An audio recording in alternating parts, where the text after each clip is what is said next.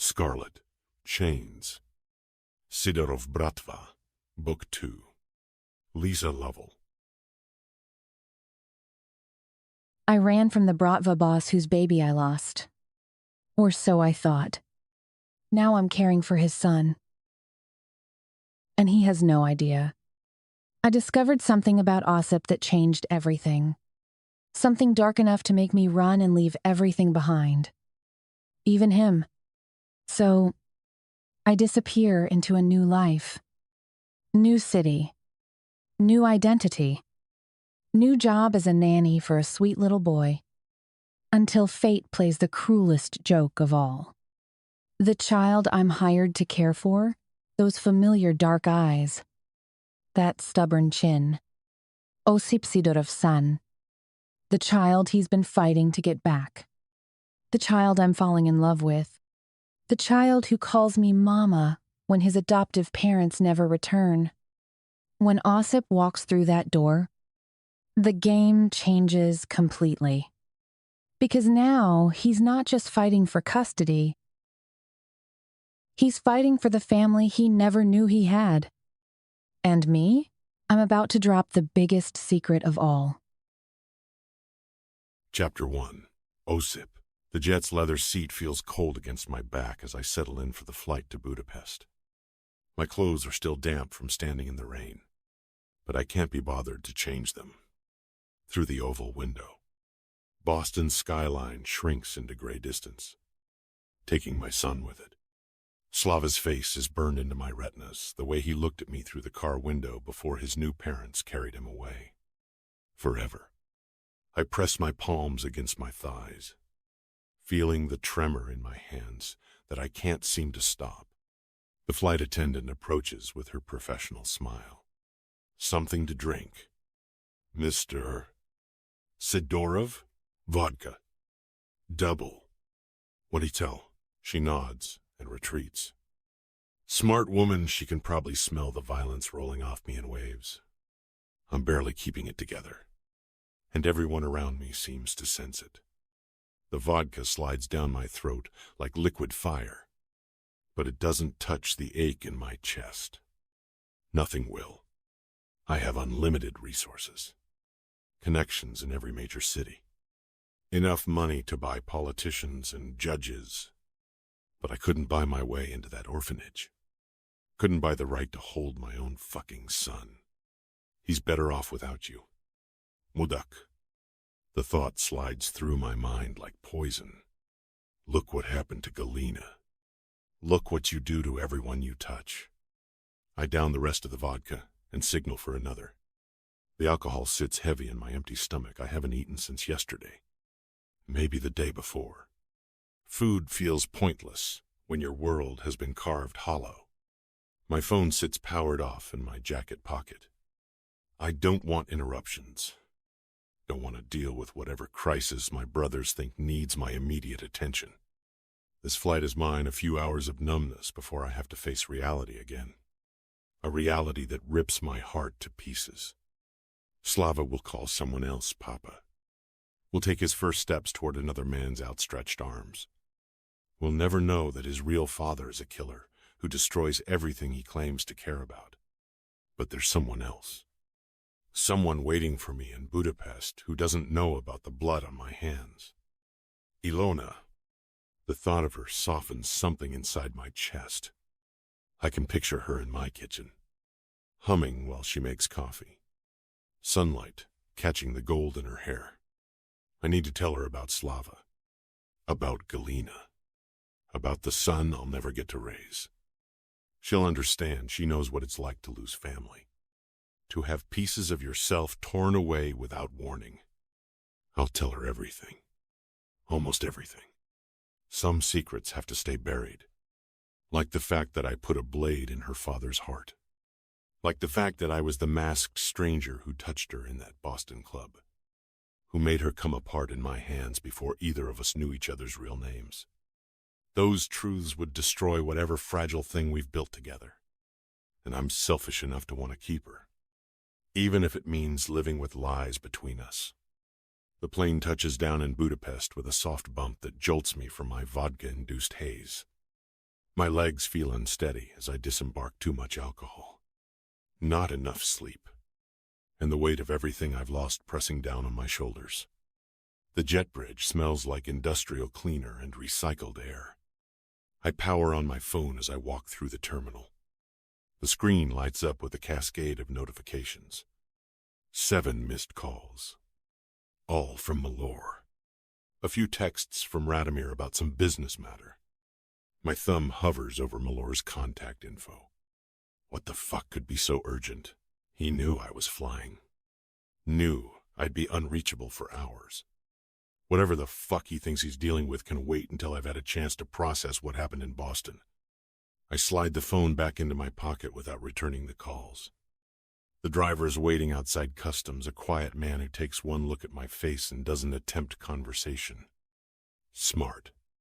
I settle into the back seat of the Mercedes and watch Budapest's late-night streets blur past. The city looks different through the tinted windows. More foreign somehow.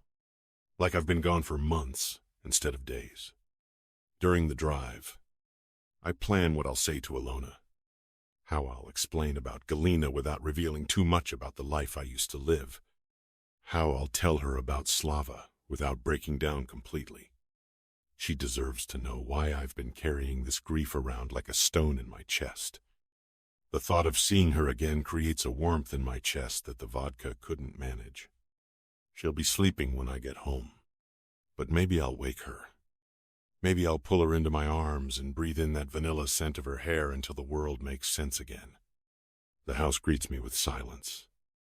Not the comfortable quiet of people sleeping, but something else. Something wrong. I drop my bag in the foyer and listen to the emptiness settle around me. No soft sounds from upstairs. No hum of the refrigerator or whisper of air through the vents. Even the regular outdoor night bird sounds have gone silent. Ilona? My voice echoes off the marble floors, bouncing back from the high ceilings. Melor? The echo mocks me with its emptiness. I move through the ground floor first, checking the kitchen where I expected to find evidence of dinner, maybe a plate left in the sink or the lingering scent of whatever she'd cooked. Nothing. The granite counters are spotless. The dishwasher, empty. It's as if no one has lived here for days. The living room is equally sterile. Cushions arranged perfectly on the sofa. Not a single book or magazine out of place. This isn't how Alona leaves a room she's neat but lived in, always leaving small traces of herself behind. A coffee mug on the side table. A throw blanket draped carelessly over a chair arm. I take the stairs 2 at a time, my pulse beginning to quicken. Her bedroom door stands open, unusual for any time of day. She's private about her space. Always closes the door even when she's not inside. I flip on the light and my stomach plummets. Empty. Not just empty, cleaned out. The dressing room door hangs open, revealing bare hangers. I pull open dresser drawers, one by one, finding nothing but dust and old drawer liner. Even her toiletries are gone from the bathroom, the vanilla-scented lotion, the expensive perfumes I bought for her, the delicate bottles of woman stuff that used to crowd the marble counter. This isn't someone who stepped out for a walk. This is someone who packed everything they owned and disappeared. Where the fuck is she? I pace back to the hallway, running my hands through my hair as I try to make sense of this. Malor should still be here. I left him to watch over her, to make sure she was safe while I was gone. Where the fuck is he? I stride down the hall to the guest room he's been using. The door is closed, which gives me a moment of hope until I push it open. His things are still here, clothes in the closet, toiletries in the bathroom, his laptop charging on the desk. But the bed hasn't been slept in, and there's no sign of him anywhere. My phone feels heavy in my hand as I pull it out. Ilona's number is at the top of my recent calls list. I press it and pace back toward her empty room while it rings. Once. Twice. Then her voice. Distant and professional. You've reached Alona. Please leave a message. Blyad. I try again, wearing a path in the carpet between her bathroom and the window. Same result. On the third attempt, I don't even get the rings, just straight to voicemail. Her phone is either dead or turned off. The panic spreads through my chest. Alona doesn't turn off her phone. She's too responsible, too careful. She checks it compulsively, always worried about missing something important. Something has happened to her, or someone made something happen. I need to find Malor. Now, I march back downstairs, taking them 3 at a time now. The missed calls from Malor suddenly make perfect sense. He was trying to tell me something went wrong, something he couldn't handle on his own. I dial his number while pacing the length of the living room, from the fireplace to the windows overlooking the city. Meller. I bark the moment he picks up. Boże mój. Finally. His voice is tight with stress. I've been trying to reach you for hours. It's system. I was flying. I stopped pacing and gripped the phone tighter. Where is Alona? That's what I've been trying to tell you. Bratok. He hesitates, and that pause sends cold dread racing down my spine.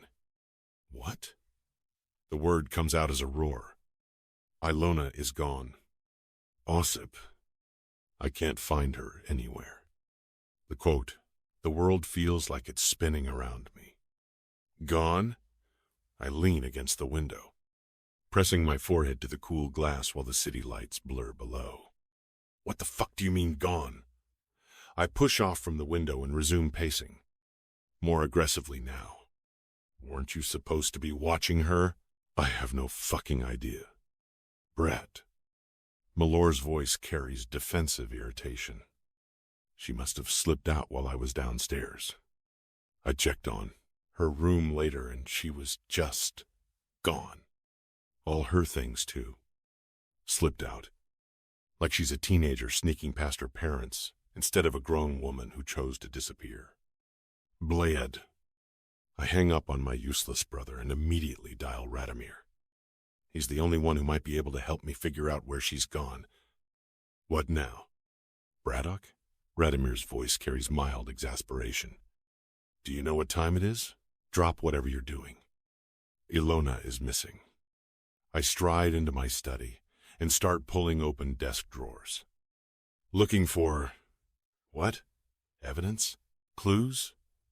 Something that might tell me why she ran. There's a beat of silence before he speaks again. Define missing, but gone. Vanished. Do you want me to spell it out for you? I slam a drawer shut with too much force. Her room's cleaned out. Her phone goes straight to voicemail. I need to know where she is. Efend. All right. Calm down. Give me 10 minutes and I'll trace her phone. Is to time. 10 minutes. The longest 10 minutes of my fucking life stretch ahead of me like hours. I can't sit still. Can't think straight. I move through the house like a caged animal, checking every room again, as if she might materialize from thin air. In her bathroom, I open the medicine cabinet, empty except for a bottle of aspirin and some cotton swabs. Gone. She's fucking gone. But why? What spooked her enough to pack everything and disappear without a word? My phone rings. Radomir. Her phone last gave off a signal at Budapest airport. He reports without preamble. About 2 hours ago. Fuck. Which terminal? Near Terminal 2B. That's all I can pinpoint from here. The airport? What the hell is she doing at the airport? I grab my keys from the kitchen counter. Adrenaline flooding my system. I'm heading there now. End quote. Osip. Wait, but I'm already moving. Slamming the front door behind me as I race toward my car. The BMW roars to life, and I tear out of the driveway with gravel spraying behind me. The roads stretch out before me. mostly empty at this hour. Every traffic light feels like an eternity. Every slow-moving taxi becomes an obstacle between me and answers. My mind churns through possibilities as I navigate the winding streets down from the hills. She could be meeting someone, running away from something, or someone could have forced her to go there. But forced by whom? And why? The questions multiply faster than I can process them. Terminal Dos Bay. That's where Radomir said her phone last pinged. But that was 2 hours ago. She could be anywhere by now. On a plane to God knows where. Or worse. Taken by someone who wanted to hurt her. The speedometer climbs as I hit the highway toward the airport. Budapest's lights blur past in streams of neon and shadow. But all I can think about is Alona's face the last time I saw her. Had she seemed worried? Scared? Was there something I missed?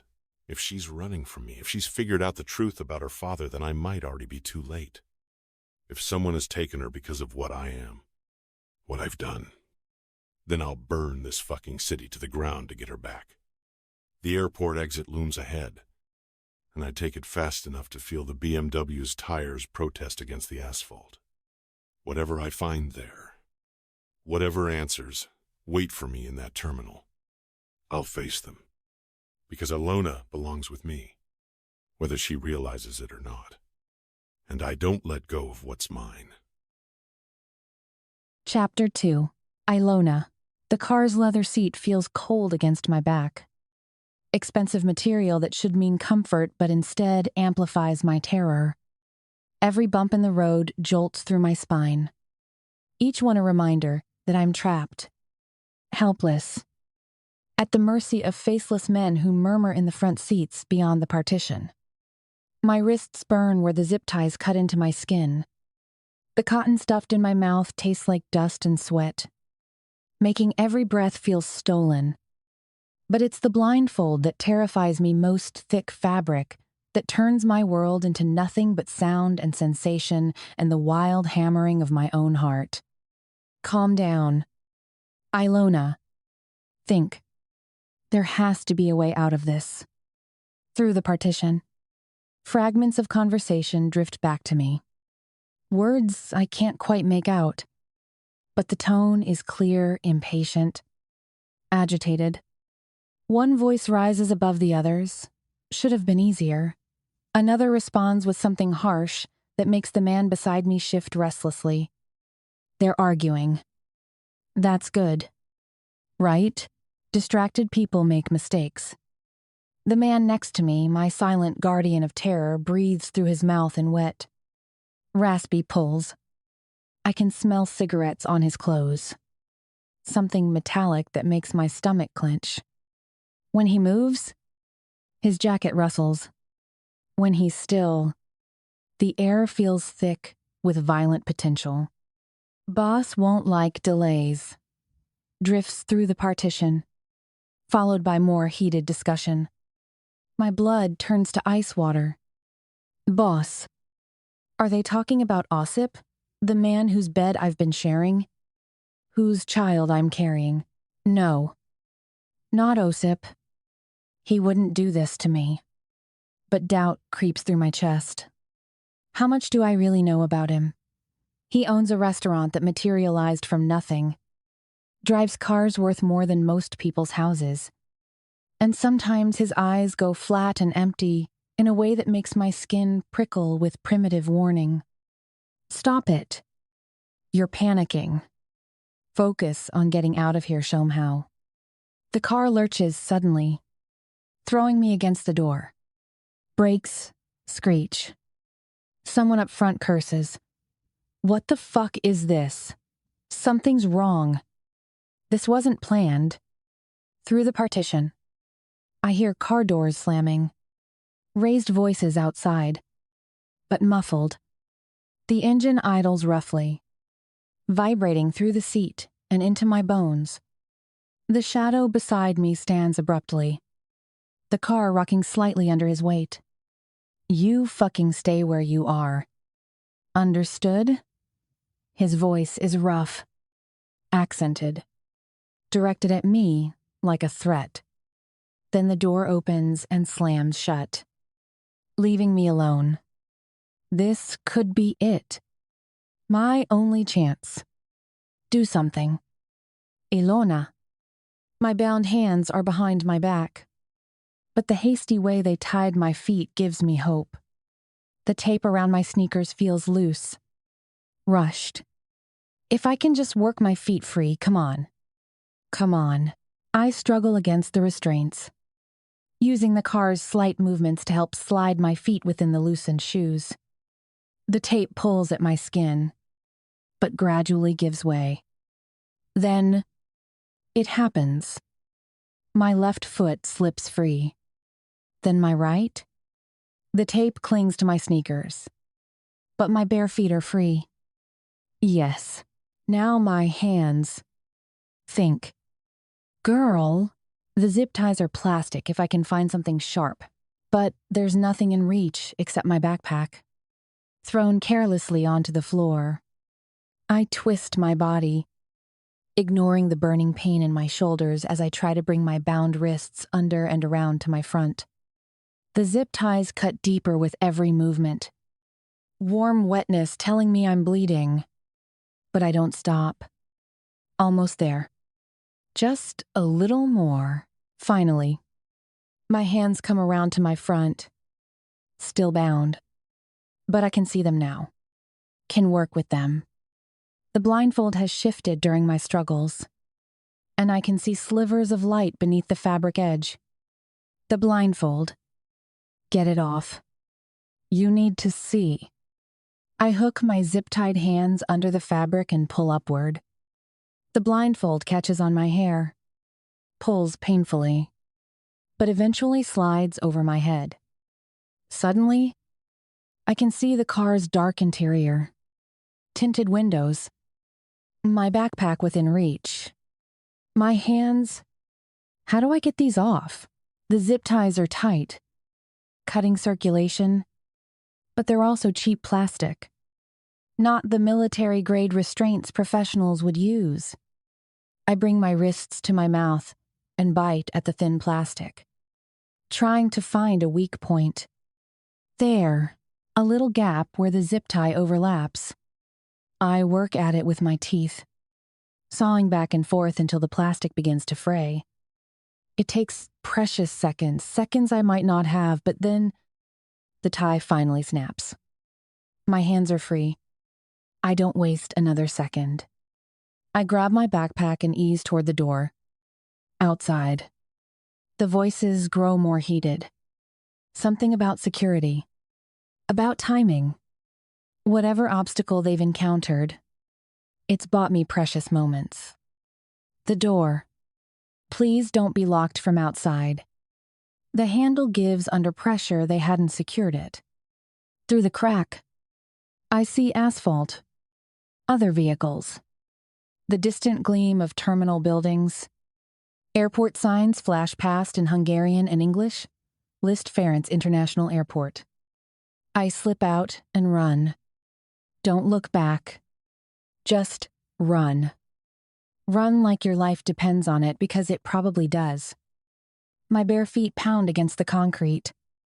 Backpack thumping against my hip. Behind me, someone shouts, "Hey, the bitch is out." Shit. Just keep going. The terminal, get to the terminal. More shouts ring out. But I don't look back. Can't look back. The terminal building grows larger with each desperate step. Glass doors, promising sanctuary, and crowds and cameras that might keep bullets from flying. Inside, the chaos of Disappearance Airport swallows me whole. The terminal stretches endlessly ahead, polished floors reflecting harsh fluorescent lighting.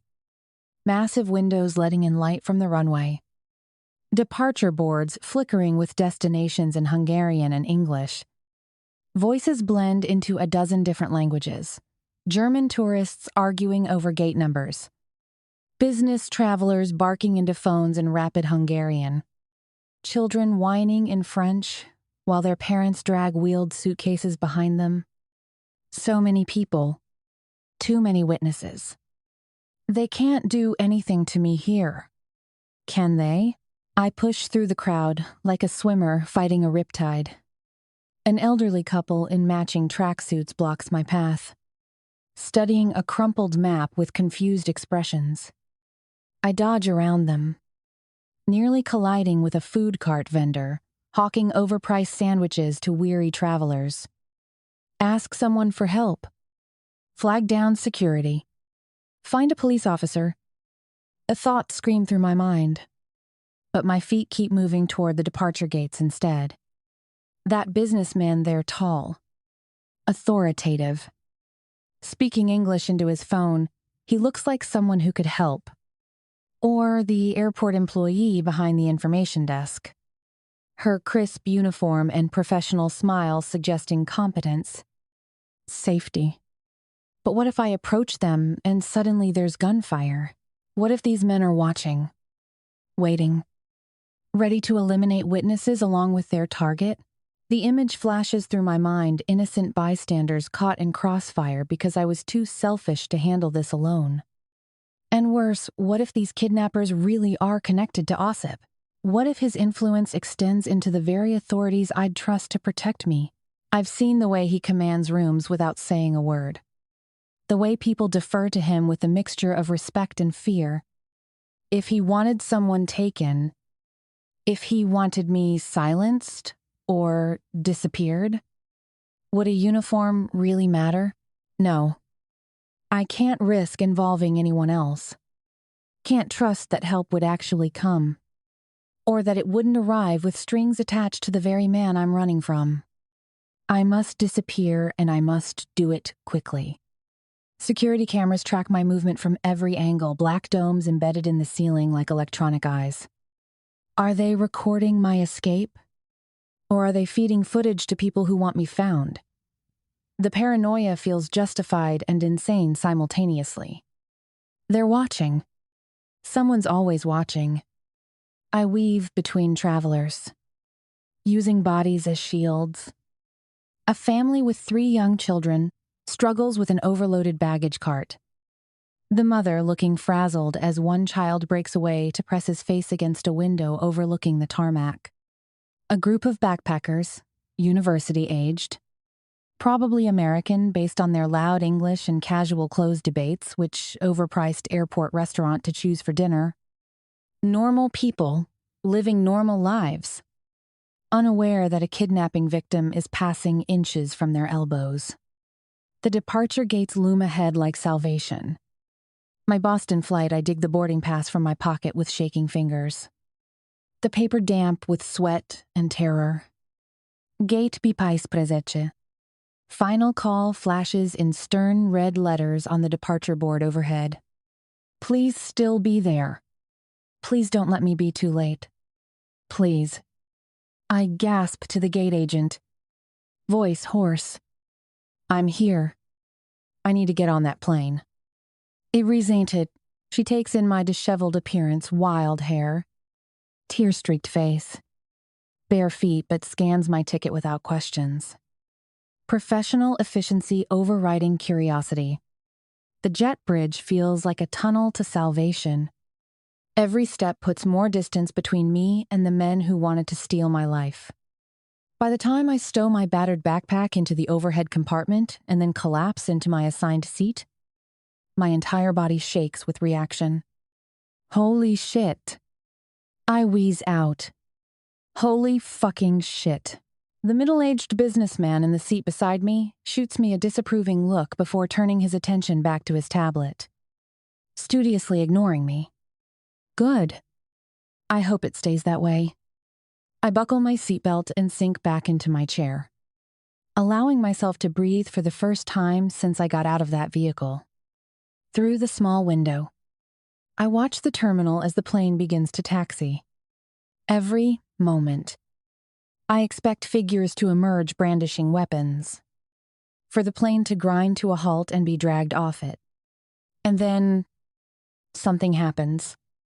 For a split second, I see a figure standing near the window's tall, dark-haired, perfectly still, while chaos moves around him. Even from this distance, Something about his posture. The set of his shoulders. Sends recognition shooting through me like lightning. Stanley? Again? How the hell? No! I choke. It can't be. It's impossible. But as the plane turns toward the runway, I'm certain it was him. Stanley Morrison. My ex-boyfriend. The man I left back in Boston. Standing in Budapest airport on the exact day someone tried to kidnap me. The coincidence feels too sharp. Too deliberate to be random. The plane lifts off, carrying me away from Hungary and whatever web of danger I'd stumbled into. Below, the Danube curves through Budapest like a silver ribbon. The Parliament building's Gothic spires growing smaller until they disappear entirely. But even as the familiar landscape falls away beneath clouds, my thoughts drift to Osip. Despite everything, the questions, the fear, the terrible possibility that he's involved, part of me aches to leave him behind. I love him. The admission comes unbidden, unwanted, but undeniable. I love the man who turned my world upside down. And I'm carrying his child. Still carrying his child. Doctor. Varga's words echo in my mind the impossible miracle that defied my endometriosis. That grew from our desperate need for each other. The baby of the man who might have orchestrated my kidnapping. The baby of the man who killed my father. The irony is so sharp it cuts. But as Hungary disappears beneath us, I know with crystalline certainty that whatever grows inside me, whatever truth waits in Boston, I'll protect this child with everything I have, even from its own father, if necessary, even from the only man who's ever made me feel complete. Chapter 3. Osip. I weave through Budapest's evening traffic like a man possessed. Every red light is a personal insult. Every slow-moving suka in front of me might as well be signing their own death warrant. The engine of my BMW roars as I downshift and cut between two buses. Their horns blaring behind me like the soundtrack to my rage. Alona. Her name pounds through my skull with every heartbeat. The image of her pale face burns behind my eyelids. She's been through hell, the emergency surgery, the infection that nearly killed her, the days in the hospital where I couldn't even see her. And when she finally came home to the mansion, she was different, distant, like she'd built walls I couldn't see. Fuck that.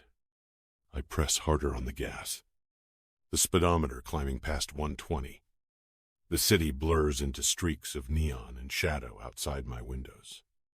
My chest feels like it's being crushed in a vice. Each breath a struggle against the panic clawing at my throat. She can't just leave. Not like this. Not when. Could she have found out somehow what I did to her father? The thought slams into me like a sledgehammer to the gut. My hands shake on the wheel for a split second before I force them steady. No. Impossible. My brothers made sure of that. Buried it so deep under bribes and forged documents that nobody would ever know the full truth. They paid the right people. Made sure Igor Sharadzi's death looked like suicide. Case closed. No. I shake my head violently, cutting off that line of thinking before it can poison everything. She doesn't know. She can't know. What's more likely is the miscarriage. The way she looked when she came back from hospital, pale as death. Her body, exhausted from fighting for survival while grief ate her alive from the inside. I wasn't there when they wheeled her into emergency surgery while our child bled out of her. The infection kept me away for days while she suffered alone. And by the time I could finally see her, something in her eyes had died. Maybe she thinks she's broken. Maybe she believes she can't give me what I need. What the contract originally specified. An heir. A child to carry on the Sidorov name. Stupid woman. The airport exit sign flashes overhead. and I take the ramp so fast my tires scream against the asphalt. She doesn't understand, has never understood that I don't give a shit about any of that anymore. Not since I held her in my arms and felt something inside my chest that I thought died with my childhood. Something that made me want to be more than just a man with blood on his hands and secrets that could destroy everything. I want her. Just her. We can adopt. We can try again. Hell. Science is advancing. Every day there are treatments, procedures, miracles happening in labs across the world. But none of that matters if she's not here. None of it means anything without her laugh echoing through the mansion. Without her body pressed against mine in the darkness. Without her stubborn arguments over breakfast and the way she challenges me like no one else dares. Then another image crashes through my thoughts like a wrecking ball. Slava. My son. My beautiful, innocent boy with his unknown mother's eyes and my stubborn chin. The way he looked at me so trusting. So eager to have his papa in his life. And now he's gone too. Not taken. Not kidnapped. Adopted. By the time I found out he'd survived his mother's murder, some wealthy Boston couple had already claimed him as their own. Perfect parents with clean money and respectable lives. Everything I could never be. My son. The rage that floods through me is so pure, so absolute, that for a moment I can't see anything but red. If we could only get him back somehow. But the adoption was finalized. Legal and binding. I can't lose both Slava and Alona on almost the same goddamn day. The parking garage appears ahead like a concrete mouth, ready to swallow me whole. I grip the wheel tighter, my knuckles white as bone, and press harder on the gas. The engine responds with a growl that matches the sound building in my throat. All I care about is getting to the airport and bringing Alona home. Nothing else matters. Nothing else exists. She's mine. They're both mine. And I don't let go of what's mine.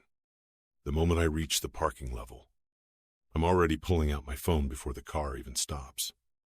My fingers shake, actually fucking shake, as I hit Radomir's number. The call connects on the first ring. Which flight? I bark into the phone, not bothering with pleasantries. There's no time for social niceties when my entire world is falling apart. A pause. Then the familiar sound of Radomir's fingers flying over his keyboard filters through the line. That sound usually comforting. The promise of information and solutions now feels like torture. Every second of silence is another mile between Alona and me. Anything? I roar, unable to keep the desperation from bleeding through my voice. Fuck. Radomir's voice is tight with concentration. I can't trace her phone anymore. She must have ditched it. Yes, my heart doesn't just sink, it plummets through the earth's core and comes out the other side. She ditched her phone. That means this isn't some impulsive breakdown. This is planned. Calculated. This is Alona, using that brilliant mind of hers to disappear completely. Smart woman. Too fucking smart for her own good. Then get a fucking satellite image of the airport. I demand. Slamming my palm against the dashboard. Search the fucking area. The plastic cracks under the impact. But I barely notice. My entire focus is on the sound of Radomir typing again. Faster now. Probably pulling strings with contacts in places that don't officially exist. What the fuck do you think I'm doing? Radomir fires back. His own frustration bleeding through. Good. At least he understands the stakes. Found anything yet? I yell back, knowing I'm being unreasonable. Not caring. You think it's that fucking easy to find one person at an international airport? His words hit me like a physical blow. Of course, it's not easy. The airport is massive. Tens of thousands of people pass through those gates every day. She could be anywhere. She could already be gone. Without responding to Radomir, I slam the heel of my hand against the steering wheel one final time and explode out of the car. My legs are moving before my brain catches up, carrying me through the parking garage and toward the terminal like they have a mind of their own. But instead of heading for the departure boards or ticket counters, something pulls me toward the viewing patio. Call it instinct. Call it the same sixth sense that's kept me alive through 15 years in the Bratva. Call it desperation so complete it's turned into something else entirely. The viewing patio is nearly empty, just a few families with children pressed against the windows, watching planes with wide eyes. The sight of their innocent excitement makes something twist in my gut. This should be me and Slava someday, watching planes together. Maybe planning trips to places where no one knows the Sidorov name. But I push past them without a glance, my eyes scanning the tarmac below. The massive aircraft sit like sleeping beasts under the harsh airport lights. Some are boarding, their jet bridges extended like mechanical umbilical cords. Others are already pulling back from their gates, beginning the slow taxi toward the runway. And then I see it, a plane lifting off. The aircraft rolls slowly toward the runway, its engines building to a rumble that I can feel in my bones even through the thick glass. The sound is like thunder, like the promise of storm and destruction. That's when it hits me. The feeling comes from somewhere deeper than logic, deeper than rational thought. It settles in my chest like a stone, cold and heavy and absolutely certain. She's already gone. You're too late. Dolboyob. I don't know how the fuck I know it, but I do. Maybe it's the way the plane moves with such purpose, such finality. Maybe it's the timing, how long it took me to get here, how long she's been gone, how efficient she is when she sets her mind to something. She's up in the air already. She's not here, and we can't track her. My phone is useless in my pocket. Radomir's efforts suddenly feeling like trying to catch smoke with bare hands. My hands find the metal railing, gripping it so tight the cold steel bites into my palms. I watch planes disappear into the clouds, and somehow, I know with absolute certainty that she's not on any of them. Could I be wrong? Could she be on one of them? That Lufthansa flight banking left toward Western Europe? The Emirates jet climbing toward the Middle East? The Aeroflot heading to God knows where? My chest tightens with every second that passes. The pressure builds until I can barely breathe, until each heartbeat feels like it might be my last. The plane, whichever one she might be on, becomes smaller and smaller until it's just a silhouette against the Budapest sky. And then it's gone completely, just like she is. And I might never see her again. The thought doesn't just hurt, it destroys me. It reaches inside my ribcage and tears out everything that matters, leaving me hollow and bleeding and broken in ways that bullets and blades never could. I've been shot 7 times, stabbed 4, beaten unconscious more times than I can count. But none of it compares to watching the sky swallow the woman What? The question stops me cold. What is she to me? More than a contract. More than the surrogate who was supposed to carry my child. Something that defies every category I understand. Something that makes me want things I've never wanted before. I've never felt this way about anyone. This crushing need to protect, to possess, to keep someone close. Not because they're useful or profitable, but because the thought of existing without them feels like death itself. Whatever this is, this feeling that's eating me alive, it's rewritten everything I thought I knew about myself. The irony would be funny if it weren't so fucking tragic. Osip Sidorov, who's spent his entire adult life taking what he wants, who's built his fortune on the principle that everything has a price and everyone can be bought or broken, and the one thing that matters most to him has just walked away on her own 2 feet. The viewing patio suddenly feels like a cage. The families with their children, their normal lives, their simple problems, they're all too much, too bright, too innocent for the darkness that's eating me alive from the inside out. I turn away from the window, away from the sky that took her from me, and start walking. I don't know where I'm going. Don't care. All I know is that standing still means accepting defeat. And I've never accepted defeat in my entire fucking life. This isn't over, I tell myself, the words echoing in my skull like a prayer. This can't be over. Because if it is, if she's really gone for good, if Slava's really lost, then what's the point of any of this? What's the point of the money? The power? The fear I inspire in lesser men? What's the point of being Osip Sidorov if I can't protect the people who matter most? The answer settles in my bones like winter cold. There isn't one. Chapter 4. Alona. The wheels screech against Boston's tarmac, and my stomach lurches not from the landing, but from the hollow ache that's been gnawing at me for 13 hours straight. My face feels raw, salt-crusted from tears that wouldn't stop. The passenger beside me kept shooting worried glances, but I couldn't care less about his discomfort. Who the hell tried to take me? The question claws at my mind as I shuffle through the terminal like a ghost. The fluorescent lights buzz overhead. Too bright. Too harsh. Every face in the crowd makes me flinch.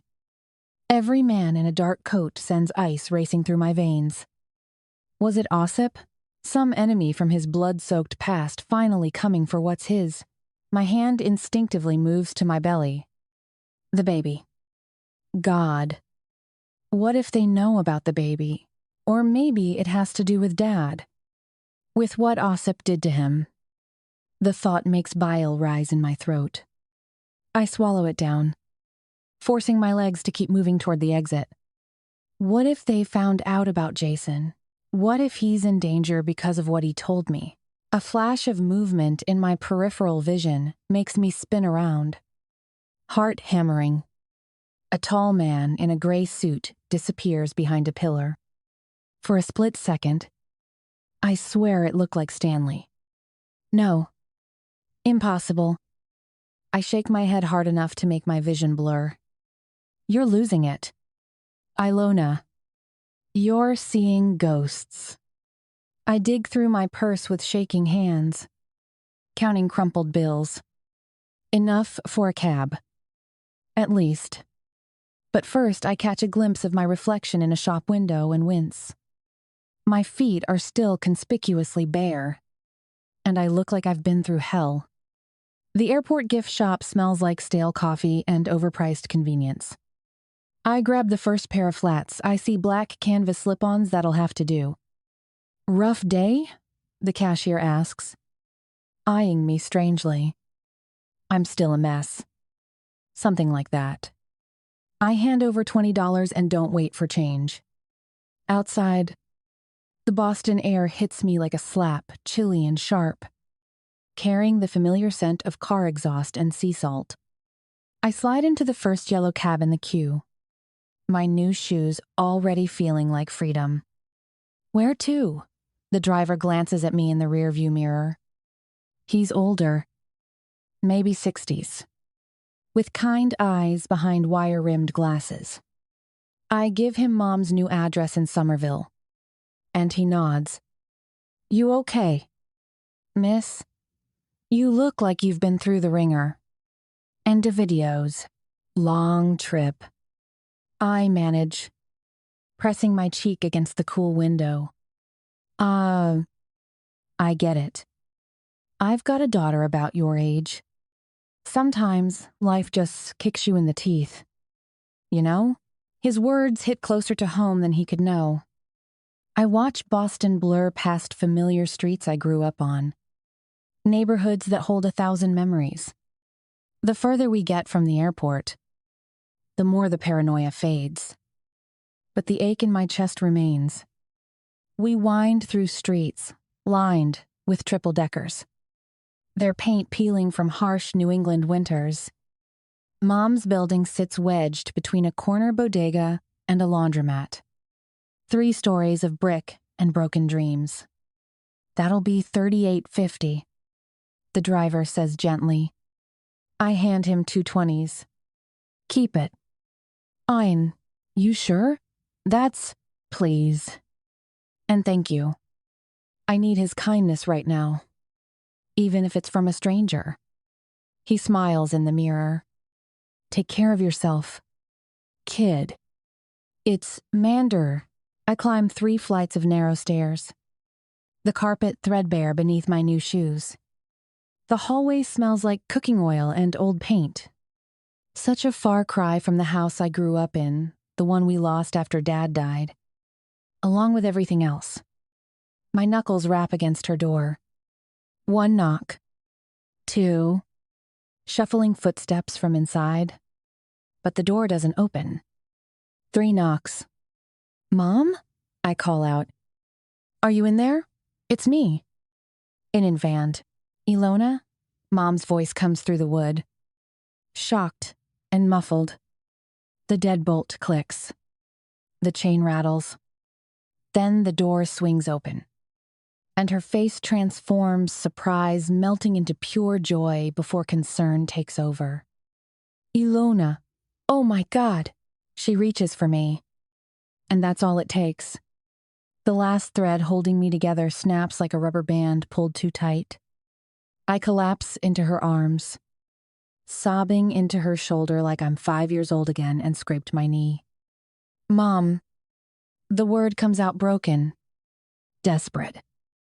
Her hands stroke my hair, her voice making soft shushing sounds. But as I pull back to look at her, something stops me cold. She's smaller. The soft curves that used to make her hugs feel like sinking into a cloud are gone. Her arms feel bird-thin around me. Her face is all sharp angles now. Cheekbones too prominent. Eyes too large in a face that's lost its fullness. Mom. My voice catches. You've lost weight. In Dave's, a shadow flickers across her features before she waves me off with forced lightness. Lifestyle change. Darling. You know, I've been eating better. Walking more. It's tennis, but her voice wavers just enough. Just enough for me to notice the lie underneath. What aren't you telling me? Come inside. Darling. Daughter Dap her apartment is a shoebox, 1 small room. A kitchenette barely large enough for 2 people to stand in together. But she's made it warm somehow.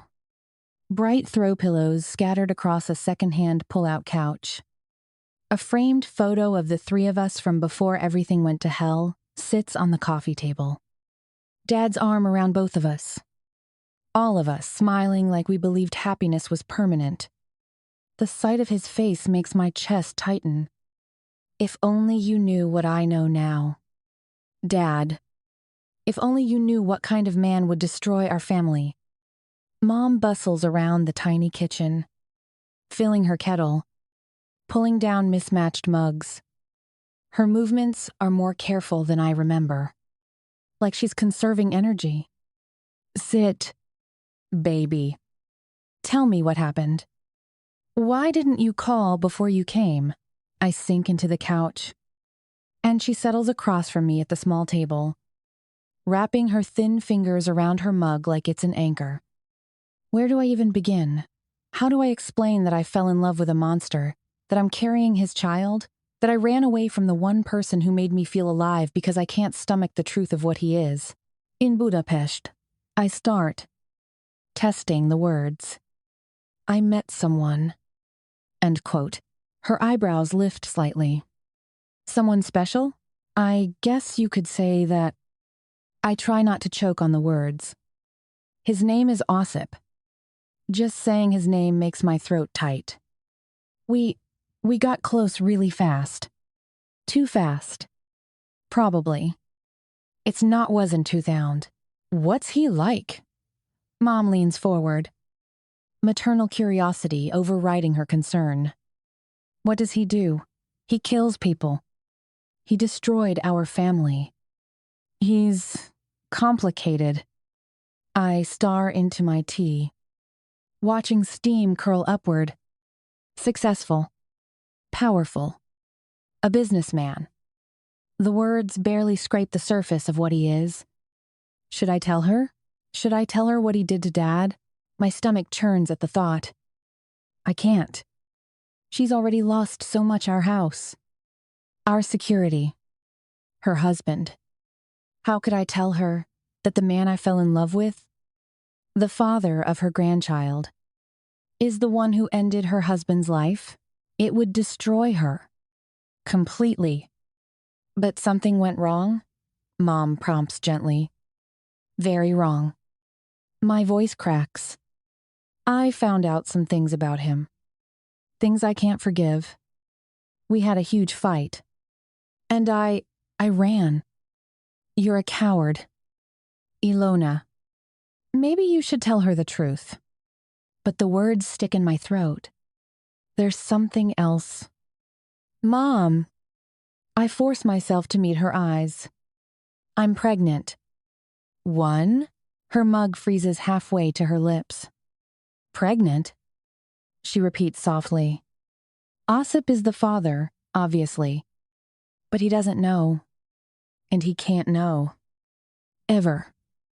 My voice rises slightly as I say it, and I force myself to calm down. Mom sets down her mug with shaking hands. Tears well in her eyes as she reaches across the table to take mine. Oh, my sweet girl. Her voice breaks on the words. How far along? Not far? Maybe 6 weeks. And quote, and you're sure you don't want him to know? How can I explain that he's a killer without telling you he killed your husband? I'm sure. What we had, it wasn't real. I was living in a fantasy. And when reality hit, it all fell apart. End quote. The reality that I was being paid to have his baby, that none of it was what I thought it was. And there's no way I can tell my mother any of this. She studies my face for a long moment, and I can see her fighting the urge to ask more questions. Finally, she squeezes my hands. It's okay, baby. You always have a place here. You can always come home. We'll figure it out. Don't you worry. And she pulls me into another hug, and I let myself sink into it, breathing in her familiar scent, lavender soap and vanilla. But even as comfort washes over me, I can't ignore how fragile she feels, how her bones press against my palms through her thin sweater. What's wrong with you? Mom, what aren't you telling me? The question burns in my throat, but I can't bring myself to ask. Not yet.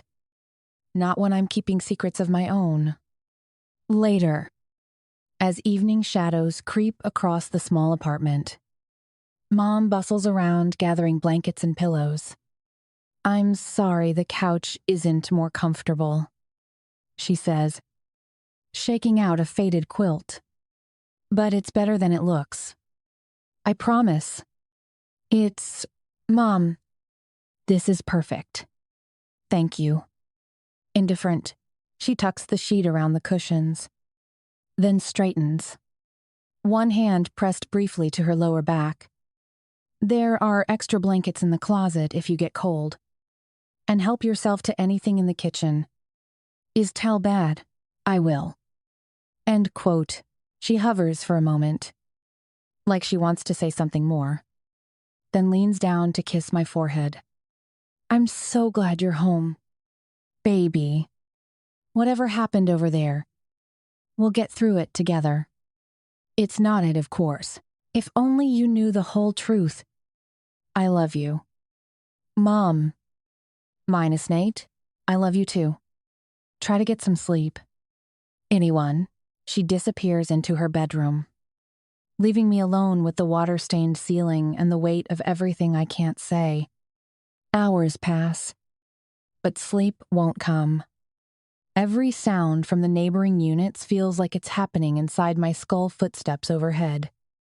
Muffled conversations through thin walls. The hum of the refrigerator in the kitchen. But it's not the cramped space keeping me awake. It's him. Osip. I can still feel his hands on my skin. Still hear the way his voice went soft when he found out about the baby. The way he held me like I might disappear if he let go, desperate and possessive and achingly tender all at once. But you're not who I thought you were. I roll onto my side, pulling Mom's threadbare blanket up to my chin. The fabric smells like her safe. Familiar. Home. But even here, thousands of miles away from Budapest, I can't escape him. Because the truth is more complicated than I want it to be. The truth is that even knowing what he did, even knowing what kind of man he really is, a part of me still aches for him, still feels that invisible thread pulling me back toward the darkness I ran from.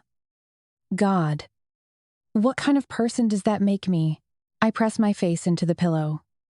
But sleep won't come. It can't. Not when my heart is still tangled up with a killer. For better or worse. Chapter 5. Osip. My phone cuts through the silence of the BMW's interior, and Radimir's name flashes on the screen. I consider letting it go to voicemail. I'm not in the mood for my brother's well-meaning bullshit right now. But I answer anyway. What? Hunger. Bratok. His voice is careful. Measured.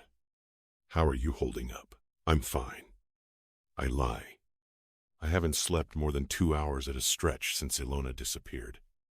Every time I close my eyes, I see Slava's face, hear his tiny voice saying, Papa.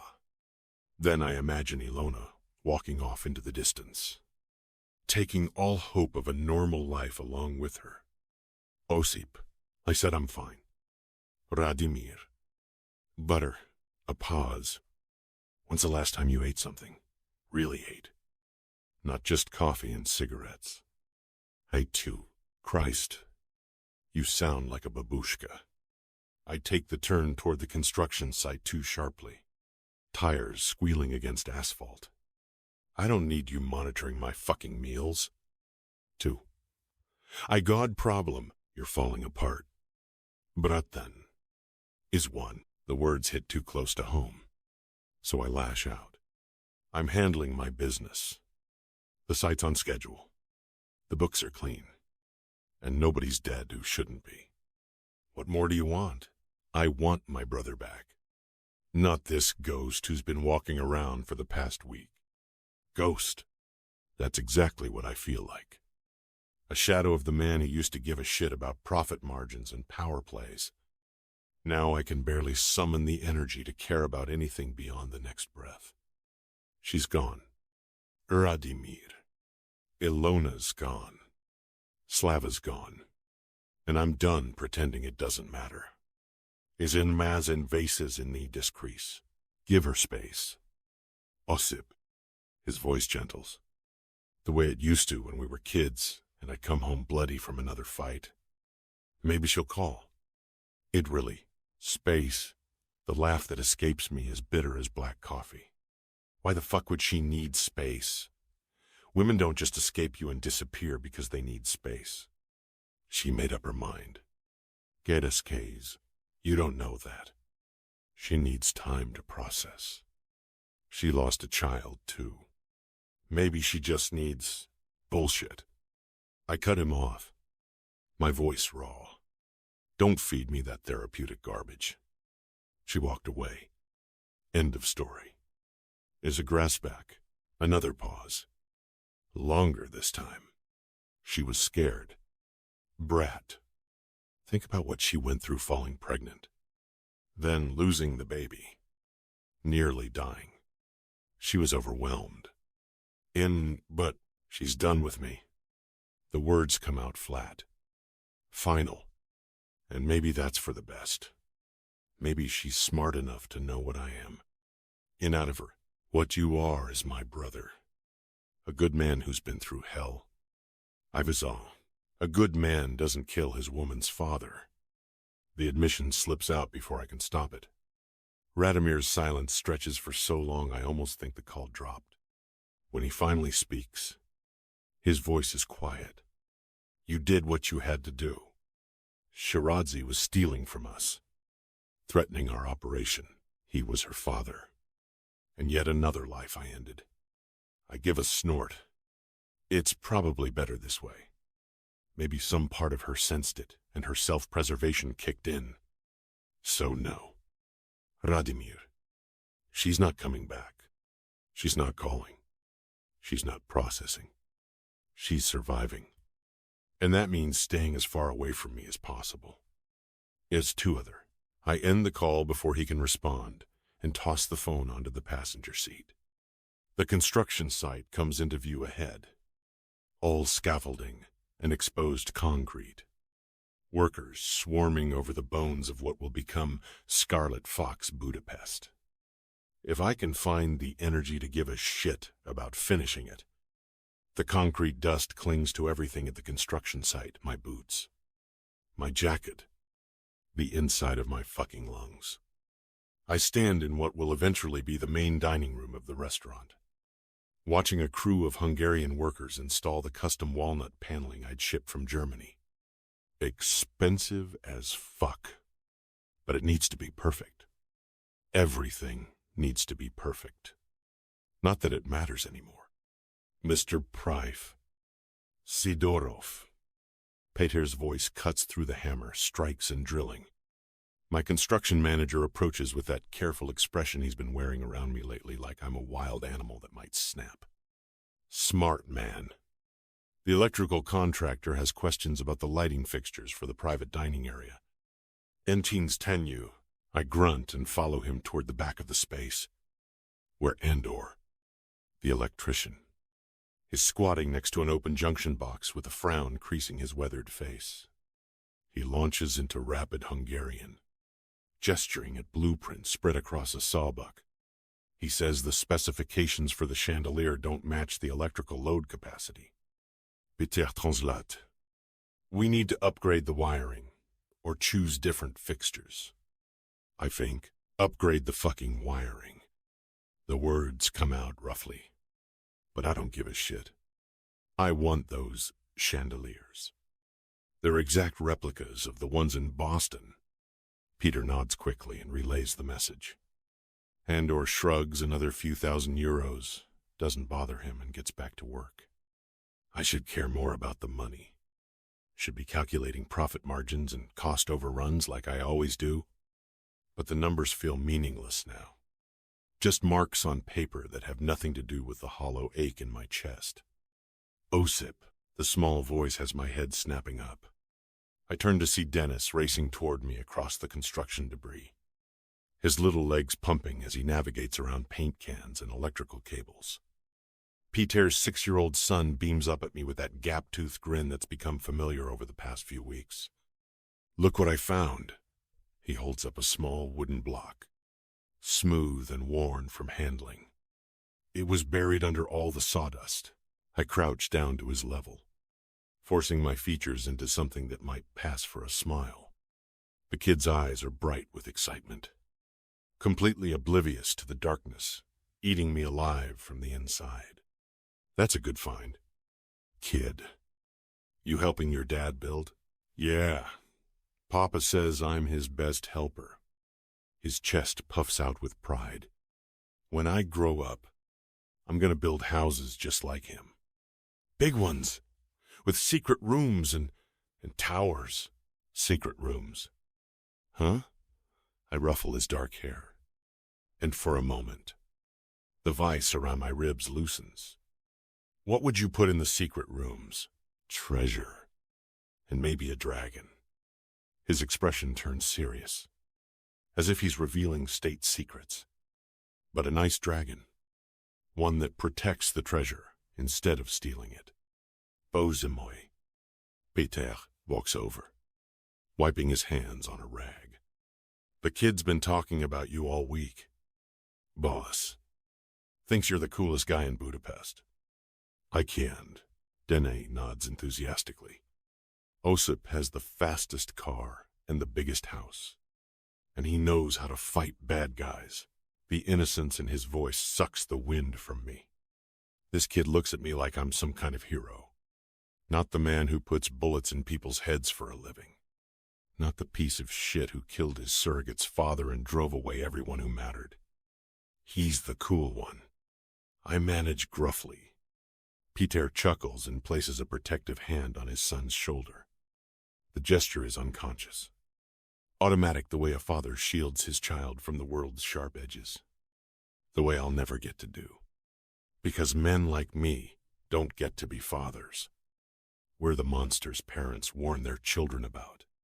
Come on, Dennis, Peter says gently. Let's let Mr. Sidorov get back to work. Well, thanks for watching, but I want to show him my drawing. The boy digs in his pocket and produces a folded piece of paper, crumpled from being carried around. He unfolds it carefully, revealing a crayon drawing of stick figures standing in front of a building. This is you, and this is me, and this is Papa, and this is the restaurant. End quote. In the drawing, all the stick figures are smiling. Even the one representing me has a wide, crooked grin and arms outstretched, like I'm about to scoop up the smaller figures in a hug. Blyud. That's really good. Kid. I take the paper with hands that aren't quite steady. You're a real artist. And Graham, you can keep it if you want. Papa says giving presents makes people happy. That to code. I look down at this kid, this pure, untainted little soul who sees the world as a place where dragons protect treasure, and stick figure men smile all the time, and something breaks inside me. This is what I've lost. This is what Slava could have been, what Alona's baby could have been. But kids like Dennis need fathers like Peter. Steady men who come home every night with sawdust in their hair and patient smiles. Men who build things. Men who don't have blood on their hands or enemies watching from the shadows. Men who don't wake up in cold sweats, reaching for guns that aren't there. Thank you. I tell him, carefully folding the drawing and sliding it into my jacket pocket. I'll put this somewhere special. I think. Dennis beams and scampers back to Peter, chattering about something he saw on the street. Peter follows him with his eyes. That protective instinct, never switching off. That's what a real father looks like. Boss. Peter's voice brings me back to the present. You okay? You look... I'm fine. I snap. Then exhale, a steadying breath, softening my tone. Just tired. Is ride. He nods. But I can see the concern in his expression. Everyone's been walking on eggshells around me lately, Radomir. The crew. Even the contractors. They can sense the violence simmering just under my skin. Good. Let them be careful. My phone buzzes against my ribs. For a split second, hope flares in my chest. Maybe it's Alona. Maybe she's finally ready to talk, but it's just Radomir with updates about a shipment coming through the docks. Of course, it's not her. She's gone. Vanished, like smoke. And Slava. Blyud. Slava is probably calling some other man Papa by now. The thought almost breaks me. I shove the phone back in my pocket and stalk toward the entrance, needing air that doesn't taste like concrete dust and broken dreams. Peter calls after me. Something about approving tile samples. But I don't stop. Outside, the cool air bites at my face. Budapest spreads out below me, all red rooftops and church spires. The Danube cutting through it like a scar. Beautiful city. Expensive city. The kind of place where a man could build something lasting. If he was the kind of man who deserved to build anything at all. Denez's drawing crinkles in my pocket as I lean against the construction fence. In his innocent world, Monsters can be heroes, and everyone gets to smile in the end. But in the real world, my world, monsters stay monsters. And the people stupid enough to love them end up running for their lives. Maybe that's for the best. Maybe Alona was smart to disappear. Maybe Slava will grow up better without me poisoning his childhood with nightmares and blood money. Maybe some people are meant to build things, and others are meant to tear them down. I light a cigarette and let the smoke burn my lungs, watching the workers through the windows as they piece together my vision of what the Scarlet Fox could be. They're building something beautiful here. Too bad I'll never truly be able to enjoy it. Too bad I'm too fucked up to deserve the things I want most. But that's the way the world works, isn't it? The ones who can create, do. The ones who can only destroy, well, we pay for it in the end. One way or another. We always pay. Chapter 6. Alona.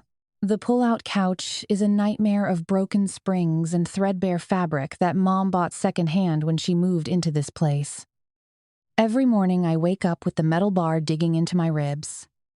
My neck twisted at an angle that leaves me stiff for hours. The living room serves as living, dining room, and storage space all at once. My few belongings, the backpack I fled with, and 2 thrift store sweaters I bought last week are stacked in the corner next to Mom's small dining table. The kitchenette takes up one wall, separated from the living space by nothing more than a change in flooring, making the whole area feel even more cramped. I fold the thin blanket and push the couch back into sitting position, clearing space for another day. Mom's already in the kitchen area, her movements careful and quiet. I notice she's gripping the counter edge as she reaches for the coffee, her shoulders tight. Her adjoining bedroom is not much better than the cramped space I've been sleeping in. The small cot has a mattress that's seen better days, and her clothing hangs on a rail pushed up against one wall. No luxurious fabrics, no designer labels. I'm guessing she sold all of it to try to make a dent in Dad's debts. Oh, Dad, I want to weep when I think about him and all that we've lost. All that Mom has had to endure. This apartment is nothing like the house I grew up in. That house had crown molding and a kitchen island where Dad would sit with his morning coffee, reading news on his tablet while humming off-key. This place has water stains on the ceiling and a radiator that clanks like it's possessed. But we make it work. We have to. I pad to the kitchen in my socks, stepping over the squeaky floorboard that always gives me away. Mom's standing at the counter with her back to me, pouring coffee into 2 mismatched mugs. Morning, sweetheart. She doesn't turn around, but her voice carries that forced brightness she's perfected since Dad died. Sleep okay? Like a baby. I lie, accepting the mug she offers when she finally faces me, her smile not hiding the shadows beneath her eyes, or the gauntness of her cheeks. The coffee's watery and bitter, the cheapest brand from the discount store, but I drink it anyway. She studies my face with sharp eyes, no doubt taking in my own drawn features. You look tired. Jez, I'm fine. I settle into one of the 2 chairs at her tiny table, wrapping my hands around the warmth of the mug. Actually, I have news. 2. Her eyebrows lift. Good news or bad news? Depends on how you look at it. I reach into my purse and pull out the small black and white image that's been burning a hole in my wallet since yesterday. I saw the gynecologist yesterday, but you were asleep when I got home, so I couldn't show you. Doctor, Martinez says everything looks perfect. If was... Mom's coffee mug freezes halfway to her lips. Her eyes fix on the ultrasound photo. And for a moment, her careful composure cracks. Oh, Alona, it's real. Mom, it's actually happening. My voice wavers despite my best efforts to keep it steady. She said if I make it past 12 weeks, the chances of miscarriage drop significantly. I'm almost at 8 weeks now. If one. She sets down her mug with hands that shake slightly rough now from the harsh cleaning chemicals at her new job. So different from the soft manicures she used to get weekly. She reaches for the photo. Look at that little profile. Oh my God. Alona. You can already see. I know. I swallow hard. I stared at it for an hour yesterday. Have you? She trails off. But I know what she's asking. No. Osip doesn't know. I still struggle to say his name out loud. Only you. Doctor. Varga back in Budapest. And now, Dr. Martinez. If one. Mom nods slowly. That's probably for the best. Inimard. Is it? I'm not sure anymore. Sometimes. Late at night when I can't sleep on the broken springs, I imagine what it would be like to call him, to hear his voice, low and rough with that accent that used to make me melt, to tell him about the baby's tiny heartbeat, how it sounds like some sort of underwater miracle, to share this moment with the man who helped create this life. But then I remember that phone call with Jason.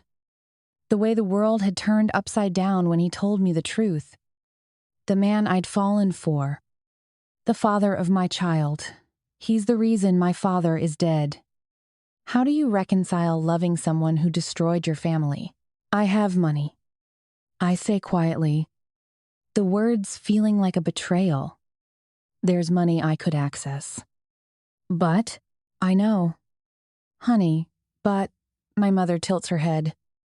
As soon as I access any of those accounts, he'll find me.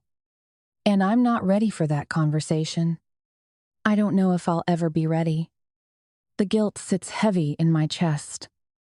Knowing I could ease our financial strain with a simple bank transfer. Knowing that Mom is stretching every dollar while I sit on a small fortune I'm too terrified to touch. Mom reaches across the table and covers my hand with hers. Despite their roughness, they're warm and steady. You don't have to make any decisions right now. Just focus on staying healthy. And that's the problem. I pull my hand away and stand, pacing to the window that overlooks the parking lot. I need to work. I need money. I can't keep living off your savings. Alona. No. Mom. I've neglected my social media business completely. I have maybe 3 clients left, and they're probably ready to fire me. I need something stable, something that won't stress me out. I turn back to her. I can't just sit around all day. I need a job.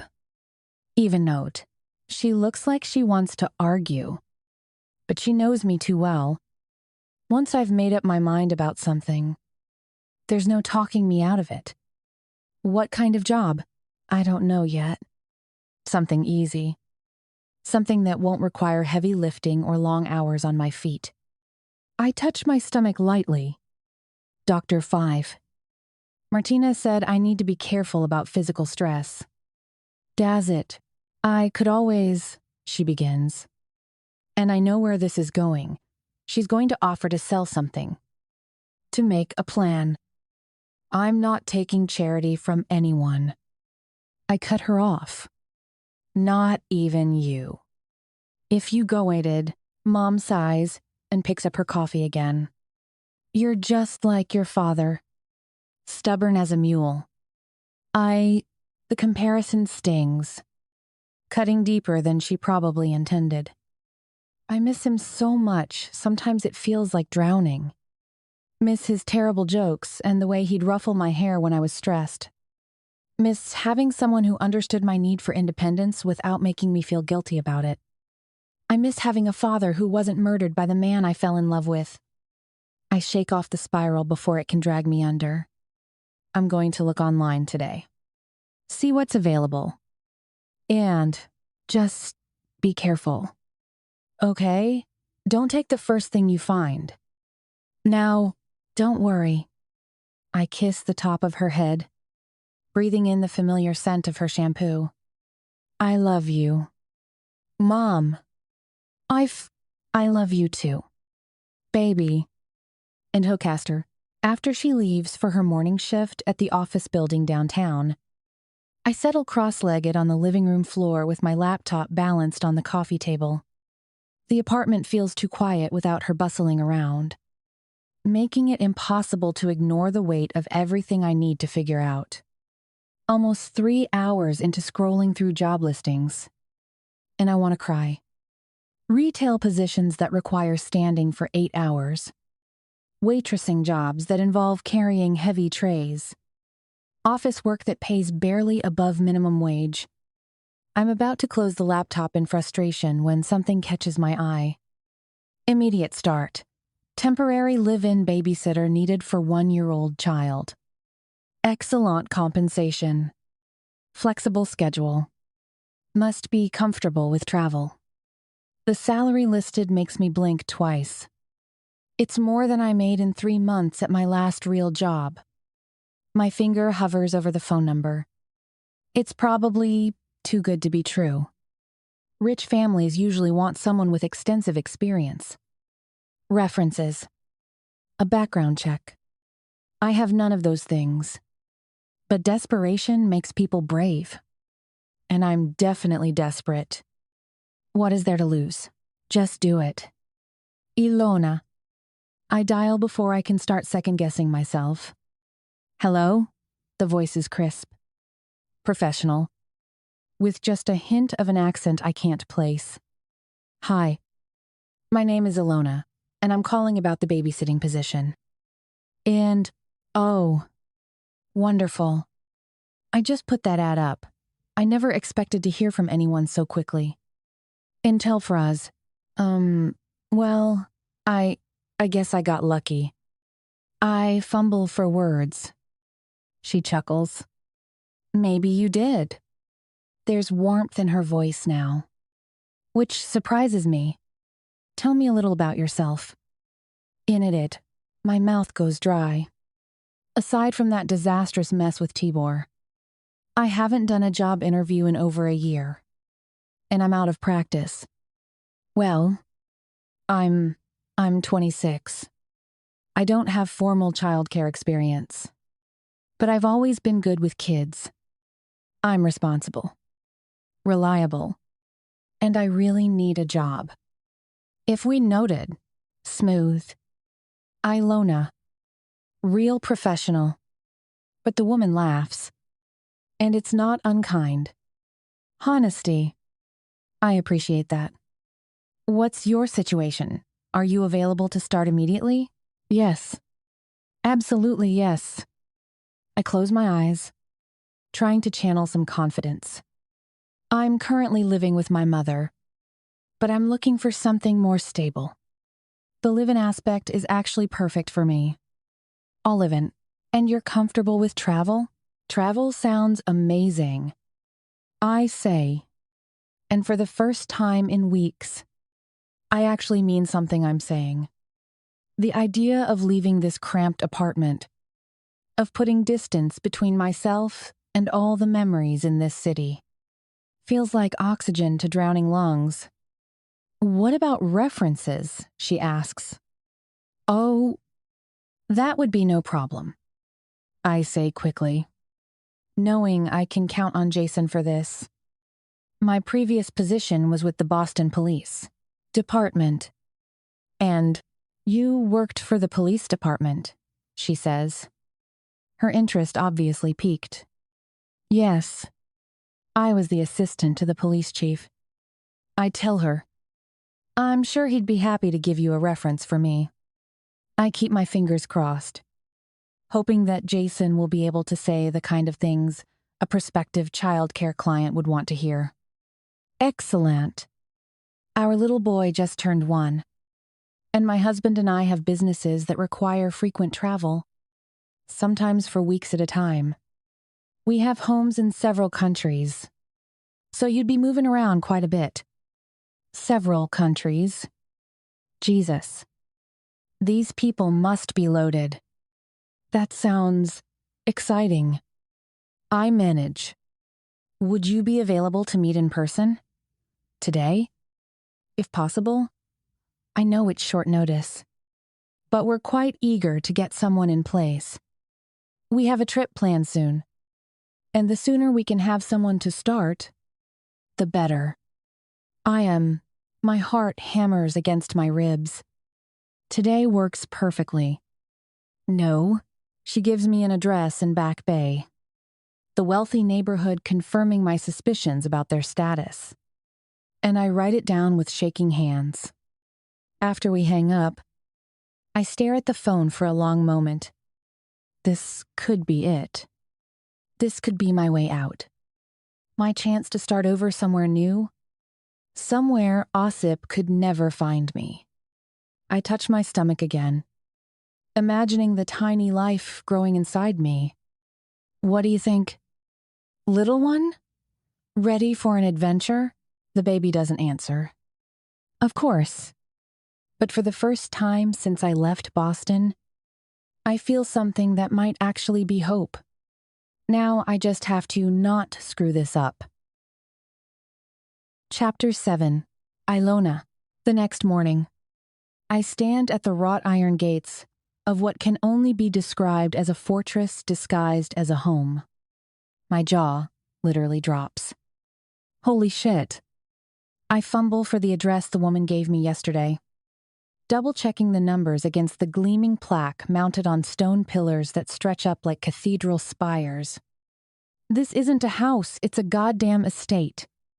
The kind of place you see in tourism brochures, with manicured hedges and shrubs trimmed into lollipop shapes.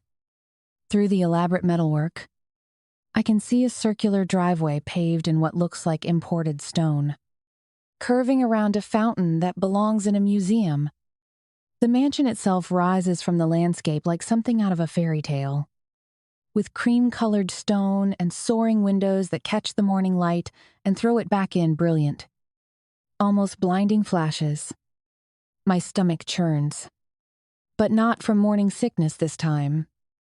This is pure intimidation.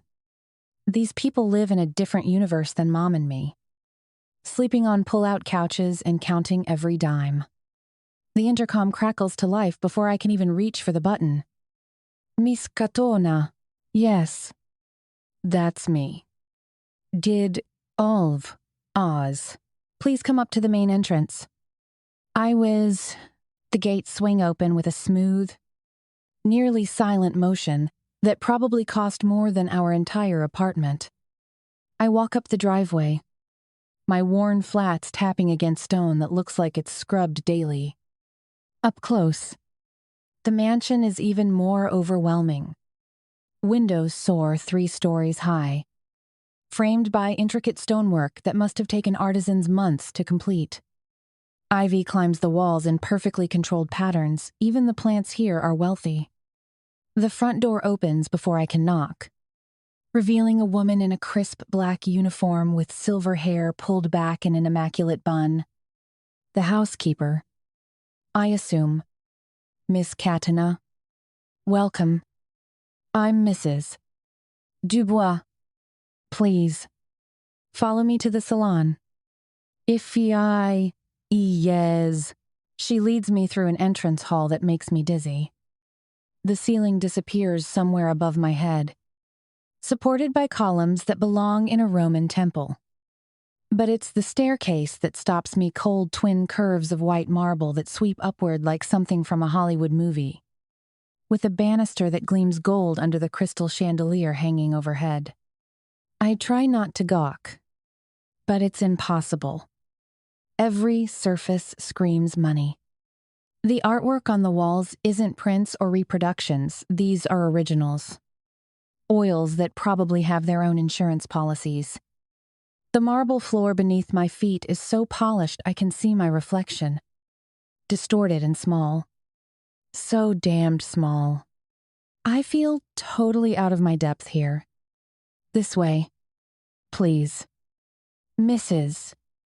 Dubois leads me through corridors lined with more art, more marble, more everything. We pass rooms that seem to serve no purpose except to display wealth, a library with books bound in actual leather reaching to the ceiling, a dining room with a table that could seat 20, a sitting room with furniture that looks like it belongs behind velvet ropes. Finally, we reach what she called the salon, and I step inside to find a woman rising from a cream-colored sofa that I'm sure I've seen featured in an interior design magazine. The woman is exactly what I expected and nothing like I imagined. Her voice on the phone had been warm, almost maternal. In person, she's stunning in that artificial, untouchable way that only serious money can buy.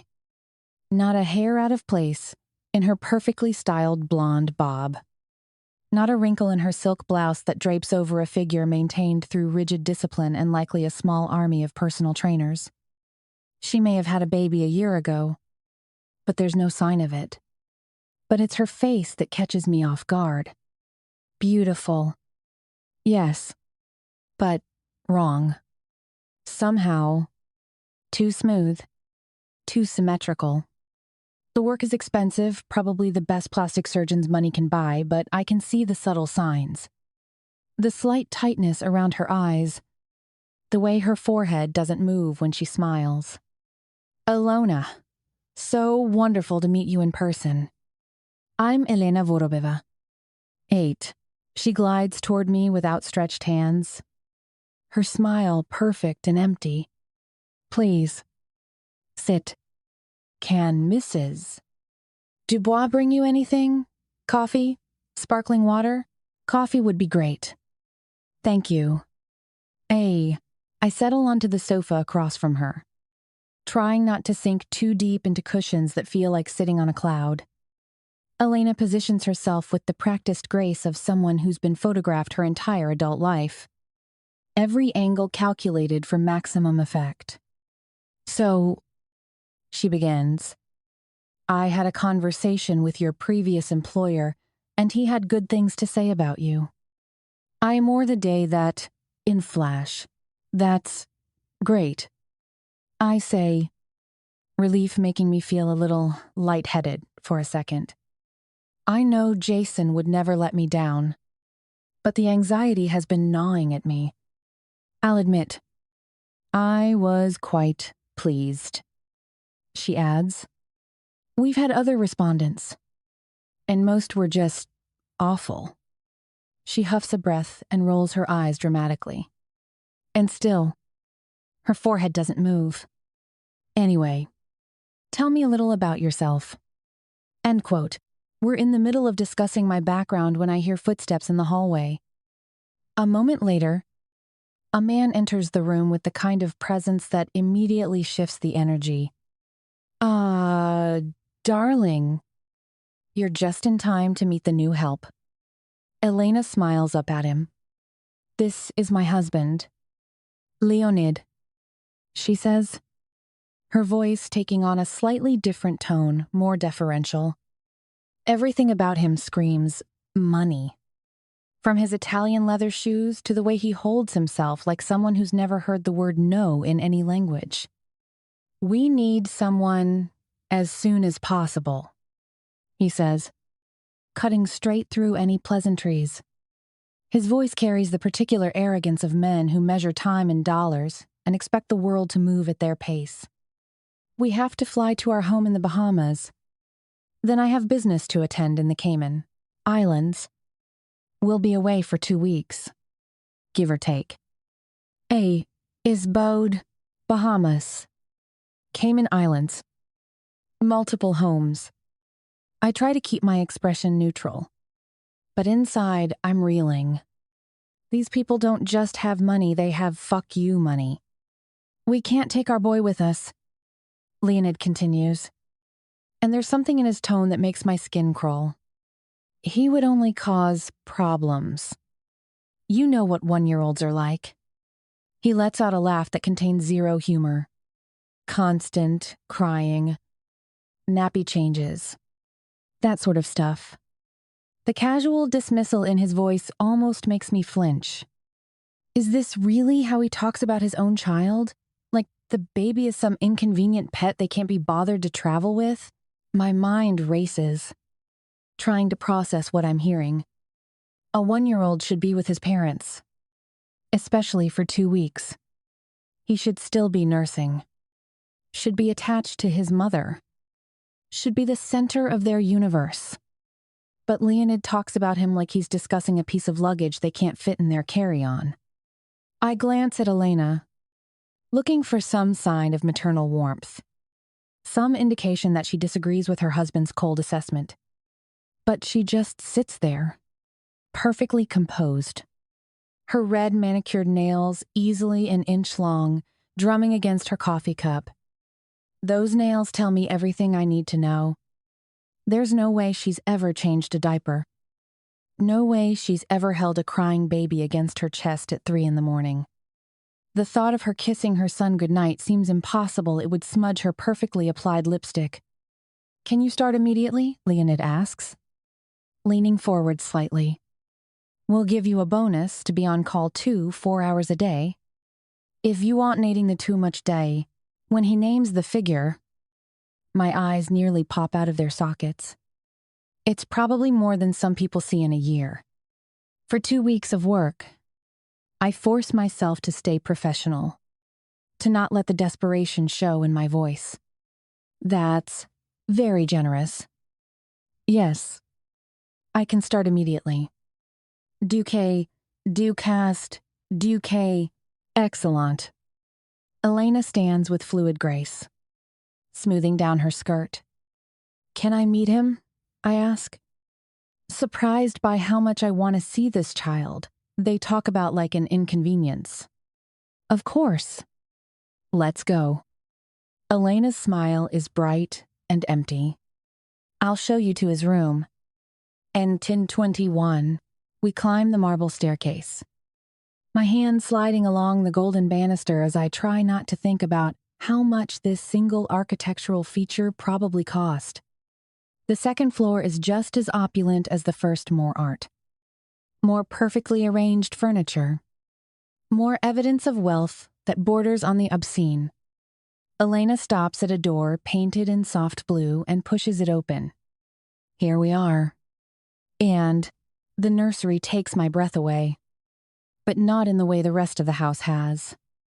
This room is beautiful walls, painted in soothing sky blue, with clouds drifting across the ceiling like something from a dream. Toys are arranged in perfect heaps, everything color-coordinated and expensive-looking. A rocking chair sits by the window, upholstered in cream silk that's probably never been used. It's a showroom. A perfect Instagram post of what a wealthy baby's room should look like. But there's something cold about it. Something that makes my chest tighten. It's too perfect. Too pristine. Like no real baby has ever lived here. Just a doll placed for photos. In the center of it all sits a crib that's a vision of white lacquer and intricate carvings. And inside, my heart stops. A tiny body lies on his stomach, playing with a soft toy, making those sweet baby sounds that seem to echo in the vast, beautiful room. He's maybe 13 or 14 months old, with dark hair that curls at the ends and skin that glows with health. But it's his eyes that undo me completely. When he looks up at the sound of our voices, his gaze finds mine and locks there. For a moment that stretches between heartbeats, everything else fades away. Elena's artificial warmth, the oppressive wealth of this house, even my own fears about the future. There's something in his gray eyes, something that reaches straight into my chest and squeezes. Recognition. That's the only word for it. Like he's been waiting for me. Like some part of him knew I was coming. How can someone so small be so heartbreakingly sweet? The thought hits me with surprising force, followed immediately by another one that makes my throat tighten. This tiny little boy is completely alone. I can see it in the way he plays by himself, in the careful distance Elena maintains as she speaks about him. In the clinical way, his father dismissed him as an inconvenience. He's surrounded by every luxury money can buy, but he's starving for the one thing that can't be purchased. Love. He needs love. Desperately. The maternal instinct that hits me is so fierce and immediate it leaves me breathless. My hand moves unconsciously to my stomach, to the tiny life growing there. And suddenly I understand something fundamental about what it means to protect a child. Not just to feed them and change them and keep them safe, but to love them with every fiber of your being. This beautiful boy has parents who see him as an obligation, as something to be managed rather than cherished. The thought makes me want to scoop him up right now, to hold him close and whisper that someone in this world thinks he's precious. "Hello, sweetheart," I say softly, stepping closer to the crib. He stares at me with those impossibly dark eyes, his little fist wrapped around his toy, and I swear I see something pass between us. A connection that defies logic. A feeling that we somehow belong in each other's lives. I smile at him. The first genuine smile I've felt in weeks. And turn to Elena. "I think we'll get along just fine," I tell her, and I mean it more than I've meant anything in months. "Wonderful!" Elena's perfect smile doesn't reach her eyes. "You can start tomorrow morning at 8. "Oh." She pauses at the doorway, as if remembering something trivial. "I almost forgot. The boy's name is Slava." End quote. Chapter 8. Osip. The cold liquid burns down my throat, but it does nothing to quiet the storm in my chest. I stare at the empty glass, watching the last drops cling to the crystal like they're afraid to let go. Just like I am with her. Chert vos mi. When did I become such a fucking pizda, sitting here in my own office, drowning in vodka and memories of soft skin and defiant eyes? This isn't who I am. I'm Osip Sidorov. I don't brood. I don't pine. I take what I want and destroy what stands in my way. Destroy. That's exactly the problem. Mudak. The familiar weight of my Makarov presses against my ribs as I lean back in the leather chair. A reminder of who I really am beneath all this pathetic sentiment. The gun has never failed me. Never left me. Never. My phone slices through the silence, its shrill ring bouncing off the mahogany-paneled walls of my office. I glance at the screen, and my jaw sets so hard I hear my teeth grind together. Stanley fucking Morrison. What the fuck could that prick want after all this time? Last I heard, he was licking his wounds, crying about his lost millions like a spoiled child. My fingers drum against the desk's surface, a steady rhythm that matches my accelerating pulse. I let it ring twice more before answering, because fuck him if he thinks I'm eager to hear his voice. When I do pick up, I make sure every syllable drips with contempt. "What do you want? Pizda?" I snarl into the phone, not bothering to hide my irritation. The crystal tumbler sits heavy in my other hand, and I consider throwing it against the wall just to hear something shatter. My left knee bounces under the desk, a tell I haven't had since I was 17 and fresh off the Moscow streets. "Is that how you greet an old friend?"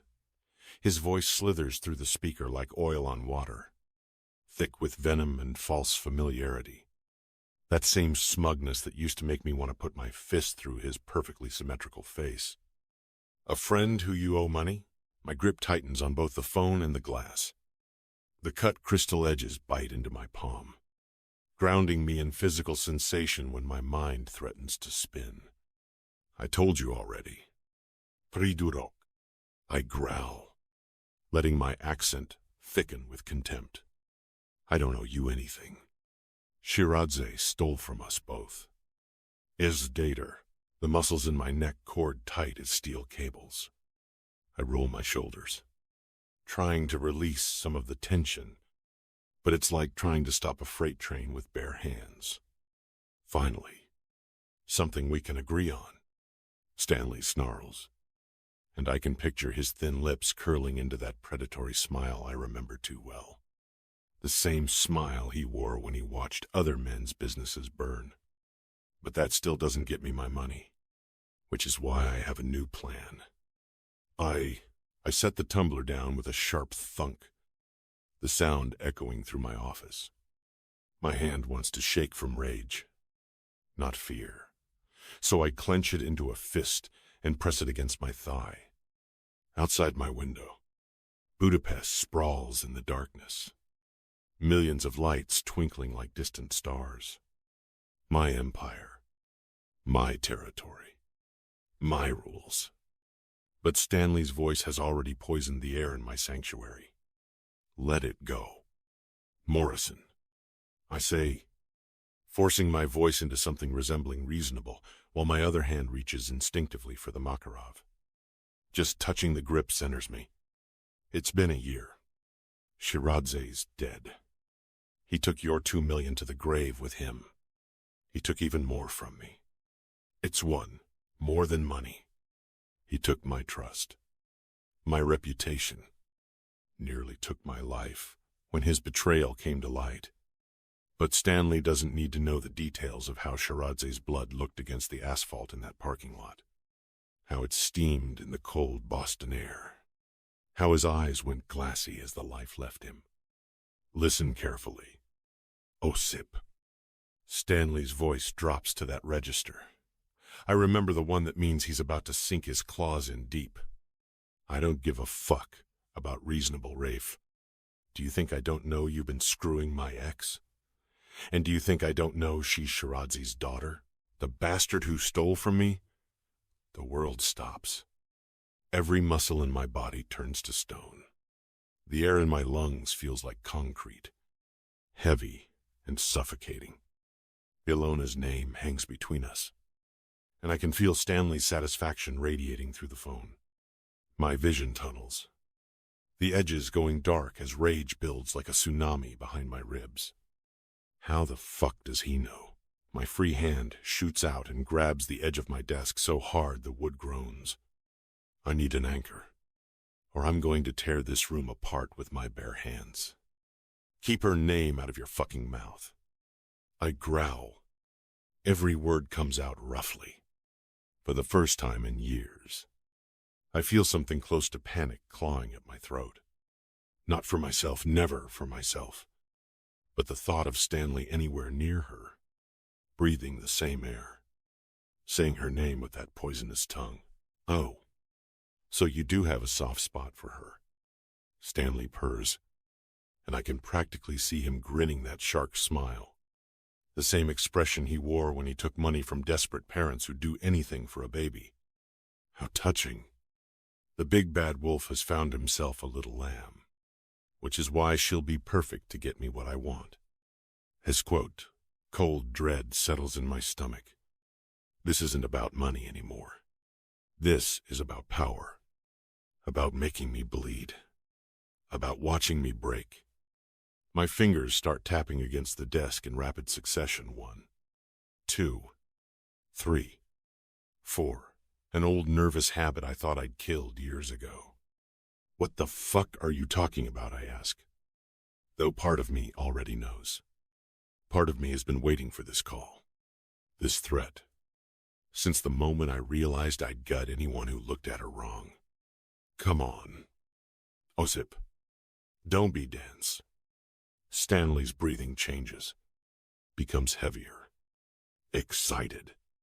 I have eyes on your little bird. Eyes. The phone creaks in my grip. My knuckles have gone white, and somewhere in the back of my mind, I register the sound of plastic beginning to give way under pressure. The muscles in my jaw work like I'm chewing steel. You're bluffing. But even as I say it, uncertainty gnaws at my chest. Stanley's many things: a coward, a snake, a worthless piece of shit. But he's not stupid. And he's patient. He's the kind of man who would spend months setting up the perfect strike. Is that what this is? Maybe I am. Maybe not. Hard to tell from here. His laugh is like nails on a chalkboard, and I have to physically restrain myself from crushing the phone in my fist. You always were too trusting, weren't you? Even back in the old days. Remember how that worked out for you with Galena? The name on his lips makes something primal and violent unfurl in my chest. You piece of shit, I whisper, and my voice carries more menace than any shout ever could. If you so much as think about, but I wonder, Stanley continues, cutting me off like I haven't spoken at all. What your sweet little Alona will think when she learns that you killed her old man. No, the word doesn't leave my mouth, but it screams through every fiber of my being. My entire body goes rigid, muscles locked in place like rigor mortis. The room spins slightly, and I have to blink several times to steady myself. It takes everything inside me not to fling the phone across the room. Instead, I slowly set it down on the desk and put it on speaker. Because my hands are shaking now. Actually shaking, and I can't trust myself not to crush it completely. If you know that, you also know it was self-defense. I snarl, memories surging like black water threatening to drown me. Moonlight on asphalt. The parking lot's shadows stretching like fingers. Shiradze's eyes wild with rage and desperation. The smell of cigarettes and fear sweat. The metallic taste of blood in my mouth. The knife had come out of nowhere, flashing as it arced toward my throat. I'd reacted instinctively. Muscle memory from years on Moscow streets. Shiradze had lunged. I'd grasped his wrist and twisted with clinical precision, and the blade had slid between his ribs with sickening ease. His shocked eyes had locked with mine as understanding dawned. No, he'd whispered. Then his knees buckled and he crumpled like paper. I blinked back to the present. Stanley's breathing heavy on the line like he's getting off on my discomfort. You can spin it however you want, he says. And I can hear him moving around, pacing maybe. Self-defense. Business. Justice. Call it whatever helps you sleep at night. But do you think she'll see the difference? Do you think she'll care about the details when she finds out her father's blood is on your hands? My throat constricts. It was justice. I grit out. I've told myself this 1,000 times. Carved it into my bones until it felt like truth. Shiradze was stealing from us. Destroying our business. He deserved what he got. But Alona, Bozhemoy, Alona doesn't know. Can never know. Justice. Stanley repeats, savoring the word. That's rich. You sound just like you did when you used to lecture me about honor and loyalty. When all you are is just another killer in an expensive suit. And if you lay a hand on her, I start, half rising from my chair. But Stanley's laughter cuts me off. Then what? He spits. And I can hear the triumph in his voice. He knows he's found my weakness. The one thing that can bring me to my knees. You'll kill me? You don't even know where I am. Osip. And from what I've heard through the grapevine, you don't know where she is either. She could be standing right next to me for all you know. Hell, I could be watching her sleep. The image sends my thoughts spinning into chaos. Stanley's hands on her. Her frightened eyes. Her voice calling my name while I'm powerless to help. My free hand claws at my chest. Right over where my tattoos mark the number of men I've killed. Right now, that number feels inadequate. My vision goes red around the edges. The office furniture seems to shimmer and warp like a mirage. What the fuck do you want? Morrison. The words scrape out of me like I'm choking on them, like admitting weakness. You want the 2 million? Fine. I'll wire it tonight. It's said, but even as I say the words, I know it's no longer about the money. Maybe it never was. But if cash will make this go away, if it will keep Alona safe, I'll pay it 10 times over.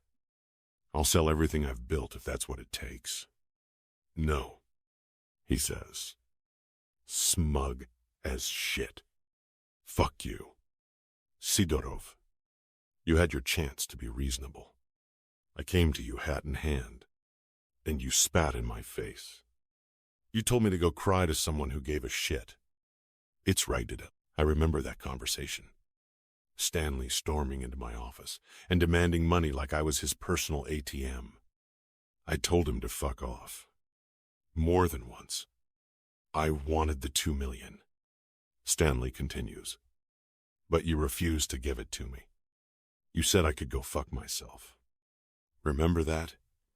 So now, I have a better idea. I'm going to make you suffer. Osip, I'll ruin your fucking life. Piece by piece. And now that I know your weak spot, I know exactly how to do it. Is where. My chest feels like it's caving in. Stanley, listen. No. You listen. His voice turns vicious. I'm going to take everything from you. Your business. Your reputation. Your peace of mind. And when I'm done with all that, I'm going to take your girl. She'll learn what kind of monster you really are. And then she'll come running to me. Just like before. Here, just like before. The words come out strangled. Surely you know that. Osip. She was mine long before she ever spread her legs for you. And when she finds out what you did to her old man, she'll be mine again. That's if I let her live that long. The line goes dead. I stare at the phone in my hand, realizing that I've gripped it so tightly I've cracked the screen. Spiderweb fractures spread across the display like broken ice. The silence in my office is deafening, broken only by the sound of my own ragged breathing and the rapid hammering of my pulse in my ears. Stanley has Alona in his sights.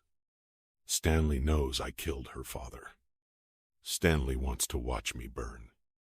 Suka, I don't have time to get emotional now. There are calls to make. Men to mobilize. A war to prepare for. But my hands won't stop shaking.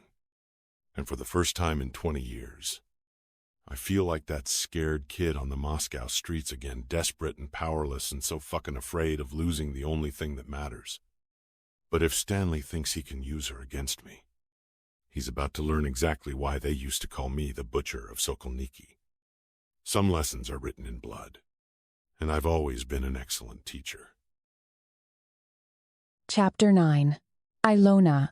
I stand before the imposing front door of the Vorobev mansion, trying not to feel overwhelmed. The entrance looms above me like something from a European palace, carved stone archways, brass fixtures that gleam like gold in the morning light, and windows so tall they could house entire families. My sports bag feels heavier than it should, weighted with 2 weeks' worth of clothes and the enormity of what I'm about to do. The brass knocker is cold against my knuckles as I announce my arrival, the sound echoing through the cavernous rooms beyond. I shift my weight from foot to foot, suddenly conscious of my simple jeans and sweater against the backdrop of such obvious wealth.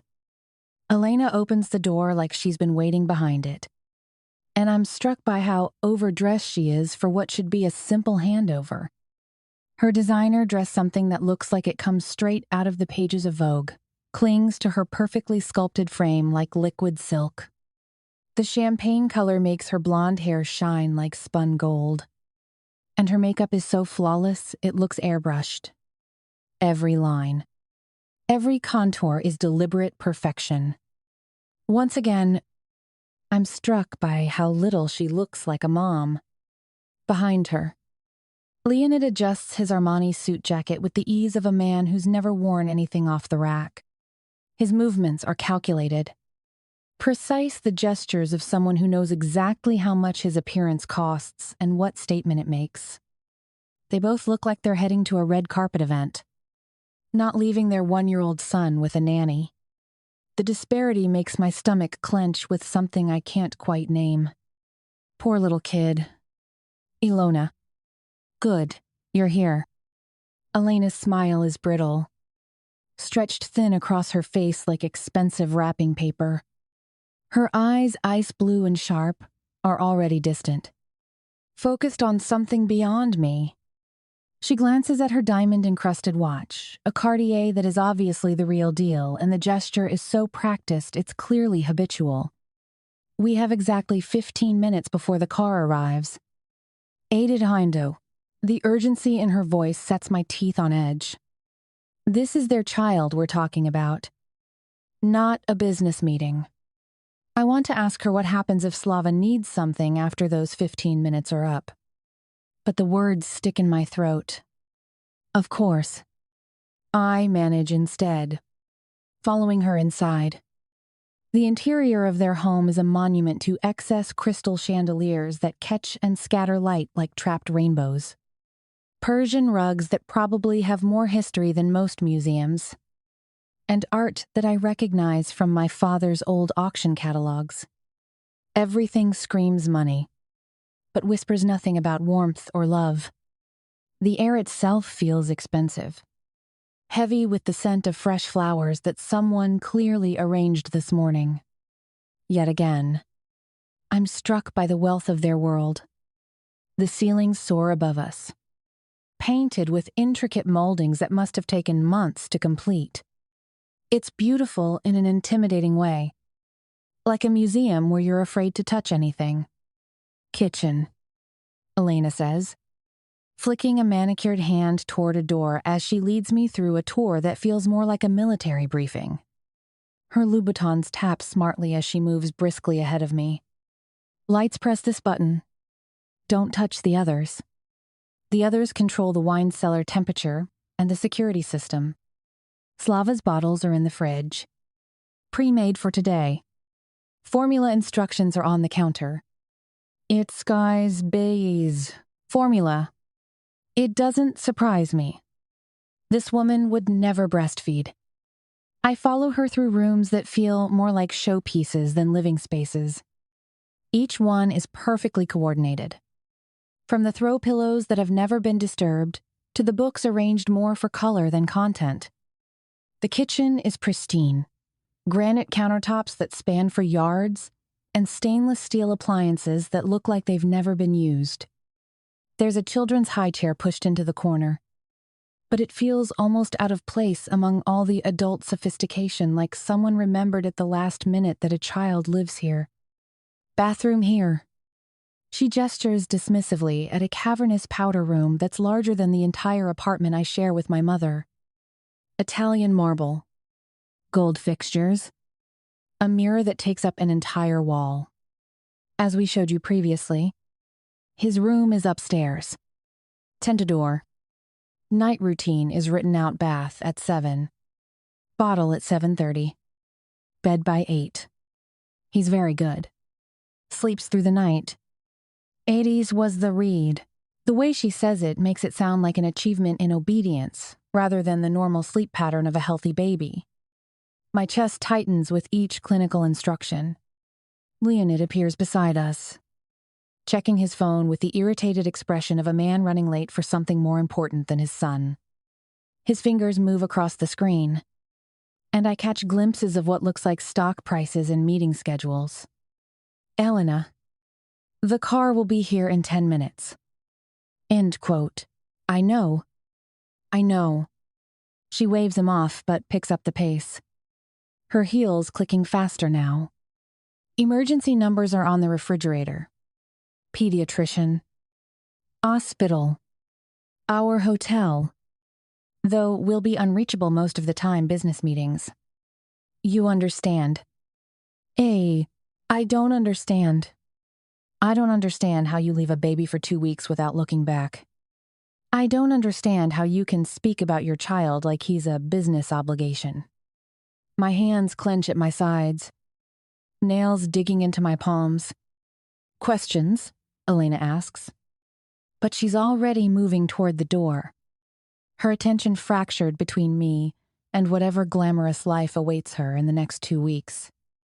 She's checking her purse now, making sure she has her passport, her phone, her life that exists entirely separate from the little boy upstairs.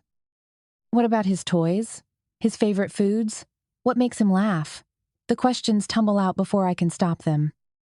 Does he have any comfort items besides the teddy bear? What songs does he like? How does he usually wake up from naps? Elena pauses mid-step.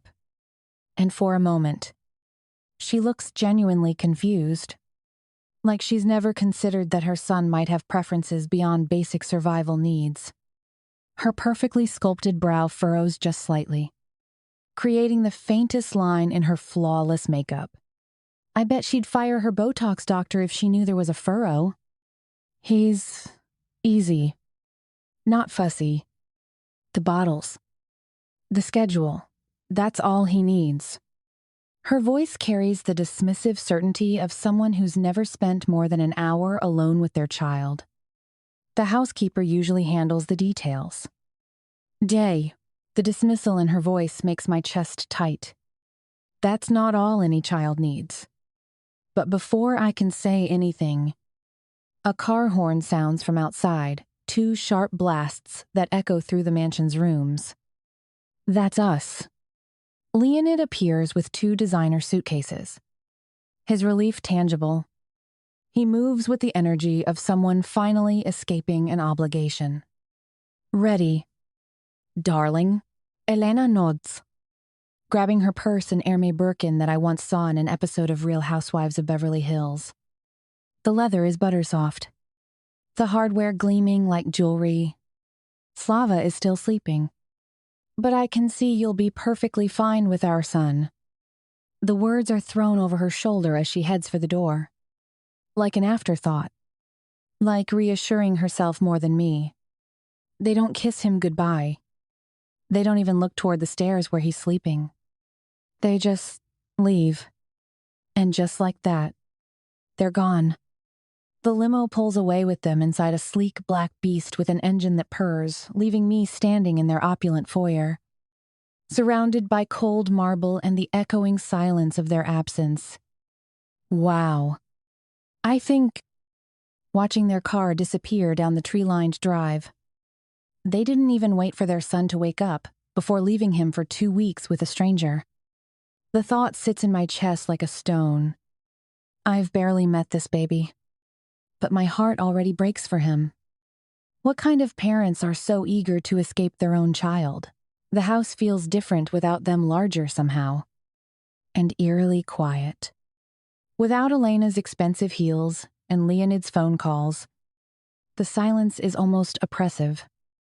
I find my way to the sitting room, where multiple baby monitors are positioned like security cameras. The screens show different angles of Slava's nursery in crystal clear, high definition.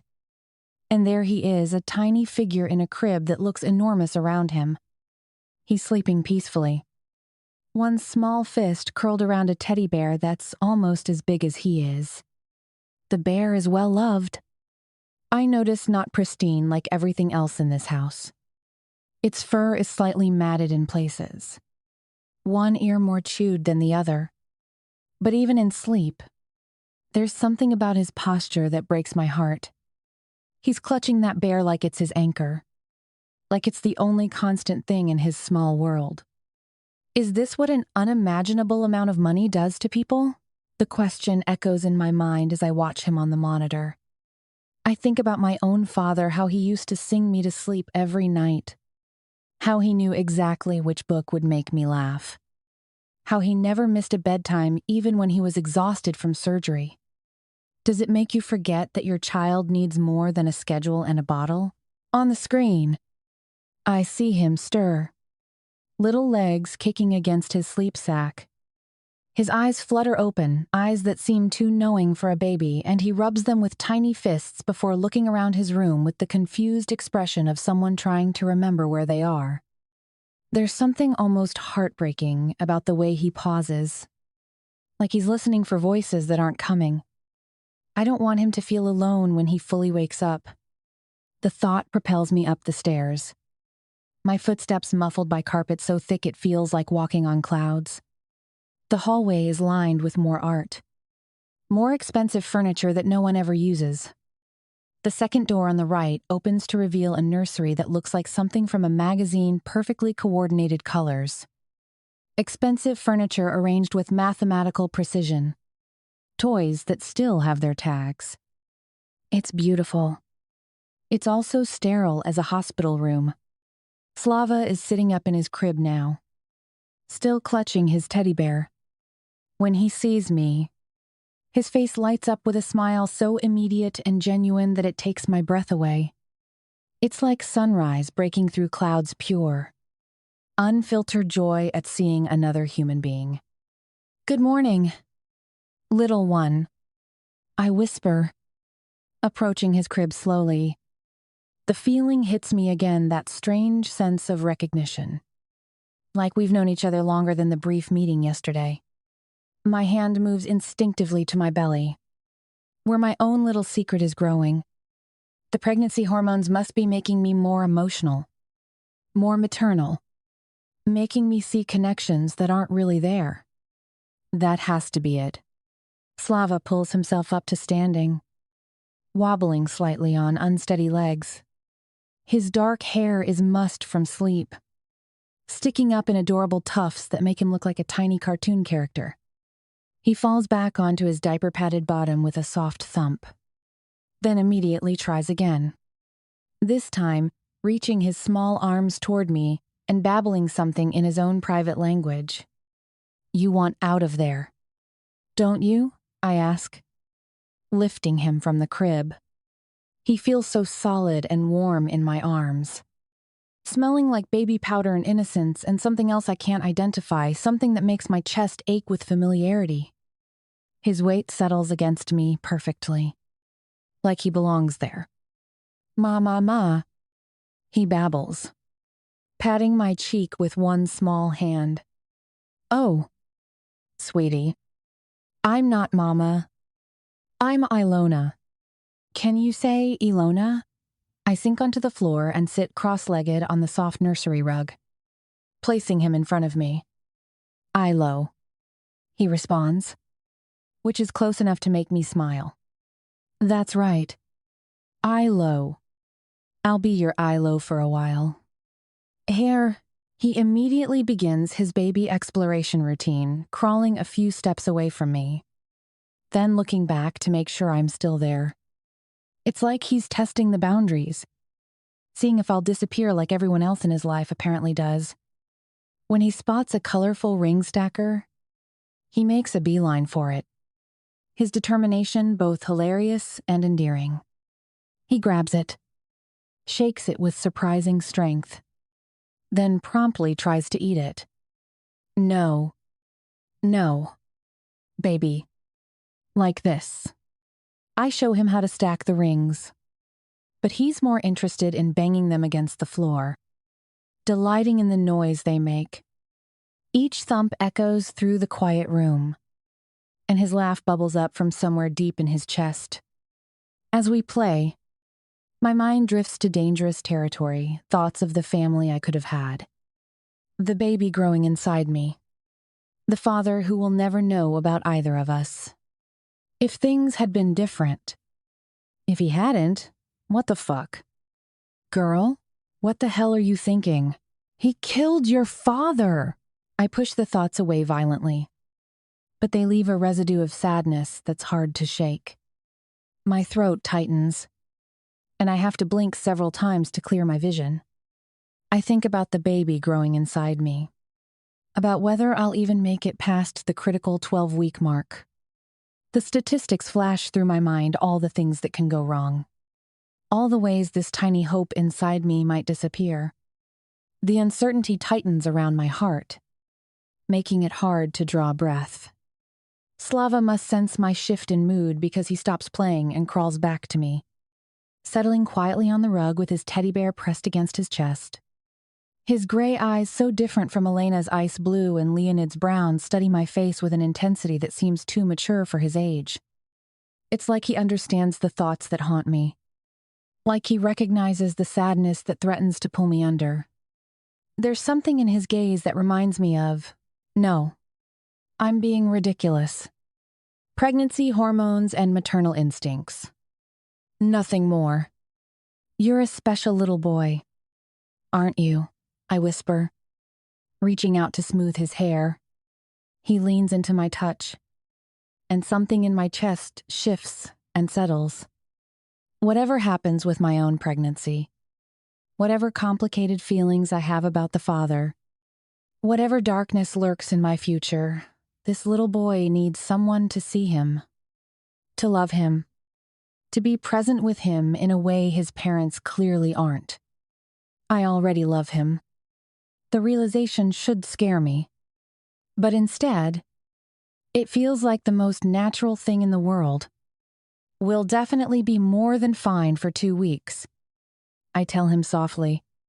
And for the first time since taking this job, I truly believe it. Slava responds by crawling into my lap, snuggling against me with complete trust.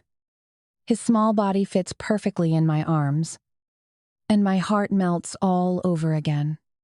Whatever else happens, I'll make sure this little boy knows what it feels like to be loved. It's okay, baby.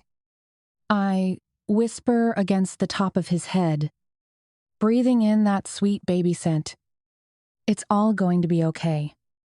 End quote. Mama. His tiny voice comes from against my chest. Muffled, but clear.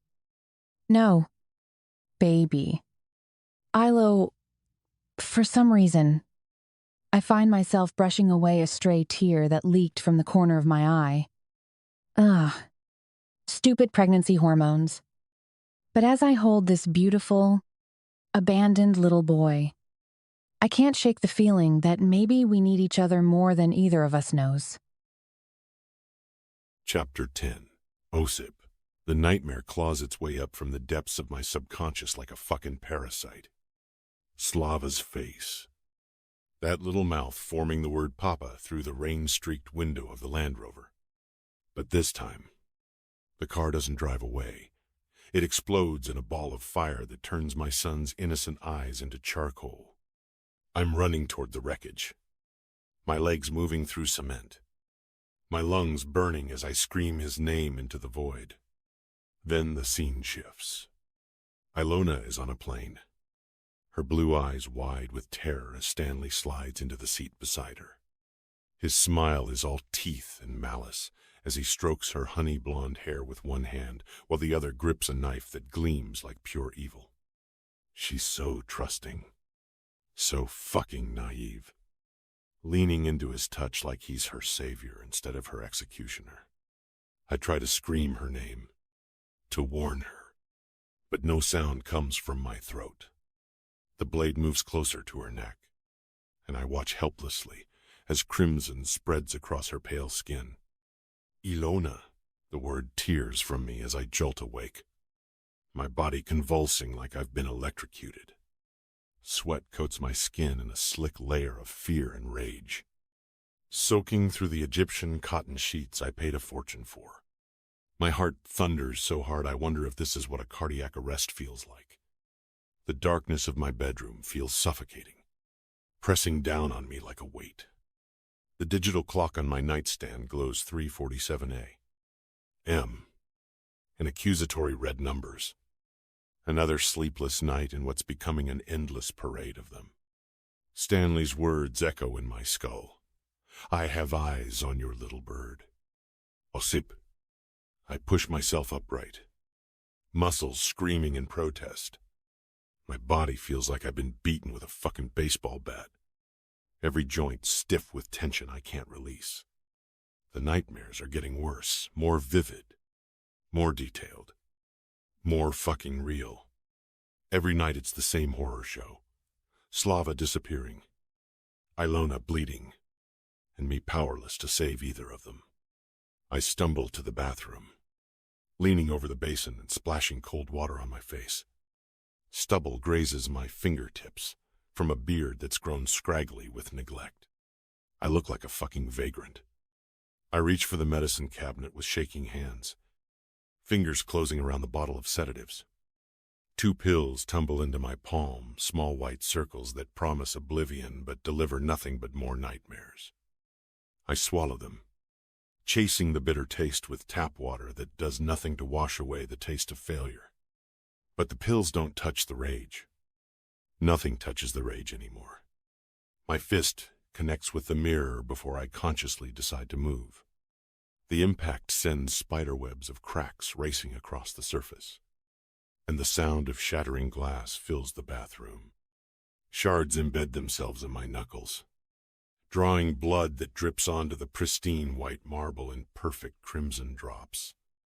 The pain feels good. Real. More real than anything I've felt since Stanley's call turned my world into a fucking wasteland. Blood runs down my fingers as I stand there, breathing hard, staring at my fractured reflection in what's left of the mirror. Multiple versions of myself stare back, all of them broken, all of them failures. A father who couldn't save his son, a lover who couldn't protect his woman, a man who built an empire on violence only to discover that violence can't solve the problems that matter most. The blood from my knuckles drips steadily onto the marble, each drop counting down to my complete mental collapse. I need to find her. I need to find Alona before Stanley does, and I need to do it now. Striding back to the bedroom, I grab my phone from the nightstand with my uninjured hand, scrolling through contacts until I find Radomir's name. My younger brother picks up on the 4th ring, his voice thick with sleep. "Do you have any idea what fucking time it is?" he grumbles. "We need to find Alona." I snap back. "Jesus. Brat. We're doing the best we can." He blusters. "Do better." I snarl into the phone, pacing back to the broken mirror. We need to find her. We can't let Stanley get to her first. Very 4-y. Silence. Then I hear the rustle of sheets as Radomir sits up, suddenly alert. "We've spoken about this. Osip, do you really think he knows where she is?" "I don't know, but we can't take any chances. It's the Visters." "All right. Bratok." His voice sharpens with focus, and I can already hear him moving around, probably firing up his computers. "I'll do some more digging. But like I told you, she could be anywhere in the world. She doesn't want to be found. I don't give a fuck." I shout. "I need you to fucking find her before Stanley does. You understand? How the fuck am I supposed to do that?" "Osip, start with fucking Boston. Where else could she go?" "Do you think that didn't occur to me? And how the fuck do you suggest I trace her in Boston?" Frustration bleeds through his voice. "They sold the house after you killed Shiradze. Remember? After that, she and her mother went off the map. They were probably afraid because of what happened to Shiradze. And even if they are in Boston, it's a city with a population of 5 million. And we have no phone signal to trace since she ditched her last phone in Budapest. She could be anywhere. If you have net," I snarl because I refuse to accept defeat. "Search the fucking dark web. Start asking around. I don't fucking care. We live in fucking 2025, goddammit. You're the IT guy. Not me." The line goes quiet except for the sound of rapid typing. Radomir's already working. Thank fuck. But it's not enough. It's never enough when the woman you long for is being hunted by a psychopath who used to be my business partner. I end the call and immediately dial Malor. My older brother's voice is thick with sleep but sharpens the moment he hears my tone. "Osip? What's? I need every contact we have. I interrupt. Boston, New York, anywhere on the East Coast. Someone must have seen her. Someone knows something. End quote. Slow down. Brat, have you had another one of those dreams? The concern in his voice almost breaks through my armor. But I can't afford vulnerability right now. Not when Alona's life hangs in the balance. Morrison's coming for her. I say simply, my voice breaking slightly. Blyed. I hate feeling so fucking weak. There's a pause. And then, all right, wait there. I'm coming over. The line goes dead before I can reply. I walk to the windows that overlook the Danube, my bloodied hand leaving smears on the glass as I press my palm against it. The city spreads out below me like a glittering kingdom, lights reflecting off the water. The chain bridge spanning the darkness like a promise of connection. But all I can see is Alona's face in my nightmares. Her eyes wide with terror as Stanley's blade finds her throat. Somewhere out there, she's running, hiding, alone and afraid because of choices I made. Enemies I created. Blood I spilled in what feels like another lifetime. I built this empire with violence and cunning. Convinced myself that power was the same thing as protection. But power means nothing when the people you care about are beyond your reach. Money means nothing when it can't buy back trust or time or second chances. The sedatives finally start to kick in, making my limbs feel heavy and disconnected. But sleep won't come, not with Stanley's laughter echoing in my skull. Not with Slava's face haunting my dreams. Not with Alona, somewhere in the void beyond my protection. The irony doesn't escape me. I am feared from Moscow to Miami. Men cross themselves when they hear my name whispered in dark corners. And I am powerless to save the only people who matter. Chert возьми. I growl, scowling out through the blood-streaked window. How did everything get so fucked up? 20 minutes later, I hear Milor's key in the front door, followed by the sound of his heavy footsteps on the stairs. I'm still standing by the window, still bleeding, still staring out at a city that holds no answers. Yobani urod, he mutters as he appears in my bedroom doorway, taking in the scene, the broken mirror, the blood, my half-naked form silhouetted against the windows. What the fuck is going on with you? Osip? He stalks into the room, his face carved with the kind of concern that comes wrapped in anger. We learned early that worry was a luxury we couldn't afford, so we disguised it as rage instead. I know you've been through hell, he continues gruffly, but you're a fucking wreck. You can't keep living like this. We're worried about you. Is this fears? I snort and toss my head. My brothers, these men who've killed without blinking, who've built empires on the bones of our enemies, are worried about me. It would be funny if it weren't so goddamn tragic. I can't lie to him. Haven't slept in days. Haven't eaten anything solid since Stanley's call turned my world into a wasteland. I'm too tired to maintain the facade. Too broken to pretend I'm still the unshakable man they've always looked up to. I drop my head into my hands, feeling the weight of every decision, every death, every moment that led me to this precipice. We have to find her before Stanley does. Who knows what that fucker is capable of? Brat? You know, Stanley. Malar's voice, gentle slightly, the way it used to when we were kids and I'd wake up screaming from nightmares about our father. He talks shit. He could be bluffing, and what if he isn't? The words explode out of me with enough force to make him step back. I'm not fucking taking any chances. Malor studies my face in the dim light filtering through the windows.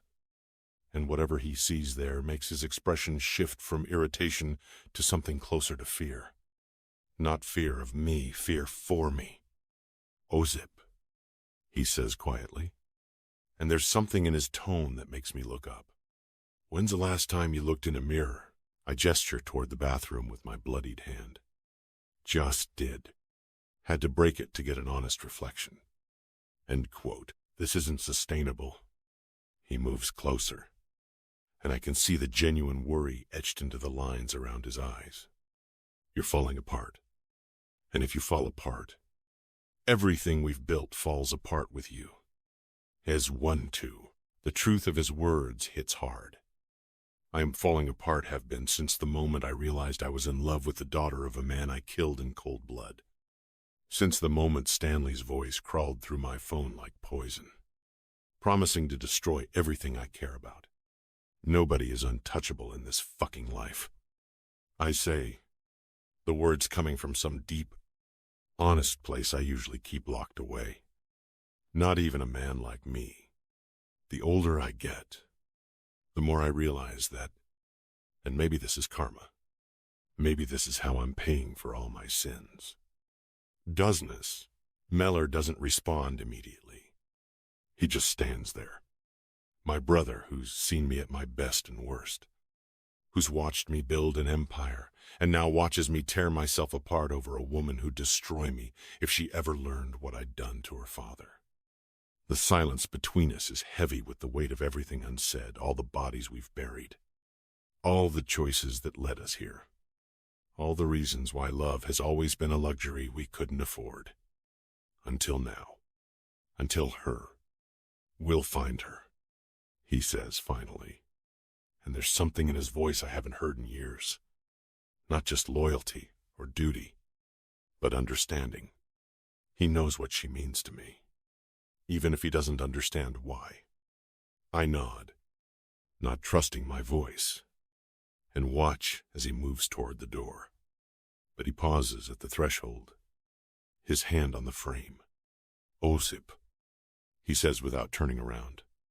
When we do find her, and we will, you're going to have to decide what kind of man you want to be when she looks at you. End fried.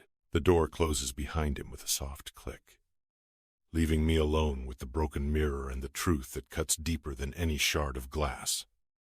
Because we both know that when Alona learns what I've done, the man she sees won't be the one she made love to in the darkness of a Boston club. He'll be the monster who killed her father. Chapter 11. Alona. 2 weeks have dissolved into something I never expected, a rhythm of small hands reaching for mine. Tiny giggles echoing through marble halls. And the devastating realization that I've fallen completely, irrevocably in love with a child who isn't mine. Slava has carved himself into the hollow spaces of my heart with the efficiency of a surgeon, filling voids I didn't even know existed. Every morning when he wakes, those eyes too, knowing for a 1-year-old, search for my face first. Not his mother's. Not his father's. Mine. The fact that he doesn't seem to register their absence should break something inside me. Instead, it just makes me hold him tighter. Mama. He babbles against my shoulder as I carry him through the garden. His chubby fingers tangled in my hair. The word pierces through me every time. Sweet and sharp as a blade between ribs. Shh. Little one, I whisper, adjusting his weight against my hip. Let's see if the roses are blooming. The estate's manicured gardens are golden in the morning light. Slava points at a butterfly with the concentrated focus of someone discovering fire, his whole body vibrating with excitement. When it lands on a nearby flower, he releases the most delighted squeal I've ever heard. This is what happiness looks like. I think, watching his face transform with wonder. Pure, uncomplicated joy. My phone buzzes in my pocket, shattering the moment. Elena's name flashes on the screen, and my stomach immediately knots. Hello, I answer, settling Slava on a garden bench beside me. He immediately begins exploring the texture of the wrought iron with his tiny fingers. Alona. Darling! Elena's voice is artificially bright, and 3 octaves too high. There's loud music in the background, something electronic and expensive sounding. How's everything going? Everything. As if Slava is just another household item to be maintained. I can picture her perfectly. Yesterday's video call showed her lounging by an infinity pool. Her body wrapped in designer swimwear that left little to the imagination. Her skin was flawlessly sun-kissed. Her hair styled in beachy waves that looked effortless but definitely weren't. She looked stunning. Untouchable, like a woman who'd never changed a diaper or rocked a baby to sleep. The first thing she probably did after giving birth was book appointments for liposuction and a breast augmentation to erase any evidence that she'd ever carried a child. He's doing wonderfully, I say, watching as Slava tries to fit his entire fist in his mouth. We just finished breakfast. And now we're fantastic. And the monitors are working? The Wi-Fi hasn't been cutting out? I pause, waiting for her to ask about something that actually matters. About whether he's been sleeping through the night, or if he started saying any new words, or if he's been missing them at all. Nothing.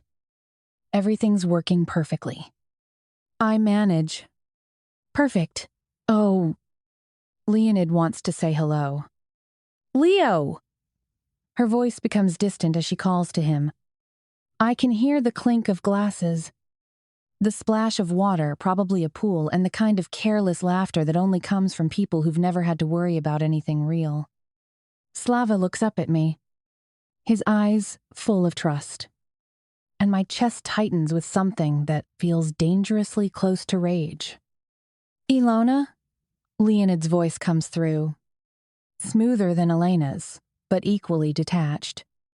Everything's running smoothly there? Yes. Sir.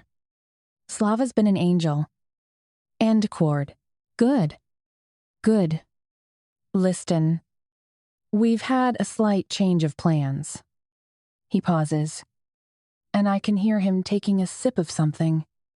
We were supposed to fly home tomorrow, but we've decided to make a quick stop in Hawaii first. Check on the house there.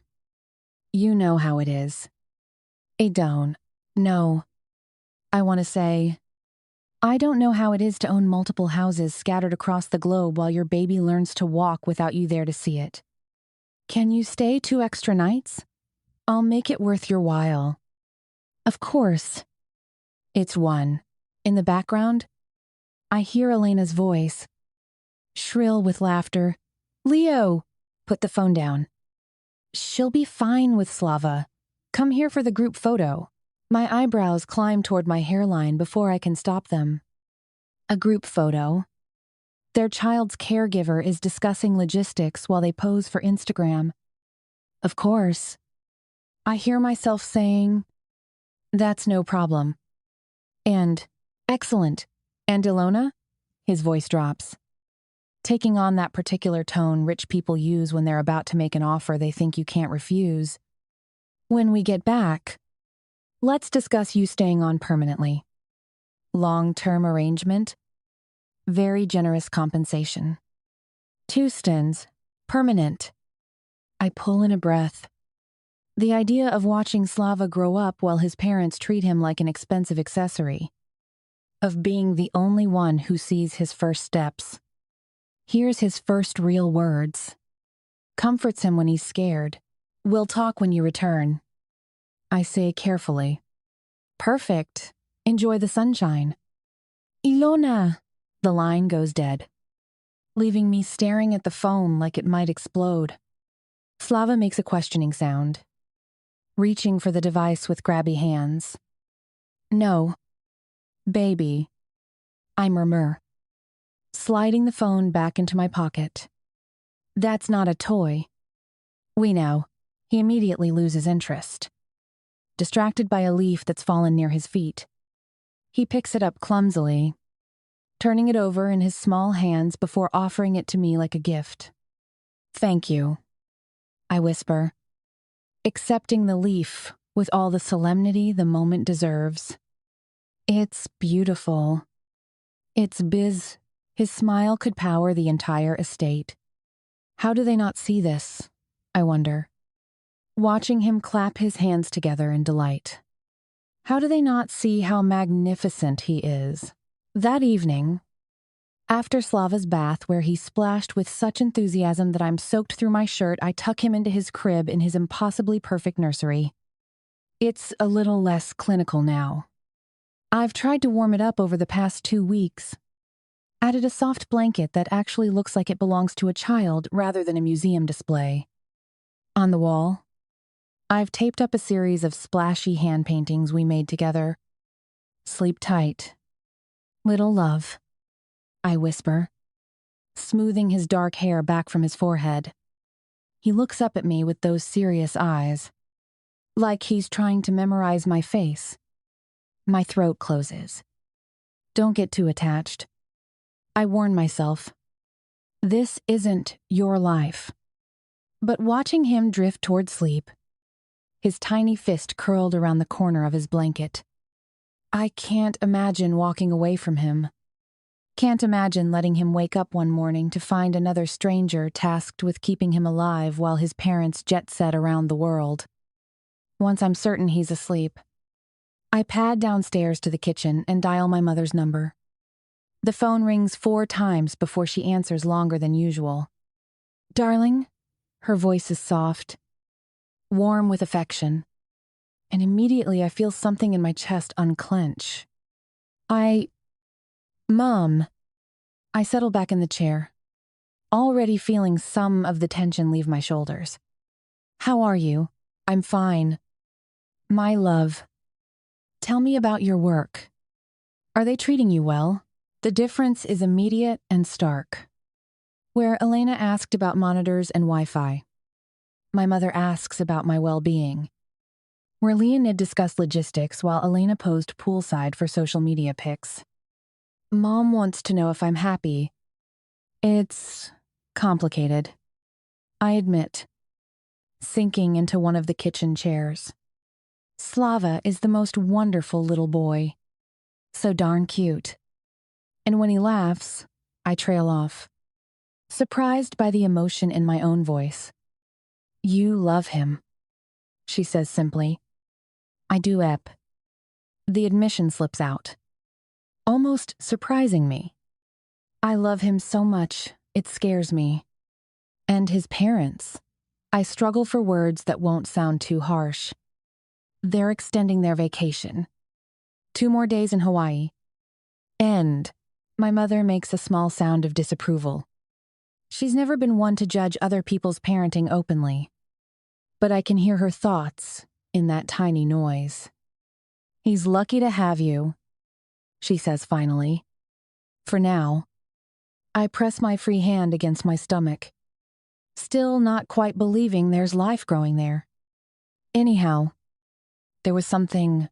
I'm about to tell her I'll be staying longer when I hear her take a breath or try to. It stops me. The sound is too shallow, too careful. Like breathing hurts. Are you sure you're okay? I ask. My concern sharpening to a point. You sound, Aitmon, just tired. My love, don't worry about me. What did you want to tell me? Just that I might stay here a bit longer than planned. I say, they've asked me to consider a permanent position. End quote. And you're thinking about it? I don't know. Maybe. The money is good. And Slava. I close my eyes. He needs someone. Mom. Someone who actually cares about him. End quote. You have such a big heart. Alona, she says. And I can hear the smile in her voice, even as worry creeps in at the edges. But be careful not to lose yourself in taking care of others. Dalding, the words hit deeper than they should. Because isn't that exactly what I've been doing my entire life? Taking care of others? Putting their needs first. Making myself smaller so they could be comfortable? I'll be careful. I promise. even as I wonder if it's already too late. Good. Now tell me more about this little boy. What makes him so special? And so I do. I tell her about Slava's laughter, about the way he explores everything like a tiny scientist, about how he's learned to say Elo for my name. I tell her about our morning walks in the garden, how he gets excited every time he sees a bird, how he falls asleep holding my finger through the crib bars. I don't tell her about the hollow feeling in my chest when I think about leaving him. I don't mention the way his parents talk about him like he's a business expense. I don't describe the growing certainty that this child, this beautiful, innocent child, deserves so much more than what he's getting. He sounds like an angel, she says when I finally run out of words. He is. I murmur, glancing at a nearby baby monitor. We talk for another few minutes about her book club, about the weather, about small things that feel enormous when filtered through the distance between us. But underneath it all, I can hear something in her breathing that sets my nerves on edge. There's something wrong. The realization sits in my stomach like a stone, cold and heavy and impossible to ignore. The grief over losing Dad, trying to pay his debts, working too hard. I should let you rest. I finally say, though what I really want is to keep her on the phone all night, to hold onto her voice like a lifeline. Sleep well, sweetheart, and remember I love you. I love you too. Mom, if you can't obsess, the line goes dead, leaving me alone in the enormous kitchen with nothing but the hum of expensive appliances and the weight of my own thoughts. I check the monitor yet again. Slava is sleeping peacefully, one arm thrown over his head in complete abandon. The sight should comfort me, but instead it makes my chest ache with something I can't name. Love, whispers a voice in my head. It's love, and you're already in too deep to climb out, standing there in the pristine kitchen of a house that isn't mine, watching a child who isn't mine on a monitor. I realize that Elena and Leonid were right about one thing. I will stay. Not for the money, not for the security, but because that little boy upstairs has claimed a piece of my soul, and I can't imagine letting anyone else hold it, even if it breaks my heart in the process. Even if it means I'll have to watch him grow up wondering why his parents' love feels so conditional, so distant. Even if it means falling in love with a life that was never meant to be mine. I press my hand against my stomach again, thinking about the child growing there, Osip's child, and wondering if love is always this complicated, this sharp-edged and dangerous. Outside, the garden sleeps under moonlight, beautiful and cold and perfectly maintained, just like everything else in this world I've stumbled into. Just like everything else except Slava. I think, and head upstairs to check on him one more time before bed. Because some kinds of love, I'm learning, don't ask for permission. They just take root and grow, wild and stubborn and impossible to uproot. Chapter 12. Alona. The house feels different today. Expectant. Like it's holding its breath, waiting for the Vorobevs to fill its expensive silence with their voices, their presence, their particular brand of controlled chaos. I've been counting down to this moment for over 2 weeks, the day they return from their extended business trip, the day I hand Slava back to his parents and pray they'll shower him with the love he deserves. But something's wrong. I press my phone to my ear again, listening to Elena's voicemail message in her crisp, accented English. The same message I've heard 6 times today. Leonid's phone goes straight to an automated Russian recording that I don't understand. But the tone is clear enough unavailable.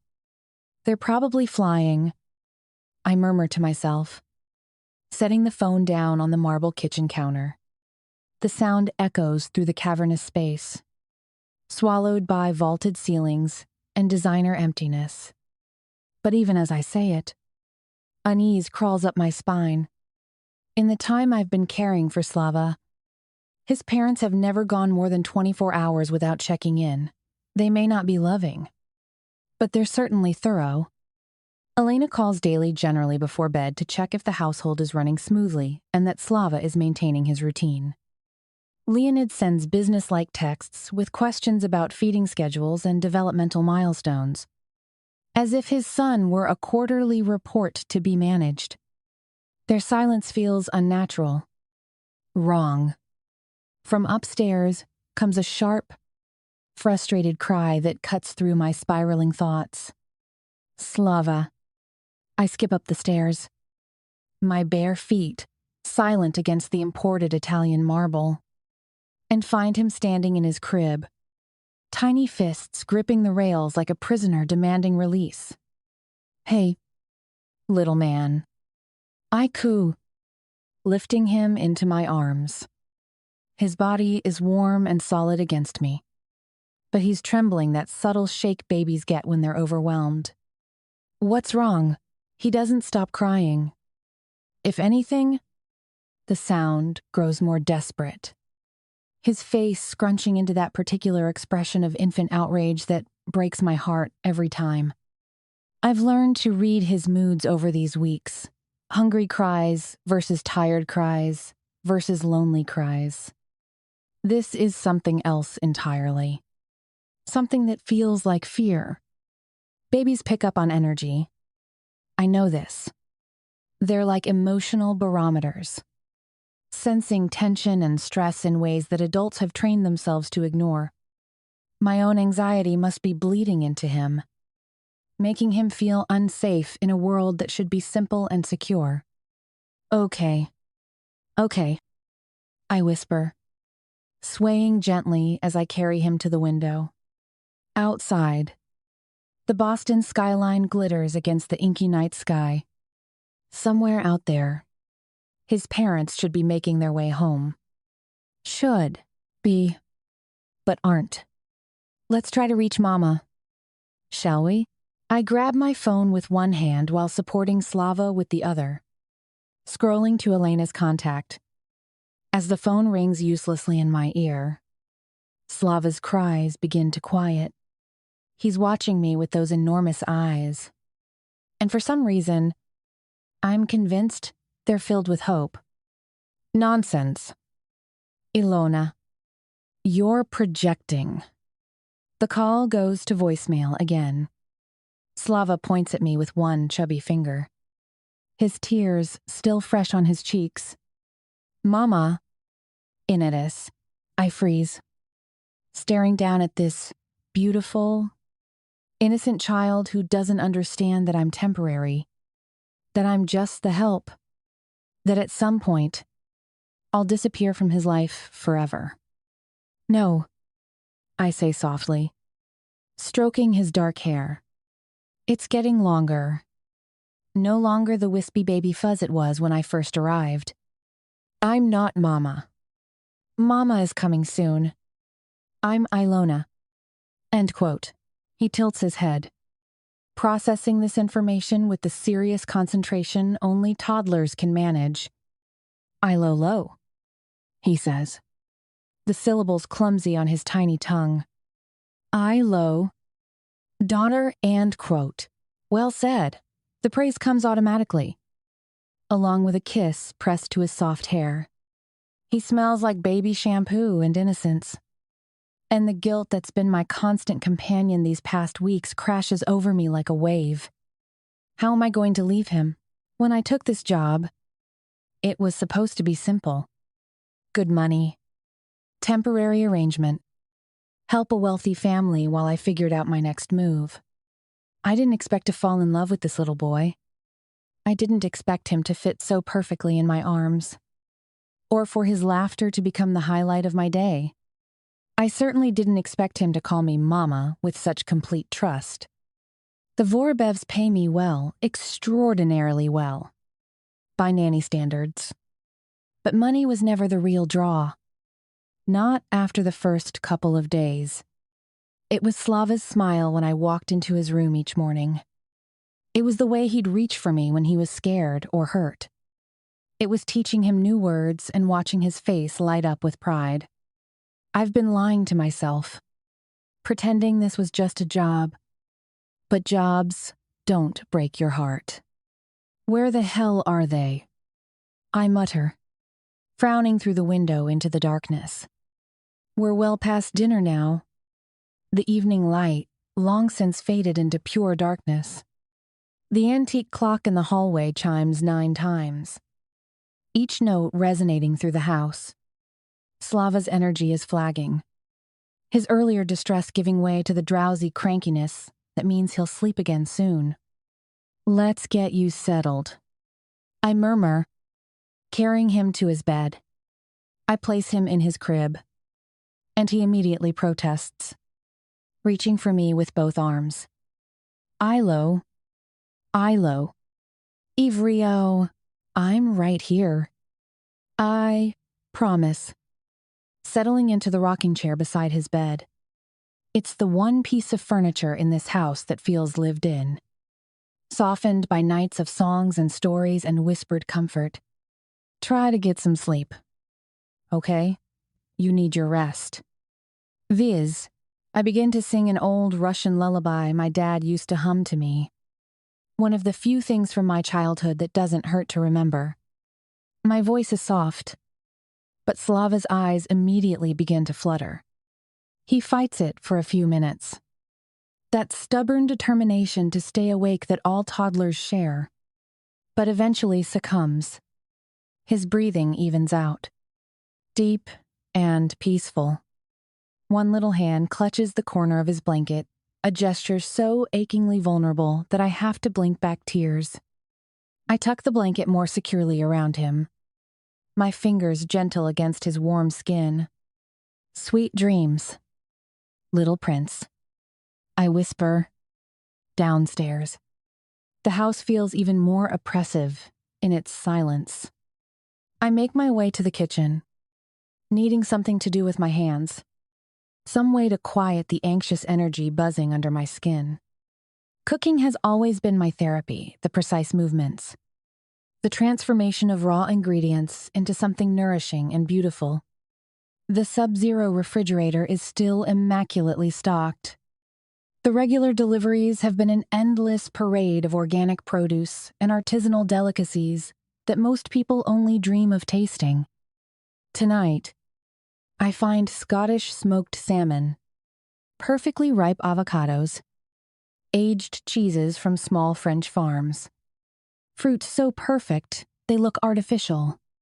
I assemble a simple meal, salmon and avocado on toasted pita, garnished with capers and a squeeze of lemon.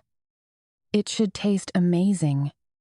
But everything seems bitter as I eat alone at the massive kitchen island. The marble surface is cold under my elbows, a reminder of how beautiful and hollow this place really is. The Vorobevs are generous with their money. I'll give them that. They've never questioned an expense. Never made me feel like hired help when it comes to Slava's needs. The nursery overflows with toys he barely plays with. The pantry is stocked with organic baby food he won't eat. They shower him with material love while remaining emotionally distant, as if affection were another luxury to be purchased rather than freely given. Alona talks about their various homes during our video calls: the penthouse in Manhattan, the villa in Switzerland, the estate in the English countryside.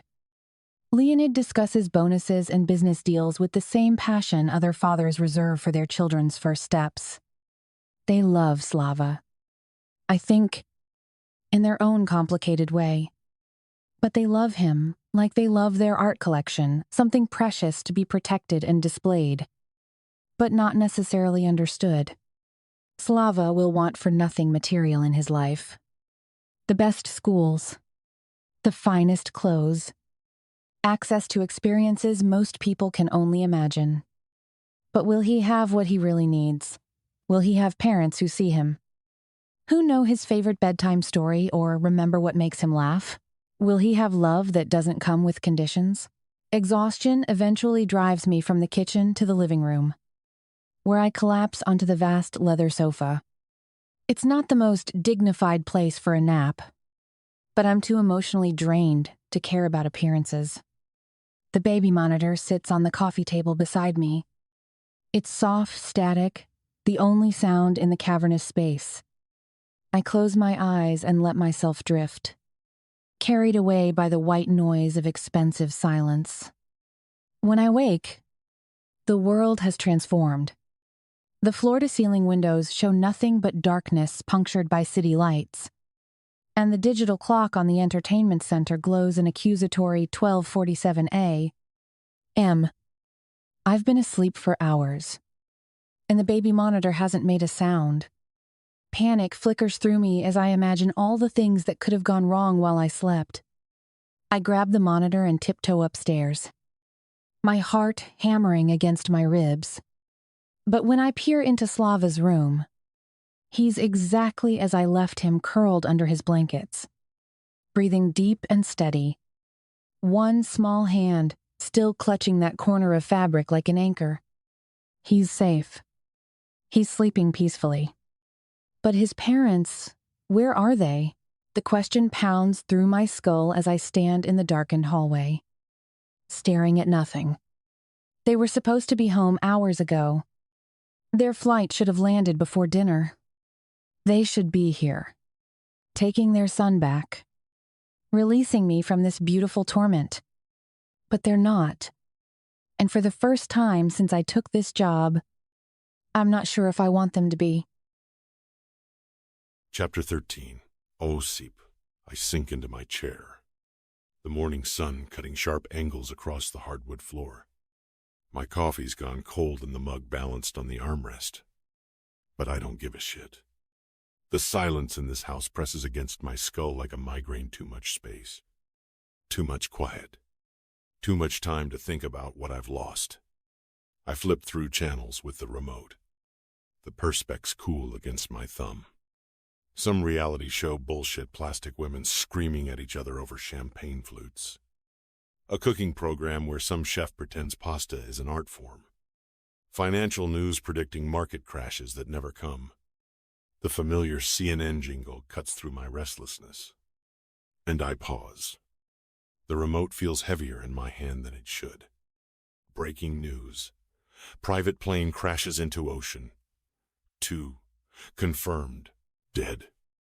He present. The screen fills with aerial footage, helicopters circling like vultures over a debris field scattered across dark water. Pieces of white fuselage bob among the waves. Twisted metal and scattered cushions that were once a luxury cabin. The camera zooms in on what looks like part of a wing. The corporate logo still visible on the fractured surface. The reporter's face is appropriately somber, her voice carrying that practiced gravity they use for tragedies. I take a sip of coffee, bitter and strong, the way I like it. Another oligarch's toy destroyed. These private jets cost millions. Flying palaces with every luxury. But physics doesn't give a fuck about your bank account when the weather turns. The irony isn't lost on me. I own one of those death traps myself. Parked at Ferenc Airport like a steel promise that could turn into a steel coffin. I'm about to mute the TV and head to my office when my phone buzzes against the glass table. The vibration sends ripples through the cold coffee in my abandoned mug. The name on the screen stops my blood cold. Cameron Simpson. Cheto Zakui. What the fuck? My pulse jumps, making my breath catch in my throat. Simpson runs Beacon Hill Orphanage. The place where my son was. The place I haven't heard from since those pretentious Sfalochi took Slava away from me. I reach for my phone and swipe to answer before it can ring again. Mr. Sidorov. Simpson's voice is strained. Careful. There's something different about his tone. Usually he speaks with that practiced socialworker.com. But now there's an edge. Uncertainty. maybe even fear. It's about Slava. I'm afraid I have some disturbing news. He isn't. The world stops spinning. My chest constricts like someone's wrapped steel cables around my ribs and pulled tight. The expensive Persian rug beneath my feet might as well be quicksand. I'm on my feet before I realize I've moved, pacing to the massive windows that overlook the city. Budapest spreads below me like a chessboard, all ancient spires and modern glass. But I see none of it. What? The word comes out sharp, edged with panic. Is my son okay? Bose himoy. Please. God. He's fine. But Simpson pauses, and I can hear him swallow hard through the phone. The sound makes my skin crawl. In that silence, I hear my own heartbeat thundering in my ears. The distant hum of traffic far below. The tick of the antique clock on my mantel, marking seconds that feel too fucking long. His adoptive parents, Elena and Leonid Vorobev, were involved in a plane crash. Their private jet went down over the ocean. Neither of them survived. Blyad, my gaze snaps to the TV screen, still showing that broken white plane.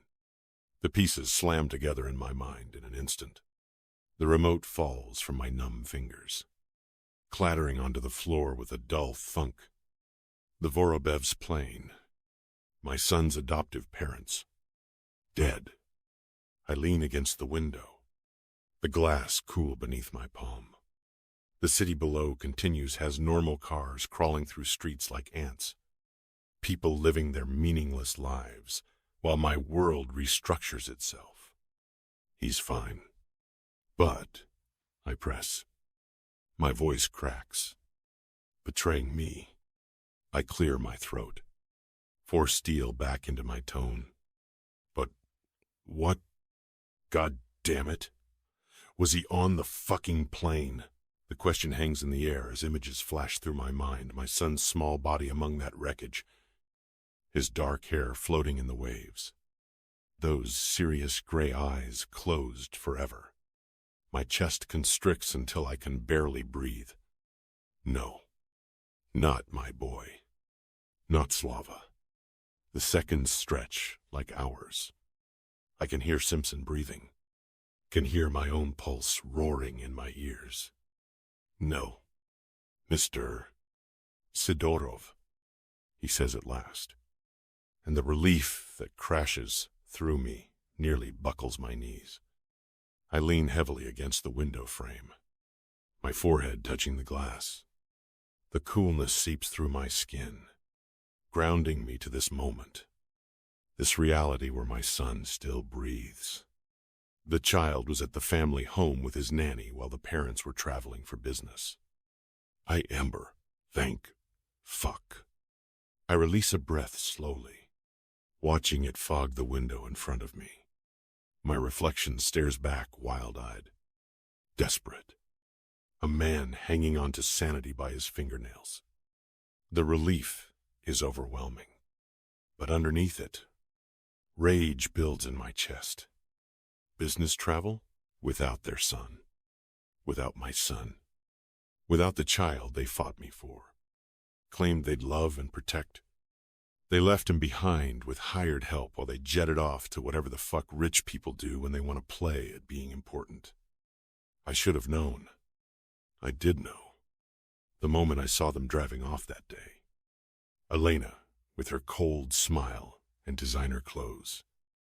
Leonid with his calculating eyes and perfect fucking English that couldn't hide his accent. New money trying to buy respectability. They didn't want a son, they wanted a pretty addition to their perfect fucking life. A trophy to show their friends at dinner parties. My eyes drift back to the screen, watching rescue boats circle the wreckage. The debris field looks smaller from this height, just scattered white dots on an endless blue canvas. If Simpson hadn't called, I'd be sitting here drinking coffee, completely unaware that my world had just shifted on its axis. The silence stretches between us, filled only by Simpson's nervous breathing and the distant drone of helicopter rotors from the TV. I can picture him in his cramped office, the same one where I pleaded with him to let me see Slava probably sweating through his cheap suit, wondering how to navigate this legal minefield. Mr. Sidorov, Simpson continues, clearing his throat. His voice has gained strength now, like he's found his footing on familiar ground. This is what he does. Deals with broken families, lost children, impossible situations. As Slava's biological father, I think you can make a strong case for taking Slava under your care, provided you still want to. Yes. The word explodes from me before he can finish. I push off from the window, already moving toward my office, my mind racing through logistics, lawyers, papers, flights. Tell me what I need to do. In one, I'm no lawyer. Mr. Sidorov. Simpson's tone becomes more careful, professional. I'm just a guy trying to help. This is a very unique case, and I'm sure there will be some bureaucracy involved. But if you agree, I agree. I grip the phone tighter, my hand trembling with adrenaline. Every second we waste talking is another second my son is alone. Confused, probably scared. I will do anything for my son. Where is he now? He's at the Vorobev residence, just outside Boston. With a say that, Boston. My pilot can have us airborne within the hour. I stride through the hallway, past the gallery wall lined with expensive art that means nothing, toward my office where I keep the important things, documents, contracts, the legal papers that could bring my son home. I'm on my way. I'll call you as soon as I land. Dury. All right. Mr. Sidorov. Simpson's voice carries relief now, like he's passed off a burden he never wanted to carry. I'll see you when. I don't wait for him to finish. The phone clatters onto my desk as I'm already pulling open drawers, grabbing my passport, certificate of citizenship, marriage license, anything they might possibly ask me for. My hands move quickly, smoothly, but inside I'm fucking vibrating with energy. My son, my blood. Finally, a chance to bring him home where he belongs. The office feels too small suddenly, the walls closing in. I need air, movement, action. I grab my keys from the marble console, the metal warm from sitting in the afternoon sun streaming through the foyer windows. My footsteps echo through the empty house as I head for the garage. This time, nothing will keep me from my boy. The BMW's engine responds with a roar, and I'm reversing out of the driveway before the garage door is fully open. The tires bite into the asphalt as I accelerate toward the airport, toward my plane, toward my son. Hold on. Slava. Papa's coming. Chapter 14. Alona. The clock in the Vorobev's foyer hasn't stopped its relentless counting. But this morning each tick feels like a nail being driven into my skull. I press my palms against the marble kitchen counter, the cold stone doing nothing to stop my hands from shaking. 2 weeks and 3 days. That's how long I've been here. And the Vorobevs should have returned yesterday. Should have called. Should have done something other than vanish into thin air like smoke from one of Leonid's expensive cigars. My phone sits face up on the counter. Screen black and silent. I've called them 6 times since dawn. 6 times straight to voicemail. Elena's melodic voice, promising to return my call soon. Empty words that grow more hollow each time I hear them. Slava babbles from his high chair, mashing banana between his tiny fingers. Little dark brows furrowed in concentration. The sun filtering through the kitchen windows is warm and golden, and the house should feel alive with morning energy. Instead, it feels like a mausoleum, beautiful, pristine, and utterly lifeless. Where are your mama and papa? Little one? I murmur. Watching him work? He's like a tiny wolf cub sometimes. All fierce determination wrapped in impossible softness. The thought makes me smile despite everything. But that's the problem, isn't it? Nothing about this arrangement feels temporary anymore. Not the way Slava reaches for me when he's scared. Not the way I've memorized which floorboards creak when I carry him to his room for naps. Not the way my chest tightens at the thought of leaving him. The silence stretches, broken only by Slava's contented babbling and the rhythmic drip of the kitchen faucet that no amount of tightening seems to fix. I should call someone. But who? The Vorobevs never mentioned friends. Family. Business associates. Their worlds seem to exist in a vacuum, sealed off from everyone except their mysterious business trips and carefully orchestrated social appearances. My hand drifts to my belly, a nervous habit I've developed over the past few days. I have another doctor's appointment tomorrow. Dr. Martinez will want to discuss next steps. Options. The future I'm not ready to face. How can I explain that I'm trapped in limbo? Caring for a child whose guardians have disappeared into the ether? The landline's shrill ring cuts through my spiraling thoughts. I freeze, staring at the cream-colored phone mounted on the kitchen wall. In 2 weeks, that phone has never rung. Not once. Elena and Leonid always used their mobiles, always kept their communications private and controlled. Ring. Ring. Ring.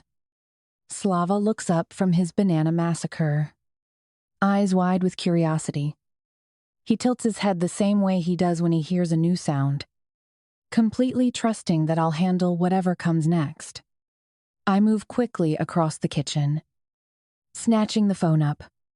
The receiver feels foreign in my hand, heavier than it should be. Hello? I sound breathless. Good afternoon. The voice is crisp, professional, already heavy with news I don't want to hear. My name is Cameron Simpson. I'm the director of the Beacon Hill Orphanage in Boston. I'm looking for the current caregiver of Slava Vorobev. Shit. This doesn't sound good. That would be me. I say cautiously. Is there a problem? Orphanage. The word has an ominous ring to it, and it unravels every assumption I've made about this family. This situation, this beautiful little boy who's been placed in my temporary care, I'm afraid I have some disturbing news. Miss Katona. My tongue feels thick, clumsy. Disturbing news? The pause that follows stretches unbearably. I can hear Cameron Simpson drawing breath, preparing to detonate whatever bomb he's called to deliver. Behind me, Slava drops a piece of banana and it hits the floor with a tiny, wet sound that somehow feels impossibly loud. Miss Katona. I've just been contacted by the police. We are the first point of contact if something were to happen with Slava's adoptive parents. I am sorry to inform you that Elena and Leonid Vorobev were involved in a plane crash last night. Their private jet went down over the ocean. Neither of them survived. And the phone slips from nerveless fingers. I catch it just before it hits the counter. The motion automatic. Muscle memory keeping me upright when my mind has gone completely blank. Adoptive parents. Plane crash. Neither survived. The words don't compute. They float in my consciousness like debris after an explosion, refusing to form a coherent picture. I'm dimly aware that Cameron Simpson is still talking, but his voice sounds like it's coming from underwater. What? The word scrapes out of my throat. I know this is terrible news. Wait. I press my back against the cabinet, needing something solid to anchor me. Wait, you said adoptive parents? Slava was adopted? A pause. Yes. Miss Katona. I assumed you were aware. The Vorobevs completed the adoption process through our facility approximately 3 weeks ago. I did. 3 weeks. They'd had him for barely a week and then hired me, but they never mentioned. I thought he was their biological son. It has been nated. I understand this is confusing. The Vorobevs requested privacy regarding the adoption details. They felt it was important for Slava's transition that household staff treat him as they would any biological child. Staff. The word stings more than it should. How did this happen? The crash. I mean, end quote. According to the Coast Guard, their aircraft lost contact with air traffic control around 7 p.m. Last night. They were returning from a business trip to Miami. The wreckage was located early this morning. His voice gentles. I'm truly sorry. Miss Katuna, I know this must be devastating news. And, quote, devastating doesn't begin to cover it. I slide down the cabinet door until I'm sitting on the cold tile. Phone pressed against my ear. What happens now? To Slava?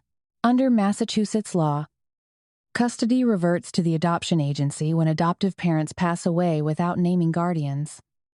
We'll need to collect Slava and begin the process of finding him a new placement. And collect him.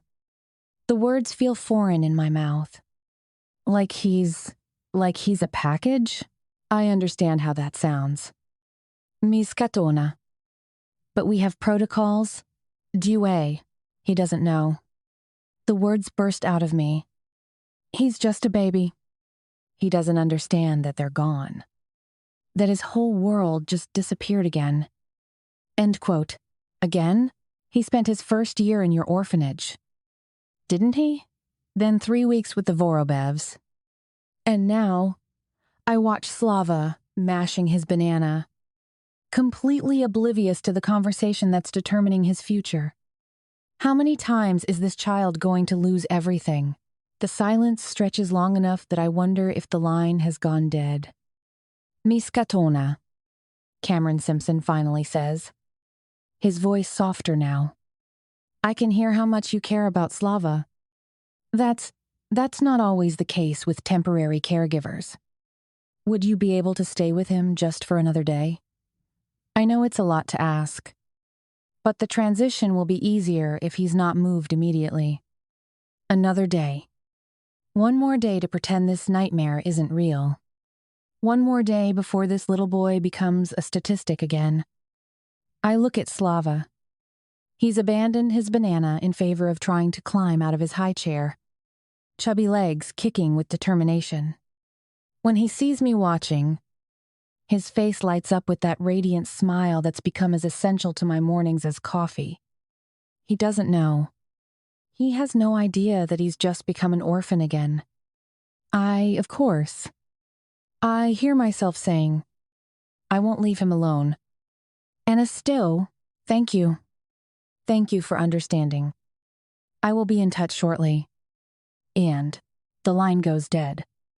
I stare at the phone in my hand for a long moment before setting it back in its cradle with exaggerated care. As if sudden movements might shatter what's left of this surreal morning, Slava makes an impatient sound, still trying to escape his high chair. His dark hair sticks up in impossible directions, sticky with banana, and there's a smear of the fruit across his cheek. He looks so beautifully, heartbreakingly alive. I stand on unsteady legs and go to him, lifting him out of the chair and into my arms. He settles against me immediately. That perfect trust that children give so freely. His small hand pats my shoulder, and when I look down, I realize I'm crying. I'm so sorry. Little one, I whisper into his hair. I'm so sorry. I would do the said. But sorry doesn't change anything. Sorry doesn't bring back his adoptive parents or guarantee him a future that doesn't involve being shuffled between institutions and strangers. Sorry doesn't explain why. As I hold this child, who isn't mine, the thought of letting him go feels like it might actually kill me. Chapter 15. Osip. The Gulf Stream touches down smooth as silk, but my jaw stays clenched tight. Boston's familiar skyline spreads before me through the small cabin window, steel and glass monuments to American capitalism, reflecting the dying light of another day I've spent separated from my boy. The last time I stood on this soil, my world cracked open, discovering my son existed, that he breathed the same air I'd been poisoning with my sins for a year without knowing. Now I'm back to claim what's mine.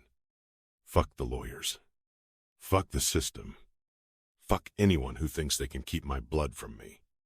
The rental agency delivered exactly what I requested, a black Range Rover with enough horsepower to outrun my own demons if necessary. I slide into the driver's seat, and the weeks of vodka and sleepless nights feel heavy in my bones. The engine roars to life, and I peel out of the private airfield, weaving through traffic with the precision of a man who spent his life calculating risks and accepting consequences. The speedometer climbs. 60, 70, 80 on city streets. Let them try to stop me. Beacon Hill Orphanage materializes ahead, its red brick facade worn smooth by decades of Boston winters. Ivy crawls up the walls, and the windows reflect nothing back at me dark. Empty eyes in an institutional face. The building squats between two residential streets like it's trying to blend in, trying to pretend it's not a warehouse for broken childhoods. I park with a squeal of tires and slamming of doors and stride through the front entrance. The lobby smells of industrial disinfectant and something else, the particular sadness that clings to places where children wait for families that may never come. Fluorescent lights buzz overhead, casting everything in harsh relief. Motivational posters line the walls, their cheerful messages obscene in this context. Simpson emerges from an office down the hall, a thin man in his 50s with carefully cropped gray hair and wire-rimmed glasses that he adjusts constantly. His suit is off the rack but pressed, his shoes polished but not expensive. He moves with the quiet economy of movement of someone who's spent his career managing other people's tragedies. "Mr. Sidorov," he says, extending a hand I don't take. His professional smile wavers when he sees the violence radiating from every line of my body. "Thank you for coming so quickly." End quote. Where is he? The words come out as a growl, my eyes scanning the sterile hallway. Every cell, every fiber of my being screams with the need to see Slava, to touch him, to confirm he's real and safe and mine. "Don't worry, Mr.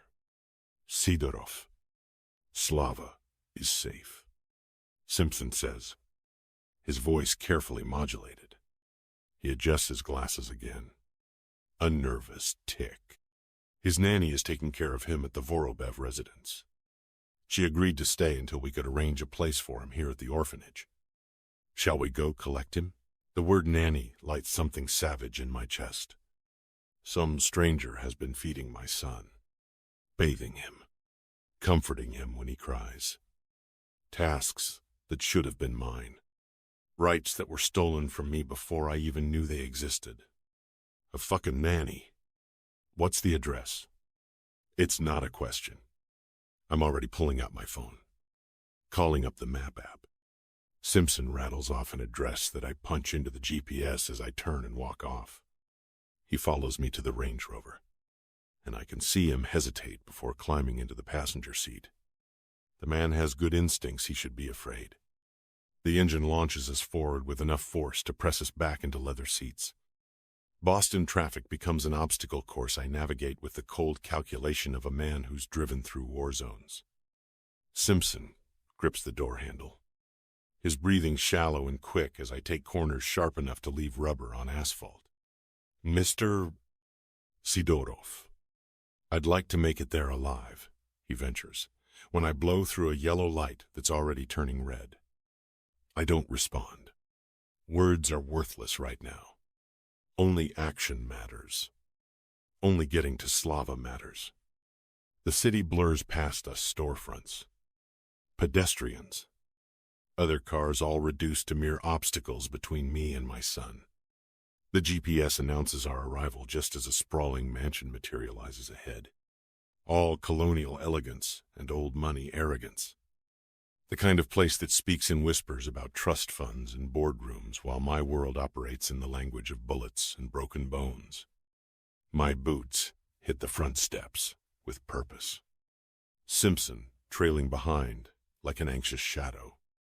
I raise my fist to knock, but the sound of footsteps approaching from the other side makes every muscle in my body coil tight. The door swings open.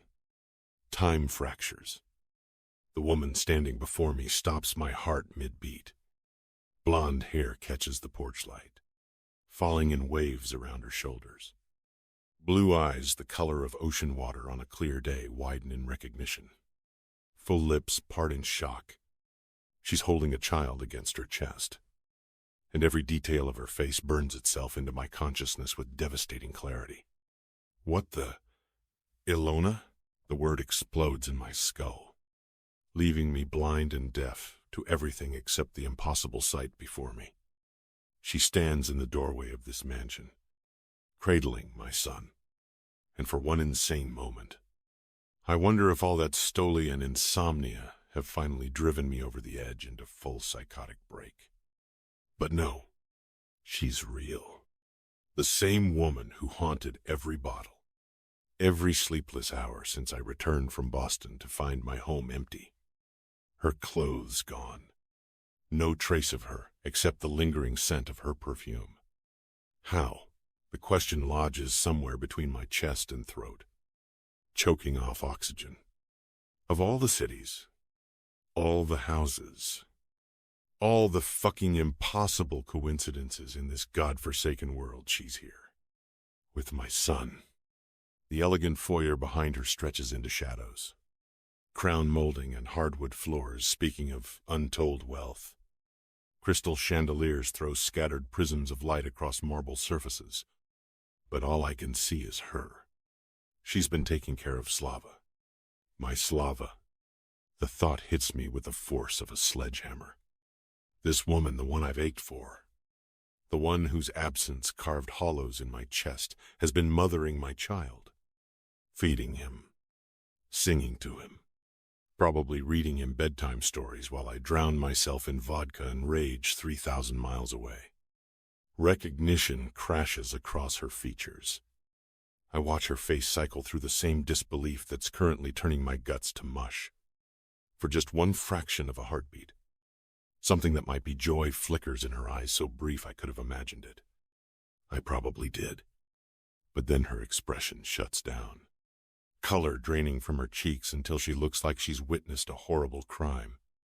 She clutches Slava tighter, maternal instinct overriding whatever complicated emotions are warring behind her eyes. The sight of her protecting my son does something violent and primal to my chest cavity. Mine. Both of them. The thought comes unexpectedly, dangerous in its intensity. Osip, she whispers, and my name on her lips makes my throat tighten. Alona. I rasp the word, then take a step forward, drawn by invisible chains that have apparently survived whatever spell she cast when she vanished from my life. But she stiffens, every line of her body screaming retreat, even as her eyes remain locked on mine.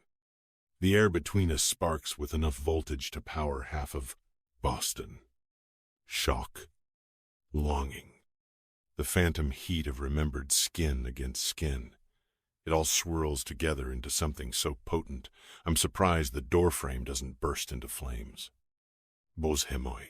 My body responds to her proximity the way it always has. blood heating and pulse accelerating despite the surreal circumstances. Even now, even with my son in her arms and confusion thick as smoke between us, the attraction burns bright enough to blind. Simpson clears his throat behind me, a sound that cuts through the charged atmosphere. You two know each other? Know each other? I want to laugh bitterly. Maybe she does too. But neither of us responds. We're frozen in this moment. Two people staring across an impossible chasm of coincidence and consequence. I can hear Slava's soft breathing, can see the gentle rise and fall of his small body against Alona's shoulder. But I can't seem to move. Can't form words. Can't do anything except drink in the sight of the woman who's haunted me since she left. She's been here. With him. All this time. The realization cuts deep. While I was tearing apart Boston looking for my son. While I was building cases and hiring lawyers and threatening bureaucrats. She was here. Caring for him. Being the parent I should have been. Simpson, clearly uncomfortable with the tension radiating off us, extends his hand toward Alona. My name is Cameron Simpson. We spoke on the phone. Then, with the casual brutality of bureaucratic efficiency, he adds, Mr. Sidorov here is Slava's biological father. Is Stan. The words clearly hit Alona with devastating force. What little color remained in her face vanishes completely, leaving her looking like she might collapse right there in the doorway. Her grip on Slava tightens reflexively, and I see the exact moment when understanding crashes over her. And suddenly, I understand too. She didn't know. Somehow, impossibly, the woman I've been aching for has been caring for my son without realizing the connection. What are the fucking odds? What kind of cosmic joke is this? Chapter 16. Alona. Biological father? Osip? What the actual ever-loving fuck? Everything I thought I knew crumbles like dust. The last thing I expected today was to see Osip. The man I ran away from.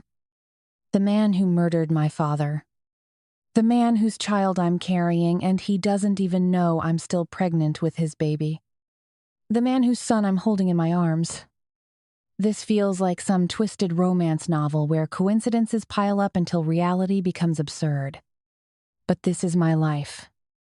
And I'm drowning in the impossibility of it all. My head reels as I desperately try to piece together this nightmare puzzle. How is this even possible? What are the chances that the baby I've been caring for, the child I've grown to love, belongs to him? Mr. Simpson licks his lips nervously, his gaze bouncing between Osip and me like he's watching a tennis match. The poor man looks utterly bewildered by the sudden tension. No wonder he's confused the tension in this room is strung taut. And it's obvious he has no idea why.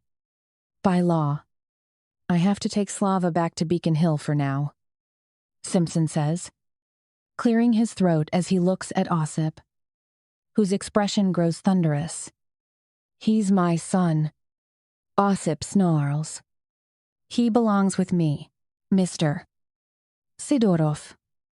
I understand your concerns, but there is a right way to do this if you want to maintain your custody. Let's discuss it back at the office. His eyes shift to me with genuine concern. Can we give you a lift somewhere? Before I can even open my mouth, Osip interrupts me.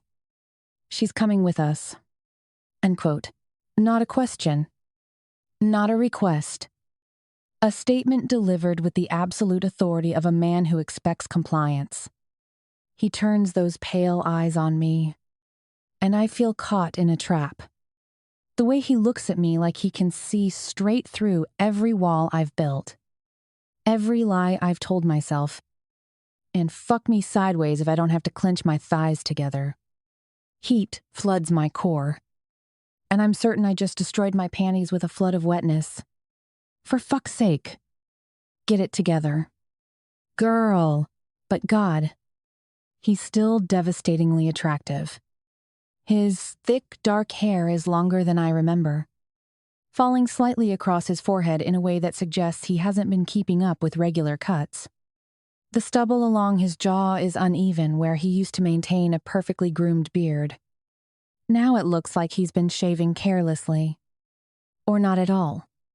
His gray eyes are the same storm clouds I remember. And those sharp, masculine features still make my stomach flutter, despite everything. Time hasn't dulled the dangerous magnetism that radiates from him.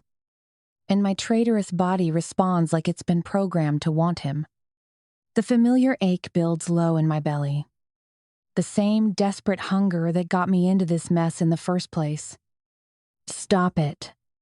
Just stop it. You idiot. My pulse hammers against my throat as I drink in the sight of him the way his expensive suit molds to his powerful frame. The controlled violence in his stance. The promise of rough hands and whispered threats that used to make me come undone. Even now, pregnant with his child and hating everything he represents, I want him with a ferocity that terrifies me. I hesitate. My thoughts, a chaotic whirlwind of confusion and need. What am I supposed to do? Every instinct screams at me to run. But Slava stirs in my arms. His tiny fist clutching my blouse like I'm his anchor in a storm. He buries his head against my chest. And my heart breaks. I can't just hand him over and never see him again. I won't. All right, I whisper, the words scraping my throat raw. Let me get his things. And he doesn't need anything from this place. Osip snaps, glancing around as if we're standing in the gates of hell itself. It's all right. Dear, we're well equipped to accommodate infants. Simpson smiles reassuringly while Osip stalks away, and I follow on shaky legs. The four of us walk to the bottom of the stairs where a black Range Rover sits, waiting. Osip slides behind the wheel. His movements, fluid and controlled, while Simpson claims the passenger seat. I open the rear door and immediately notice the scent expensive leather mixed with something distinctly masculine that makes my pulse quicken. Cedar and smoke. Osip's aftershave still lingering. There's no baby seat. I say, frowning. Good point, says Simpson. Legally, I can't permit. She can hold him, Osip says, then glances at me. Buckle yourself in. Oh no, Mr. Sidorov. Ifedmans. I said she can hold him. Osip snarls, his lips curling up in a gesture that looks alarmingly like a wolf baring its teeth. Simpson sinks into his seat as if wishing his could disappear. I settle into the back seat with Slava, the leather creaking softly under my weight. The interior is pristine. Dark surfaces and chrome accents. No sign of personality.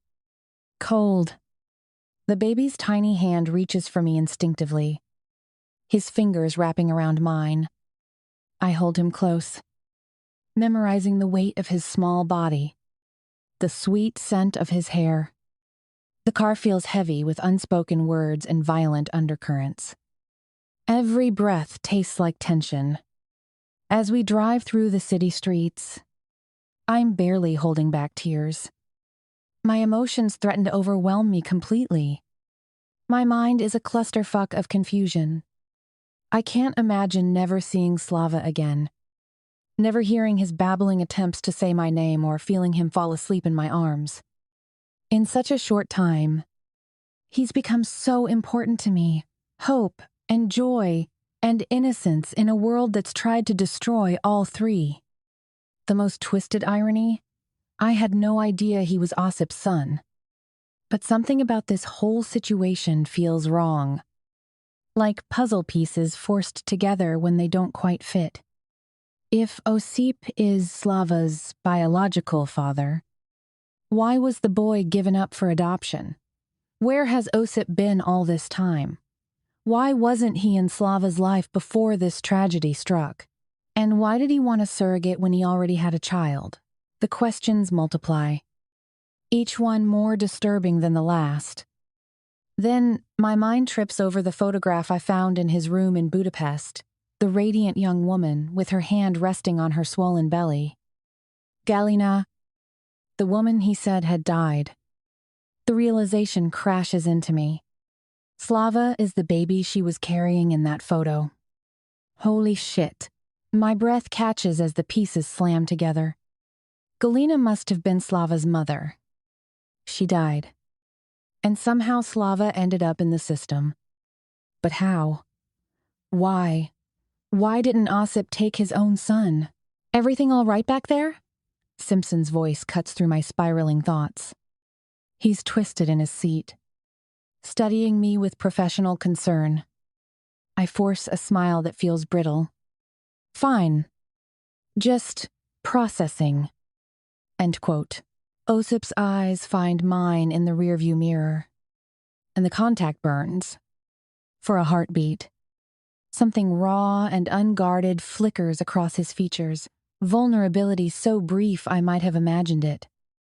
Then his mask slides back into place. And he's the dangerous stranger again. Slava's lucky to have someone who cares about him. Simpson continues, oblivious to the tension between the front and back seats. It's clear you're fond of him. And one, he's special. I murmur, stroking Slava's soft hair. The baby makes a contented sound, nuzzling deeper into my arms. Clearly runs in the family, Simpson says with a chuckle, glancing at Osip. Amazing how genetics work. Isn't it? The resemblance is unmistakable.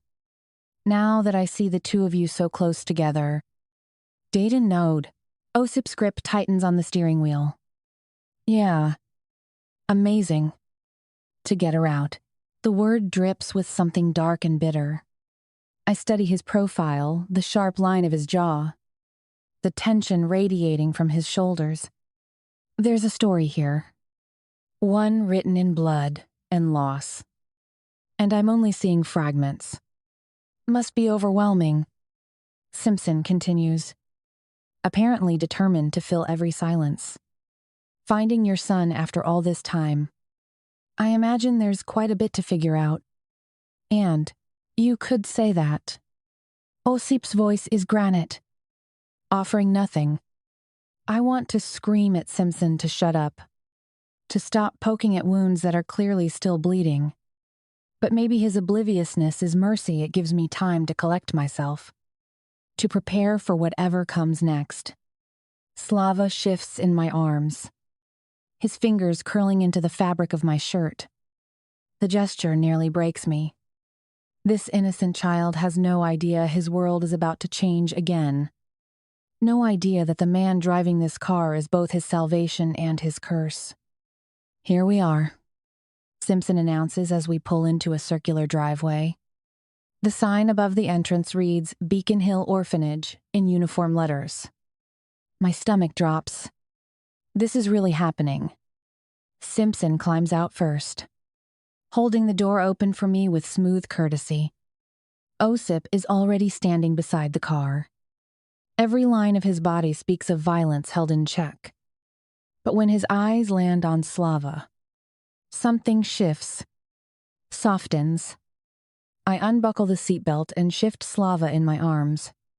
He clings to me immediately, his head nestling into my shoulder like he belongs there. The trust in that simple gesture twists something deep in my chest. It's clear he loves you. Osip's voice comes from right beside me, closer than I expected. The heat of his body sends shivers racing down my spine. And when I look up, he's studying me with an intensity that makes my knees weak. I can't decide if I want to hate him or tear his clothes off. Both emotions war inside me, leaving me breathless and confused. I can't meet his gaze. Won't give him that power over me. Not again. He's just scared. I whisper, my voice husky. He doesn't understand what's happening. Neither do you. If feared, it's not a question. Osip sees too much, knows too much. He always has. We walk up the stairs together, our footsteps echoing in the crisp air. Slava's weight in my arms feels heavier with each step, like I'm carrying something precious and fragile. I can't shake the feeling that I'm walking him toward another upheaval in his fragile little life. The modern brick building rises before us. Clean lines and large windows. Welcoming in theory, but institutional in reality. Like everything else in this situation, I don't know if I can let him go. The realization shakes me. Osip stops walking. When I glance at him, his expression is unreadable, but there's something burning in his eyes. Something that looks almost like understanding. Does he know what I'm thinking? If he does, what does this mean for us? As we approach the heavy glass doors, I realize that nothing about this situation is going to be simple. Nothing ever is. When it comes to Osip Sidorov. Chapter 17. Osip. The sounds of the orphanage seem to fade into the background as we head through the foyer. Children's voices. Doors opening and closing. The bustle of a building filled with life. Alona hasn't spoken since we arrived. She cradles Slava against her chest, her energy vibrating with an agitation so heavy I can taste it. Every breath she takes seems to pull the oxygen from my lungs, and she still won't look at me. Only the electric charge between us tells me she's acutely aware of my presence, my every movement. Concentrate. Dolboyob. Your son needs you focused. But even as I try to push it down, I feel the heat radiating from her body as we climb the stairs. The way her pulse flutters at her throat, the careful distance she maintains that somehow makes the space between us hum like a live thing. The questions burn on my tongue. Why did you leave Budapest? What were you doing with the Vorobevs? How long have you been taking care of him? But none of that matters now. Right now, we're united by something wordless and desperate. Slava's safety comes first. Everything else, the history between us, the unanswered questions, the way she makes my chest constrict just by breathing can wait. The interior hits me immediately. Children's artwork covers every available wall surface, crayon drawings of stick figure families under rainbow skies, construction paper flowers that curl at the edges, handprint turkeys from last Thanksgiving. The hallway smells like disinfectant, trying to mask the deeper sense of too many small bodies in too small a space. Somewhere deeper in the building, I can hear children's voices, high and bright, echoing off institutional walls. This is where I'm leaving my son. My jaw clenches so hard I taste blood. Ilona's steps slow as we walk deeper into the building. I watch her take in the same details. I am the scuffed linoleum, the fluorescent lights that flicker every few seconds, the attempt to make this place feel like home when it's anything but. Slava shifts in her arms, making soft baby sounds that seem jarringly innocent in this place. We've prepared a room on the second floor, Simpson says, leading us up a narrow staircase. Quiet, away from the older children. We thought it would be easier for him to adjust. And the word adjust sits wrong in my mouth, like my son is a piece of furniture being moved to storage. Here we are, Simpson says, pushing open a door at the end of the hallway. The room they've prepared is small but clean. A cot with fresh linen sits beneath a window that looks out onto a tiny courtyard where a few older children are playing. Someone has tried to make it welcoming. There's a mobile hanging above the cot with colorful animals, and a small basket of toys sits in the corner. But it's still institutional. Still temporary. Still not home. Alona steps into the room and stops dead. I see it happen the moment the reality hits her fully. Her shoulders go rigid, and I hear her breath catch. When she turns slightly, I catch a glimpse of her profile, and her eyes are bright with unshed tears. She loves him. The realization shouldn't surprise me, but it does. It crashes through me like a freight train, making it hard to breathe. This woman, who has every reason to hate me, who disappeared from my life without explanation, has been caring for my son with a devotion I haven't earned the right to witness. She's loved him when I couldn't, when I was drowning in my own misery, too consumed to be the father he deserved. The cot is fresh, Simpson says, seemingly oblivious to the tension crackling through the room. We have a night nurse who checks on the infants every hour, and meals are prepared in our kitchen according to dietary needs. He'll be perfectly safe here. Safe. The word feels like a lie in this place. Alona moves toward the cot with slow, deliberate steps. Each one looks like it's costing her something vital. Slava has woken up and is looking around with wide, curious, gray eyes, taking in the new surroundings. When Alona reaches the cot, she just stands there for a moment, holding him close. She doesn't move to put him down, just stands there, frozen, her arms tightening around his small body. I step closer, drawn by something I can't name. Close enough that I can smell her hair. It's scented with something clean and floral that cuts through the institutional smell of the room. Close enough that I can see the fine tremor in her hands. She flinches when I approach, but she doesn't move away. For a moment, we're both just standing there, looking down at this little boy who connects us in ways I'm still trying to understand. Alona leans down and places Slava gently on the cot. The mattress creaks under his slight weight. He looks up at her, then at me, his expression serious for someone so small.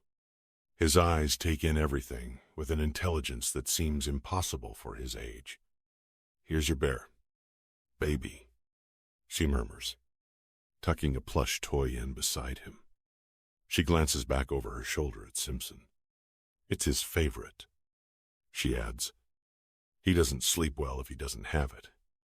And we'll be sure to keep it with him," he says with a nod. "Thank you." Her voice cracks. Lo. Slava babbles, reaching up toward her face. The sound of his voice saying her name breaks something open in my chest. Alona leans down immediately, her lips brushing against his soft cheek.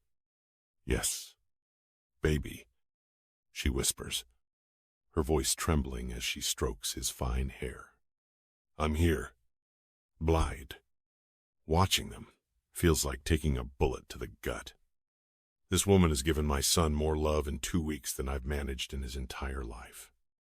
She's been as constant when I was fucking around with God knows what. My feelings, my self-pity, fucking pizda. Wasting time like a pussy. I move closer, my expensive shoes silent on the thin carpet. Alona's entire body goes tense, but I ignore it.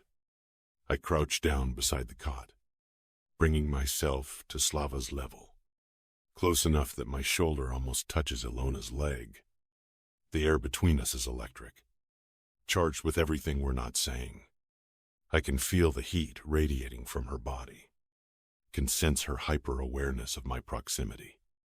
But right now, none of that matters. Right now, there's only my son, looking up at me with eyes that hold trust I haven't earned. "Papa," Slava babbles, his tiny hand reaching toward me. I suck in a breath that physically hurts. My heart doesn't just skip, it fucking shatters. This little boy, who barely knows me, who has every reason to be afraid of me, is calling me Papa. The same word I saw him mouth when I watched the Vorobev's car drive away with him. When I thought I might never see him again. He looks at Alona next, his expression brightening. Ilo, Papa, and Ilo, his whole world, contained in two simple sounds, for one perfect, impossible moment. We're like a family, the three of us, connected by this tiny person who doesn't understand the complications of the adult world. He doesn't know that his adoptive parents died in a plane crash. Doesn't know that Alona and I have a history painted in shades of passion and betrayal. Doesn't know that in any other circumstances, we'd be enemies. All he knows is that we're here, and he feels safe. The moment stretches, fragile as morning frost. I reach out and touch his tiny hand with one finger. His grip is surprisingly strong as he wraps his fist around it. In this sterile room, surrounded by the institutional sounds of an orphanage, we create our own small bubble of peace. Don't worry. We'll take special care of him until the paperwork is sorted. Simpson's voice feels like a violation. He'll be just fine. You have my word. And supposed the spell breaks. Reality crashes back in harsh lights. The smell of Clorox. The knowledge that I'm about to walk away from my son again. I lean closer to Slava, my voice dropping low. I'll be back for you. Son, I promise. Sooner than you think. End quote. The words are a vow, carved from desperation and sealed with my blood. I will move heaven and earth to get him out of this place.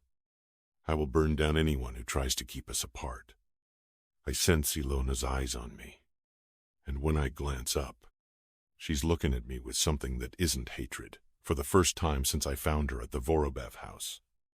There's surprise there, and something else, something that looks almost like hope.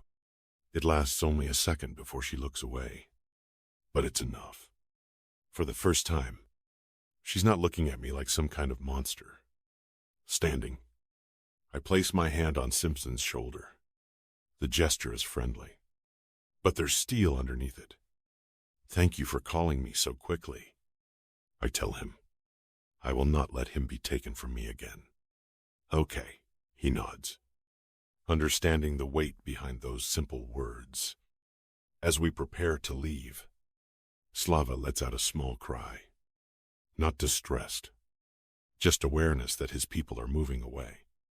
Ilona freezes, her whole body going rigid with the effort not to turn back. I can see her hands shaking at her sides.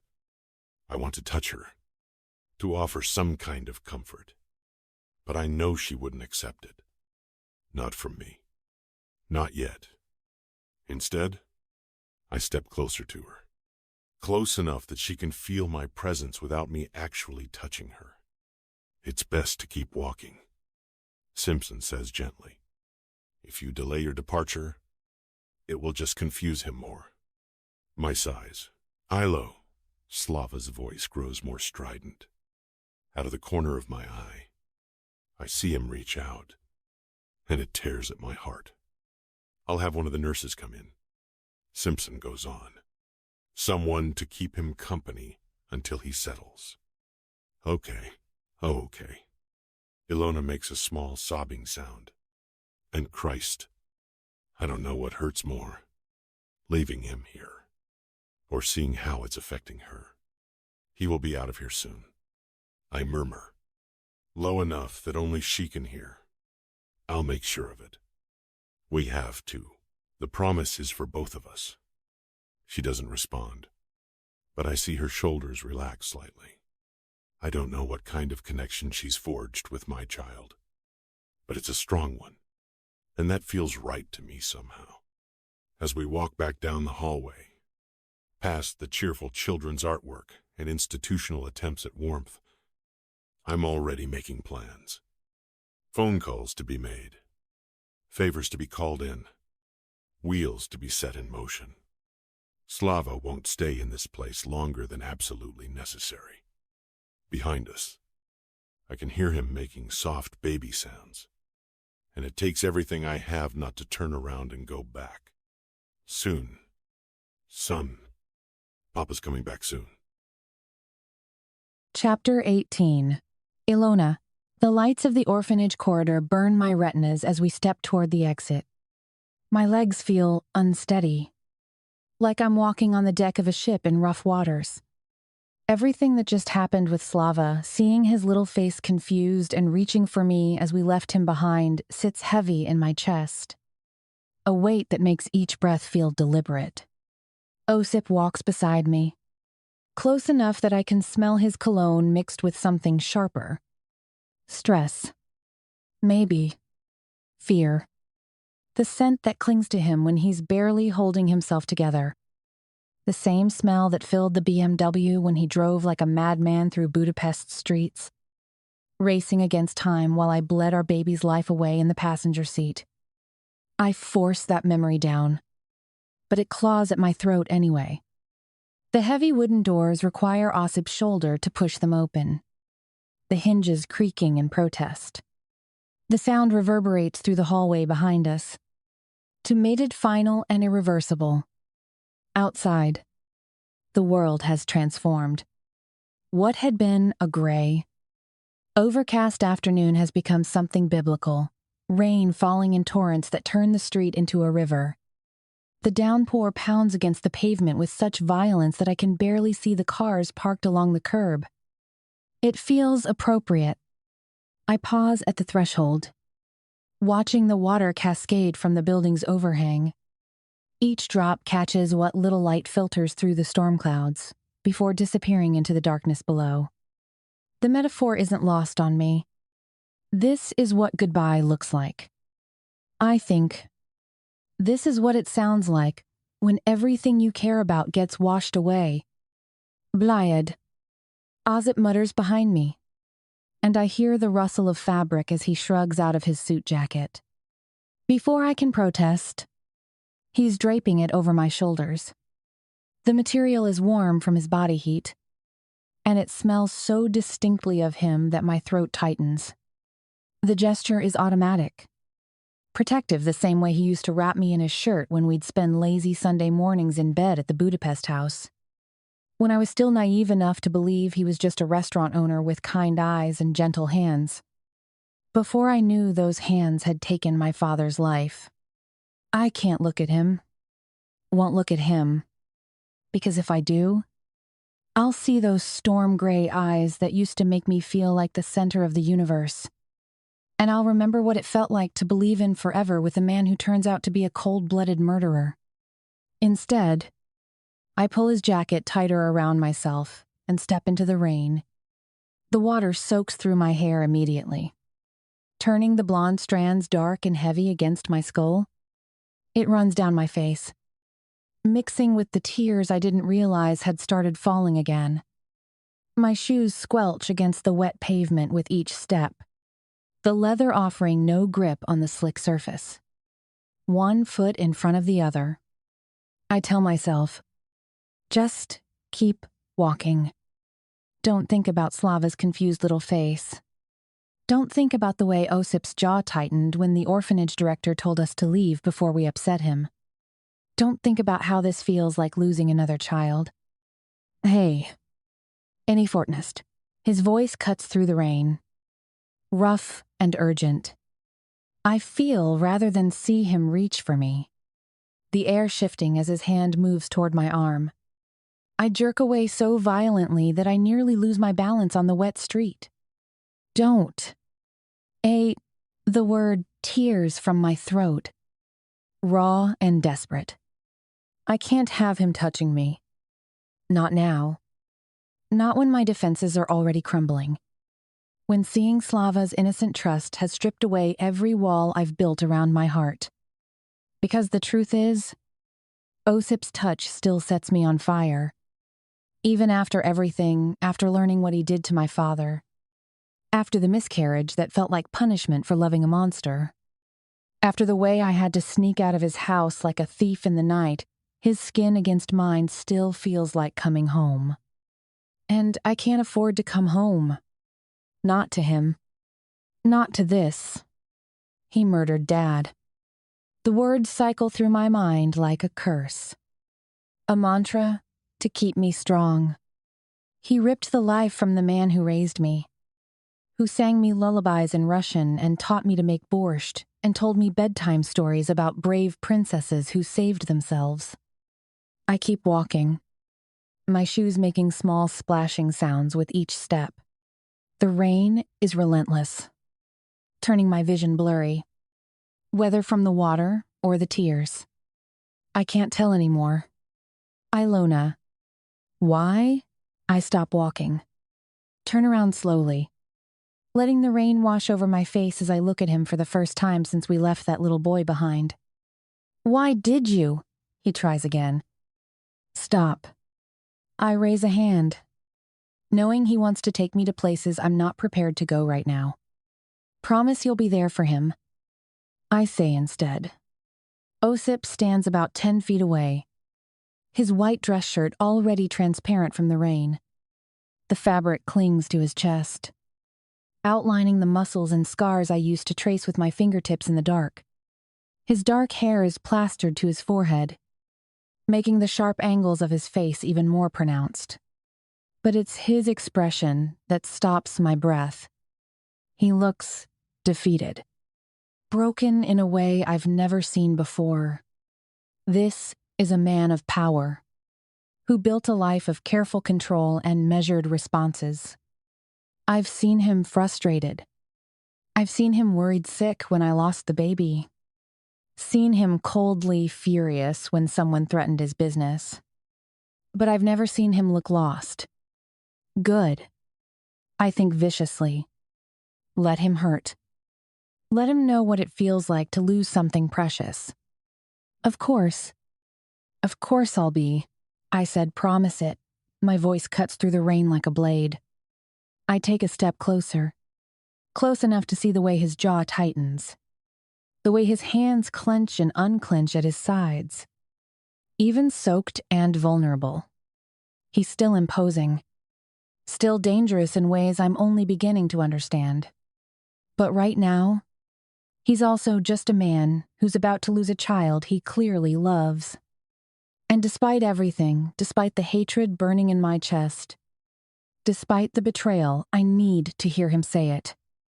I don't know why you were not there for him. Each word comes out roughly. And maybe I don't have to know. But promise me you will never betray him again. Window, the way you betrayed me. I don't say, the way you let me think we had a future while you carried the weight of my father's murder like a secret between us. He opens his mouth, and I see the exact moment he starts to reach for me. His hand lifts slightly, fingers spreading like he wants to cup my face, the way he used to when he was trying to make me understand something important. I step back immediately, shaking my head. The movement sends water droplets flying from my hair. His hand falls to his side. I promise. Of course, I promise. He's my son. There are a lot of things you don't understand. Good? I cut him off again. I don't want to hear his explanations.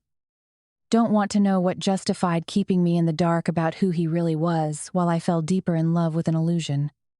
Some things can't be explained away. No matter how silver his tongue is, he probably doesn't even know that I know. I realize with bitter clarity, he has no idea why I really left. He thinks it was the miscarriage, the loss of our perfect little family fantasy. Should I tell him? The question swirls in my head for a moment before I crush it. Right. Confront a cold-blooded killer about the blood on his hands. My father's blood. Maybe I'll be next. Although, somehow I don't think that would happen. Still, the knowledge I carry is damning enough. Enough to walk away again. To keep secrets of my own this time. Be there for him. Be a good father. Goodbye. Osip. I turn to walk away, but his voice stops me. I'll take you home. If doing, not a question. not a request. A statement delivered with the same quiet authority he uses when he's making decisions for both of us. The same tone that used to make my pulse race when we were together, when his protectiveness felt like safety instead of suffocation. Home. As if I have one anymore. As if anywhere could feel like home when it's built on lies and blood. I don't respond. Can't respond. Because if I open my mouth, I'll either scream at him or break down completely. And I'm not sure which would destroy me more. So I just keep walking. The tears come then, hot and fast despite the cold rain. They stream down my cheeks, mixing with the water until I can't tell where one ends and the other begins. My heart is breaking all over again for Slava, who deserves better than a father who abandons him for the baby I lost, who will never know either of us for the man walking behind me, who I once loved for the girl I used to be, who believed love could overcome anything. Not murder, I think bitterly. Never that. My chest aches with each sob I try to swallow. The rain pounds against the pavement, against my skin, washing away my makeup and leaving me raw and exposed under the gray sky. Alona. When also doesn't, his footsteps are getting closer, splashing through puddles. I can feel his presence like heat at my back, the way I always could. Even in a crowded room, I could sense exactly where Osip was without looking. Some primal recognition. I used to think it was. Soul calling to soul. Now I know it was just my prey instincts recognizing a predator. Let me take you ho. No. The word explodes out of me with such force that it echoes off the surrounding buildings. I whirl around to face him, my hair whipping across my face, chest heaving. He's closer than I expected, close enough that I can see the water droplets clinging to his eyelashes. The way his shirt has molded to him. Close enough that I can see the confusion and hurt flickering across his features before he can hide it behind his usual mask. He lowers his hand that he'd extended to me, like he's trying not to spook a wild animal. Maybe that's what I am right now, cornered and dangerous and ready to lash out at anything that comes too close. I turn away from him again, wrapping my arms around myself. His jacket is soaked through now. Useless against the cold. But I can't bring myself to give it back. It smells like him. Like the man I used to wake up next to. And I'm not ready to let go of that small comfort. Pathetic. I think. Clinging to pieces of a monster who destroyed your family. My feet slip slightly on the wet pavement as I start walking again. Each step feels like an effort. Like I'm walking through quicksand instead of puddles. The street stretches endlessly ahead of me, and I have no idea how I'm actually going to get anywhere. No idea where I'm even going. But I can't get in a car with him. Can't sit in that intimate space, breathing his air, pretending to be okay when every cell in my body remembers what it felt like to be his. When every cell in my body still wants to be his, I admit to myself, even knowing what he is, even hating him for it. Thank you. His voice is quieter now, hard to hear above the rain. I stop walking but don't turn around. Thank you for what you did for my son. It's moving. The words hit me hard. Because that's what this is really about. Isn't it? Not us. Not what we were or what we lost. Just gratitude from a father whose son I helped care for. Whose broken child I loved like my own for the brief time we were together. His son. I think. Not mine. Never mine. Just another lie I told myself. I nod, silently, not trusting my voice. Then I force myself to keep walking, one foot in front of the other, away from the man who still owns pieces of my soul I'll never get back. The rain follows me into the darkness, washing away everything except the ache in my chest and the taste of goodbye on my lips. Chapter 19. Osip. Fuck. Fuck. And more fuck. I sit here like some pathetic mudak, staring out at the rain-slicked window of this sterile hotel room in Boston. The droplets streak down the glass, distorting the city lights into blurred smears of yellow and white. The vodka in my glass has gone warm, untouched for the past hour while my mind churns through the same goddamn loop. Alona, walking away from me. Again, her spine rigid as a steel rod. Those long, beautiful legs carrying her away from me with the kind of determination that makes my chest feel like it's being crushed in a vice. The way she wouldn't meet my eyes when I found her in that parking lot Blyad. It's eating me alive. She looked through me like I was nothing, like I was a stranger. What the fuck happened? The question pounds in my skull like a migraine. Weeks ago, she left me without explanation. Before that, we'd been navigating the careful balance around her recovery from the miscarriage, the baby we'd lost. The one that had brought us closer than we'd ever been during those fragile months. I thought we were finding our way back to each other. Then she was gone. What's she hiding? I drain the glass in one burning gulp and pour another. The liquid catches the lamplight, reminding me of her eyes when she used to look at me with something other than ice-cold indifference. Back when she trusted me. Back when she didn't know what kind of monster I really am. But does she know?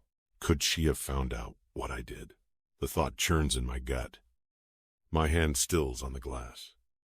Stanley. That Suka could have opened his mouth. Could have told her about our business. About the trade in unwanted babies to families who'd pay top dollar. It didn't feel like a bad thing at the time. Morally gray, perhaps. But for the families who were made whole, I'm pretty sure they didn't see it that way. But it's worse than that. Stanley made it clear he'd hurt her if I didn't back off. The memory of his threat burns through me the casual way he'd said her name. Like he was already planning how to make her suffer. If that governor told her what I did to her father, could Stanley have told her? Blyad. I slam the glass down so hard, vodka sloshes onto the mahogany desk. The sharp crack echoes in the silence. But it's nothing compared to the rage building in my chest. I'll tear his fucking throat out with my bare hands. But even as the rage burns through my veins, like acid, another thought claws its way to the surface. Slava, my son, my blood, the one pure thing in this cesspit of a world, and he's stuck in some bureaucratic nightmare while I sit here wallowing in self-pity like a pidzda. I would do anything for him. Anything. I'll bribe every single fucking bureaucrat in Boston if I have to. Hell, I'll buy the entire adoption agency if that's what it takes. Money talks louder than morals in this world, and I've got enough green to make even the most righteous Svolok sing a different tune. It's only a matter of time before we can reunite and make up for all the time we lost. All those months, I didn't even know he existed, his first steps. His first words. The nightmares. I wasn't there to chase away because I thought he died with his mother. The guilt gnaws at me, but I push it down. Focus on the future. Focus on getting him back. The shrill ring of my phone snaps me back to reality. I snatch it up after glancing at the screen. Any news? The words tear from my throat before fucking Simpson can even speak. There's progress. Mr. Sidorov. His voice grates through the speaker. But I need to be upfront. It looks like the process can take months. It's extremely bureaucratic. We need to verify your documents, review custody laws, and navigate the courts. Months? The word leaves me reeling. My vision blurs red around the edges, and I have to grip the desk to keep from putting my fist through the wall. Months of my son in some sterile orphanage, thinking no one wants him. Months of him sleeping in a sterile crib surrounded by strangers while his real father sits in hotel rooms drinking himself into oblivion. I want my son. The words explode from me, echoing off the walls of this suffocating room. A lamp rattles on the nightstand from the force of my voice. Mr.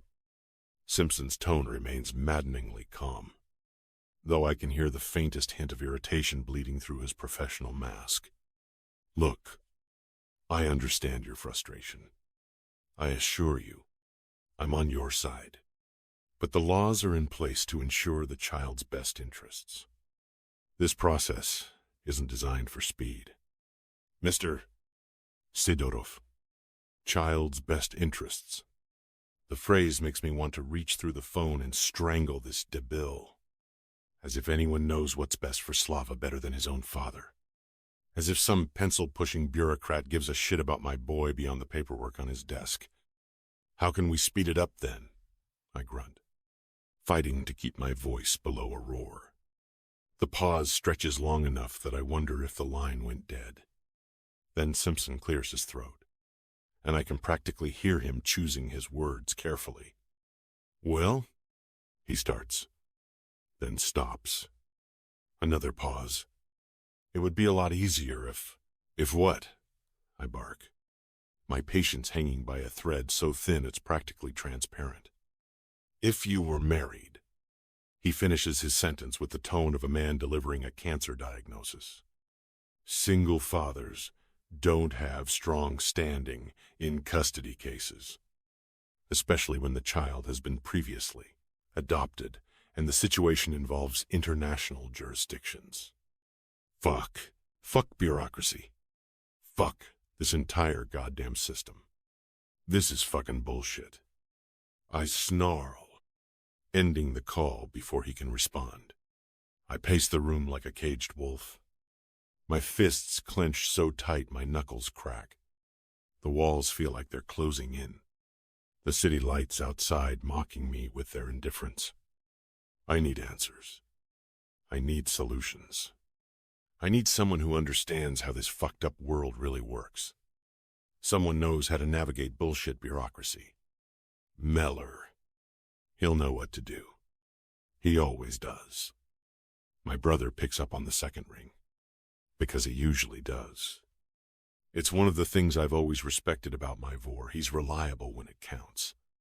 Tell me. I snap, skipping any pleasantries, because pleasantries are for people who have time to waste.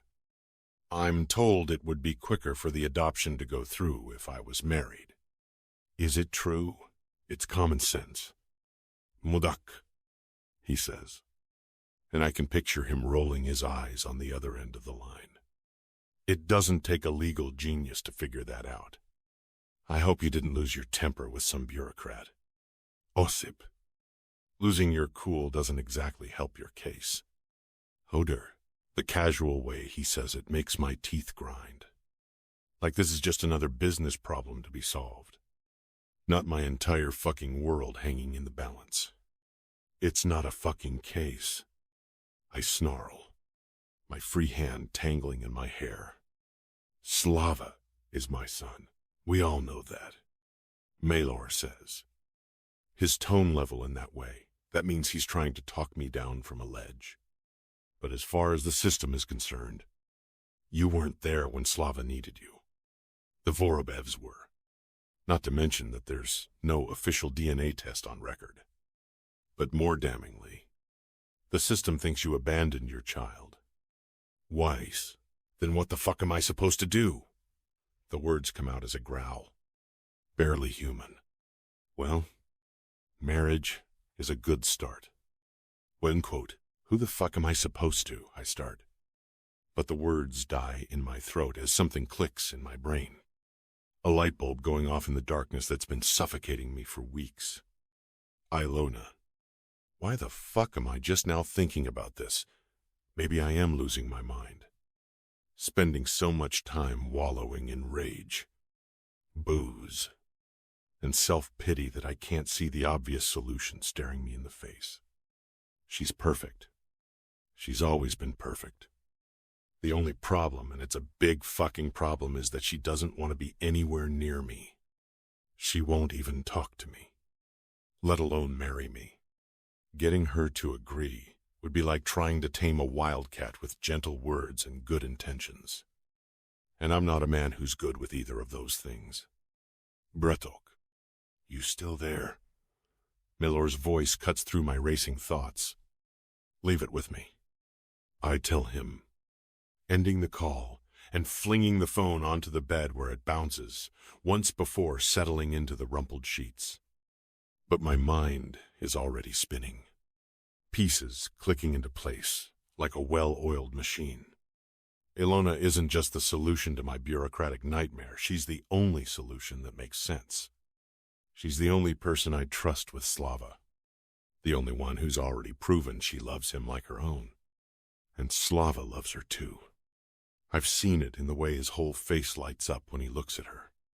The way he reaches for her, like she's his anchor to the world. If she agrees, and that's a mountain-sized, if it solves everything, we can be a family. A real family. The three of us together. The way it should have been from the beginning. Except I don't know how the fuck I'm supposed to convince her. The woman who used to melt under my touch now looks at me like I'm something she scraped off her shoe. She's built a wall between us. And it's made of ice and steel and whatever poison she thinks she knows about me. But I'm not a guy who's scared of impossible odds. I've built an empire from nothing. Survived wars that would have broken lesser men. Clawed my way up from the gutter to stand at the top of the food chain. Impossible is my bitch.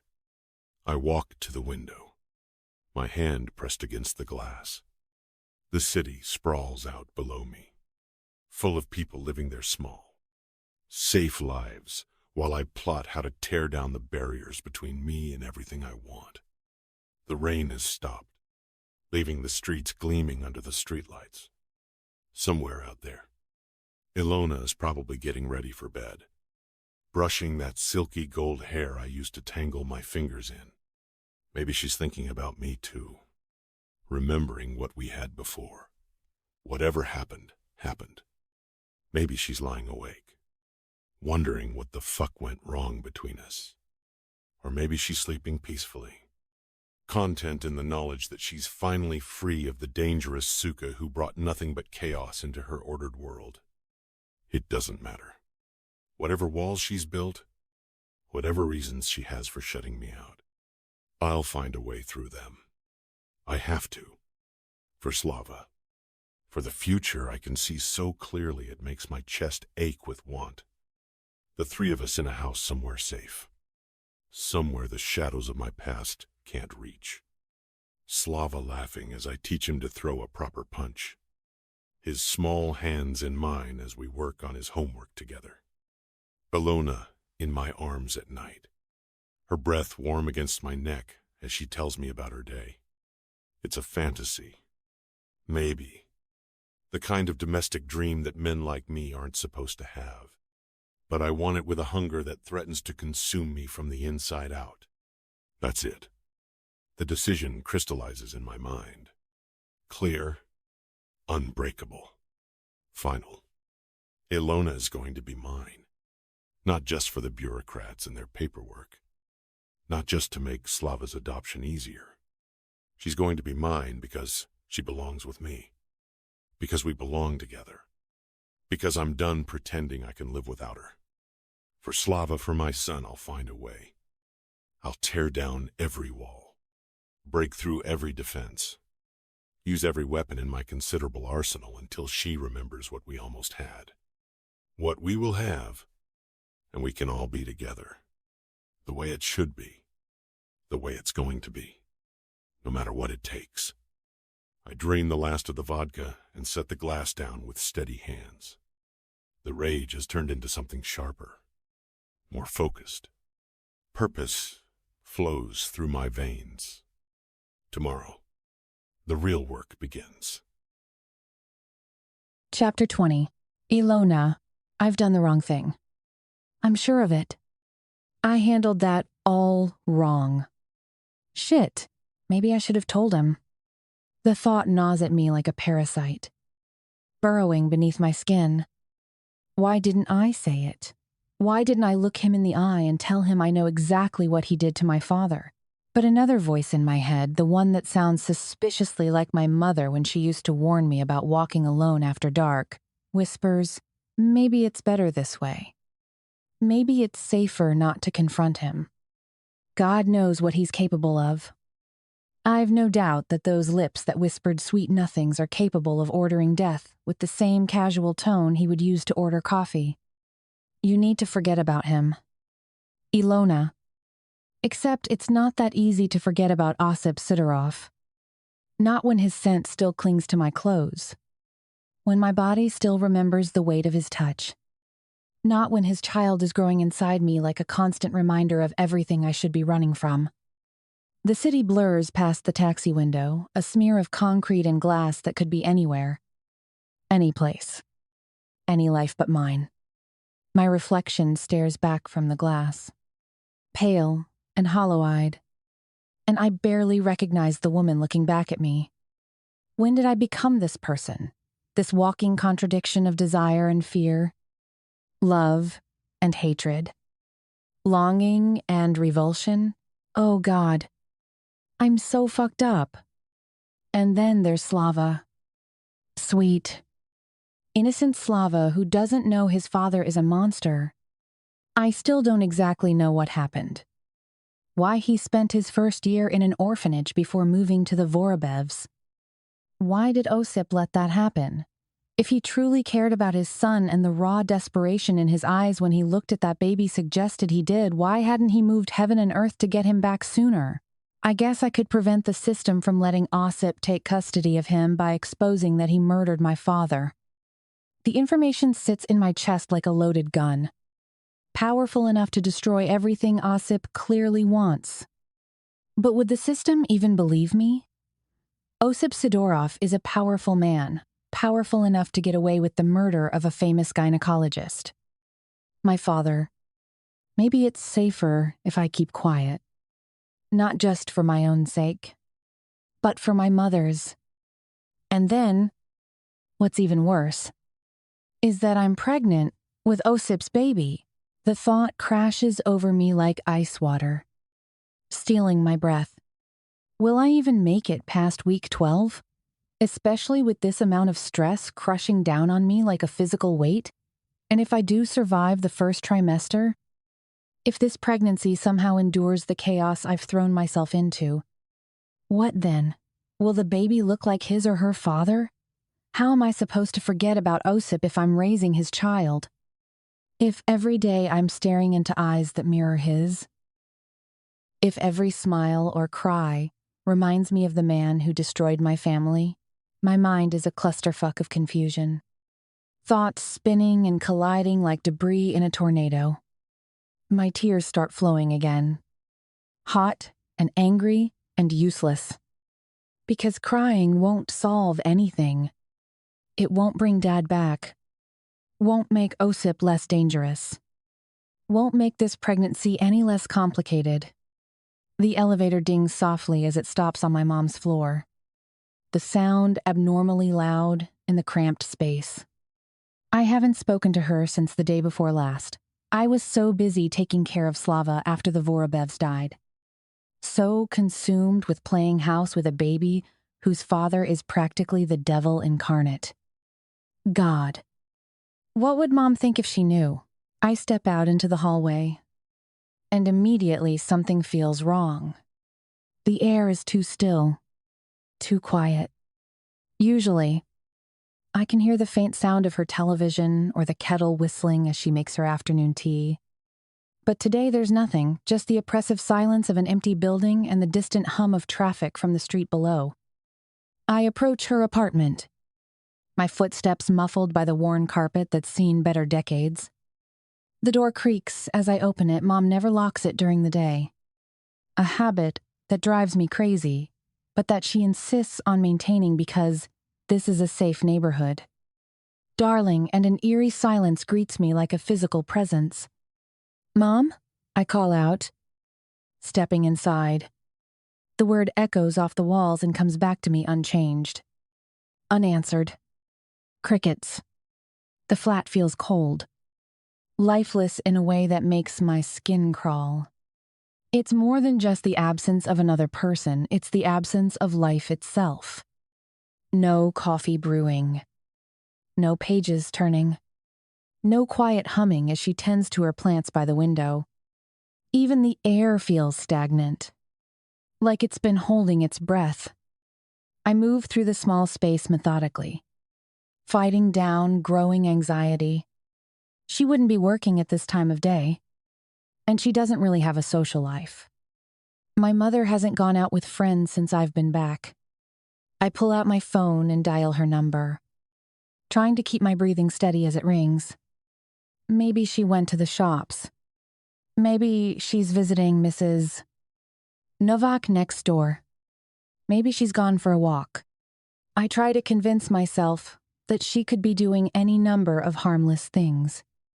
But somehow I can't force down a growing sense of dread. Please pick up. Please pick up. Please. No response. The phone rings and rings until it goes to voicemail. Her cheerful voice telling me to leave a message, and she'll call back soon. But there's something in her recorded tone that I never noticed before, a weariness.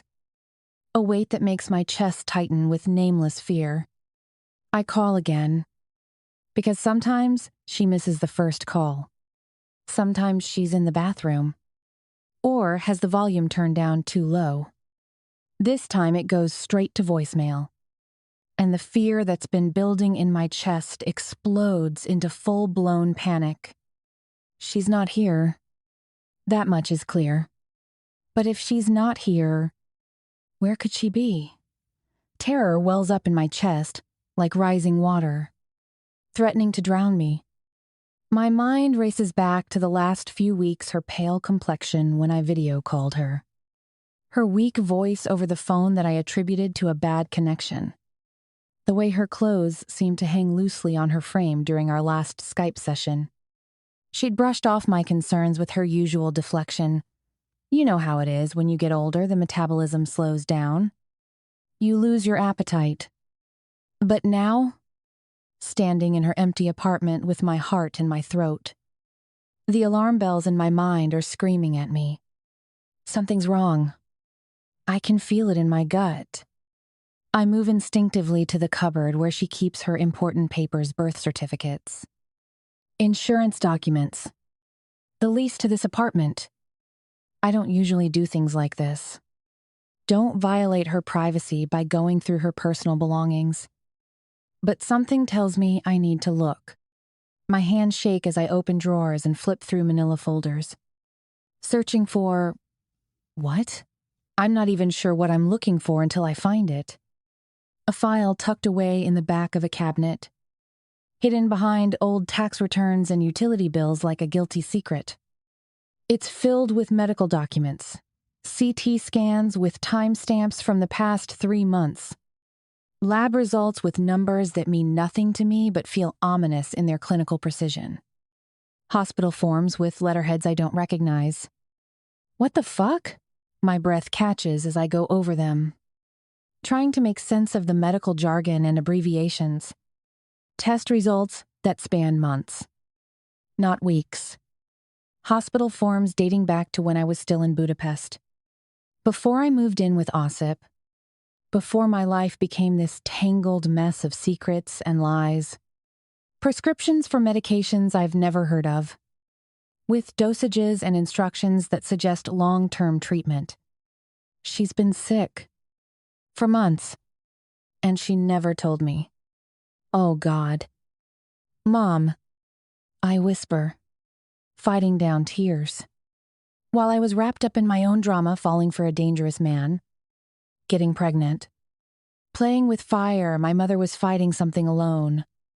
She was probably sitting in sterile waiting rooms by herself, getting blood drawn and scans done, and results that changed everything.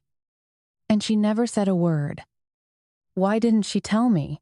I pull out my phone with shaking fingers and dial the doctor's number listed on one of the papers. The call connects after what feels like an eternity.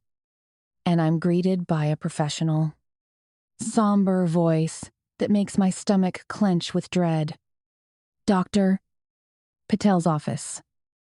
The receptionist says, in accented English, "My name is Alona Katona." I say, my voice trembling despite my efforts to keep it steady. "I'm calling about Judith Katona. I'm her daughter. I just found some medical papers, and I can't reach her. Even the admission makes everything real. This isn't just paranoia or overthinking, this is a genuine emergency. And I'm completely unprepared for whatever's coming." There's a pause on the other end. The kind of loaded silence that doctors' offices specialize in. I can hear muffled voices, the shuffle of papers, and my heart runs rampant while I wait. "Hold on. Please." The line clicks, and I'm left listening to generic hold music that feels obscenely cheerful given the circumstances. My mind races through possibilities, a minor condition that required monitoring, routine tests that looked more serious than they were. Maybe just a health scare that she didn't want to worry me with while I was starting my new life in Budapest. Please, let it be nothing. Please let it be nothing. Please let it be. After what feels like hours but is probably only minutes. A deeper voice speaks. The tone is carefully measured, professionally gentle in a way that makes my knees go weak. This is Dr. Main. "Patel, are you Mrs. Shiradze's family?" "Yes," I reply quickly, gripping the phone tightly. "Her daughter. I can't find her. What's going on?" "Doctor." Patel clears his throat, and I can practically feel him choosing his words carefully. "I'm glad you're calling. Miss Katona. We've been trying to contact her next of kin, but we couldn't find an ICE contact in her phone. I'm afraid I have some bad news." "Bad news. Please. God." "No. Your mother felt ill yesterday evening, and her neighbors called an ambulance. She's currently at St. Paul's Hospital." I know it. The world spins so fast that my stomach lurches. My mother is in the hospital. Has been since yesterday. While I was playing house with Osip's baby, while I was wrestling with my own selfish drama, my mother was in crisis. I gripped the phone tighter, trying to process the information. "What happened? It would be best to discuss this in person." "Dr. Patel says," and his careful professionalism terrifies me more than any dramatic diagnosis could. "How soon can you come in person?" Which means it's serious. Which means it's not the kind of news you deliver over the phone to someone who's just discovered their mother has been hiding a medical crisis for months. "I'll be there in 20 minutes. I say, already moving toward the door. "Miss Katona." Dr. Patel calls before I can hang up. "Please travel safely. And it might be good to bring someone with you." Bring someone with you. The euphemism for "you're going to need support when I tell you what's really happening" makes my blood freeze in my veins. I'm out of the flat within seconds, leaving behind the cramped space that now feels like a crime scene. The hallway stretches endlessly as I run toward the elevator, my footsteps echoing off the walls. When the elevator takes too long, I bolt to the stairwell, taking the stairs 2 at a time, my breathing ragged with panic and the physical exertion of fear. The taxi ride to St. Paul's Hospital feels endless. Every red light, an eternity. Every slow-moving car adding to my mounting desperation. I stare out the window at the city passing by people going about their normal lives. Shopping for groceries. Walking their dogs. Completely unaware that my world is imploding with every passing minute. The taxi driver. A middle-aged man with kind eyes and calloused hands. keeps glancing at me in the rearview mirror. "You okay? Miss? You need me to drive faster? Please." I whisper, and he nods, pressing harder on the accelerator. I try calling my mother's phone again, knowing it's futile, but unable to stop myself. Straight to voicemail. Again, the cheerful recording of her voice. "Hi. You've reached Judith. Leave me a message and I'll call you back." Sounds like it's coming from another lifetime. When she was healthy and hiding, her illness was just another small deception rather than evidence of something devastating. When did I become so selfish? The thought crashes over me with devastating clarity. While I was consumed with my own problems, my infertility, my father's death, my surprise pregnancy, my complicated relationship with Osip, my mother was fighting for her life. Did she drive herself home after receiving test results that changed everything, and I was too wrapped up in my own drama to notice? The hospital looms ahead. A tower of glass and steel and institutional efficiency. I throw money at the taxi driver without counting it and run through the automatic doors into the sterile brightness of the lobby. The smell hits me immediately, that particular hospital cocktail of industrial cleaning products trying to mask the reality of human suffering. The lobby is designed to be comforting, soft lighting, generic artwork on the walls, comfortable seating arranged in clusters that suggest hope rather than despair. But I can see through the facade to the harsh reality underneath.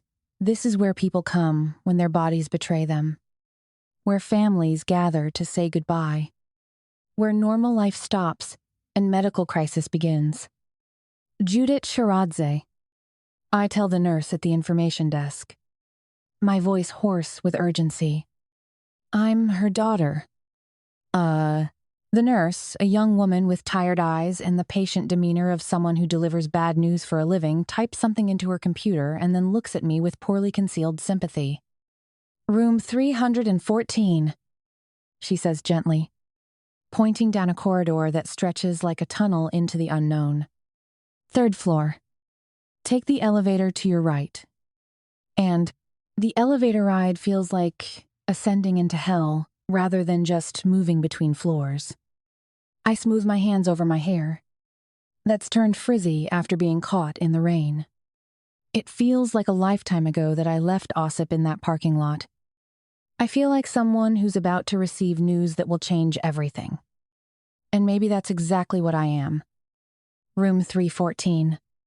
The numbers are burned into my brain by the time I reach the third floor. The hallway stretches ahead of me, lined with identical doors that hide private tragedies and small miracles in equal measure. Nurses move efficiently between rooms, their soft-soled shoes making no sound on the polished linoleum. Somewhere, a machine beeps steadily, the sound of life being measured and monitored, reduced to electronic signals and digital readouts. I hesitate outside room 314, my hand hovering over the handle. Through the narrow window in the door, I can see movement, a figure in a hospital bed, pale and small against white sheets. My mother, but not my mother. This person looks fragile in a way that my mother never has, diminished by whatever illness has been eating away at her while I was too self-absorbed to notice. I don't know if I'm ready to see what's waiting for me on the other side. But ready or not, this is my reality now. My mother is sick, seriously sick. If the medical files and hospital admission mean anything, and I'm all she has, despite my own chaos, despite the mess I've made of my life, despite the secret pregnancy and dangerous relationship that have consumed my thoughts for months, she needs me. I muster up whatever courage I can find and push the door open. There she is, my mom. The sight of her hits me even harder than I'd expected.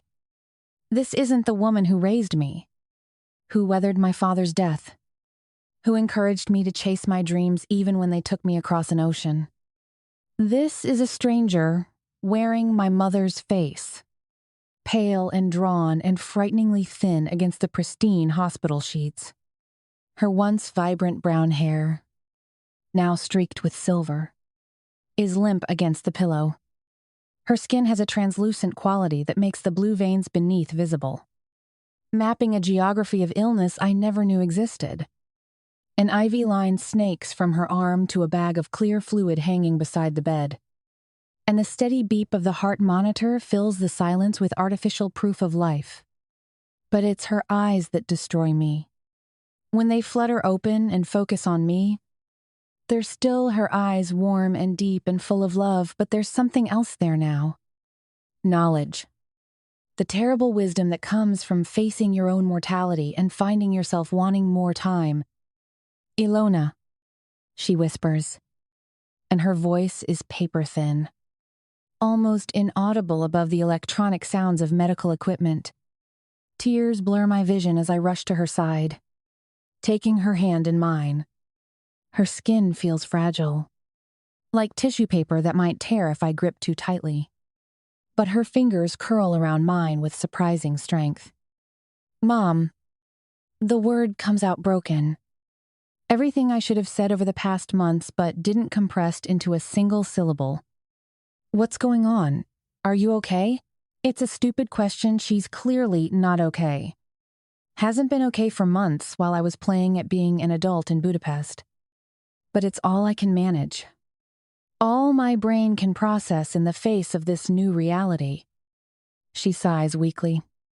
And the sound is full of regret and love and the particular exhaustion that comes from fighting a battle you're not sure you can win. I'm sorry, darling. I didn't want to worry you. Worry me. As if her illness, her suffering, her facing this alone is somehow about protecting me from discomfort. As if my worry is more important than her need for support, for someone to hold her hand during the worst moments, for family to share the burden of whatever she's been carrying. The guilt crashes over me. While she was sitting in doctors' offices receiving devastating news, I was falling into bed with a man who murdered my father. While she was enduring tests and treatments and sleepless nights of terror, I was playing house with his baby and convincing myself I could handle the complexity of my situation. As if on qui, a doctor enters the room, clipboard in hand and the careful expression of a man who's about to deliver news that will change everything. He's younger than I expected, maybe mid-40s, with the kind of gentle demeanor that probably took years to cultivate. His presence fills the room with professional authority, but there's genuine compassion in his eyes. Miss Katona, he says, extending his hand. I'm Dr. Patel. I'm glad you could come. His grip is firm. Steady the handshake of someone who specializes in being a rock when other people's worlds are falling apart. But there's something in his expression that makes my stomach clench with dread. I'm sorry, he continues, glancing at my mother and then back at me. But I need to examine your mother first. Could you wait outside for just a moment? It won't be more than 2 minutes. 2 minutes. It sounds reasonable. Professional. Routine. But as I step back into the hallway and the door closes behind me, those 2 minutes stretch into an eternity. I pace the corridor anxiously, my mind spinning through possibilities that range from hopeful to horrific. Maybe it's something treatable. Maybe she just needs surgery, or chemotherapy, or some kind of medication that will make everything go back to normal. Maybe the secrecy was just her way of protecting me until she knew more. Until she had a treatment plan and could present me with a problem and a solution at the same time. Maybe she's going to be fine. But even as I try to convince myself, I know better. The medical files I found, the months of hidden appointments, the way Dr. Patel carefully chose his words, none of it suggests a minor condition with a simple fix. When the door finally opens and Dr. Patel emerges, I'm a wreck. my carefully maintained composure has cracked completely, leaving me raw and desperate and terrified of whatever words are about to come out of his mouth. Miskatona, he says quietly, his voice carrying the weight of news that will divide my life into before and after. I'm sorry to have to tell you this, but there's no easy way to say it.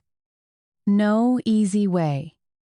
The phrase that precedes every piece of news that changes everything. Every revelation that splits your world in half. Your mother has stage 3 breast cancer, he says quietly. It has already spread to her lymph nodes. Unfortunately, all the treatments we've tried so far have failed to stop its progression. Verdi floor. The words steal my breath and make my knees buckle. I have to grip the wall to keep from falling. My vision tunneling until all I can see is Dr. Patel's compassionate face and the terrible knowledge in his eyes. Cancer. The word echoes in my head, reverberating through every carefully constructed plan I had for the future. My mother has cancer. Advanced cancer. Cancer that's been growing and spreading while I selfishly living my life. No, I whisper, shaking my head as if I can refuse the diagnosis, as if my rejection of reality can somehow change the facts. No, that's not, she can't, I don't understand. I have ADB. The doctor places a gentle hand on my shoulder, and I realize I'm shaking.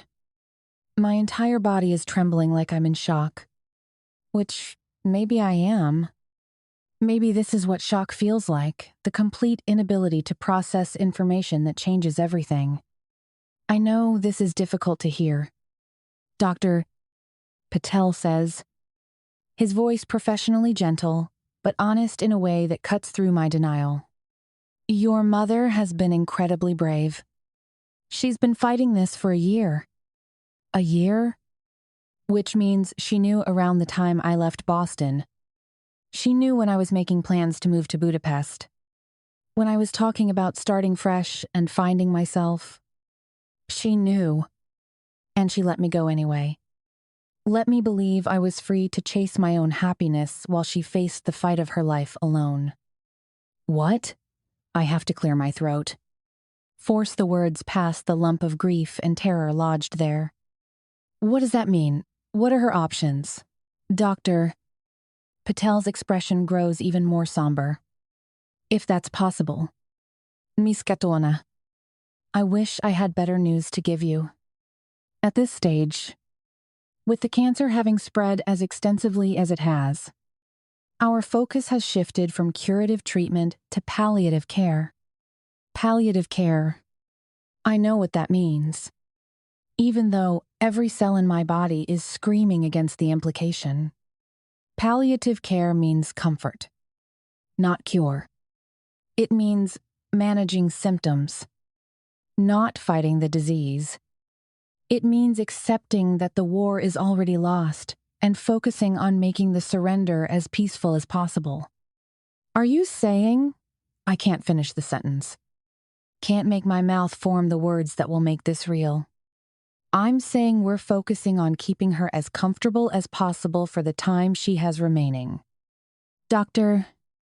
Patel says, his professional kindness never wavering even as he destroys my world with careful, clinical precision. The time she has remaining. Not when she gets better. Not after her treatment. The time she has left before she dies. My mother is dying. The reality of it hits me so hard that I drop into the plastic chair beside the door before my legs can give out completely.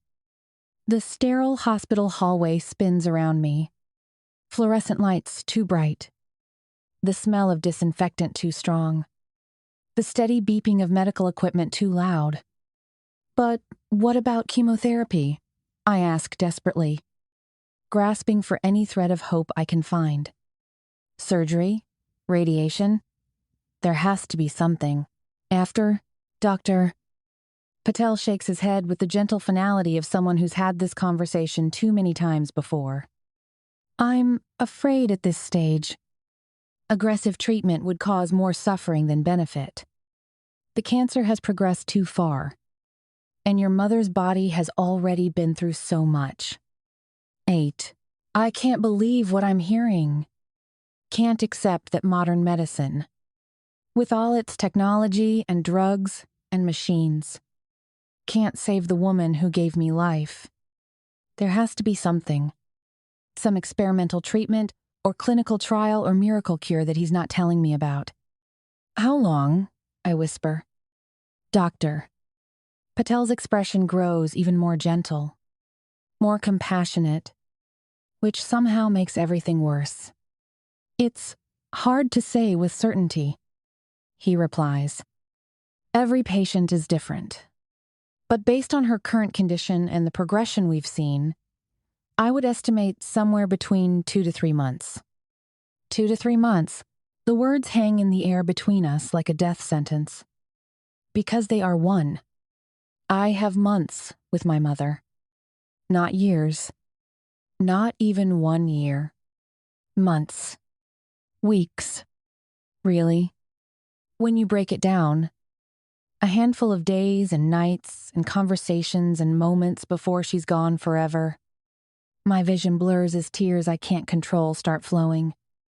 Everything I thought I knew about my life, about my future, about my priorities, shifts and rearranges itself around this new reality. My mother is dying, and there's nothing anyone can do to stop it. I suggest you spend as much time with her as possible. Dr. Patel continues, his voice growing softer, more personal. Make sure she knows she's loved. Help her with any arrangements she wants to make. And take care of yourself too. This kind of stress can be overwhelming. Take care of yourself. The irony would be laughable if it weren't so heartbreaking. I'm pregnant with the child of the man who murdered my father, living a lie that gets more complicated every day. And now, my mother, the one person in the world who loves me unconditionally, is dying. How exactly am I supposed to take care of myself in the middle of this nightmare? But as Dr. Patel disappears back into the controlled chaos of the hospital, leaving me alone in the hallway with my new reality. I realize that taking care of myself isn't really an option anymore. My mother needs me. Maybe for the first time in my adult life. And everything else, including my own safety, my own happiness, my own future has to take a back seat. I wipe my eyes and stand up. My legs still shaky but functional. Through the window in her door, I can see her lying in that hospital bed. Small and fragile, but still fighting. Still breathing. Still here. Still my mother. Even changed by illness and reduced by circumstances beyond her control. And for the first time since I left Boston, for the first time since I discovered the truth about Osip and my father, for the first time since I found out I was pregnant, I know exactly what I have to do. I have to be the daughter she deserves. I have to be strong enough to help her through this, brave enough to face whatever comes next, selfless enough to put her needs above my own fear and confusion and complicated relationship drama. I have to be the person she raised me to be, even if I'm not sure I know how to be that person anymore. Taking a deep breath, I push open the door to room 314 and step back into the space where my mother is waiting, where my new reality begins, where everything I thought I knew about my life ends and something else, something harder but maybe more honest begins. She's still my mother, and I'm still her daughter. For whatever time we have left, that has to be enough. Chapter 21. Osip. The blinds are drawn tight across the panoramic view of Boston Harbor, darkening the hotel's penthouse suite with shadows that match my mood. Late afternoon sun tries to creep through the gaps, but I've made sure this place stays as dark as I feel. The silence presses against my skull, no noise of traffic or outdoor clamor here. Just expensive marble floors, Italian leather furniture, and the kind of luxury that only money can buy, without the satisfaction. I'm not leaving this fucking city without her. I lean back in the chair, rolling my shoulders to ease the tension that's been building there for days. My head is hollow from lack of sleep and my mouth tastes like stale vodka. I feel like hell. Alona. Her name echoes in my mind. Relentless and consuming. The way she looked at me in that orphanage parking lot. Like I was a stranger wearing her lover's face. The way she flinched when I reached for her. The way she protected Slava from me. His own father. Like I was some monster crawling out of her nightmares. Maybe I am. I reach for my phone. Thumb hovering over her contact. Cameron Simpson gave me her number, along with a lecture about respecting boundaries and personal space. Fuck that. I've called 17 times. Each ring that goes unanswered feels like a personal violation. But I can't stop. Won't stop. The decision formed in my mind hours ago, settling over me like concrete hardening around rebar. I'm going to marry her. Not just because it'll make the legal process easier, though. Simpson assures me a married couple has better chances in family court than a single Russian father with shadows in his past. No. The real reason runs deeper than legalities and logistics. I can't live without her. But it's not about the burn when she looks at me. I've had fires lit under me before. It's not even about the way she used to move under my hands, like she already knew how I wanted her. It's my boy. The way he responded to her so naturally. And she responded to him too, without knowing who he was. She instinctively cared for my son. Loved him. Even, you can't put a value on that. It's priceless. Slava needs a mother as much as I need a wife. There's no one else who can fill that role. No other woman who could be the mother he needs. The wife I crave. The missing piece that could make this fucked up family complete. It has to be her. It will be her. I just need a plan to convince her of that. Easier said than done. Mudak. The vodka makes everything sharper and softer at the same time. But alcohol doesn't fix shit. Useless against the fists clenched in my gut. Ilona's ghost won't fucking leave.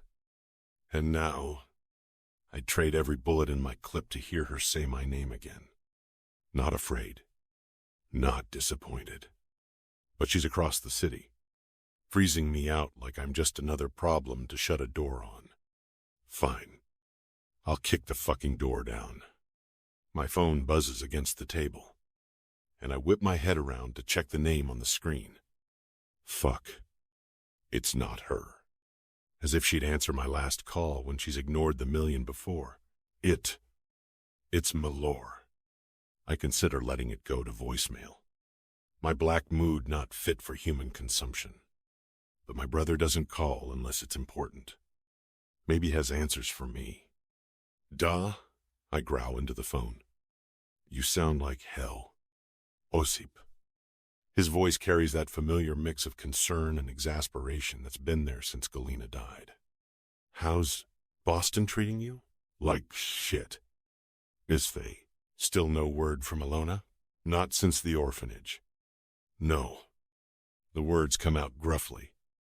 And Simpson says the legal process for Slava could take months. If not fucking years. And to stage, there's a pause. Then Malor's voice turns sharp as broken glass. Well, what the fuck did you expect?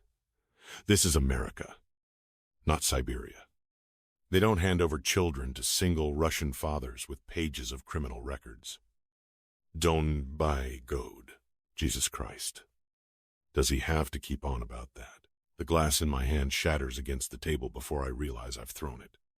Vodka and crystal shards spray across the polished wood, and the sharp pain in my palm tells me I've cut myself. Good. Physical pain I can handle. I am not a criminal. The words tear from my throat. I am Slava's biological father. Okay. You're not a convicted criminal, at least in the U.S. Milor's voice remains annoyingly calm. But we both know that you're far from innocent. Don't you think the U.S. court looks at men like us and sees the bratva written all over them? Jobani urod. I roar, surging to my feet so fast the chair tips backward. Slava is my son. Mudak, they have no right to keep us apart. The silence that follows stretches for a minute, filled with everything we can't say over an international phone line. When Milor speaks again, his tone is softened to the voice he used when we were teenagers and the world was trying to break us. Look, bratok, I know this is eating you alive, but you need to think strategically. Getting angry solves nothing. Focus on going the legal way. For once. You can't risk bribing an entire system when there's this much at stake. He pauses, and I can almost see him choosing his words carefully. And if you seriously think Alona is the best choice for a wife and for Bai, Slava's mother, you need to prove it to her. And I sink back down onto the bed, scowling down at my bleeding palm. And how do you suggest I do that? You're smart. Osip, you just need a cool head and you'll figure it out. Well, the line goes dead, and I toss the phone onto the leather sofa with deliberate force. The silence in the room feels suffocating now, filled with memories of conversations I should have had and choices I should have made differently. But dwelling on the past won't get me what I need. Won't get me her. My chest burns with frustration, but beneath that fire, something else simmers. Something that tastes like determination and feels like steel. Fuck this. If she won't pick up the phone, I'll just go and find her. I pull on my leather jacket, checking the weapon secured at my hip out of habit. The weight of it is comforting, familiar. Enough waiting. If Alona won't answer my calls, I'll find her myself. I'll tear down this fucking city brick by brick if I have to. Boston's a big place, but I've tracked people through bigger. I'll start at the beginning, work my way through every connection, every lead, every shadow until I find her. And when I find her, when? Not if I'll make her listen. Make her understand that we belong together. That Slava needs both of us. That this stubborn pride of hers is going to destroy the only good thing either of us has ever had. I'm reaching for the door handle when my phone buzzes with a text. The name on the screen makes me freeze. Jack. From Scarlet Fox, Boston. What the fuck? I stare at the message like it might change if I blink hard enough. Jack hasn't contacted me in over a year. Not since I disappeared to Budapest and left that life behind. He doesn't even know I left the country, let alone that I'm back. But why would he? He was just a bartender at a bar I should never have walked into. The message is short, casual, like we talked yesterday instead of 14 months ago. Still interested in the girl in room 5? My pulse jumps, pounding against my throat. Room 5. I remember that room. Red walls, black furniture, the scent of expensive perfume and priceless secrets. But why is Jack asking about it now? And why does something in my gut twist with a premonition I don't want to name? I almost hold my breath as I type back. Why? The response comes faster than my next heartbeat. If you are, you might want to come as quick as you can. Ever. I stare at the screen until the text starts to blur. Room 5. The girl in room 5. There's only one girl I care about in this entire city. Only one woman who could make Jack think to contact me after all this time. No. The word screams through my mind even as my body moves without conscious thought. No. Not there. Not like that. But even as I deny it, Pieces click together with sickening clarity. Alona's been ignoring my calls for days. She's struggling. I could see it in the careful way she held herself, the exhaustion around her eyes. And Scarlet Fox isn't just any place. It's where we met, where she found solace once before when her world was falling apart. Beautiful, broken, looking for comfort from a man she doesn't know is me. This is the answer to your prayers. Modak. I'm out the door and down the hall before my conscious mind catches up. Footsteps muffled by plush carpet as I sprint for the elevator. The ride down feels like falling into hell. Each floor bringing me closer to a reality I can't accept, but can't ignore. If she's there, if my Alona is in that place, in that room, it's because she's looking for something. Someone who isn't me, yet is. Maybe what I'm about to do is wrong on every possible fucking level, but I'm out of options. There's only one door open to me now. The door to room 5, and I'm going through it. Chapter 22. Alona. I lie on the worn-out sofa in my mom's tiny rented apartment, staring at the water stain on the ceiling that looks like a bruise against the yellowed plaster. The fabric beneath me smells of my mother, and I imagine the endless hours she must have sat here facing her own mortality. Alone. A god. Alona. How could you have left her? I don't even remember how I got myself home from the hospital. The journey from those sterile corridors to this cramped living room exists in my memory as nothing more than scattered images. A taxi's vinyl seat. The sound of traffic. Keys fumbling in a lock. My mother is dying. The words echo, keep rattling around in my head, each repetition sending ripples of pain through my chest. Her death will be another bead in the string of tragedies I have had to endure over the past year and a half, another weight added to a necklace of grief that already threatens to drag me under. It all started with my father. His death, that senseless act of violence that tore our family apart. The official report that ruled it as suicide when Mom and I both knew it could never be. And if I'd known then what I know now, the next step in the path would have been unthinkable. Osip entangling me in a web of emotions I still can't unravel. Anger and longing twist together like barbed wire around my ribs.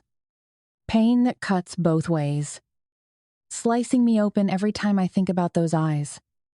Those hands that could be gentle as a whisper or firm as a command. The pregnancy that felt like a chance at normalcy. At motherhood, something pure, rising from the ashes of my devastation, but turned into a downward spiral, into misery, when my body betrayed me once again. I loved my unborn baby with everything I had, even though it never drew breath outside my womb. And I love its sibling still growing under my heart just as much.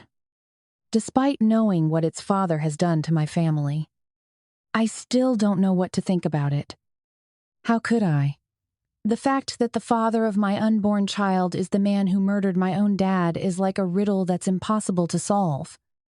The cosmic cruelty of it makes my stomach churn. How does the universe arrange such twisted ironies? How does fate conspire to make a woman fall in love with her father's killer? To carry his child? To grieve for the life they created together while simultaneously grieving for the life he destroyed? But it didn't end there, because his life exists in me still. The twin who survived against the odds. The baby he can never know about. Because if I thought my life was complicated before, it would be completely impossible if he learned I was pregnant. And now, there's Slava. Sweet, innocent Slava who, of all the children in the world, is Osip's biological son. And I still don't know the full backstory behind it, how a baby ended up in an orphanage while his powerful father continued his life on another continent. Maybe I don't even want to know. Some truths are too heavy for a heart that's already breaking under the weight of too many revelations. but I can't stop thinking of him. His small hands reaching for me. Trusting and warm. His sweet giggle that sounded like music in a world that had forgotten how to sing. The way he'd toddle toward me on unsteady legs, babbling my name in his broken toddler pronunciation. Ilo. Each memory is as sharp and painful, cutting deeper than any physical wound.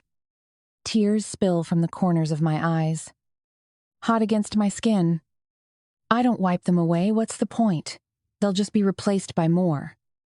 An endless supply of salt water that seems to be all my body can produce anymore. I might never see him again. That thought alone feels like a betrayal. As if I've abandoned him just like everyone else in his short, tragic life. The adults who were supposed to protect him failed him. His biological mother, whoever she was, couldn't keep him safe. The system that was supposed to care for him warehoused him like an object instead of nurturing him like the precious soul he is. And now, I'm walking away too, leaving him to wonder why another person he trusted simply vanished from his world. But what choice do I have? How can I stay in the life of a child whose father is a murderer? How can I look into those innocent eyes without seeing reflections of the man who destroyed my family? And Osip. God. Why does his face haunt me as much as Slava's does? He murdered my father. For Christ's sake, the man who taught me to ride a bike, who stayed up all night when I had the flu, who walked me to school on my first day and cried harder than I did. Osip took him away from me with those same hands that used to trace my spine like he was memorizing every inch of my skin. You're sick. Alona. I shouldn't miss him. I shouldn't want him in my life. Every rational cell in my body screams that I should feel nothing but revulsion when I think of him. But some part of me, some broken and irrational part of my being still craves his presence. His warmth that made me feel safe even in the middle of chaos. His strength that felt like shelter from storms I couldn't weather alone. His passion that made me feel alive when everything else in my world had gone numb. A thought sneaks in completely unexpectedly.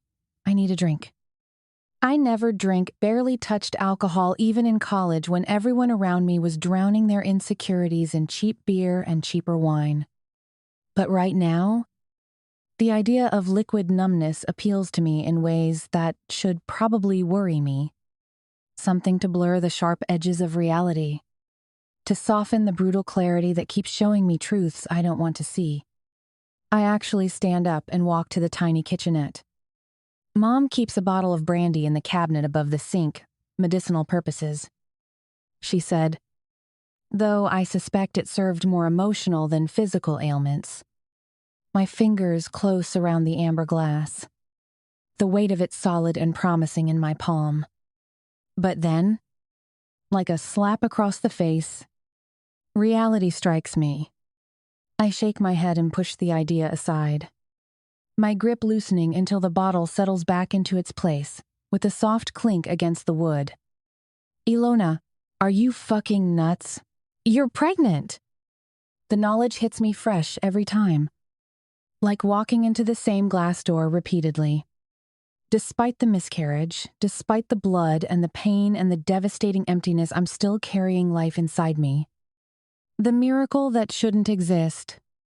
The impossible pregnancy that continued when everything else fell apart. I must not drink. I must not do anything that could harm this fragile new existence that somehow clung to life when logic says it should have been lost along with its twin.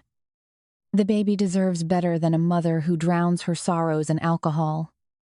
This child, Osip's child, my father's grandchild, a walking contradiction of love and tragedy, deserves a mother who fights for survival instead of surrender. I close the cabinet door with a finality that echoes through the small apartment. And then a new thought strikes me. A much better idea that makes my pulse quicken with something that might be hope. The Scarlet Fox. It's been a while since I thought of the masked guy at the Scarlet Fox. Really thought about him. Not just the fleeting memories that surface when sleep eludes me or when silence stretches too long. The man in the shadows. The one who made me feel seen. Safe. Understood in ways I still can't explain. Does he still go there? What would he say if I told him everything about my father's murder? About Osip's betrayal? About Slava's innocent laughter? About this sinking feeling that my life is falling apart piece by piece while I stand helpless to stop it? The masked guy had listened without judgment when I'd poured out my pain about Dad's death. He'd offered comfort without trying to fix anything. Understanding without demanding explanations.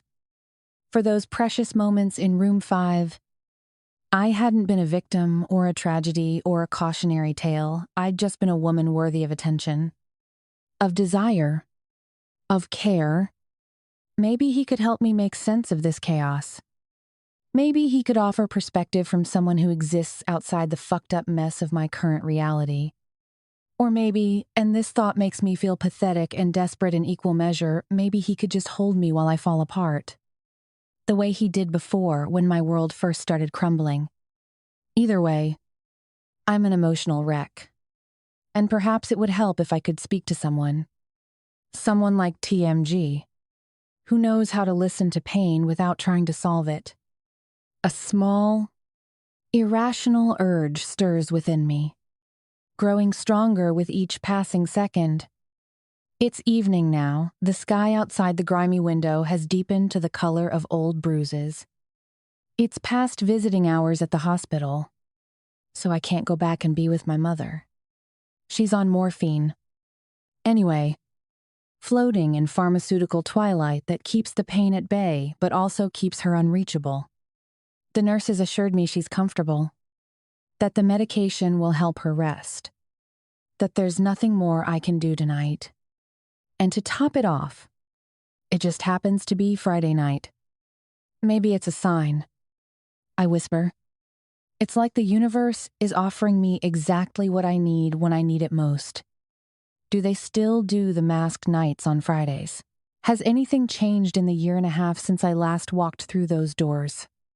Since I last surrendered my identity to the shadows and candlelight? Maybe I should just go to the Scarlet Fox. Just to see if he's still there.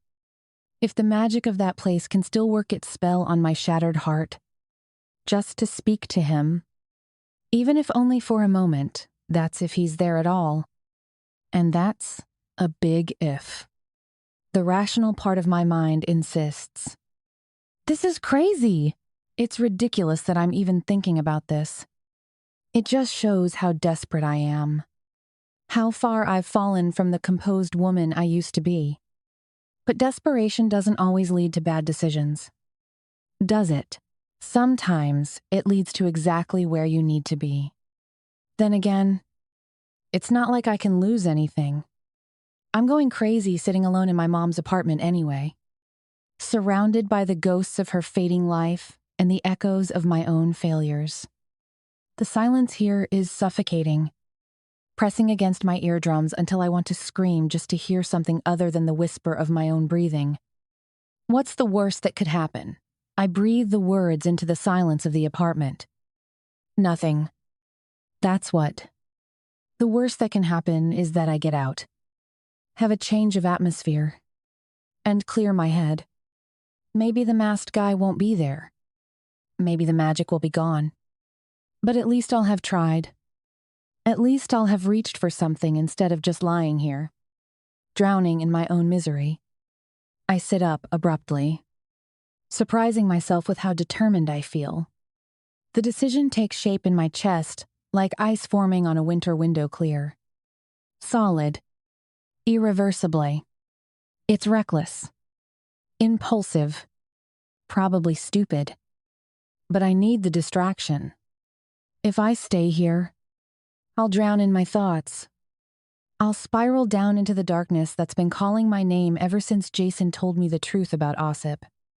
I'll become one of those people who suffocates under the weight of their own tragedy. Just for tonight. I need to escape. Even if it's just for a little while. Even if it changes nothing. even if I come home more broken than when I left. The shower runs lukewarm, Mom's ancient water heater giving up the fight just like everything else in this building, but it washes away the hospital smell that had clung to my skin like grief made manifest. I let the water run over my face. Mixing with the tears, I can't seem to stop.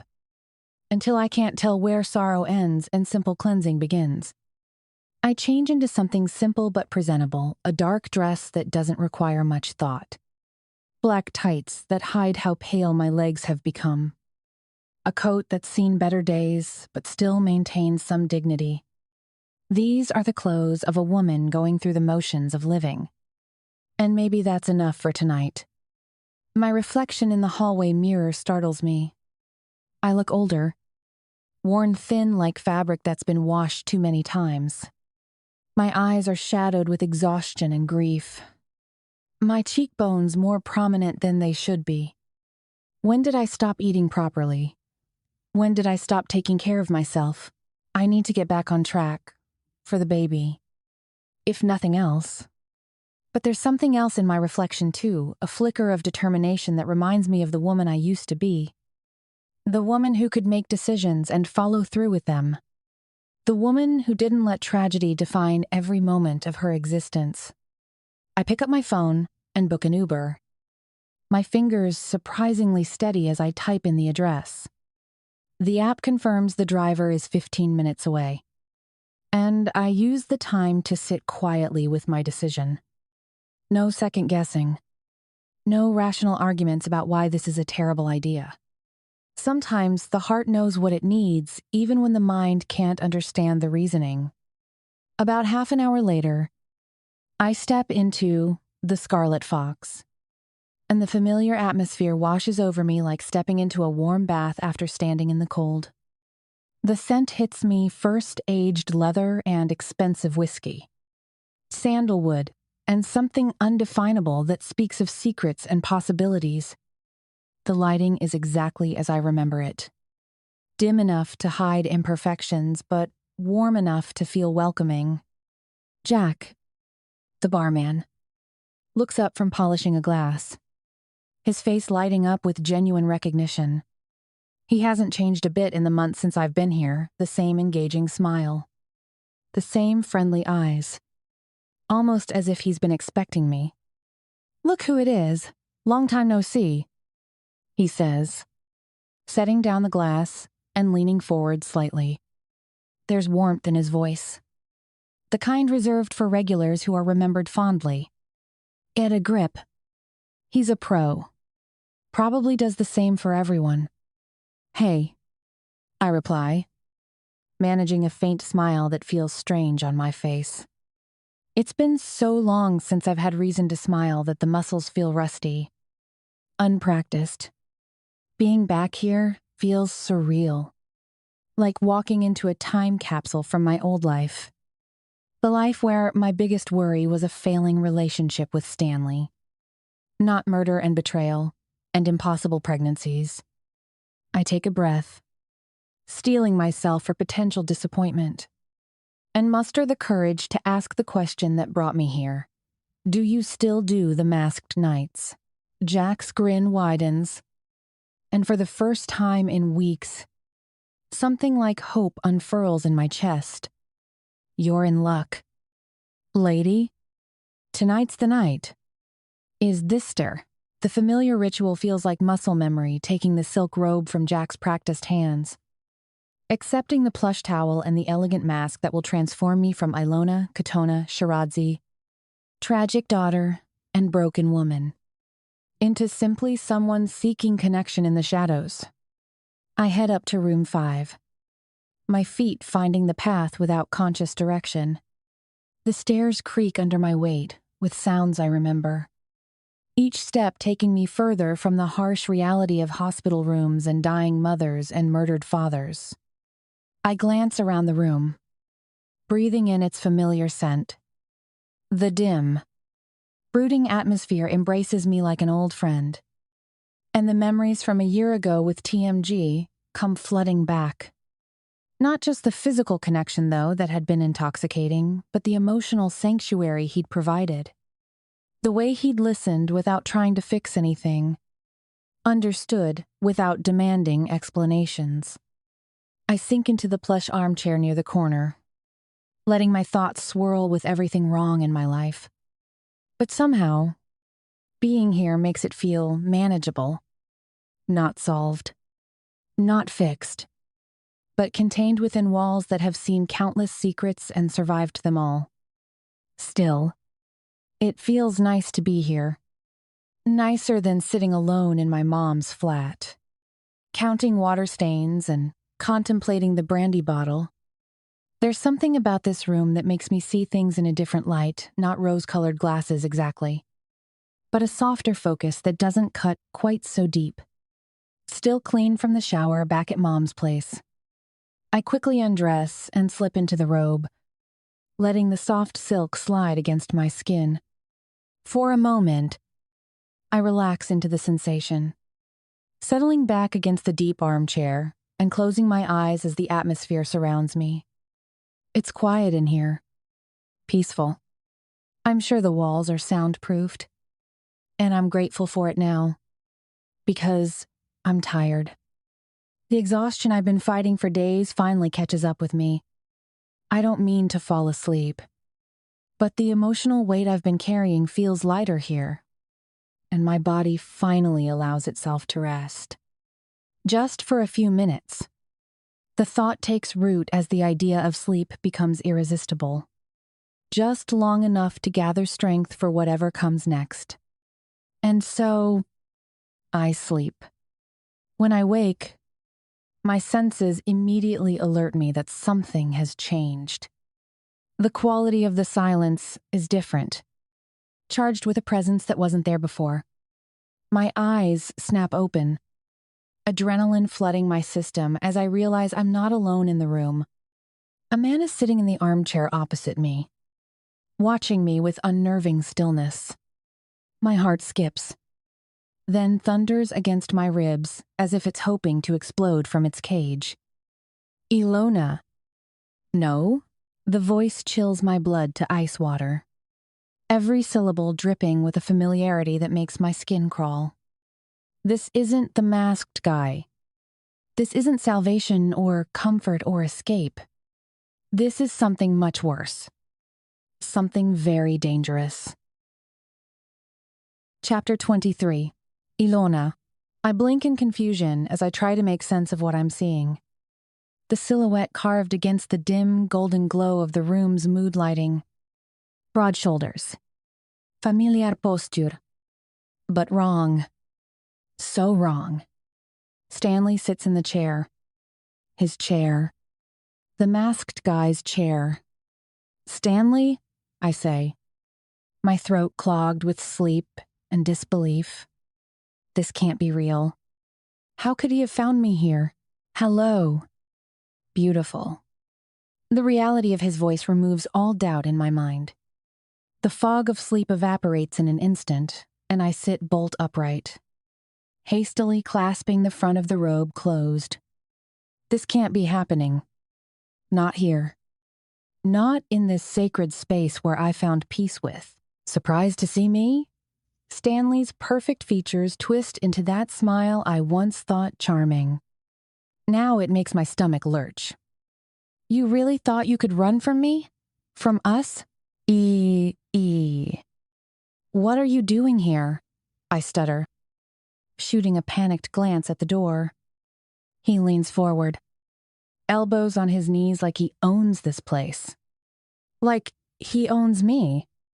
You've been a very difficult girl to track down. Alona. Boston. Budapest. Boston again.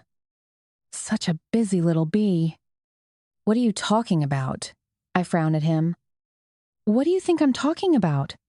His hazel eyes glitter with something dark. It seems we have a lot to discuss. He tilts his head, and the warm lighting catches the sharp angles of his face, that devastating bone structure that once made my pulse quicken for all the wrong reasons. Now it looks like something carved from marble by an artist who understood cruelty better than beauty. His smile unfurls slowly. revealing teeth that seemed too white in the amber shadows. I straighten my shoulders and lift my chin.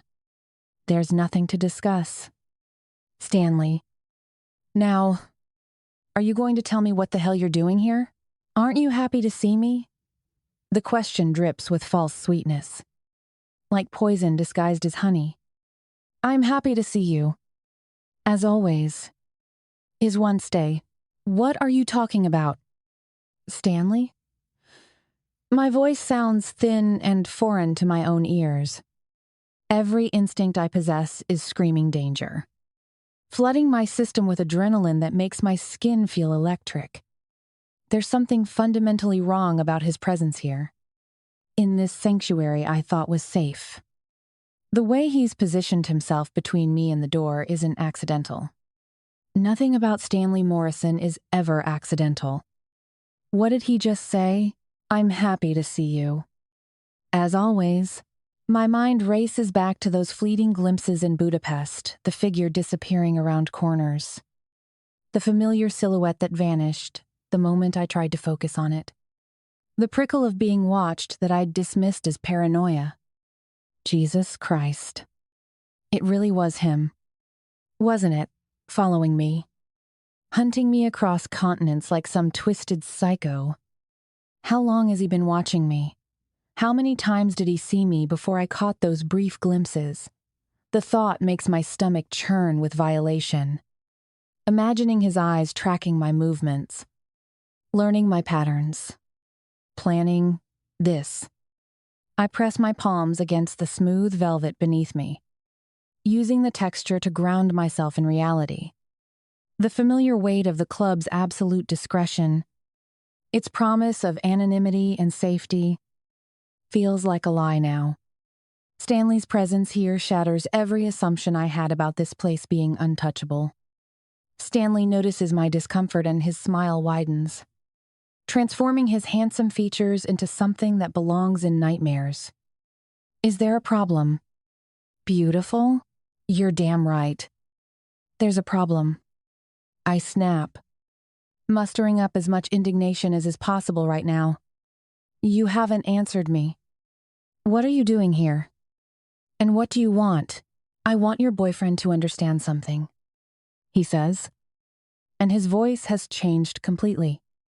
Gone is any pretense of civility, replaced by something cold and cutting that sends ice through my veins. I want him to understand what happens when he tries to fuck me over. My brow furrows in genuine confusion, even as my body continues its preparation for flight or fight. Every muscle is coiled tight, ready to explode into motion the moment an opportunity presents itself. My boyfriend? It feels strange saying it, particularly since there's only one person he could be referring to. Yet, boyfriend seems like such an inadequate term for whatever Osip and I were to each other. Business partners who fucked? Former lovers trapped in a complicated web of attraction and betrayal?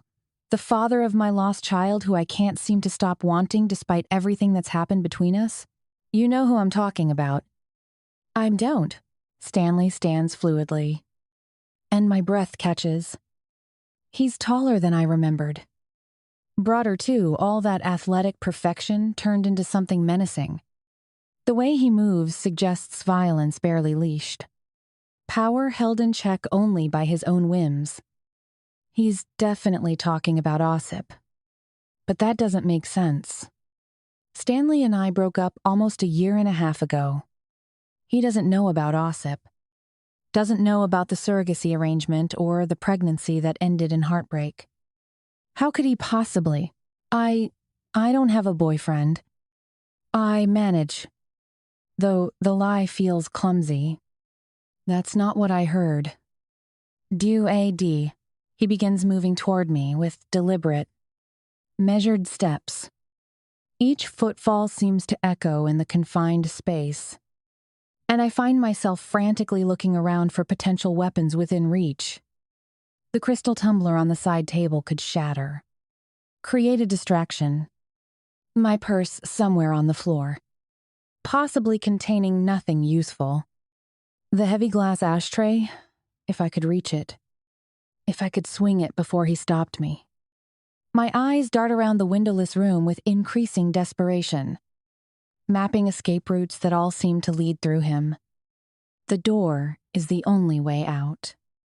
And he's positioned himself perfectly to cut off my path. Stanley continues, his voice carrying the tone someone might use to discuss the weather casual. Conversational, utterly at odds with the menace radiating from his presence. You see, we were three in the baby business. Your father, me, and Osip. Your father tried to fuck us over by skimming our accounts with millions, and I stare at him in absolute horror as I try to take in what he's saying. My pulse isn't just racing now, it's hammering against my windpipe so hard I can barely breathe. The room seems to contract around me, the walls pressing closer. What the actual hell is he talking about? My father? Working with Stanley and Osip? What are you talking about? I croak, wishing my voice was stronger. But even as I ask the question, fragments of conversations with Jason begin reassembling in my mind. The strange mortgage. The unexplained success rates. The adoption records that didn't add up. The growing certainty that Dad wasn't the man I thought he was. Stanley's smile takes on an almost pitying quality, like he's about to explain something simple to a child. His voice drips with contempt as he continues. Oh, you don't know? Poor little Alona. You have no idea who your father really was. He pauses, savoring my confusion. Dr. Menning. Igor Sharadze, respected gynecologist. Pillar of the community. What a fucking joke. He scoffs. I can only shake my head. My mouth dry as sand. Your precious daddy was running a black market baby operation that would make your head spin. We had a network spanning 3 countries, desperate birth mothers in Eastern Europe. Wealthy couples in America willing to pay anything for a healthy infant. Your father was the medical face. The one who made it all look legitimate. Gen expand. Stanley begins pacing now. His movements calculated to keep me trapped on the couch while he delivers his poison. He'd identify pregnant women in vulnerable situations, poverty, addiction, family rejection. Then he'd swoop in like some fucking savior, offering medical care and a solution to their problems. Meanwhile, he had us matching them with couples who'd pay 6 figures or more for a baby. No questions asked. And my stomach churns with each detail. But Stanley isn't finished. The beauty of it was the medical records. Your dear old father would falsify everything, make it look like legitimate adoptions through proper channels. He had contacts in hospitals, government offices, even child services. Money talks. And we had plenty of it. No, that's impossible, I whisper. But the words lack weight. Stanley laughs. A sound devoid of any warmth. Is it? Think about all those success stories he told you about. All those grateful families sending thank you notes. You think that was just his medical brilliance? He helped people. I stammer, but doubt is already eating away at my certainty. He helped himself to fucking millions of dollars. Is what he did. He snaps. Started skimming off the top. Setting up his own side deals. Cutting me and Osip out of transactions. We built that operation together. And the greedy bastard decided he wanted it all for himself. Is not, what? Dad skimming accounts? Cutting Osip and Stanley out? The room spins around me as I try to process everything I've just heard. My father, the gentle man who taught me about compassion, who dedicated his life to bringing children into the world, was running some kind of criminal enterprise, selling babies for money? The thought makes bile rise in my throat. He was a thief and a liar. He owed me over 2 million. When Osip confronted him, he even tried to kill Osip. Stanley laughs darkly. The sound is ugly. That was his next mistake. Because Sidorov is a brutal fucker and took him out before he could. The world stops. Just stops. Every thought in my head evaporates, replaced by a roaring silence that feels like standing inside a breaking wave. The information crashes over me in pieces, fragments that my mind can't quite assemble into coherent understanding. Oh, my God. I reach out blindly, my fingers digging into the upholstery. I need something real, something stable, because the entire foundation of my understanding is crumbling beneath me. My dad, gentle, caring doctor, Igor Shiradze, who dedicated his life to helping families tried to kill someone, was the mastermind behind some kind of criminal enterprise, the baby business. The phrase echoes in my skull. All those successful adoptions, all those grateful families who sent cards that made him smile with what I thought was professional pride. Jesus Christ. Was it all built on stolen children and human trafficking? But Stanley isn't exactly the most trustworthy narrator. Jason's warnings echo in my memory people you don't want to mess with. Stanley Morrison definitely qualifies. He could be bending the truth, shaping it to serve his own purposes. But why would he lie about this? What would he gain from painting my father as a criminal if it wasn't true? And Osip killed my father. I already knew this. Technically, Jason confirmed that Dad was murdered, and he said Osip was involved. But hearing it stated so baldly, so casually, makes it real in a way that steals my ability to form coherent thoughts. My dad tried to kill Osip first. That detail changes everything, doesn't it? It transforms murder into self-defense.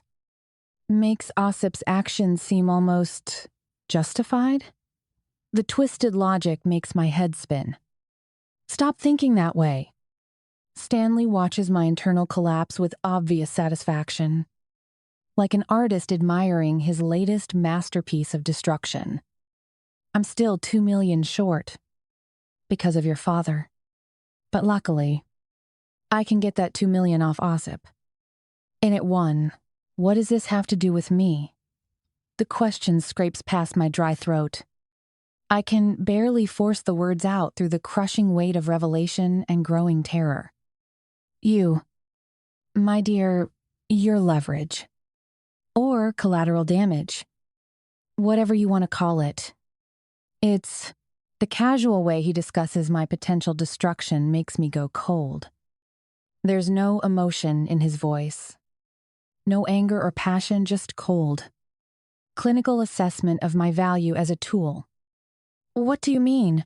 What I mean is, I'm going to show Osip what happens to those who owe me money and refuse to pay their debt. And you're perfect for that purpose. And he takes another step closer. And I can smell him now, expensive cologne layered over something darker. Sweat. Adrenaline.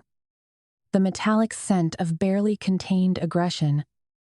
My panic rises like floodwater, threatening to drown rational thought. I glance desperately around the room, searching for salvation that doesn't exist. There are no cameras here. The club's absolute discretion policy ensures complete privacy. No one will know what happens in this room unless I find a way to escape. Find a way to get help. The beautiful thing about this place, Stanley says, his voice cutting through my frantic mental calculations, is that no one can see us. No witnesses. No recordings. No evidence. You're going to help me get what I want. But first, he moves smoothly. closing the distance between us in 2 quick strides. His hand reaches out, fingers trailing along my jawline with mock tenderness that makes my skin crawl. The touch is gentle, almost loving, but there's something fundamentally wrong about it, like being caressed by a corpse. His skin is too cold, his fingers too steady, as if he's disconnected from any normal human emotion. First, we're going to have a little reunion. His other hand comes to rest on my shoulder, the weight of it somehow both light and crushing. I can feel the strength in those fingers, the barely restrained power that could snap my collarbone without effort. You have no idea how much I've missed you. Alona. The words are spoken softly, almost lovingly, but they carry the weight of a threat. His eyes never leave mine, boring into me like he's trying to crawl inside my skull and make himself at home among my worst fears. I want to scream, to fight, to run, but my body seems frozen in place, paralyzed by the recognition of just how completely fucked I am. Stanley Morrison has found me, cornered me in the one place I thought was safe from the outside world. Whatever he has planned, whatever sick game he's playing with Osip and my father's ghost, I'm trapped at the center of it.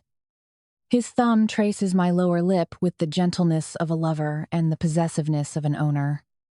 And I can see in his eyes that this is only the beginning. I'd like to interrupt with a 1-minute advertisement. You can fast forward through it if you wish. Bienvenidos, bienvenidas a un programa especial. Hoy se van a conocer los 13 jugadores y el seleccionador, que ya lo sabéis que es Narcís, de la selección española de la Kings Cup Nations de la selección española. Así que por favor, un fuerte aplauso porque estamos en la tienda en Barcelona de JD. Bueno, no voy a estar solo, voy a estar acompañado y además con el presidente de la selección española. Fuerte aplauso para DJ Mario.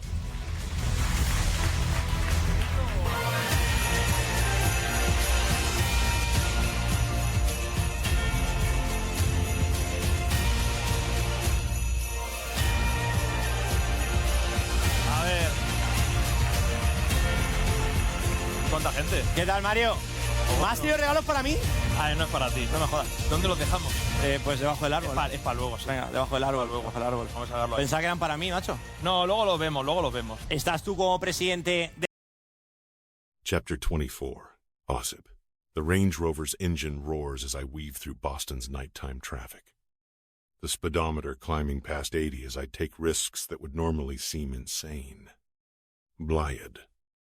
What the fuck is she doing there? The question burns through my mind with every mile. Jack's text haunts me. Still interested in the girl in room 5? The casual phrasing can't hide what this really is. My only chance to reach her after days of unanswered calls. If you are, you might want to come as quick as you can. The urgency in those words suggests more than just opportunity. Something is happening now, and I might already be too late. My phone sits dark on the passenger seat. A reminder of the countless calls I've made. She hasn't answered once. Maybe this is why she's there. Looking for comfort in anonymous touch because the man who shared her bed turned out to be... what? A killer? A liar? Both? Bullshit. She doesn't know. The thought makes my jaw clench until my teeth ache. If she knows about Igor, and that's still just speculation on my part, then she understands exactly what kind of monster she was letting into her body. Her heart. Her life. The Scarlet Fox appears ahead. Its discreet sign glowing in the darkness. I take the corner into the parking lot faster than I should. Tires squealing against asphalt. I'm moving before the engine fully dies.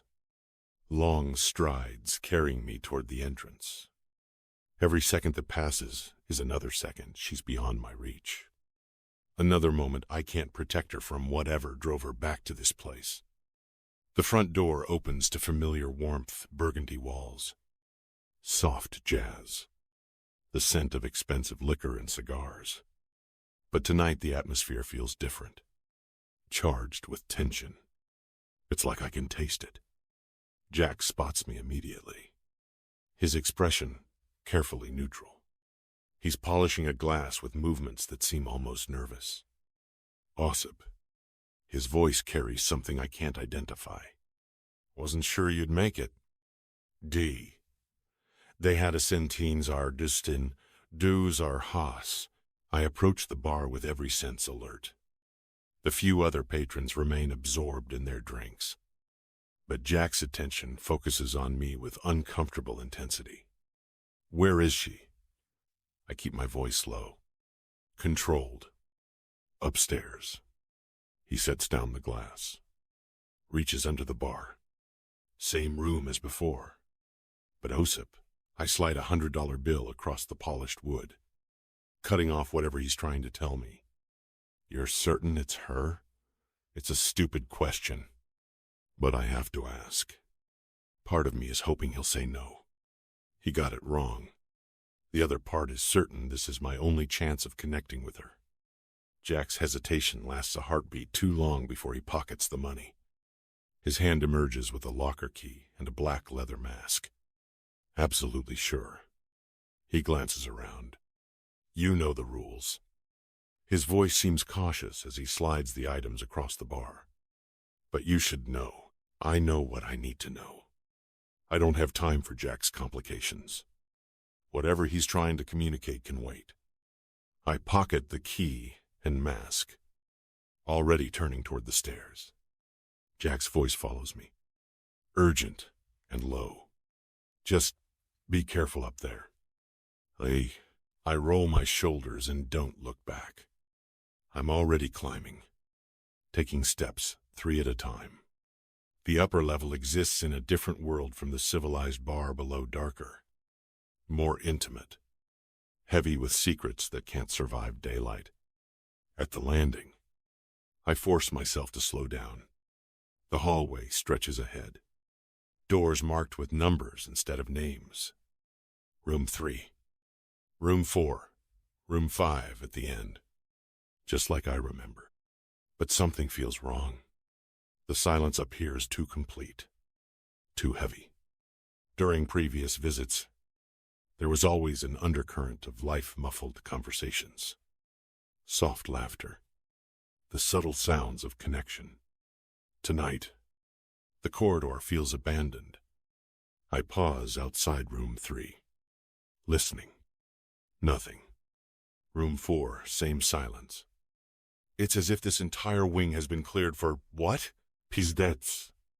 Something's off. It's as if my instincts are trying to tell me something. The thought carries weight from too many battles where paying attention to that whisper in the back of my skull meant the difference between breathing and bleeding out. Blyad. But I can't turn back now. Whatever waits, in Room 5 Alona. Answers.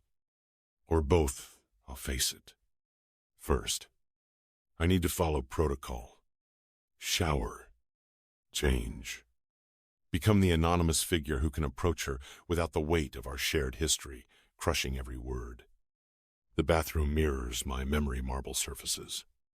Soft lighting. Luxury that makes sins feel sophisticated.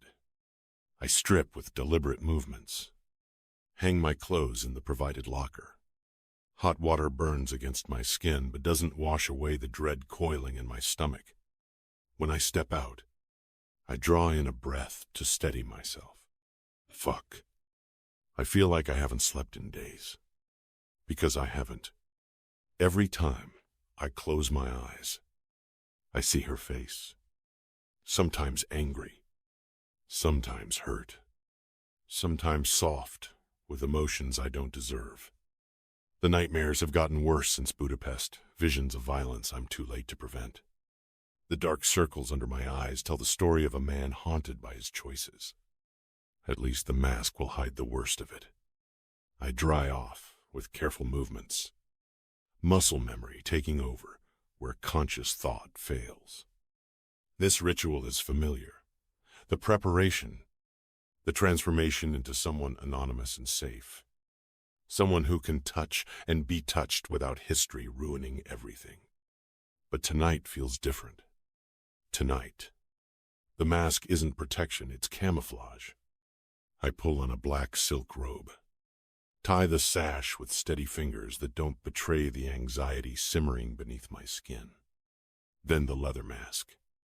Black and smooth, transforming me into a shadow of who I really am. This is the moment of truth. The thought echoes as I leave the bathroom.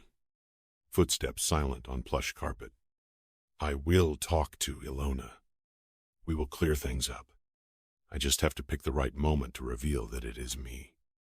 Osip Sidorov, behind this mask. The hallway seems longer on the return journey. Each step carrying me closer to a confrontation I've rehearsed countless times. What will she think when I tell her the truth? That the man who destroyed her family is the same man who worshipped her body in darkness? How will she react when she realizes that every gentle touch, every whispered endearment in room 5 came from hands that have taken her father from her? I'm rehearsing the scene in my head. The explanations I'll give. The justifications I'll offer. How I'll make her understand that whatever she thinks she knows, there's more to the story. That survival sometimes requires choices that stain your soul permanently. But even my carefully crafted explanations feel inadequate against the simple truth that she loved her father. And I am the reason he's gone. I stop in front of room 5, my hand resting on the brushed steel handle. The metal feels cold against my palm. Here goes. Deep breaths. Mudag. The measured calm I used to find before walking into situations where hesitation meant death. But this isn't war, this is something more terrifying. This is the moment where I either reclaim the only good thing in my life or lose it forever. My hand tightens on the handle. Begins to turn, a sound stops me. Muffled noises coming from behind the door. At first, I think it's what I half expect, sounds of intimacy, of connection. But there's something wrong with the rhythm. Something desperate and violent that freezes me in place. First, a dull thud, like a body hitting furniture or a wall. Then a woman screaming something. "No, get off me!" The voice cuts through my chest. Familiar and terrified and unmistakably hers. I recognize her voice. Yobani Urod, Alona. Adrenaline floods me like a wave as every instinct honed over years of violence screams that she's in danger, that someone is hurting her right now, while I stand here frozen like an idiot. Alona, someone is in there with her. The thought barely forms before it's overwhelmed by rage so pure and violent it threatens to tear me apart from the inside out. Someone is in that room with my woman. Someone is touching her, hurting her, making her scream. Every civilized thought evaporates, replaced by cold fury that's kept me alive through wars and prisons and betrayals that should have destroyed me. The door handle turns under my grip. One moment it's locked. The next it's giving way before violence that doesn't recognize obstacles. I fling the door open and the sight before me makes me see red.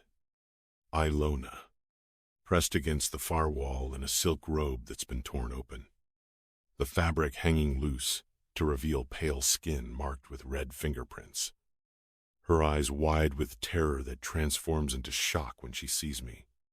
And standing over her, one hand on her throat, the other trailing down her body with possessive familiarity. Stanley fucking Morrison, and he has his hands on my woman. My woman.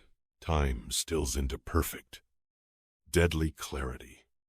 Every detail burns itself into memory, the way Stanley's fingers are positioned around her throat like he owns her. The twisted smile spreading across his face. The sick satisfaction in his eyes when he realizes he's been caught.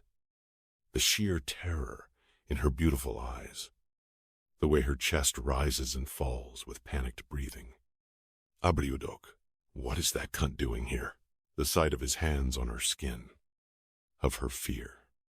Of the violation already begun, it detonates something primal in my chest. This is my woman. Mine to protect.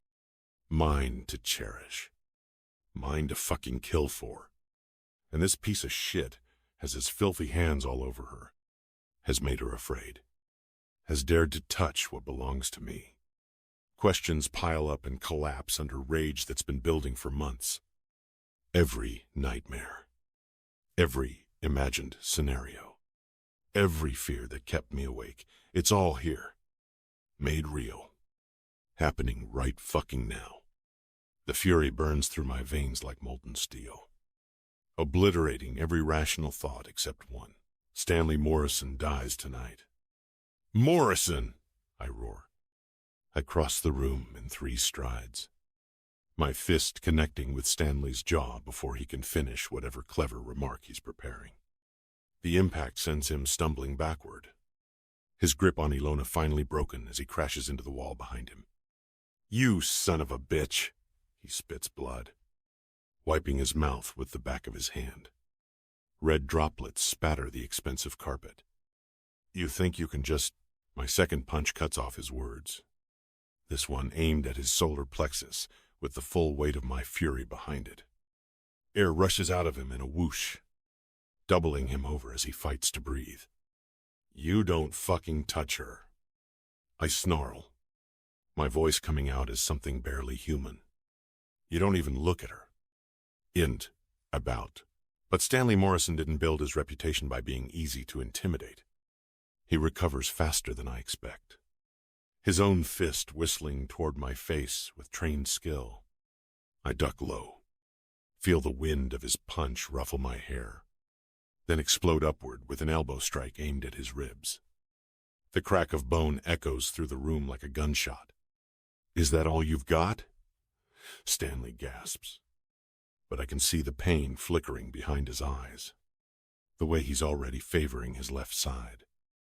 No wonder Alona came looking for better company. AT-28, the taunt detonates what little control I have left. I feint left, then drive my right fist into his kidney with enough force to rupture organs. Stanley staggers but somehow stays upright, his own hand shooting out to grab my throat with desperate strength. We grapple in the confined space. 2 apex predators, locked in mortal combat. Stanley is bigger than I remember. Muscles corded with the kind of power that comes from expensive gyms and personal trainers. His technique is polished.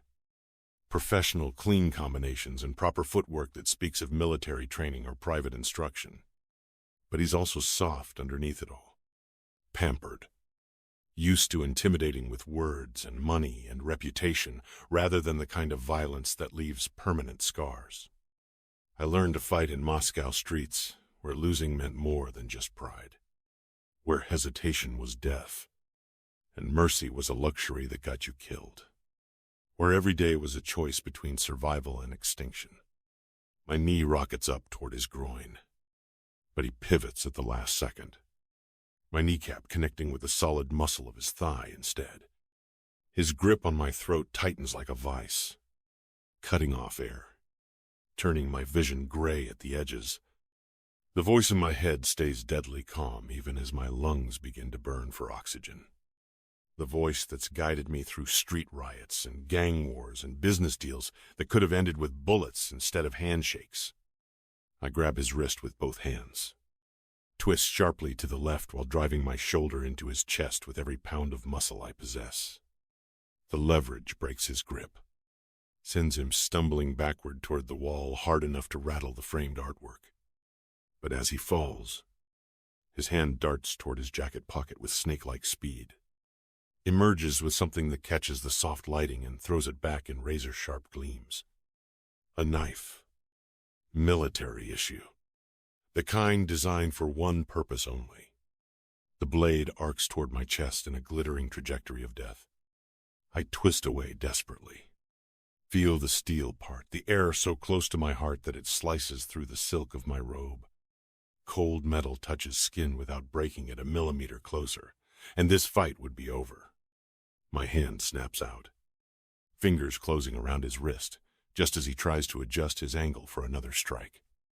We struggle for control of the weapon, both of our hands locked around his wrist, as the knife trembles between us like a compass needle seeking magnetic north. Stanley's face contorts with effort and desperation, sweat beading on his forehead as he tries to drive the blade home. His muscles strain against mine, tendons standing out like steel cables under his skin. Going to gut you like a fish. He grunts through gritted teeth. Then, I'm going to finish what I started with your little whore. The words hit me harder than any fist could. The casual way he refers to Alona. The promise of violence against her, it unlocks something savage that I've kept chained in the darkest corners of my soul. The streets taught me that in a knife fight, there are no rules except survival. No honor. No fair play. No gentlemen's agreements. Just the ugly mathematics of who wants to live more. Who's willing to do whatever it takes to see another sunrise. I slam Stanley's wrist against the wall with bone-crushing force. Once. Twice. The third impact draws a scream from his throat as something grinds dislocation. Maybe worse. His fingers go numb, and the knife clatters to the floor. Then I drive my forehead into his face with every ounce of strength and fury I possess. The impact splits his lips against his teeth, sends blood spraying across the wall in an abstract pattern of violence. But I'm not done. Not even close. The weapon skitters across the floor, spinning until it comes to rest near the door far enough away that it's no longer an immediate threat. But Stanley isn't finished either. Pain and desperation have a way of making even soft men dangerous. He lunges at me with the mindless fury of a cornered animal, his good hand forming a fist that connects with my jaw hard enough to rattle my teeth. Stars explode across my vision, and I taste copper as my teeth slice the inside of my cheek. I shake off the blow and return it with interest, an uppercut that snaps his head back and sends more blood flying. Then another to his ribs, and another to his solar plexus. Each punch carries months of rage, of nightmares where I was too late to save her, of the sick fantasy playing out in this room before I arrived. We trade blows without mercy or strategy now, each impact echoing off the walls like thunder. Stanley manages to land a solid hit to my ribs that drives the air from my lungs and sends fire racing through my torso. Something might be cracked, but I don't give him time to capitalize on the advantage. My left hook catches him in the temple, spinning him halfway around. When he turns back to face me, his right eye is already swelling shut, and blood streams from his broken nose like twin rivers of crimson. But he keeps coming. I have to give the bastard credit for that. Most men would be unconscious by now, or at least smart enough to stay down. Stanley Morrison fights like a man with nothing left to lose, which makes him infinitely more dangerous. Blood flows freely from both of us now, from Stanley's shattered nose and split lips, from the gash on my cheek where his ring caught me, from knuckles scraped raw against bone and cartilage. The expensive carpet beneath our feet grows dark, with droplets that mark each exchange of violence like some primitive ritual. This isn't the choreographed combat of movies. All graceful moves and witty one-liners. This is desperate and ugly and exhausting, the kind of fighting that leaves permanent damage to both body and soul. The kind where both men understand that only one is walking away whole. Stanley's training shows in flashes, military combat moves mixed with boxing fundamentals. The expensive education that money can buy. But there's no heart in his violence. No deeper purpose beyond inflicting damage. I fight like a man with his soul on the line. My woman is cowered in the corner, watching this brutal display. My future hangs in the balance. My past is written in blood and choices that stained my soul permanently. Another kick combination from Stanley, a sweep that I barely managed to slip before he flings another punch. His knuckles whistle past my ear close enough to part my hair. I counter with a devastating body shot that doubles him over, then bring my knee up toward his face. The impact connects with his already ruined nose in an explosion of blood and cartilage. Stanley drops to one knee, gasping for air, one hand pressed to his face in a futile attempt to stem the flow.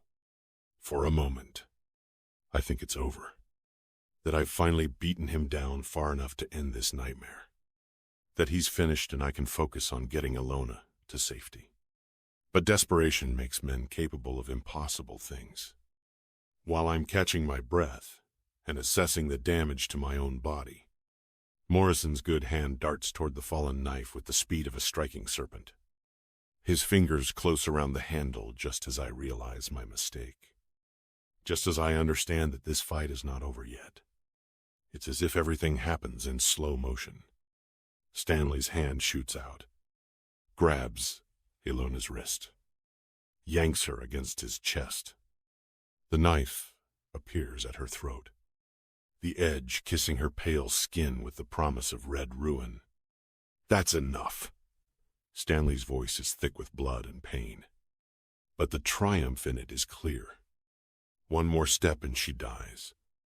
Indifferent, the blade rests against the delicate line of her jugular.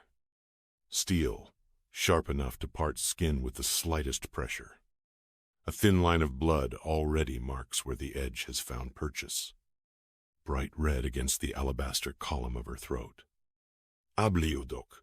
Every instinct I possess screams at me to attack, to tear Stanley apart with my bare hands. But the knife at her throat stops me cold, transforms me from predator to helpless witness in the space of a heartbeat. One wrong move, one moment of lost control, one slip of Morrison's hand and the woman I love bleeds out on expensive carpet while I watch. Good boy, he purrs, his arm tightening around Alona's waist. Now we can have a civilized conversation. In disdain, I raise my hand slowly, showing empty palms, fighting every violent instinct that screams for blood. The sight of that blade against her skin, the thin line of red already marking where death waits. It's worse than any torture I endured in Siberian cells. Let her go. Stanley.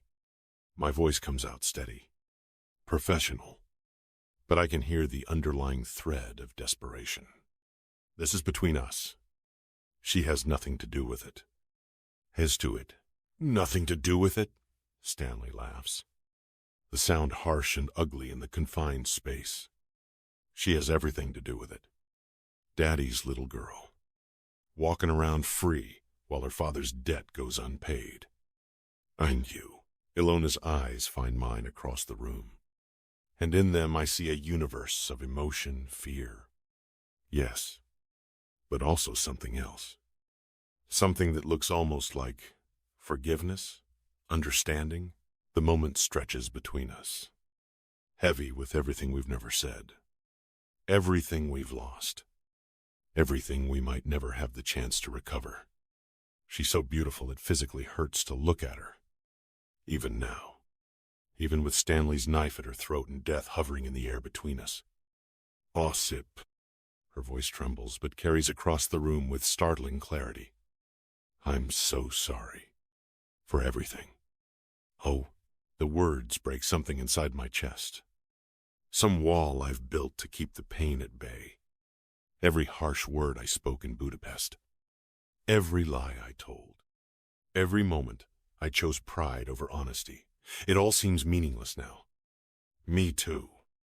The admission tears itself from my throat without permission. Raw and honest, in a way I haven't been since I was young enough to believe in salvation. I'm so sorry. Kotyonok. Thank you, Art.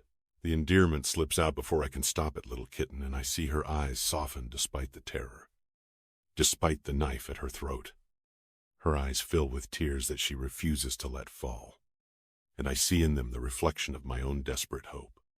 That somehow, Despite everything, despite the blood on my hands and the lies between us and the knife at her throat, we might find a way back to each other. In this instant, with death breathing down our necks and Stanley's triumph echoing in the silence, all the anger and resentment and bitter words evaporate. What remains is truth, pure and simple and devastating in its clarity. I love her, despite everything, because of everything, in spite of every reason why I shouldn't. I love Alona Shiradze with a depth that terrifies me. Love her enough to stand here helpless while a madman holds a blade to her throat. Love her enough to die, if that's what it takes to keep her safe. And in her eyes, tear-bright and shining with emotion she can't hide, I see the same impossible truth reflected back at me. She loves me too. The killer, the liar, the man who might have destroyed her family. She loves me anyway. I'm sure of it. I pray it. Stanley's voice rips through the moment. How cute. He sneers.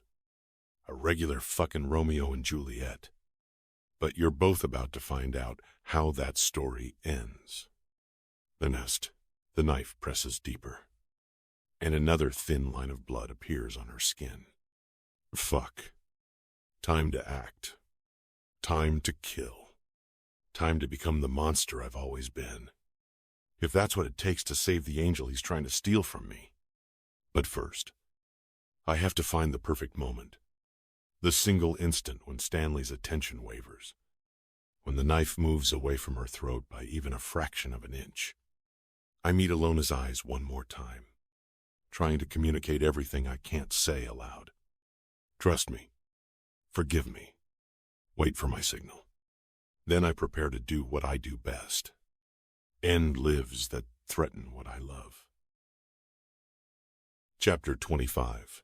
Osip, give me a gap. Pizda. Just give me a fucking gap and I'll end you. But the bastard isn't moving. And I'm screwed. All the years of honed violence. And here I stand, at the mercy of this motherfucker and that single blade. Fuck. Fuck. Fuck. So sad.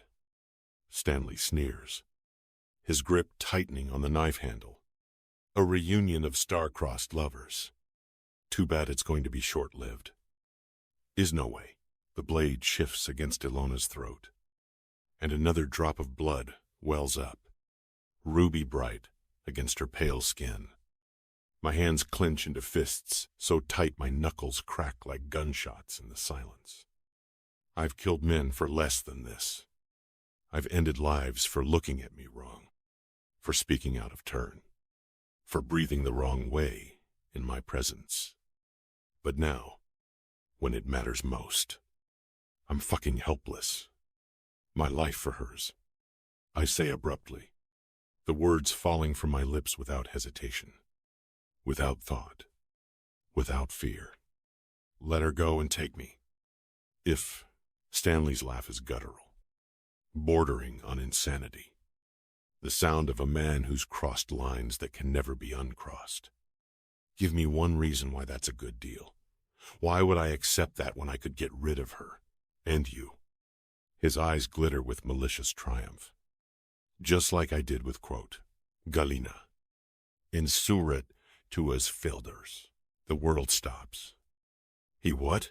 The room around us seems to spin as the blood drains from my face. Reality reshaping itself around this one devastating revelation. Pizda.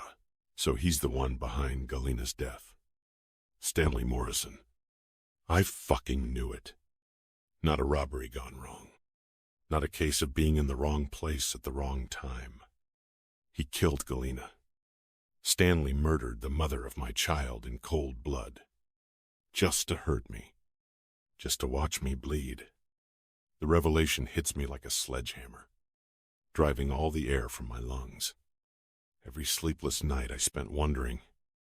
Every theory I'd chased down dark alleys. Every dead-end lead that left me bleeding frustration, and it was him all along. My old business partner. The man I'd worked alongside for years. Someone I used to call a friend. The snake who smiled to my face while planning my destruction. How long had he been planning it? How many times had we sat across from each other, discussing operations, dividing profits, while he was already orchestrating Galina's murder? How many times had I looked into his eyes and seen nothing but his usual greed when there should have been the cold calculation of a killer? The blood pounds in my ears like war drums. My vision tunnels until all I can see is Stanley's face. That smug expression of satisfaction that tells me he's been waiting for this moment. Waiting to see my world crumble. Waiting to watch the knowledge destroy me from the inside out. Galina. Her face flashes through my mind, those soft brown eyes. The way she'd smile so gently, then rest her hands on her swollen belly. My son growing inside her. Safe and warm, until Morrison decided to play God with their lives. She'd trusted people. That was always Galina's weakness and her greatest strength. She saw good in everyone, believed in second chances, gave people the benefit of the doubt even when they didn't deserve it. It's what made her beautiful. It's what got her killed. The memory hits me like a physical blow. The last time I saw her alive, standing in the doorway of our apartment, telling me to be careful. The way she'd pressed her hand to her stomach and said our baby was restless that day, kicking like he wanted to meet his father. I should have stayed home. I should have been there. But I wasn't. I was here, with Alona, while Stanley was ending her life. The guilt is a living thing inside my chest, clawing at my ribs, tearing at the scar tissue I thought had healed over that wound. You fucking monster. I breathe, the words hard to hear over the roaring in my ears. The rage that hits me is volcanic, the kind of fury that could level cities and salt the earth behind them. It surges through my veins like molten metal, burning away fear, burning away rational thought, burning away everything except the single, consuming need to destroy the man who took the mother of my child from this world. But even through the red haze of killing rage, I see Alona's expression visibly change. Her eyes go wide with shock, then narrow with understanding. Then, her gaze meets mine with determination that sends my heart surging. It's like we silently agree that Stanley has to go. I immediately know she wants to do something, and I know it's risky. I can see it in her eyes, in the subtle tension that enters her body despite the knife at her throat. She's going to try to fight back, putting her own life at risk. All Stanley needs to do is swing the knife, and Ilona's done for. Shit. I don't know how to stop whatever Alona is planning without letting Stanley know. I deepen my gaze into hers, hoping she understands that I want her to stop doing whatever she's planning to do. My eyes try to communicate everything I can't say aloud. Wait. Let me handle this. Don't risk yourself for me. But she's not listening. I can see it in the way her muscles coil beneath her skin, in the way her breathing changes from shallow panic to controlled preparation. This woman, my woman, has never been one to wait for rescue. She's a fighter, and she's going to fight.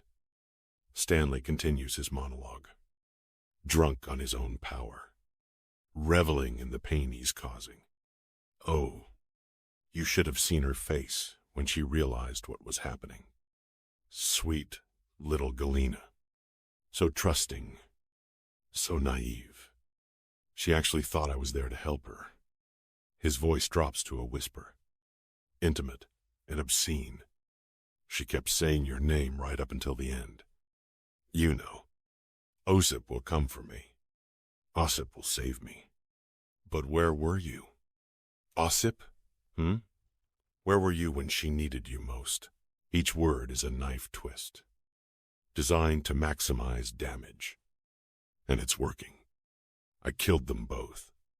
Stanley continues, savoring every syllable like fine wine. Your precious little bastard, growing inside her belly.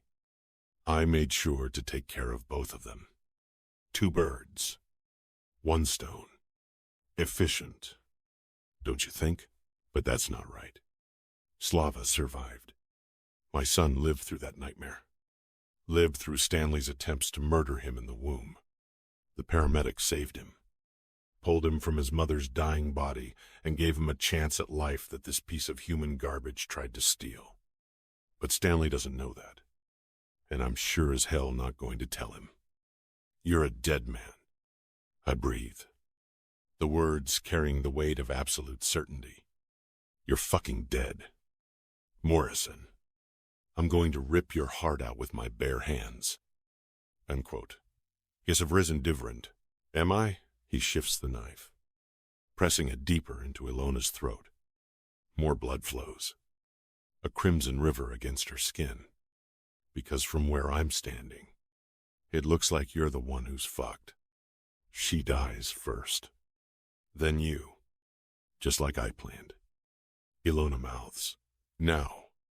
Blyad. Everything happens at once. Despite the grim situation she's in. Despite the knife at her throat and Stanley's arm around her waist. Ilona musters up her courage and drives her elbow back into Stanley's solar plexus with every ounce of strength she possesses. The impact is solid. Meaty. The sound of bone connecting with soft tissue. Stanley doubles over with a grunt of pain and surprise. His grip on the knife loosening for just a heartbeat. But a heartbeat is all I need. I don't hesitate.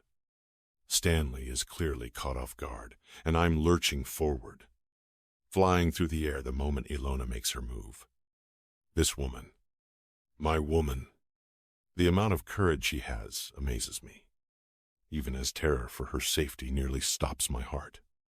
The distance between us evaporates in milliseconds.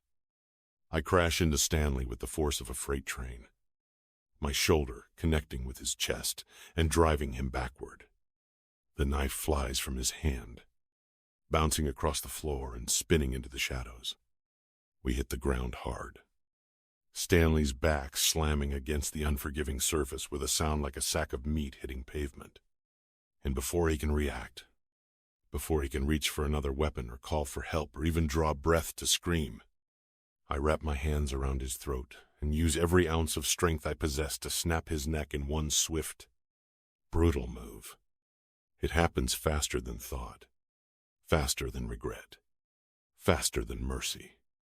The sound is exactly what I expect, like a dry twig snapping underfoot on a winter morning. Sharp, final, irrevocable. There's a moment of devastating silence, and then a slow, gurgling rattle as he releases a final breath. His lifeless corpse goes still beneath me, his eyes wide and staring at nothing, mouth agape in permanent surprise. The man who killed Galina, who terrorized Ilona, who threatened to destroy everything I care about, reduced to nothing more than cooling flesh in the space between one heartbeat and the next. I roll off his body and look up to find Ilona staring down at her ex's lifeless form, her body rigid with shock. Blood still trickles from the shallow cut on her throat. But she's alive. She's breathing. She's safe. Ilona. I choke out as I shove myself to my feet and move toward her. Are you okay? I reach out a hand, desperate to close the distance between us. Desperate to reassure myself that she's okay. Osip. Her eyes are wide. Oh, my God. Her breath is coming in short. Sharp gasps. Oh, my God. Osip. Then, as if her strings had been cut, she passes out. Chapter 26. Ilona. Consciousness seeps back into me, like water through cracked stone.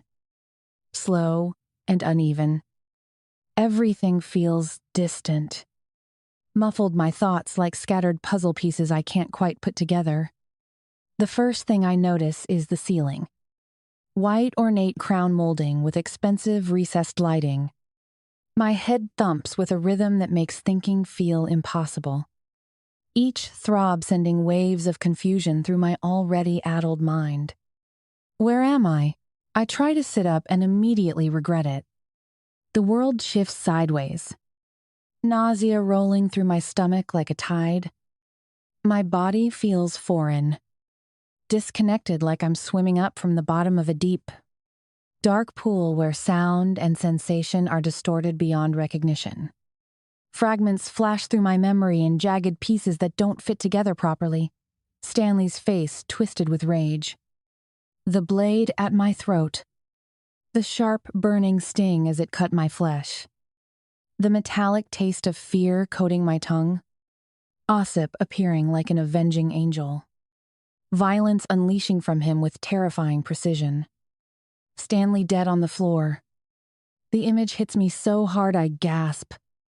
My hand flying to my throat where a phantom blade still seems to press against my windpipe. It really happened.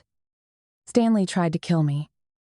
And Stanley killed Galena. The words echo in my mind, but they feel unreal. Like something from a nightmare I can't quite shake. Stanley beautiful. Manipulative Stanley murdered a pregnant woman. Osip's pregnant wife. The mother of his child. My vision blurs. The ornate ceiling swimming above me as I try to make sense of memories that feel both vivid and impossible. Was it real? It can't have been real. Maybe it was just a nightmare brought on by stress and trauma and the constant fear that's been my companion for months. But the sting in my throat tells a different story. The bruises I can feel forming along my ribs whisper the truth my mind doesn't want to accept.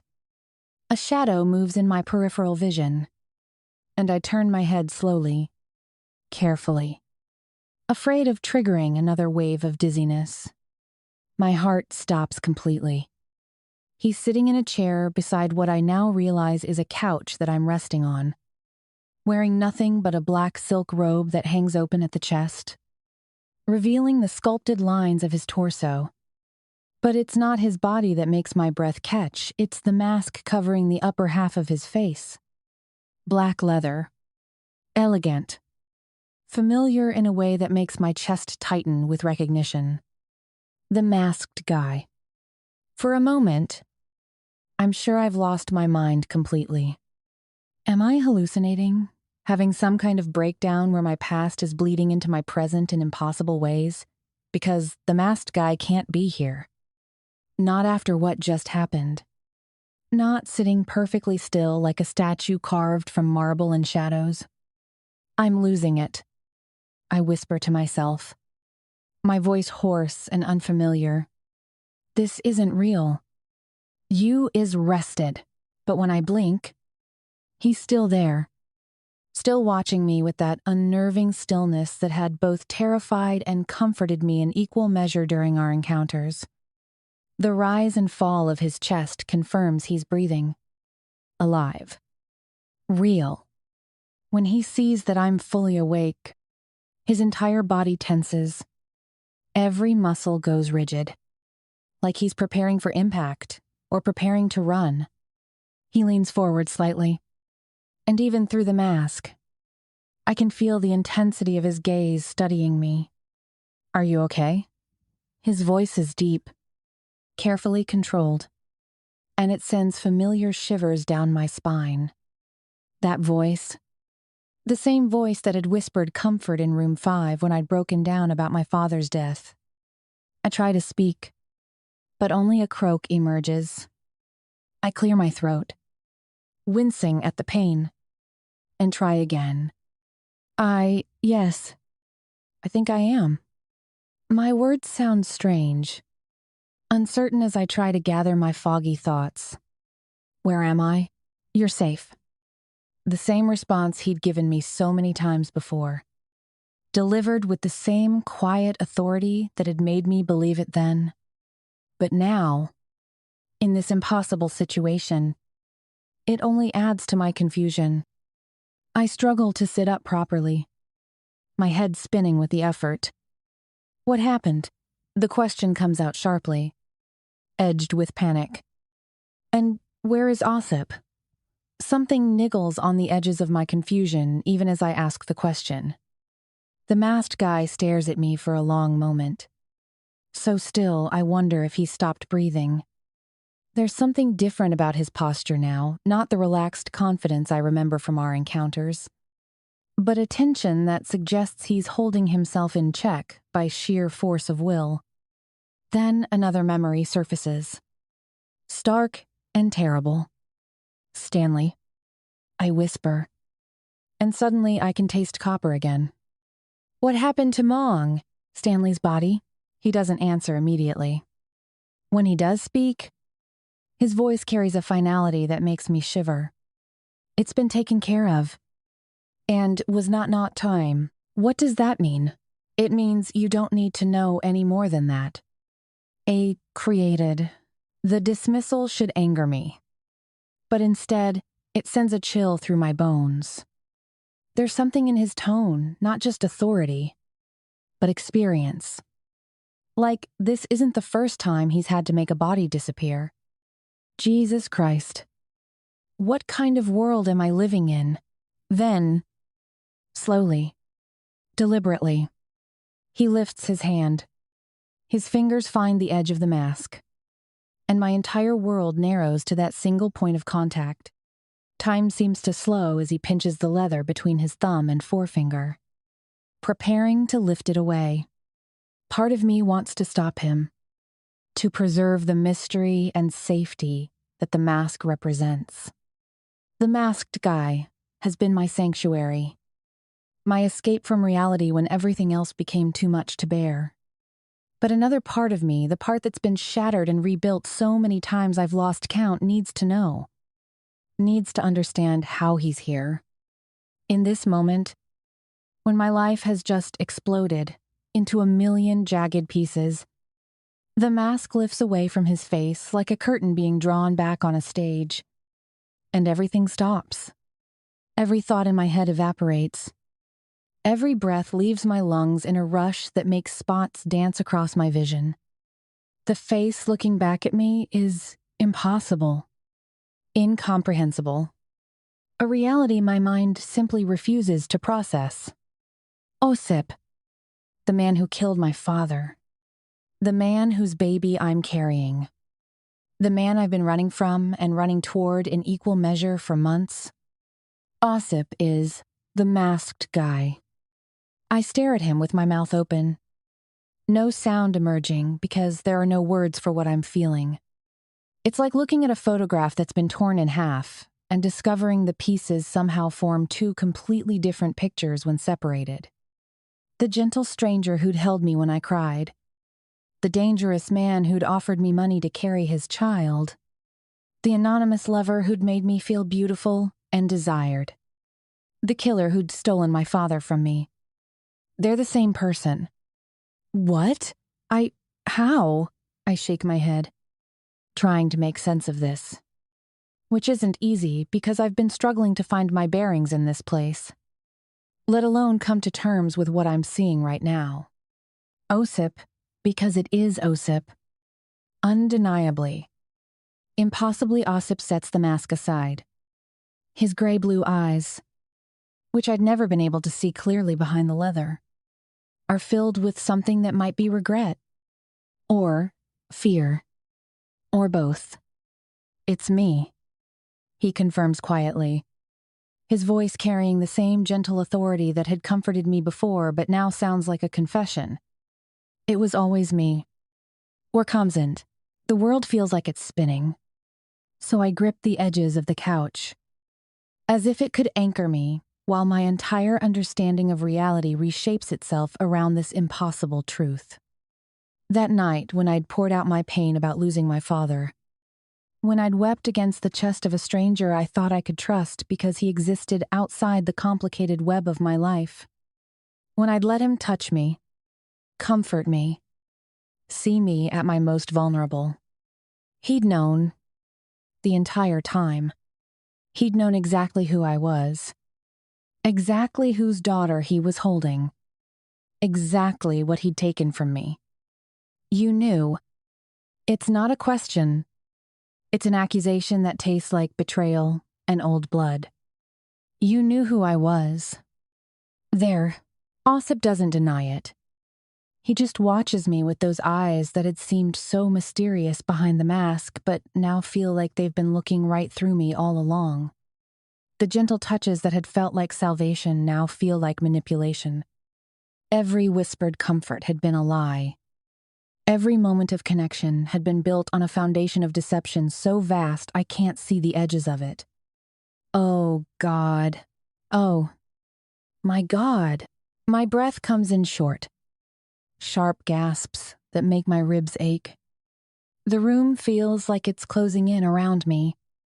The elegant walls becoming the sides of a trap I've been walking into for months without realizing it. I trusted you, I whisper, and my voice breaks around the words. I told you everything. About my father, about my pain, about how lost I felt. And you were the one who made me feel all of that in the first place. As tenderest, he leans forward again, and I instinctively recoil, pressing myself back against the seat. The movement sends pain shooting through my neck, reminding me of Stanley's hands around my throat, of violence and betrayal and men who take what they want regardless of the cost. Alona, don't. I snap. The word edged with a pain so deep it feels like it might split me in half. Don't say my name. Not with that voice. Not when. I know. I can't finish the sentence because the truth is too big. Too impossible to speak out loud. The man who'd been my sanctuary is the man who destroyed my world. The stranger who'd made me feel safe is the killer I should be running from. How is that possible? How can the same hands that had touched me with such reverence have taken my father's life? How can the voice that had whispered comfort in my darkest moments belong to the man who created those dark moments in the first place? Memories cascade through my mind like falling dominoes, each one reshaping itself with this new, horrible knowledge. Every encounter in room 5 takes on a sinister undertone. Every gentle caress becomes a mockery. Every moment of peace I'd found in his arms was built on a lie so fundamental it makes me question everything I thought I knew about myself. You let me cry for him. I say, my voice getting stronger as anger begins to overtake shock. You held me while I grieved for my father, knowing you were the reason he was dead. End quote. Osip's jaw tightens. The only sign that my words affect him? I never meant for you to get hurt. Innes, but I did get hurt. The words explode from me with a force that surprises us both. I got hurt every single day. I lost everything, my father. My home. My sense of safety in the world. And you pretended to comfort me, knowing exactly why I needed comfort in the first place. And the betrayal is so complete, so devastating, that I can't process it all at once. It comes in waves, each one threatening to pull me under. The masked stranger who'd been my lifeline was actually the architect of my destruction. And the worst part, the part that makes me want to crawl out of my own skin, is that even now, even knowing what he's done, some treacherous part of me still responds to his presence, still remembers the safety I'd felt in his arms, the connection that had seemed so pure and real. How can I still feel drawn to him when I know what he's capable of? What does that say about me? I need to leave. I start to push myself up, but the movement makes my head spin violently. Black spots dance across my vision, and I have to grip the arm of the couch to keep from falling off it. You're not well enough. I said don't. I cut him off, my voice cracking with the effort. Don't tell me what I can or cannot do. Don't pretend to care about my well-being. You've done enough. One, but even as I say the words, I'm still sitting on the couch, too dizzy and disoriented to actually leave. The irony isn't lost on me once again. I'm trapped in Osip's world, dependent on his protection even as he's the thing I need protection from. The silence stretches between us, dark and unending. He sits perfectly still, hands resting on his knees, watching me with an expression I can't read. There's no trace of the cold calculation I've seen from him before. None of the dangerous edge that makes him so formidable. Instead, he looks almost vulnerable. It's a trick. Another manipulation. Don't fall for it. Alona. He's proven he's capable of playing whatever role serves his purposes. The gentle, masked stranger was just another performance. Another way to control me. But if that's true, why does he look like he's in pain? I'm sorry for not telling you, he says finally, his voice quieter than I've ever heard it. I'm sorry about everything. I love you. Alona. And is not of the batted. The words make my head spin. You love me? I laugh. But the sound carries just bitter disbelief. You don't even know what that word means. This has been, I know what it means to need someone more than air, he says. And something in his tone makes me look at him more closely. I know what it means to want to protect someone, even if it means protecting them from yourself. I know what it means to lie awake at night thinking about someone's smile, their laugh, the way they look when they're peaceful. And for it, his words should sound romantic. But instead, they feel like another violation. He's describing feelings that should be precious, sacred. But coming from him, they feel tainted by everything he's done. You killed my father. My hands curl into fists. Whatever you think you feel for me, that doesn't change what you did. Wei, I know. He doesn't try to deny it. Doesn't make excuses. I know I can never undo that. I know I can never give him back to you or take away your pain. But Alona, if you'll just let me explain. Explain what? I interrupt, my voice rising. Explain how you justified murdering another human being? Explain how you managed to hold his daughter while she cried for him? Explain how you can claim to love someone whose life you destroyed? Each question is a weapon. And I watch them land with a satisfaction that should probably worry me. But right now, causing him pain feels like the only power I have in this situation. He wasn't innocent, Osip says quietly, and something in his tone makes me freeze. What? Your father wasn't innocent. Alona. Minus, the words don't make sense. They bounce off my understanding of reality like stones skipping across water. That's not true. But a sinking feeling is building in my belly. It is true. And I can prove it. If you'll let me. And I stare at him, searching his face for any sign of deception. But there's only a terrible sincerity in his eyes. A gravity that makes my stomach drop. You're lying. I say, but even as the words leave my mouth, I can hear the doubt creeping into my voice. The things Stanley said about my father. Your father, it was complicated. Alona. And what happened? He scrubs a hand over his face. It wasn't meant to happen. End quote. I don't know what to say. I whisper. And I don't. My mind feels pulled in a dozen different directions by revelations that change everything while changing nothing at all. Then don't say anything, he says gently. Just listen to me. Please. If Ted, I look at him, really look at him, and see both the stranger who comforted me and the man who destroyed my world. They exist in the same body, the same face, The same voice that's asking me to listen to truths I'm not sure I'm strong enough to hear. But I'm already in too deep to turn back now.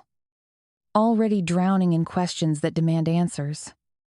Even if those answers will destroy what's left of my peace. So I close my eyes, take a shaky breath, and whisper the words that will either save me or finish breaking me apart.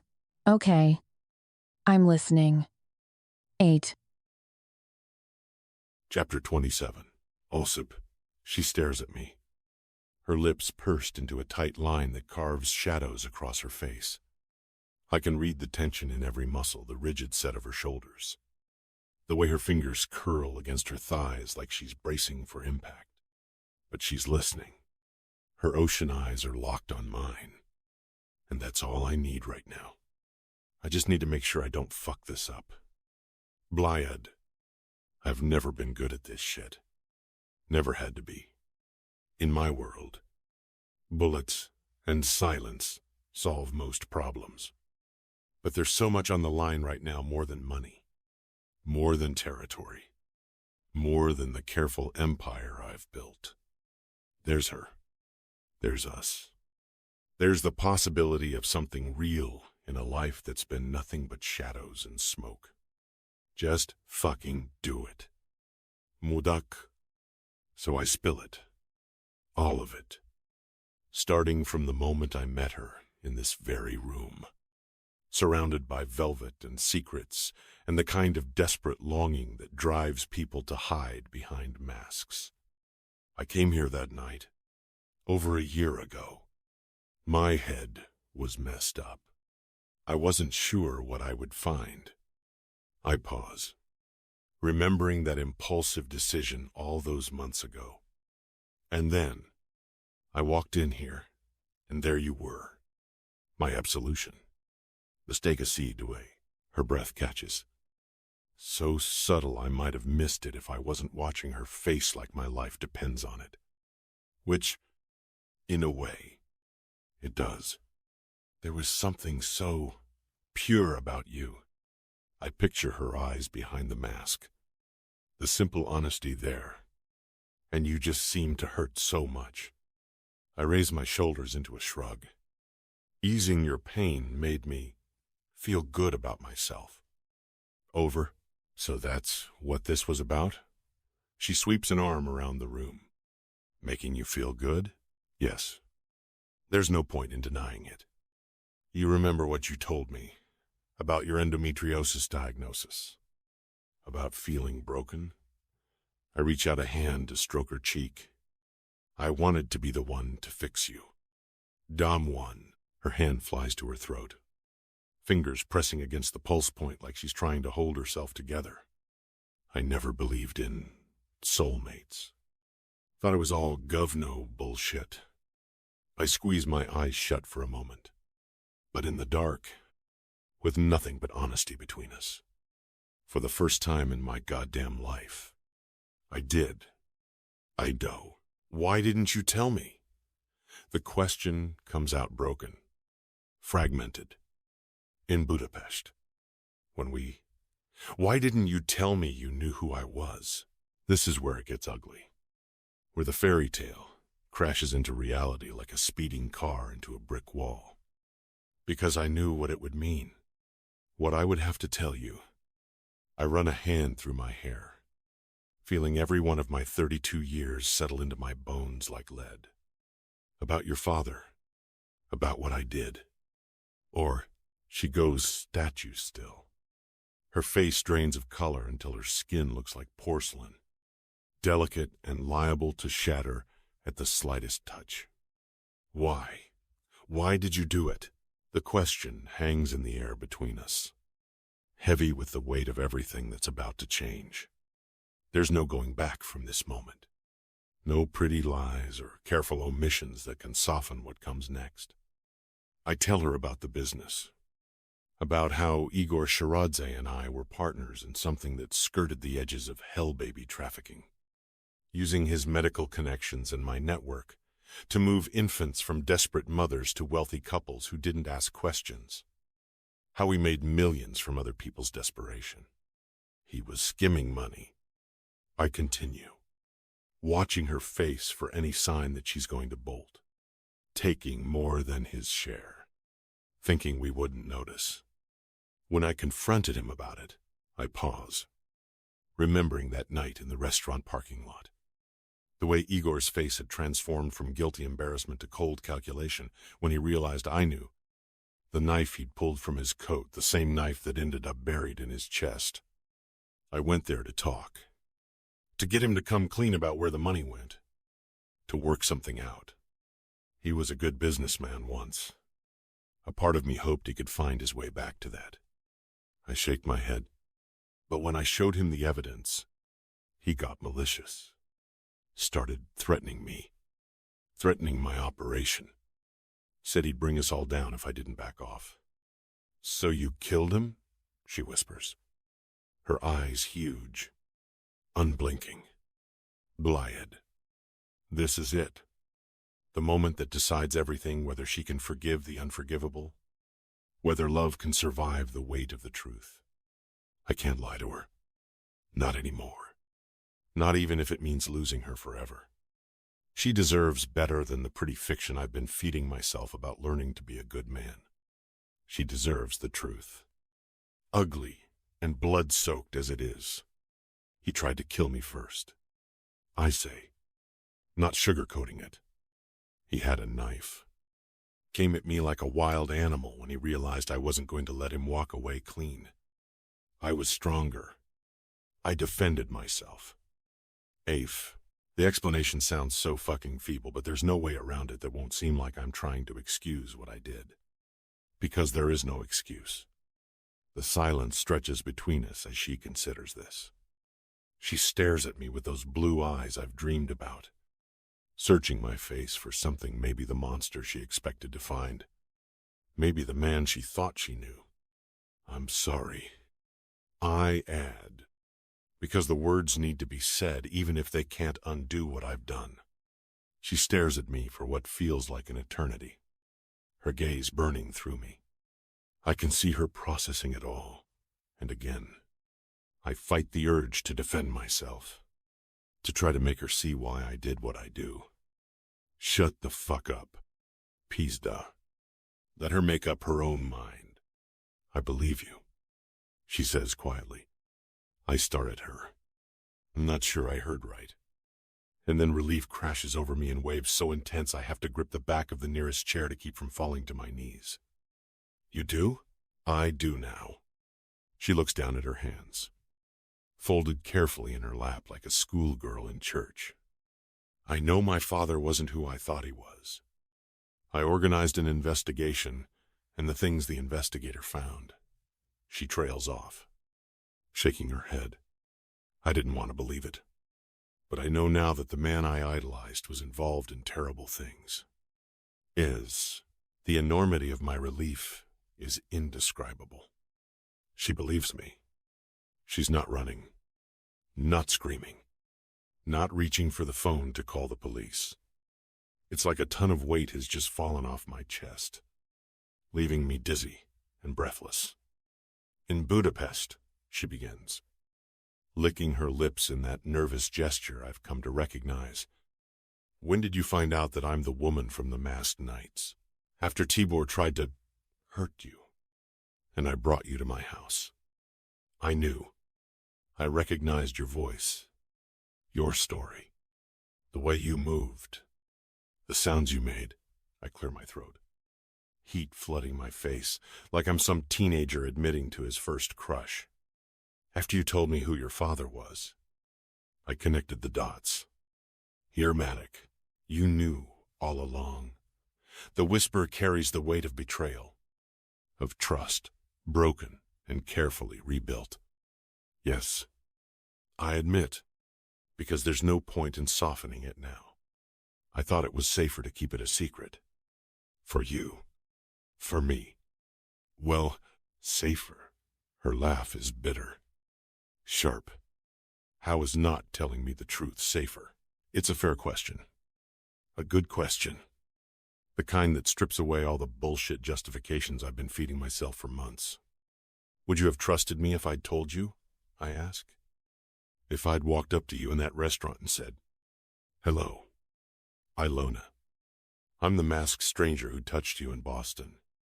And by the way, I killed your father in self-defense. Will you have my baby?" She doesn't respond. But she doesn't need to. We both know the answer. She looks down at the floor as if she's found something fascinating in the Turkish rug's intricate patterns. And in that silence, I have my answer. She wouldn't have believed me. Hell, she probably would have run screaming, called the cops, done everything in her power to destroy me before I could hurt her again. Then she looks up, and I see something in her eyes I wasn't expecting, understanding. Not complete forgiveness. Not yet. But the recognition that sometimes the truth is too big and too ugly to share all at once. And Slava? Her voice is softer now. Gentler. Did you really not know he was alive? My body tenses like I've been struck. This is the sensitive spot. The wound that never heals no matter how much time passes.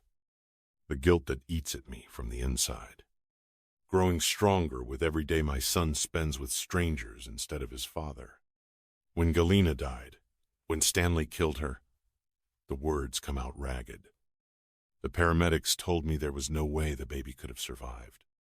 I only found out he was alive right before he got adopted. That's why I flew to Boston on the same night you disappeared from Budapest. Every was. She stares into the distance. Processing. Her fingers drum against her thigh in a rhythm I don't recognize. Some internal song playing in her head. Yes, she says finally. The night I found out who killed my father. That's not a variation. In way, I stare at her, feeling the weight of that cosmic coincidence. Two devastating revelations on the same night, in the same city, driving us both toward truths we weren't ready to face. The universe has a twisted sense of humor. I know it's best to remain quiet now. Sometimes silence speaks more than 1,000 words could, and this feels like one of those moments. She needs space to think, to process, to decide whether the man sitting in front of her is someone she can live with or someone she needs to run from. It's her who breaks the silence. "I'm sorry about what happened to Galina and Slava," she says quietly, and there's genuine compassion in her voice. Not pity. I would have walked away if it was pity, but understanding. The recognition of one person's pain by someone who has known her own share of loss. I nod, not trusting my voice to remain steady. There's nothing to say to that. No response that wouldn't diminish the sincerity of her sympathy. She turns to face me fully then, shifting on the couch so her body is angled toward mine. Takes a deep breath that makes her chest rise and fall beneath the silk robe she's still wearing. When she speaks, her voice is steady but quiet, like she's sharing a secret with the walls themselves. "I'm pregnant. When you want to do," I stare at her like an idiot, blinking stupidly while my brain tries to piece together what she's just said. For a moment, I wonder if something's gone wrong with my hearing. If the stress of confession has finally driven me completely insane. "What? I'm pregnant," she repeats. And this time there's no mistaking it. No room for misinterpretation or wishful thinking. About 10 weeks by now. According to the doctor, matter. I stop breathing. Everything I thought I knew about my life, about our situation, about what's possible between us, suddenly rearranges itself into something entirely new, dangerous, beautiful. A baby. Our baby. The child I never thought I'd have, growing inside the woman I killed for, carried by the daughter of the man whose death haunts my dreams. I open my mouth to respond, but no words come, just the sound of my own breathing, harsh and uneven in the suddenly quiet room. Chapter 28. Alona, I'm pregnant. Go. The words hang in the air between us like something tangible, reshaping the very molecules of room 5 around their weight. I watch Osip's face no longer hidden behind black leather. No longer the mysterious stranger who held me while I grieved as every trace of color drains from his features. He stares at me like I've spoken in a language he doesn't understand. His eyes wide with shock. The same eyes that watched me break apart night after night in this very room. That looked at me with such gentle intensity from behind a mask. What? The word comes out strangled. Broken. I'm pregnant. I repeat. And this time, my voice carries a strength I didn't know I possessed. Overton weeks. And Franz, the silence that follows is deafening. Somewhere in the distance, I'm sure I can hear the muffled sounds of the Scarlet Fox continuing its elegant existence, glasses clinking. Soft music. The gentle hum of lives proceeding normally, while mine explodes into fragments I'm not sure can ever be reassembled. 10 weeks. The timeline aligns perfectly with our contract. With those early nights when he'd come to me desperate and hungry. When we'd lose ourselves in each other with an intensity that felt like drowning and salvation all at once. Before I learned the truth about who he was, Osip opens his mouth, closes it. Opens it again like a fish gasping for air. His powerful frame, usually so controlled and commanding, seems to fold in on itself as the revelation hits him. But you said, the miscarriage, he whispers, and I can hear the old grief threading through his voice.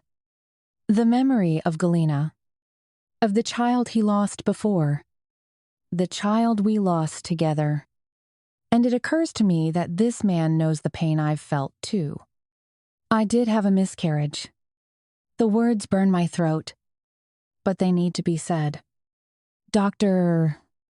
Varga called me just before I left for Boston. I was carrying twins. His entire body goes rigid. Every muscle locking into place like he's been flash frozen. Twins. One of them didn't make it. My hand drifts unconsciously to my stomach. A protective gesture that feels both familiar and strange. It's still flat now, but there's a firmness to it that wasn't there before. But the other baby is fighting. Surviving. That, like Mom. I think suddenly, the comparison catching me off guard. Mom. Fighting her own battle with a strength that amazes me daily. Mom, who deserves to meet her grandchild. The lamp beside the burgundy chaise casts warm light across the Persian rug, illuminating the crystal decanter that sits untouched on the side table. This room where we found solace in darkness, where I poured out my pain to a stranger I thought I could trust. Where he held me while knowing exactly why I needed holding suddenly feels too small to contain the magnitude of what's happening between us. Osip pushes himself up from the chair with movements that seem disconnected. Mechanical. He runs both hands through his dark hair, destroying its usual perfect order.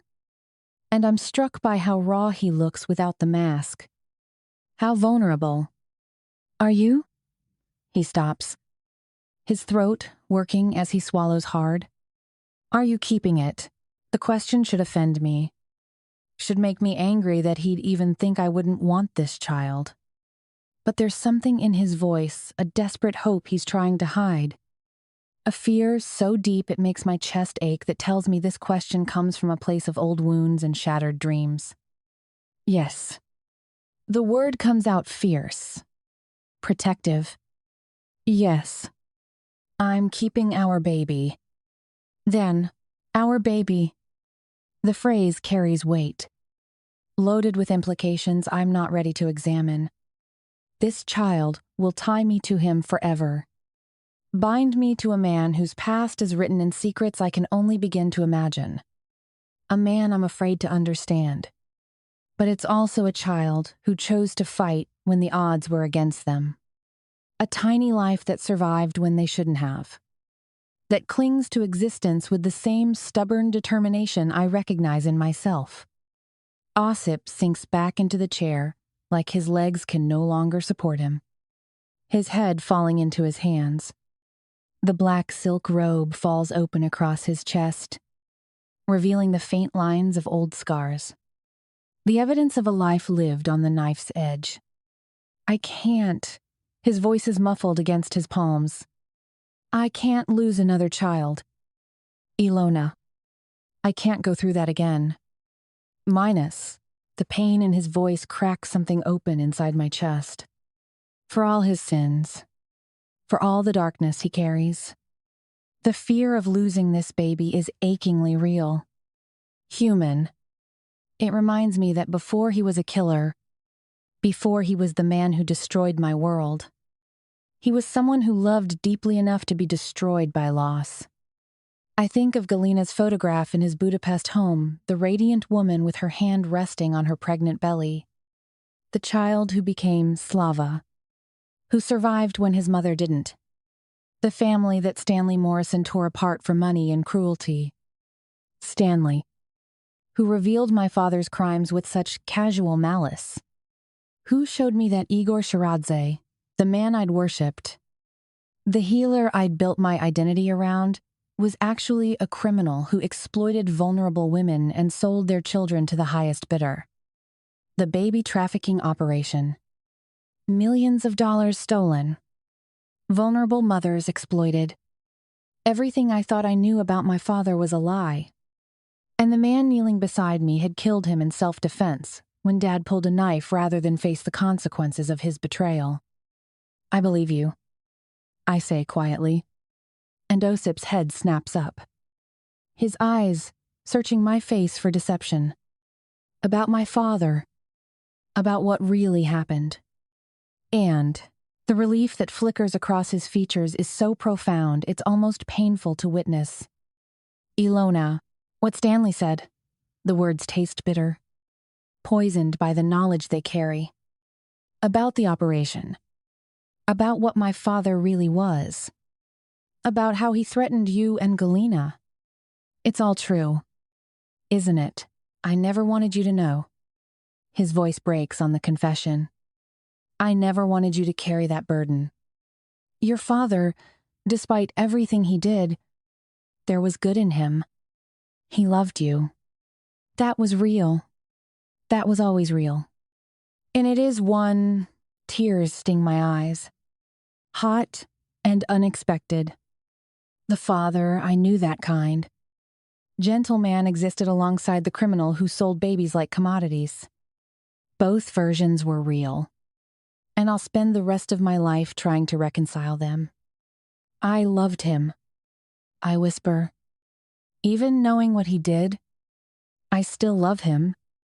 Does that make me a terrible person? No. Osip's response is immediate. Fierce. It makes you human. Love doesn't disappear just because someone disappoints us. If it did, no one would ever be loved at all. If, the warmth in my chest, the feeling I've been fighting for weeks, the emotion I've been too afraid to name spreads through my veins like honey and sunlight. Something that feels like healing, like the possibility that two broken people might be able to build something beautiful from the wreckage. I want this baby, I say, my voice steady despite the tears threatening to spill over. I want our child to have a chance at the family you and Galina never got to have. Don'tness. I want Mom to have a chance to be a grandmother. The thought whispers through my mind. Urgent and aching. Whatever time she has left. Osip's breath catches. His eyes bright with unshed tears. Are you saying, before I can lose my nerve, before the practical concerns and logical fears can overwhelm the fragile hope building in my chest, I reach out and take his hand. His fingers are warm. Familiar from nights in this room when touch was the only language we needed.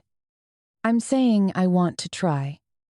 I whisper, I want us to try to build something real together. For our baby. For Slava. For both of us. 2. Do a die. Osip stares at our joined hands for a long moment, his thumb tracing gentle circles across my knuckles.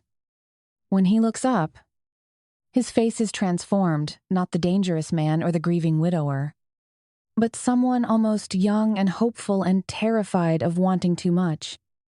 Alona, he says, and my name sounds like a caress. I love you. I've loved you since the first night you walked into this room and trusted me with your pain. I should have told you sooner.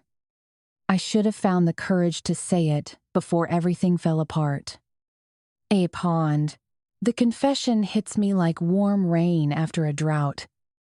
Unexpected and necessary, and healing in ways I didn't know I needed. He loves me. This complicated. Dangerous.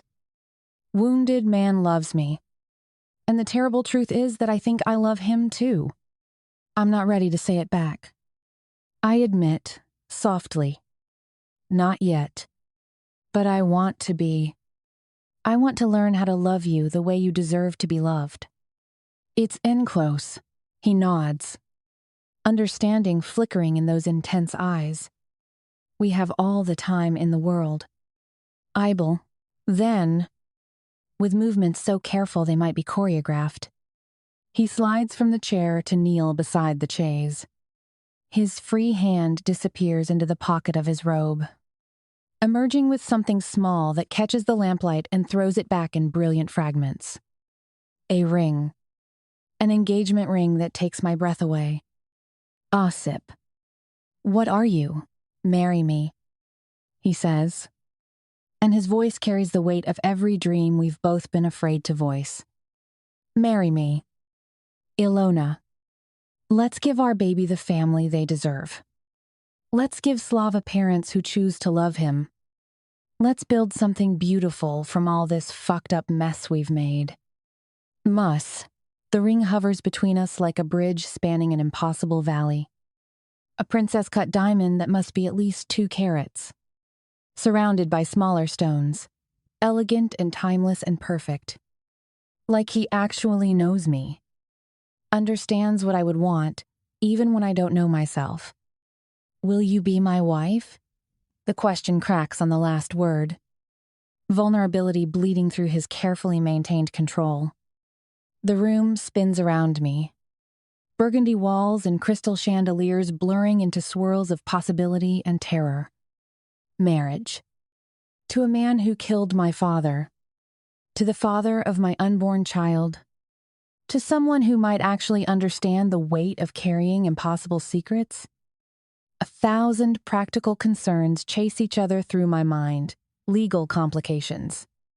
Custody arrangements. The challenge of loving someone whose hands are stained with necessary violence. And Mom. Darling Mom.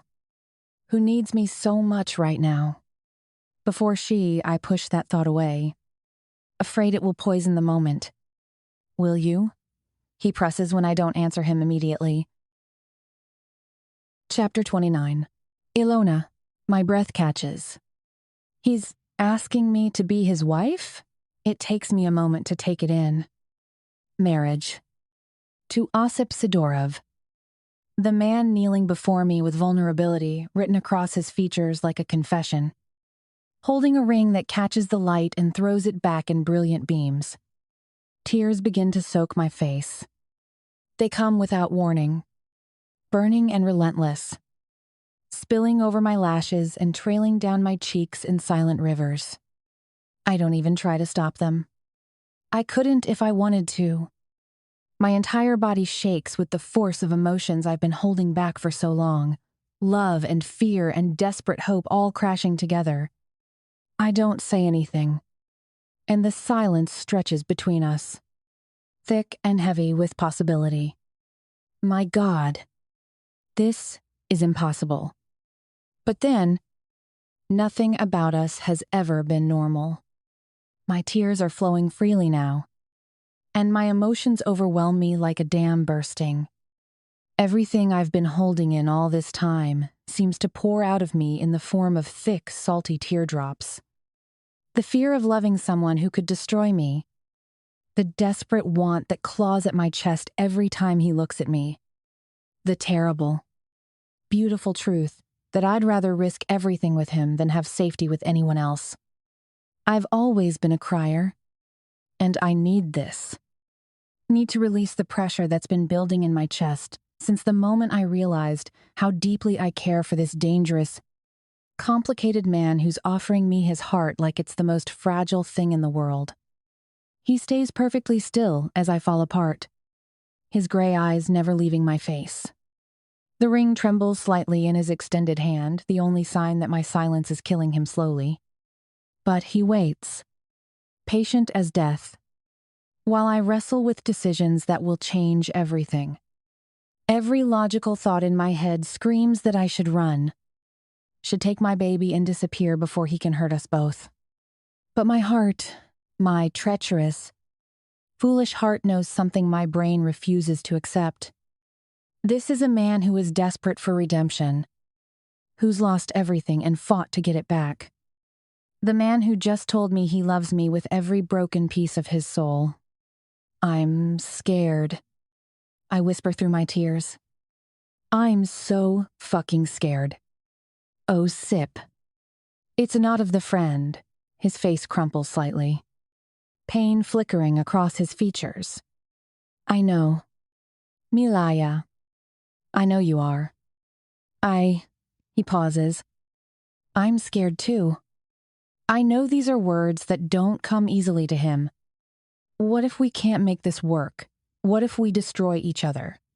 The question hangs between us, hinting at a truth that terrifies me. Because we could destroy each other, we both have that power now. I could leave with his child and break him completely. He could decide I'm a liability and make me disappear like countless others probably have. But he could also be my salvation, and I could be his. Then we destroy each other, he says simply, and the honesty in his voice takes my breath away. But we won't. He strokes my cheek. We won't, Dirty. Because we will be family. And quote, more tears spill down my cheeks. But these feel different. Cleaner, somehow. Like grief finally giving way to acceptance. I think about the baby growing inside me, his baby. Our baby and the life we could build if we're brave enough to try. Not the perfect fairy tale I dreamed about as a little girl, but something real and complicated and beautiful in its imperfections. Something worth fighting for. Something worth risking everything for. Yes. There. It's out. I said it. It's a simple word. A tiny little sound. Really. And yet it means so much. It means everything. My logical brain may have doubts, but in that one word, my heart spoke the truth it's been carrying for what feels like a lifetime. I want him more than anything. I want us to build a life together from the wreckage of our separate tragedies. I want him to be a father to my baby, to Slava, to whatever other children might come. I want to wake up beside him every morning and fall asleep in his arms every night, even if it means accepting the darkness that comes with loving someone like him. Yes, I repeat, stronger this time. Watching as joy transforms his face into something radiant and beautiful. Yes, I'll be your wife. I'll marry you. Osip Sidorov. End quote. The ring box hits the floor and bounces as he surges to his feet. His hands framing my face with such tenderness I start crying all over again. His thumbs stroke away my tears with infinite care. And when he looks at me, I see my entire future reflected in his stormy eyes. You won't regret this, he whispers fiercely. Like he's making a vow to whatever gods watch over broken people trying to build something beautiful and lasting. I swear to you. Alona. You are not going to regret this. Before I can respond, he moves closer. His presence fills my entire world. All masculine heat and controlled power and desperate love. When he smiles at me, really smiles. With nothing held back, my toes curl and my heart stops beating for a full second. The next moment, his lips crash against mine. The kiss is everything desperate and tender. Claiming and giving. Weeks of pent-up emotion, finally finding release. His mouth moves against mine with a hunger that makes me dizzy. Like he's trying to pour his entire soul through the connection of our lips. I taste salt from my tears. The faint sweetness of his breath. And underneath it all, something that's purely him. I return the kiss with everything I have. My hands fisting in his robe to pull him closer. It's long and slow and passionate, filled with everything I can't put into words. All the love I've been too afraid to admit. All the hope I've been too scared to acknowledge. All the desperate want that's been clawing at my chest since the day he walked into my life. When we finally break apart, both of us are breathing hard. Nose to nose. Like we're sharing the same air. His hands are still cupping my face. His thumbs tracing patterns on my tear-damp cheeks. I love you. I pant between kisses, the words spilling out at last. To hell with waiting till I'm ready. I'm ready now. I love you. Osip Sidorov. I love you so much it terrifies me. I know. I love you too. Alona. His voice is rough with emotion, gravelly in a way that sends heat spiraling through my core. More than I thought I was capable of loving anyone. Mine is Slive. He kisses me again. Softer this time, but no less devastating. When he pulls back, there's mischief dancing in his gray eyes, along with the love and hunger. How does Ilona Sidorova sound? He smirks. And the question sends a thrill through me that I feel all the way to my toes. Perfect. I breathe. And I mean it. Whatever else happens. However complicated our future becomes, this moment is perfect. This choice is right. His smirk deepens into something darker, more possessive. And I see the exact moment tenderness transforms into something else entirely. His pupils dilate, and his hands slide from my face down to my waist, pulling me flush against him until every line of his body is pressed against mine. Mine, he growls against my lips, and the word sends liquid fire racing through my veins. My wife. My woman. Mine to protect and cherish and worship. This man.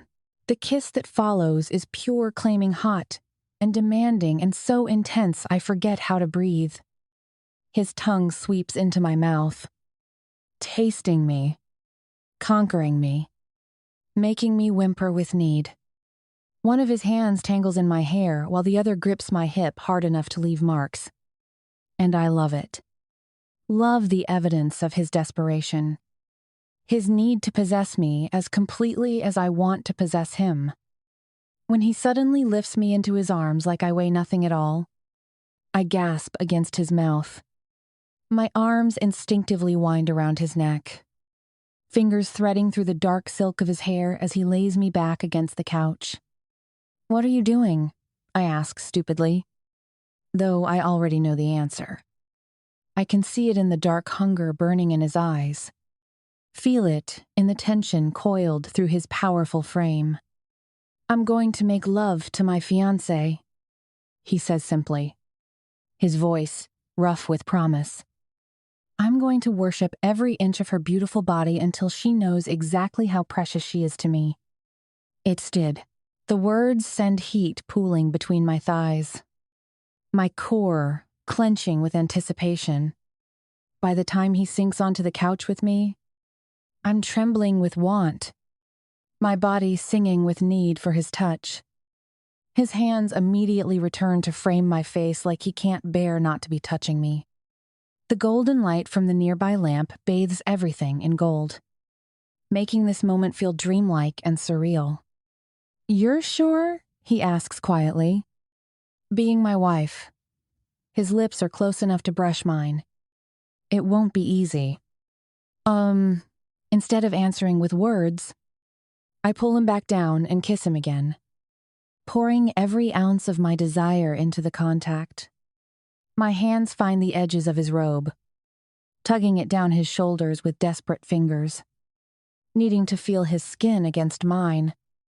He breaks the kiss long enough to help me strip silk garment away, revealing the magnificent expanse of his chest. Muscle and scars and ink. All of it perfect and masculine and mine. My palms flatten against his heated flesh, mapping the topography of his torso while he watches me with eyes gone dark as storm clouds.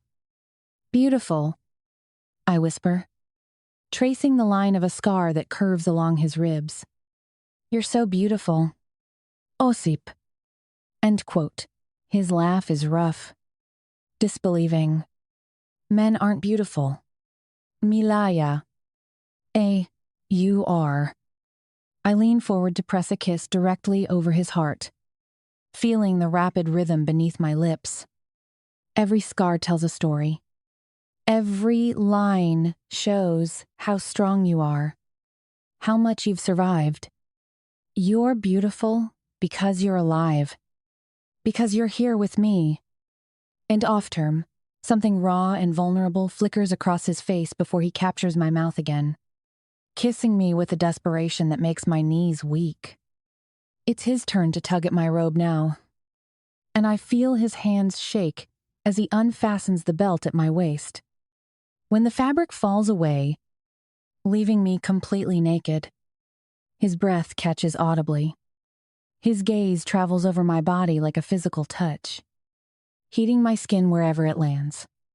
"Perfect," he murmurs, his accent thicker than usual. "So fucking perfect." Even, his hands skim up my sides, thumbs brushing the undersides of my breasts. Even that light touch makes me arch into him, a soft moan escaping my throat. Every nerve ending feels hypersensitive, like my body has been waiting for his touch my entire life. And then his mouth is on me, hot and worshipful as he pays homage to my breasts. His tongue swirls around one nipple while his hand cups the other. And I throw my head back with a gasp that turns into a long, low moan. "That's it," he encourages against my skin, his voice rough with approval. "Let me hear you. Milaya. Let me know how much you love this." His mouth and hands work in perfect rhythm, alternating between gentle and demanding, until I'm writhing against him and clutching at his shoulders for support. Just when I think I might die from the pleasure, he slides down my body, trailing kisses down my belly. A wave of goose flesh follows in his wake as his stubble grazes my sensitive skin, settling between my thighs. His heated gaze meets mine, and the air between us sparks with a current that makes my nipples tighten and my core clench. He leans down, pressing a kiss to my mound. "Beautiful," he murmurs against my skin, and I feel the word more than I hear it. His lips ghost over the downy hair over my pussy, and then his tongue flicks out and finds the nub of my clit. A strangled noise escapes my throat as sensation skyrockets, white-hot and relentless. His tongue laps at me as his teeth graze the tingling flesh, sending shockwaves of pleasure straight to my core. My hips buck off the couch as I silently beg for more, desperate for the touch of his mouth. "Osip," I gasp, threading my fingers through his hair to hold him close. "Please. Right there. Don't stop." 1B. His eyes meet mine as he chuckles. the vibration sending more delicious sensations ricocheting through my body. You're gorgeous like this. Alona, all mine, wanting me, needing my touch. 8. Yes, I whisper, every muscle drawn taut as bowstrings. Please, I need you. Touch me. Do. A dark smile curves his lips, and he traces his tongue up the seam of my pussy. Beautiful, he says again, his voice a guttural rumble that sends shivers through me. I love the taste of you. Milaya. I whimper, struggling to keep my heavy-lidded eyes open as his breath washes over me. Hot and rapid, tension winds through me like a spring, tighter and tighter with every swipe of his tongue, every light kiss and gentle nip. My fingers clutch at the couch cushions, knuckles white as I silently urge him on. Osip, please, I beg, my voice high and broken. Right there. More, please. And he gives me what I ask for, and so much more. His mouth is magic, a brand of hot fire that sends me spiraling into a million pieces.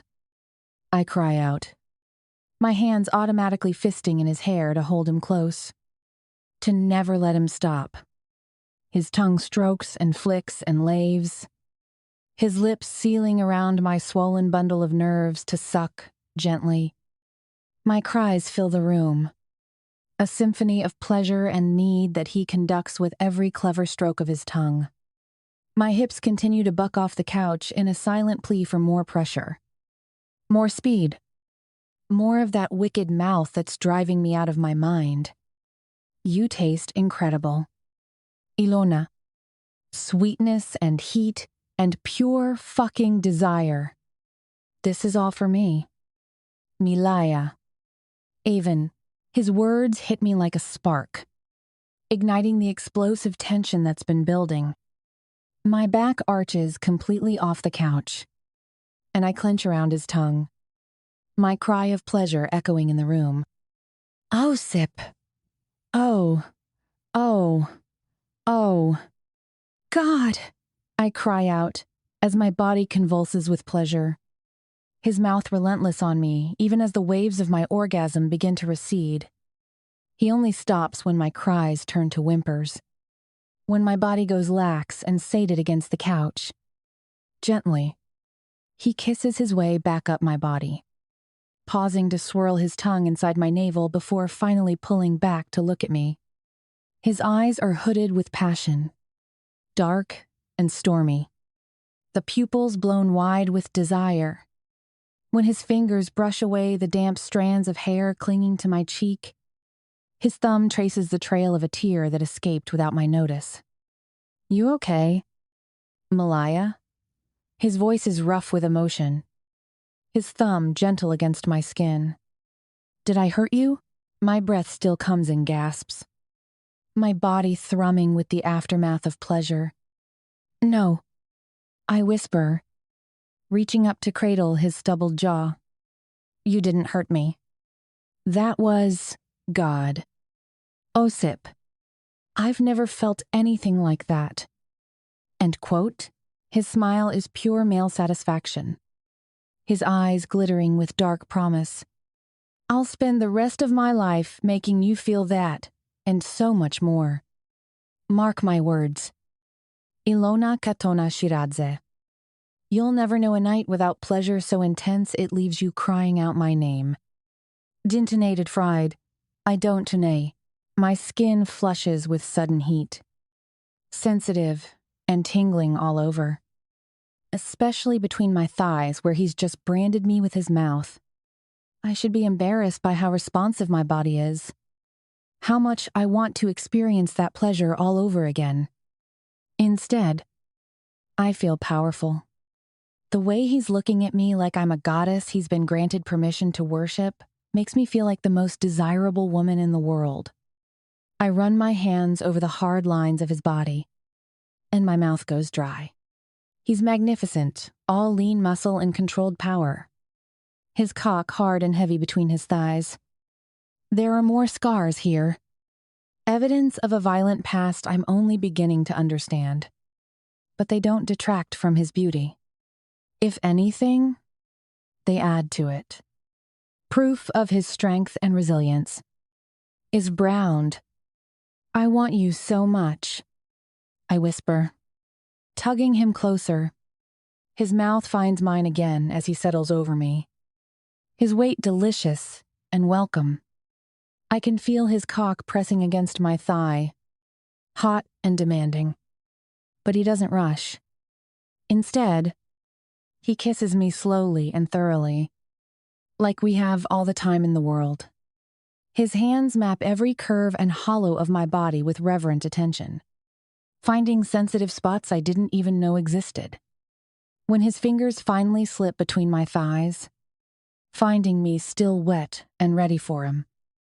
We both groan at the contact. So hot for me. He murmurs against my throat, his fingers circling my clit with perfect pressure. Tell me what you want. Milaya. And given news. You? I gasp, my hips lifting into his touch. I want you inside me. I want all of you. It's Brefik. You have me. He murmurs against my lips. Always. His kiss is gentle this time, almost reverent. As he settles between my thighs, I feel the blunt head of his cock at my entrance, and we both hold our breath as he begins to push inside with exquisite care. The stretch is perfect. The fullness, exactly what I need. He's even bigger than I remembered. And it takes several long moments for my body to adjust. But the slight burn only adds to the pleasure. When he's finally seated fully inside me, we both go still, just breathing each other in. You feel like home. I tell him, meaning every word, and I watch something beautiful break across his face. So do you, he whispers back, and then he begins to move. It's slow and deep and so perfect I could cry. Each thrust sends waves of pleasure through my already sensitized body, and I wrap my legs around his waist to pull him deeper.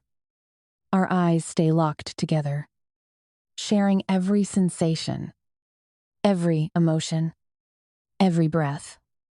This isn't fucking, it's making love in the truest sense. A claiming that goes both ways. I'm his, but he's mine too. And the knowledge fills me with fierce satisfaction. I love you, I whisper against his lips as he moves inside me. And his answer is to kiss me deeper, his rhythm never faltering. My woman, he growls. And the possessive words send heat spiraling through my core. Mine. Mine to love and protect forever. Two, the pace gradually builds, becoming more urgent, more desperate. His hands grip my hips as he drives into me harder, deeper, and I meet him thrust for thrust, chasing the pleasure that's building in my core like wildfire. When my second orgasm hits, it's even more intense than the first. Pleasure radiating outward from where we're joined until my entire body is shaking with it. Osip, I cry out, my nails digging into his shoulders, and the feeling of me clenching around him sends him over the edge. He comes with a harsh groan, his body going rigid above me as he spills inside me with deep, powerful thrusts. The feeling of his release, the knowledge that we're joined as completely as two people can be, makes me shiver with aftershocks of pleasure. Afterward, we lie tangled together in the golden light, both of us breathing hard and thoroughly satisfied. His arms are wrapped around me like bands of steel, like he's afraid I might disappear if he doesn't hold tight enough. How long? I ask quietly, my fingers resting softly against his breastbone. where his heart is still beating a frantic rhythm. How long what? Until the wedding. How long do I have to plan? His laugh rumbles through his chest, and I feel his lips press against the top of my head. As long as you want. Tomorrow. Next month. Next year. Whatever makes you happy. Wie er anders end. I think about it for a moment. Considering all the logistics and complications. Soon. I decide. I want to marry you soon. It's don't done. He agrees easily, and I can hear the smile in his voice. Soon, you'll be Mrs. Sidorova. The name sends a thrill through me that I feel all the way to my toes. Mrs. Sidorova. Alona Sidorova. His wife. His partner. The mother of his children. I like the sound of that. I murmur against his skin, and his arms tighten around me in response. Chapter 30. Alona. The next few days blur together in a whirlwind of legal documents and stolen moments. Osip becomes a force of nature. All focused intensity and relentless efficiency as he navigates the bureaucratic maze of marriage licenses and paperwork. I watch him make phone calls in rapid-fire Russian. Watch him spread documents across the desk in his hotel suite, like a general planning a campaign. Watch him move through the world with the kind of purpose that bends reality to his will. Birth certificate. He mutters, adding another paper to one of several neat stacks. Divorce decree not applicable. Medical records.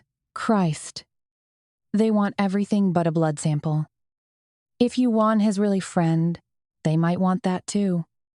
I say from my spot curled up on the couch, trying to focus on the book in my lap instead of the way his dress shirt pulls across his shoulders when he reaches for another file. He looks up at me with those impossibly beautiful eyes, and the corner of his mouth lifts in something that's part smile, part predatory grin. If they want blood, they can have it. I'll give them whatever they need to make you mine legally. The possessive edge in his voice sends heat spiraling through me. The same heat that's been burning under my skin since the moment I said yes. Since the moment his ring claimed my finger and his promises claimed my heart, the evenings are when that heat consumes us both. The moment the last document is filed. The second we close the hotel room door behind us. We're on each other like starving animals. He fucks me against the wall in the hallway. On the bar counter. In the shower until the water runs cold. I ride him on the couch while he grips my hips hard enough to leave bruises. Arch beneath him in our bed as he drives into me with a desperation that matches my own. It's like we're trying to claim each other completely before the rest of the world can interfere. Like we know that once we're married, once we're official, the protected bubble of these few days will burst and reality will come crashing back in. But even in the middle of all that intensity, there's a shadow that follows me everywhere I go. Mom. I visit her every single day, sometimes twice. The hospital becomes as familiar as my own apartment, the antiseptic smell. The soft-soled shoes squeaking on linoleum floors. The steady beep of machines that measure heartbeats and hope. Room 314 has become my second home. The place where I sit vigil beside the woman who gave me life while watching that life slowly ebb away. She looks smaller every day. More fragile. The revolutionary treatment Osip arranged, the one that costs more than most people make in a lifetime, hasn't started yet. But even the preparations seem to drain her. Blood draws and scans and consultations with specialists who speak in careful, clinical terms about experimental procedures and cautious optimism. You don't have to come every day.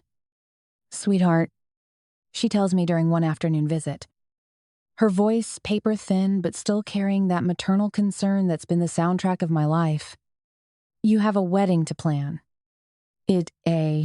I adjust the pillow behind her head. The simple gesture, feeling both natural and heartbreaking. There's not much to plan. We're keeping it simple. And act. Simple can be beautiful. Her fingers find mine, and I'm shocked by how cold they are. How the bones feel too close to the surface. Tell me about your dress. Aided. I haven't bought a dress. Haven't even thought about it. Really? The idea of shopping for something white and symbolic while my mother lies dying feels impossible. Like choosing jewelry for a funeral. I'll find something. I say instead, squeezing her hand gently. Maybe we can look at pictures together? You could help me choose? Her eyes light up with something that looks like joy. The first real brightness I've seen there since I told her about the wedding. I'd love that. Though I think you'd look beautiful in anything. If it stay. The words hit me harder than they should. She won't be there. She won't see me walk down any aisle. Won't help me get ready. Won't cry happy tears during the ceremony. This conversation about wedding dresses might be the closest she gets to participating in the most important day of my life. The unfairness of it all crashes over me. My father is dead, killed by the man I'm about to marry. My mother is dying. Her time measured in weeks rather than years. And I'm planning a wedding that feels both like the beginning of everything and the end of everything all at once. But then Osip appears in the doorway, and something in my chest loosens slightly. He's been coming with me to the hospital more often. Despite my initial protests, the first time I brought him, I was terrified this was the man who wielded the knife that made me fatherless. Standing beside the hospital bed of my dying mother. The guilt nearly choked me. How could I expose her to him? How could I let the cause of so much pain into this sacred space of grief and love? So, I didn't tell her. There are some things she never needs to know.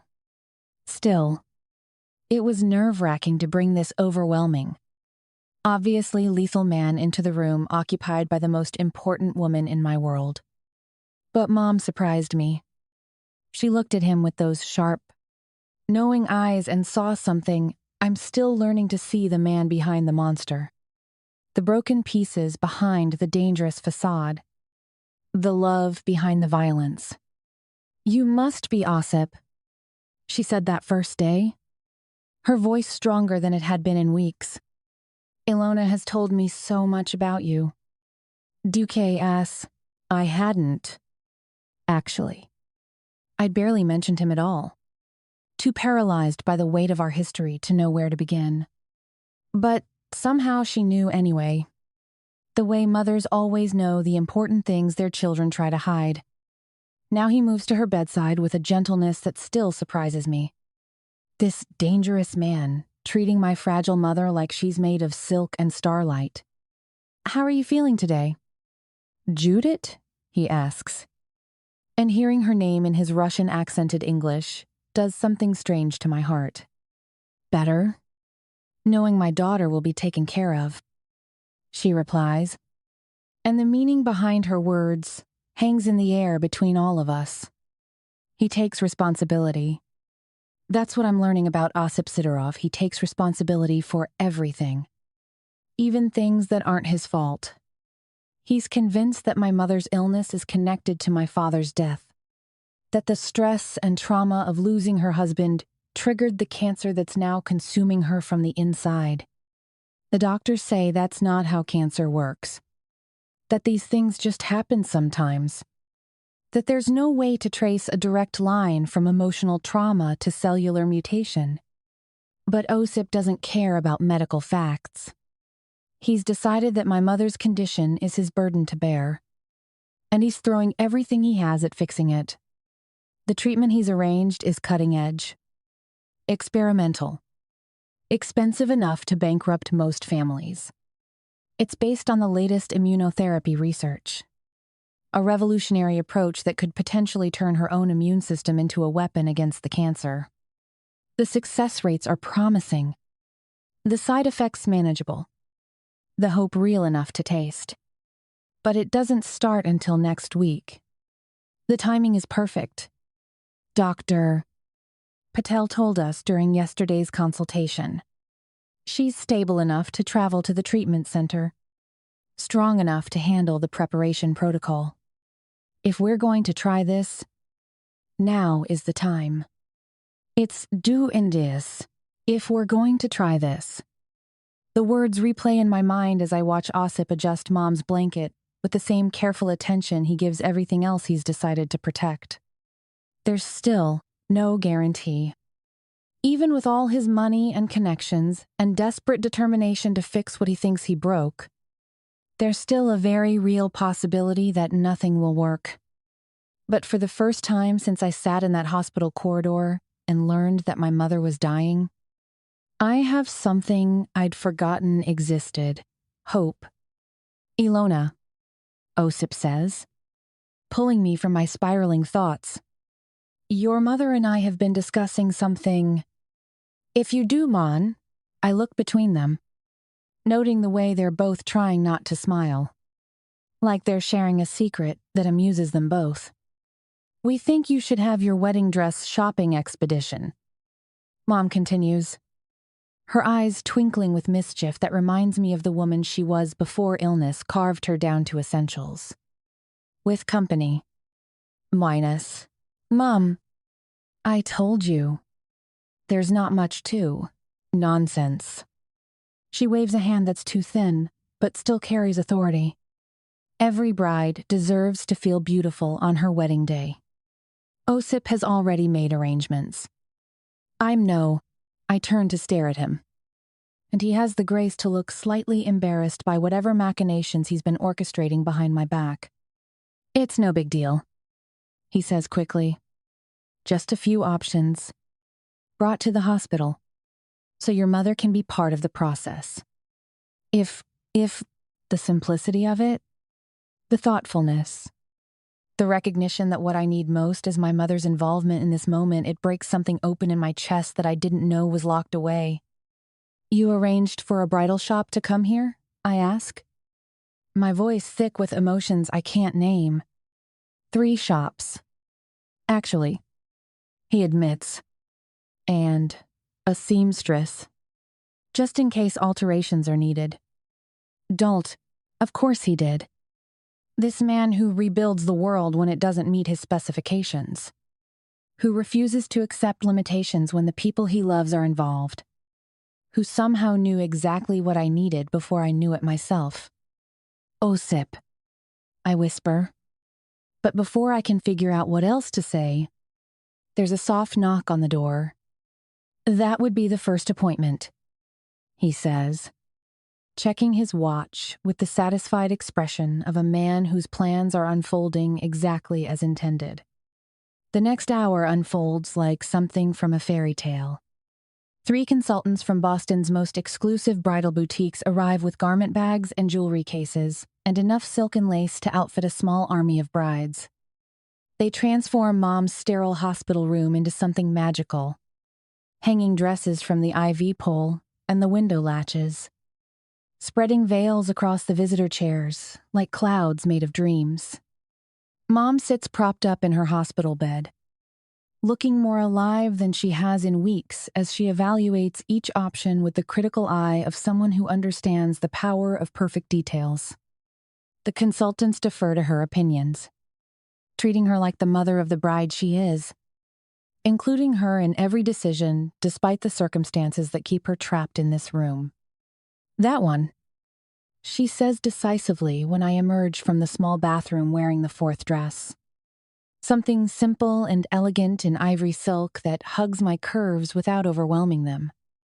That's the one. If 2, I look at myself in the small mirror the consultants brought, and I understand what she sees. This isn't a costume or a performance. This is me, but elevated a version of myself that's worthy of the magnitude of what I'm about to do. The dress is classic without being boring. Sophisticated without being cold. Beautiful without trying too hard. It's perfect. I'm perfect. And for the first time since this whole whirlwind began, I feel like a bride instead of just a woman making another complicated decision. Are you sure? I ask, turning to face her. I'm sure, she says firmly, but I see the tears gathering in her eyes. You look like a princess. Sweetheart, like the most beautiful princess in the world. They're the words she used to say when I was little, when she'd help me play dress-up in her old evening gowns and costume jewelry. Back when princesses lived in castles and married princes and lived happily ever after without complications like dead fathers and dangerous husbands and mothers who don't have enough time left. But maybe that's okay.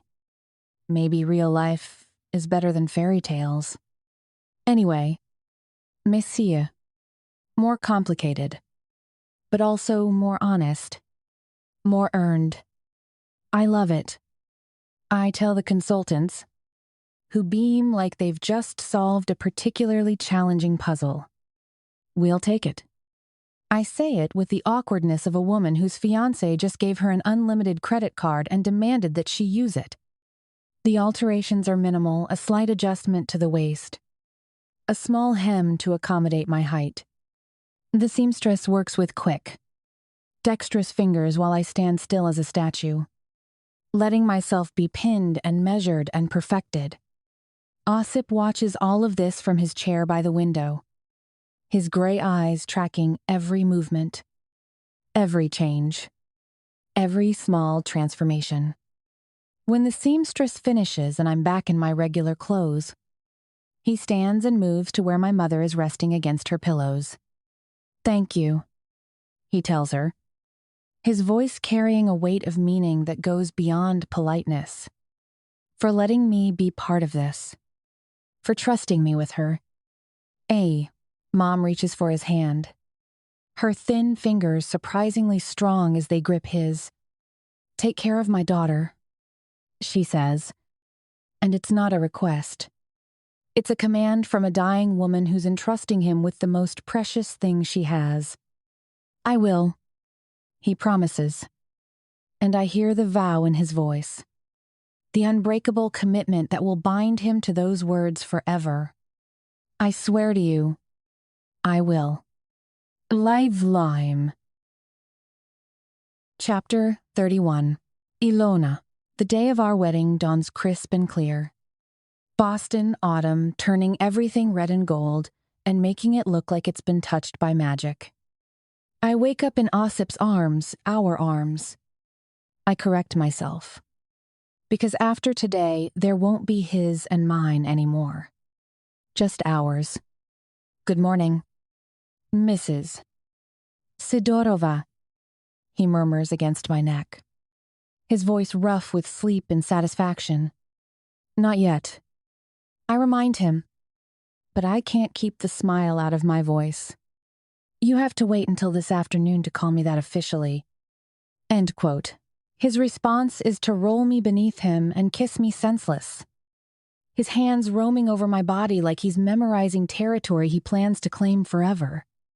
We make love slowly, tenderly, with none of the desperate hunger that's characterized these past few days.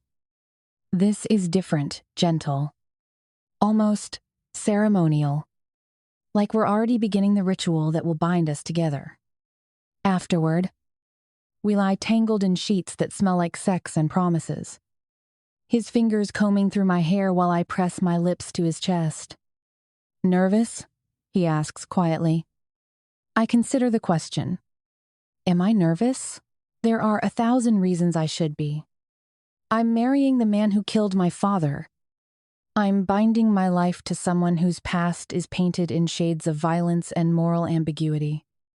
I'm about to become stepmother to a child I've already fallen in love with, part of a family built on foundations of tragedy and redemption.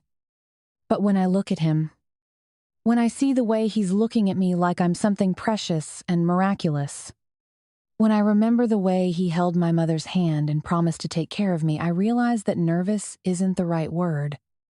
Excited. I tell him, and I mean it. I'm excited to marry you. Mr. Sidorov. If friends, in Naue, his smile is blinding. Transformative. The kind of expression that reminds me why I fell in love with him in the first place. Good, he says, pulling me closer. Because I plan to spend the next 50 years making sure you never regret this decision. In Dvive, the morning passes in a blur of final preparations. Melor and Radomir arrive from Budapest, carrying themselves with the same dangerous grace that marks all the Sidorov men, but tempered by something that looks almost like joy. I've only met them a few times, but they greet me with the warmth of brothers accepting their new sister. Russian phrases and bear hugs that smell like expensive cologne and good intentions. Brad's been talking about this day for weeks. Melor tells me in his careful English, his dark eyes twinkling with mischief. Making us go crazy with all his planning and arranging. Itet, someone had to make sure everything was perfect. Osip says, but he's smiling as he says it. Relaxed in a way I rarely see him. His brothers bring out something softer in him. Something that reminds me that beneath all the careful control and dangerous reputation, he's just a man who loves his tribe, his family. We drive to the hospital first, because there was never any question that my mother would be there. She's dressed in a soft blue dress that Osip somehow procured for the occasion. Her makeup carefully applied by one of the nurses who volunteered her services. Her hair styled in a way that disguises how thin it's become. She looks beautiful. Fragile, but radiant. Like a piece of precious china that's been polished until it gleams. My beautiful daughter. She whispers when she sees me in my wedding dress. The words thick with tears she's trying not to shed. You look like a dream. During front, the wheelchair ride to the hospital's small chapel feels surreal. Like we're floating through a movie instead of living real life. Mom holds my hand the entire way. Her grip firm despite her weakness. And I find myself drawing strength from that simple contact. Whatever happens after today, whatever complications the future holds, this moment is ours. This choice is mine. The chapel is simple, non-denominational, designed to offer comfort to people of all faiths during some of the most difficult moments of their lives. There are maybe 15 people gathered in the wooden pews, Melor and Radomir. A few hospital staff members who've become invested in our story. Dr.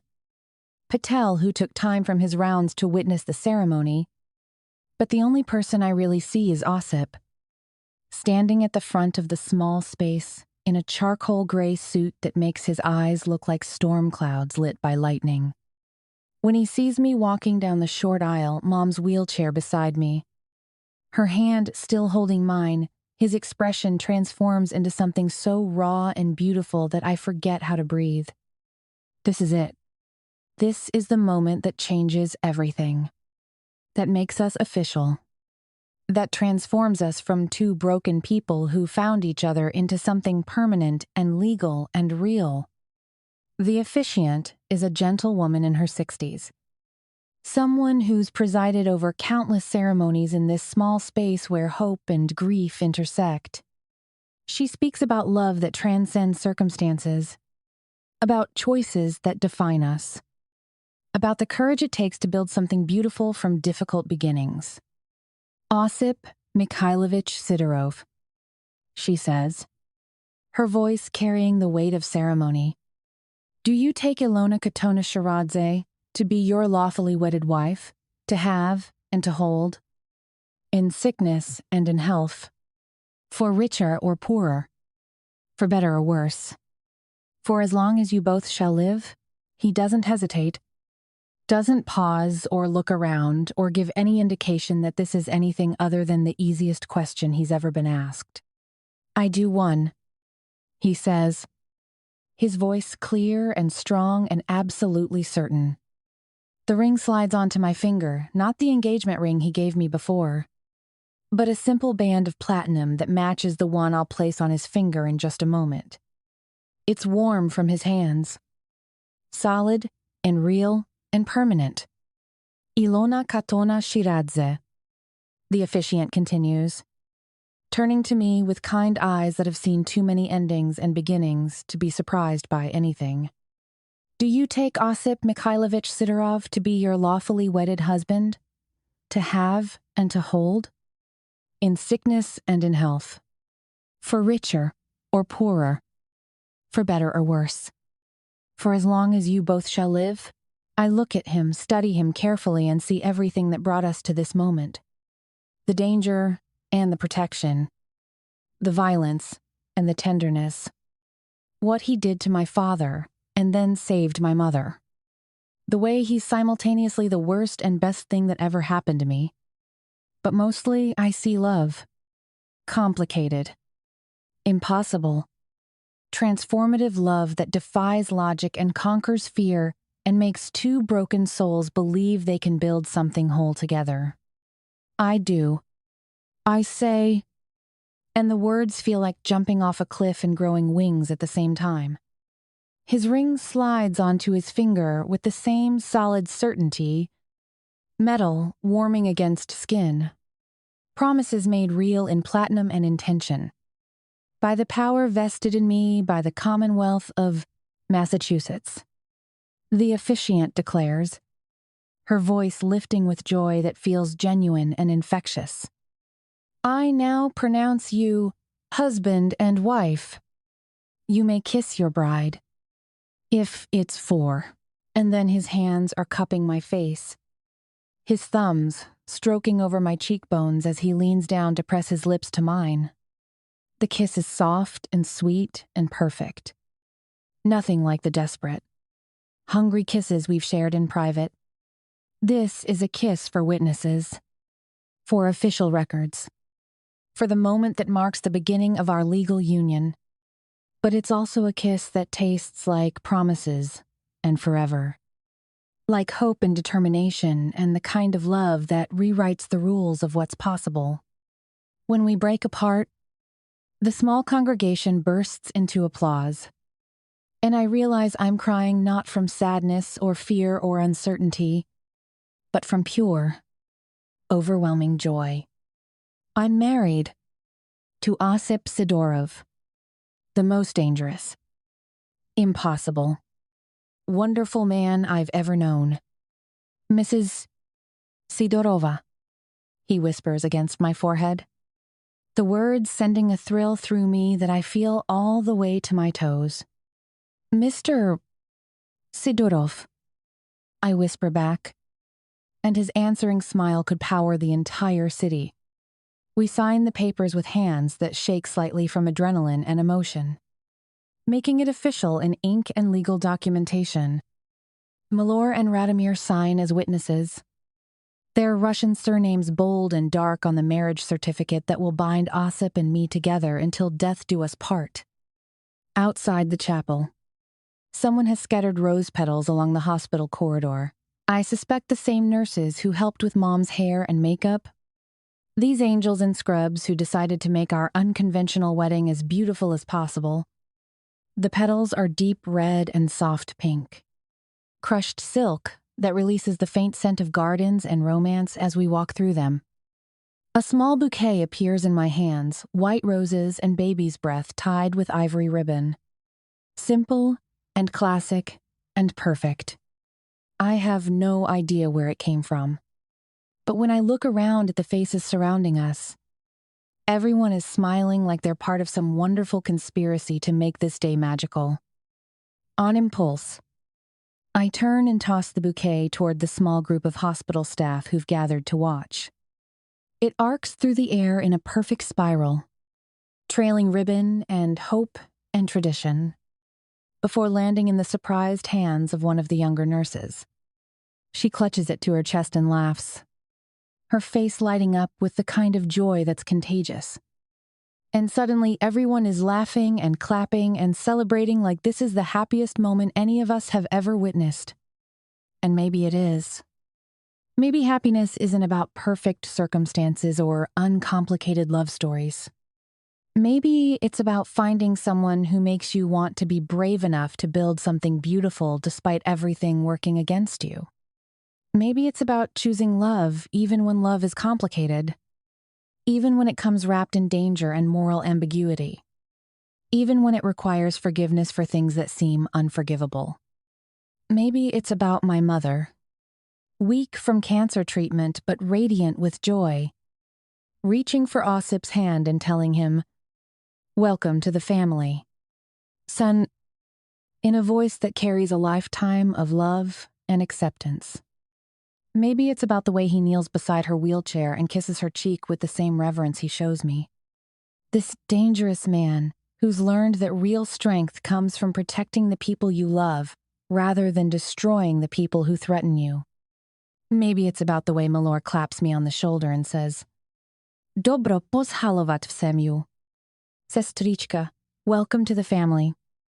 Little sister in Russian, that sounds like a language I want to learn as soon as possible. Maybe it's about the way Radomir, usually so serious and tech-focused, grins at me and says, "Now you're stuck with all of us. No returns. No exchanges." Maybe it's about the way the future stretches ahead of us. Uncertain, but full of possibility. Marked by Mom's treatment starting next week, and Slava waiting for us back at the orphanage, and 1,000 small moments of ordinary happiness that we'll build together day by day. As we leave the hospital, husband and wife, Mr. and Mrs. Sidorov, two people who found each other in the darkness and chose to build something luminous together, I realized that I couldn't be happier. The future is looking up in ways I never dared to imagine. Painted in shades of hope and love and the kind of forever that survives anything. Even cancer. Even murder. Even the complicated mathematics of forgiveness and redemption. Even us. Especially us. Chapter 32. Osip. Alona and I step into the building of Beacon Hills Orphanage. And even though we've been here countless times during this whole fucked up process, it feels different now. My heart pounds in my throat, just like it did the night I first held my son. But this time, the pounding isn't from grief or shock, it's from anticipation. From the knowledge that I'm walking toward the moment I've dreamed of for months. The moment I finally get to take my boy home. As always, the institutional smell hits me first, that blend of chemicals and tears that clings to places where broken things get put back together. My free hand clenches into a fist at my side while my other hand holds tight to Alona's fingers, anchoring me to the present. She's here, my wife, the woman who made this possible in ways that go far beyond legal paperwork.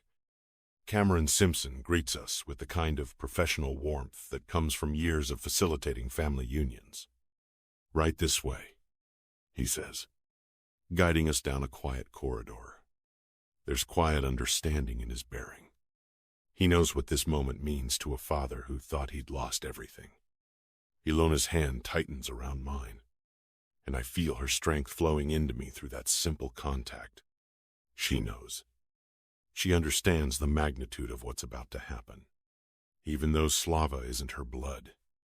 The way she stood by me through this nightmare. The way she fought alongside me when the system tried to keep us apart, Christ. I love this woman more than my next breath. The corridor stretches endlessly ahead, each step bringing me closer to the future I never thought I deserved. My reflection catches in the polished floor tile's expensive suit. Perfectly groomed. Every inch, the respectable businessman. Nothing about my appearance betrays the violence that lives in my past. The blood that stains my hands. Today, I'm just a father coming to collect his son. We stop in front of a door. Plain wood. Brass handley. A small window at eye level. Behind that door is everything that matters in this world. Mr. Simpson opens it quietly, gesturing for us to enter. And there he is. Slava is there, sitting on the floor, his tiny hands stacking colorful blocks with careful concentration. The sight of him steals every bit of air from my lungs. My breath catches. For a moment, I can't move. All I can do is watch him. This little miracle who survived when everything else around him died. So beautiful. My perfect little kid who experienced way too much hardship in life. In just over 1 year. He's bigger than I remember. More solid. His hair has grown out. Dark waves that catch the afternoon light streaming through the window. The institutional clothes, simple jeans, and a red sweater can't diminish the natural grace in his movements. The way he approaches each block with an intensity of focus that I recognize in myself. This is my son. My flesh and blood. The boy who carries half my DNA and nearly all my hopes for redemption. Slowly, I lower myself to the floor, careful not to startle him. My knees protest against the hard surface, and my expensive suit will probably be wrinkled beyond repair. But none of that matters right now. Nothing matters except the 16-month-old boy who holds my entire future in his small hands. The soft creak of the floorboards makes him pause. He looks up, his wide, curious eyes landing on me with the kind of direct stare that cuts straight through pretense. Those eyes bleod. It's like looking into a fucking mirror. Pale gray, framed by thick, dark lashes, and the fire burning behind them. The determination, the cold survival instinct that's from me. He's clearly a strong boy. He had to be, to make it through his first year on this planet. He clutches his stuffed bear in one hand, a brown, worn thing that's clearly been his comfort through long nights and uncertain days. The bear looks like it's been through hell. One ear chewed, stuffing peeking through a small tear in its side. But Slava holds it like it's made of gold, and something in my chest pulls tight at the sight. He studies me with an innocence that twists something deep inside me. There's no fear in his expression, no wariness that comes from too many strangers passing through his life. Just curiosity and recognition flickering in those familiar eyes. And then he stands. His little legs are steadier than I expected, more confident. He toddles toward me with the determination of someone who's made up his mind about something important. When he stops in front of me, barely 2 feet away, he stares at me. Not through me. Not past me, at me. Like he's taking in every detail of my face, committing it to memory. Like he's trying to solve a puzzle that's been bothering him for months. I reach out slowly, as if afraid he might vanish like smoke if I move too fast. My thumb scarred from fights, stained with sins he'll never know about, gently brushes across his cheek. His skin is impossibly soft, warm with life and promise. Slavoshka, I whisper, and my voice cracks on his name like I'm a teenager again. It's me, Papa. In 12, his head tilts to the side, processing the word with the careful consideration of someone learning a new language. I can practically see the gears turning in his mind, connecting sounds to meanings, memories to reality. Then he murmurs, Papa, Bože môj. My throat closes completely, too thick with emotion to allow speech or air. This is it. This is the moment I've been fighting for, praying for, killing myself, trying to reach. My son, my boy, recognizing me, claiming me, accepting me as his father. Yes, I managed to choke out, Papa. And Ollers, the tears I've been holding back for months finally spill over. Hot tracks down my cheeks that drip off my chin because I'm not bothering to hide them. Fuck my reputation. Fuck my image as the cold, controlled, morally gray businessman. This is my son, and I'm allowed to cry when he calls me Papa. Without hesitation, he steps forward and touches my arm with his small hands, the universal gesture of a child asking to be held in a hug. It's like we understand each other without words. Like some instinctive connection that exists between fathers and sons has finally been allowed to surface. Papa, he says again, more firmly this time. The message is clear. So, I wrap him in my arms, holding him close as I smile through my tears. His warmth grounds me, his heartbeat syncing with mine through the thin fabric of his sweater. The scent of him baby shampoo and powder and sweet little boy fills my nostrils and commits itself to permanent memory. And it's just him and me in that moment. Me and my son. No bureaucrats. No lawyers. No system trying to keep us apart. Just a father and his boy. Finally together after too many months of separation and grief. The rest of the world fades away. The orphanage. The institutional smells. The sound of other children playing in distant rooms, all of it disappears until there's nothing but this. Nothing but Slava's solid weight in my arms and the knowledge that I'm finally home. I feel Alona's presence before I see her. She's standing near the doorway, silently watching us, with tears streaming down her face. She doesn't intrude, doesn't try to make this moment about her, but her gentle, loving presence can be felt in the space like a blessing. I don't know what I would do without this woman by my side. She's the reason this is possible. The reason I was able to fight the system and win. Suddenly, it dawns on me how I couldn't imagine my future life without these two. Not just Slava, not just Alona, but both of them. This unit we've created, this family we've fought to build from the ashes of everything we've lost. She steps closer, placing a gentle hand on Slava's back. The contact is soft, respectful, full of the love she's already developed for this boy who isn't even her blood. Slava lifts his head from my shoulder and gives her the biggest smile I've ever seen him produce. His whole face lights up like Christmas morning, and he reaches one chubby hand toward her. Low, he says, the closest his young tongue can get to her name. Yes, baby, Alona says, her voice shaking slightly with emotion. It's me, Alona. And Forded, the way she calls him baby natural. Automatic, like he's already hers, makes something settle in my chest that I didn't even realize was unsettled. This is what family looks like. This is what I've been fighting for without even knowing it. Mr. Simpson clears his throat from the doorway. A gentle reminder that even perfect moments have practical considerations. Paperwork's waiting. Mr.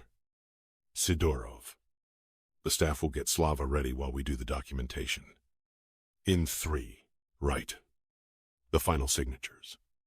The last bureaucratic hurdle between my son and freedom. I reluctantly release Slava, pressing one more kiss to the top of his head before the staff members, kind-faced women who've clearly grown attached to him, begin gathering his few belongings. The paperwork is a blur of signatures and official stamps. I sign my name so many times it starts to look foreign. But each signature is another link in the chain that binds Slava to me legally. Permanently. Irrevocably. Alona's name appears next to mine on the custody documents, my wife. Slava's stepmother. The woman who helped make this miracle possible. Half an hour later, we're riding in my car. The paperwork's been signed. It's done. Thank fuck. The car seat we installed this morning sits perfectly in the back. Expensive and safe and ready for the most precious cargo I'll ever transport. Slava is snuggled up in it, his tiny eyelids growing heavier as the car hums along the road toward the hotel. His stuffed bear is clutched against his chest, and every few seconds his eyes flutter open, as if to make sure we're still there. The drive is silent, calm. We all savor the peacefulness of this moment, somehow not feeling the need to talk. What is there to say? We've won. After months of fighting, of paperwork, of sleepless nights, wondering if this day would ever come, we've actually won. Ilona's hand finds mine across the center console. To warm. Present. She doesn't speak, but I can feel her contentment radiating through the car like heat from a fireplace. When I glance in the rearview mirror, Slava has finally given in to sleep, his head tilted to one side, completely trusting and at peace. This is what safety looks like. This is what home feels like. Mój dom, my home. When we pull into the parking of the hotel where our family suite is waiting, I take a moment to just sit in the parked car. The engine ticks as it cools, and through the windows I can see the doorman already moving to help with Slava's bags. I pick up Slava carefully, trying not to wake him. His body is limp with sleep, completely relaxed in that way that only babies and the innocent can get right.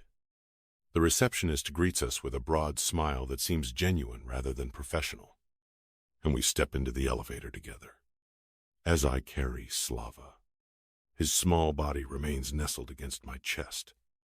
I can feel his heartbeat, steady and strong, proof that he's real, that this isn't some elaborate dream I'll wake up from.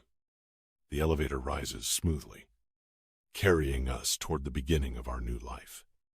The small room in the suite we prepared for him is already filled with his favorite toys, the ones we bought based on observations from our supervised visits, his teddy bear collection. And more stuff we probably went overboard purchasing, even though it's only our temporary place until we figure out where to settle permanently. We filled the shelves with baby books and the crib with stuffed animals. Slava wakes now, and his gaze darts around as I set him down, curious and wide-eyed. Everything is new but somehow familiar, chosen specifically with him in mind. His tiny fingers grab at a stuffed elephant, and he giggles the most beautiful sound I've ever heard. I crouch down beside him, and suddenly I can't hold back the tears of joy that have been building all day. Fuck. I've never been one to cry. Crying is weakness, vulnerability. Everything I was taught to suppress, to ignore. But this hits every spot I didn't know existed in my heart. I never thought a man like me could deserve this. A man with blood on his hands, with a past that reads like a crime novel, with sins that would make most people cross themselves and run. But here I am, watching my son explore his new room, and for the first time in my adult life, I feel worthy of something good, and I will do everything in my power to protect this precious family with everything I've got. Every connection, every favor owed, every resource at my disposal, all of it will be used to keep them safe and happy. Slava abandons the elephant and wraps his arms around my neck again, burrowing into me like he's trying to crawl inside my chest where he'll be safe forever. I press a kiss to his hair, breathing in that sweet baby scent that's better than any drug I've ever encountered. We're home, Slavoshka, I whisper against his head. We're finally home. There, I pull Alona close with my free arm, her hand slipping into mine like it belongs there. She presses a gentle kiss on my cheek, and there's so much promise in that simple contact that my cock twitches in my pants despite the completely domestic setting. Alona notices my reaction immediately. Of course she does, and smiles impishly. Not in front of the baby, she says, then winks with a look that promises tonight will be memorable for entirely different reasons. I know there's more to come later. Much more. But right now, I'm content to hold both of them. to exist in this perfect bubble of family and love and everything I never thought I could have. I'm happy. Truly. Completely happy in a way I haven't been since I was a child myself. This is it. Our beginning as a family. The three of us, together. Finally whole. Finally safe. Finally home. The weight of Slava in my arms. The warmth of Alona pressed against my side. The knowledge that we're legally, officially, permanently bound together. It's everything I've ever wanted and nothing I thought I deserved. But I'm learning that sometimes the universe gives you exactly what you need, even when you've spent years convinced you're beyond redemption. This is what love looks like. This is what family means. And God help anyone who tries to take it away from us. Epilogue. Alona. I wake to the sensation of Osip's fingers tracing lazy circles on my bare shoulder. His breath warm against my neck as he whispers, "Today, Malenki, you become my wife. Again. Again. Because the hospital chapel ceremony, beautiful as it was, belonged to necessity and grief. Today belongs to joy." I roll over to face him, drinking in the sight of my husband in the soft dawn light. His hair is disheveled from sleep. His usual careful composure abandoned in these quiet moments before the world intrudes. There's something boyish about him like this. Vulnerable in ways he'd never allow anyone else to see. "Any second thoughts?" I ask. Though I'm teasing. We're past the point of doubt. Past the place where uncertainty could live between us. His answer comes in the form of his mouth against mine. A kiss that tastes like forever and promises kept. When we break apart, his eyes hold that storm cloud intensity that still makes my pulse race. "The only thought I have," he murmurs, "is how long I've waited for this moment without knowing I was waiting. This moment, not just the wedding, but the peace that comes with it. The settled certainty that we've built something beautiful from the wreckage of our separate tragedies. The house hums with activity even at this early hour. From downstairs, I can hear the controlled chaos of wedding preparations, caterers arranging tables in the garden, florists weaving magic with hundreds of white roses and trailing greenery. Malor's voice carrying instructions in rapid-fire Russian as he coordinates the small army of vendors who will transform our Budapest home into something out of a fairy tale. Slava's delighted laughter echoes through the halls as he helps by chasing the ribbon streamers that flutter in the morning breeze. At almost 2.5, he's appointed himself supervisor of all wedding activities. His tiny hands constantly reaching for shiny objects, and his vocabulary expanding to include important words like pretty and flower and mama's dress. Mama's dress. The word mama still sends a thrill through me every time he says it.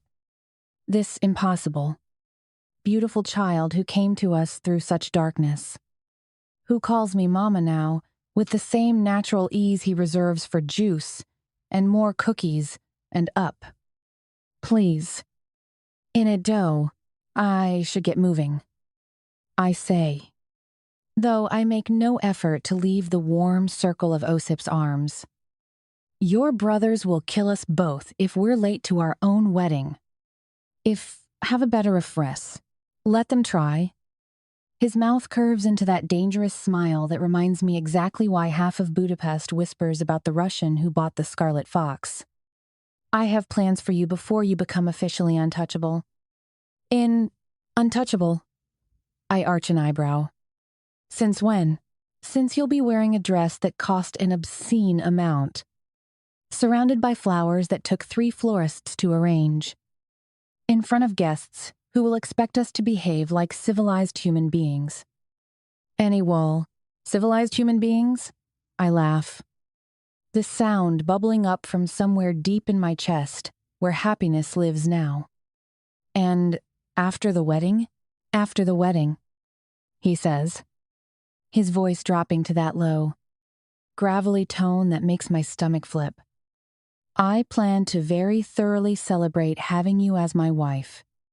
And heat floods through me at the promise in his words. But before I can respond, Slava's voice carries up the stairs in a tone that suggests imminent mischief. Mama! Papa! Flowers everywhere! Osip sighs and releases me, but not before pressing one more kiss to the corner of my mouth. Our son has discovered the florists. Our son. Another phrase that never loses its power to amaze me. The boy we saved. Who saved us in return. Who binds us together in ways that go beyond romance into something foundational and permanent. The next few hours pass in a whirlwind of controlled chaos that somehow resolves into perfection. My dress hangs in the bedroom like captured moonlight, layers of silk and lace that flow like water, with delicate beadwork that catches the light with every breath. It's nothing like the simple dress I wore to the hospital ceremony. This is a gown fit for the kind of wedding that exists in childhood dreams of happily ever after. And then there's Esther, our beautiful daughter, born despite the odds stacked against her. She sleeps peacefully in her bassinet, 3 months old and blissfully unaware that today marks the official beginning of our family. She's perfect in the way that babies are perfect, all possibility and promise. With Osip's dark hair and my stubborn chin, and a grip strong enough to hold onto fingers and hearts with equal determination. She looks like you, Mom says from her chair by the window, where she's been supervising the final touches to my hair and makeup. The experimental treatment worked, actually worked, and though she's still regaining her strength, the cancer is gone. The word remission has never sounded more beautiful. She looks like herself. I correct. Adjusting the delicate necklace Osip gave me this morning, antique pearls that belonged to his grandmother, the only family heirloom that survived his parents' deaths. Perfect and new and completely herself. If Mom's smile carries the weight of all the years she thought she'd never see my wedding day. Her grandchildren. The simple joy of watching her daughter find happiness despite everything that tried to destroy it. Your father would have loved this, she says quietly. And for once, the mention of Dad doesn't bring that crushing wave of loss. Instead, it brings warmth. The memory of his laughter and his terrible jokes, and the way he used to call me his little star when I was Slava's age. I know he was flawed, but he was still my dad. He would have been impossible. I say, imagining him walking me down the aisle with tears in his eyes and pride in every step, crying and making speeches and embarrassing everyone. End quote. Exactly. Her voice holds love and grief in equal measure. The complex mathematics of missing someone while celebrating everything beautiful they made possible. He would have adored Osip. You know, once he got past the protective father routine.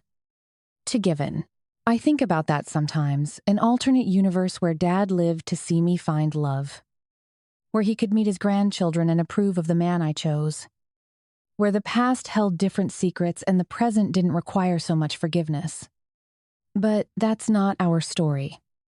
Our story is messier. More complicated. Built on a foundation of loss and redemption that makes the happiness we've found feel precious in ways that easy happiness never could.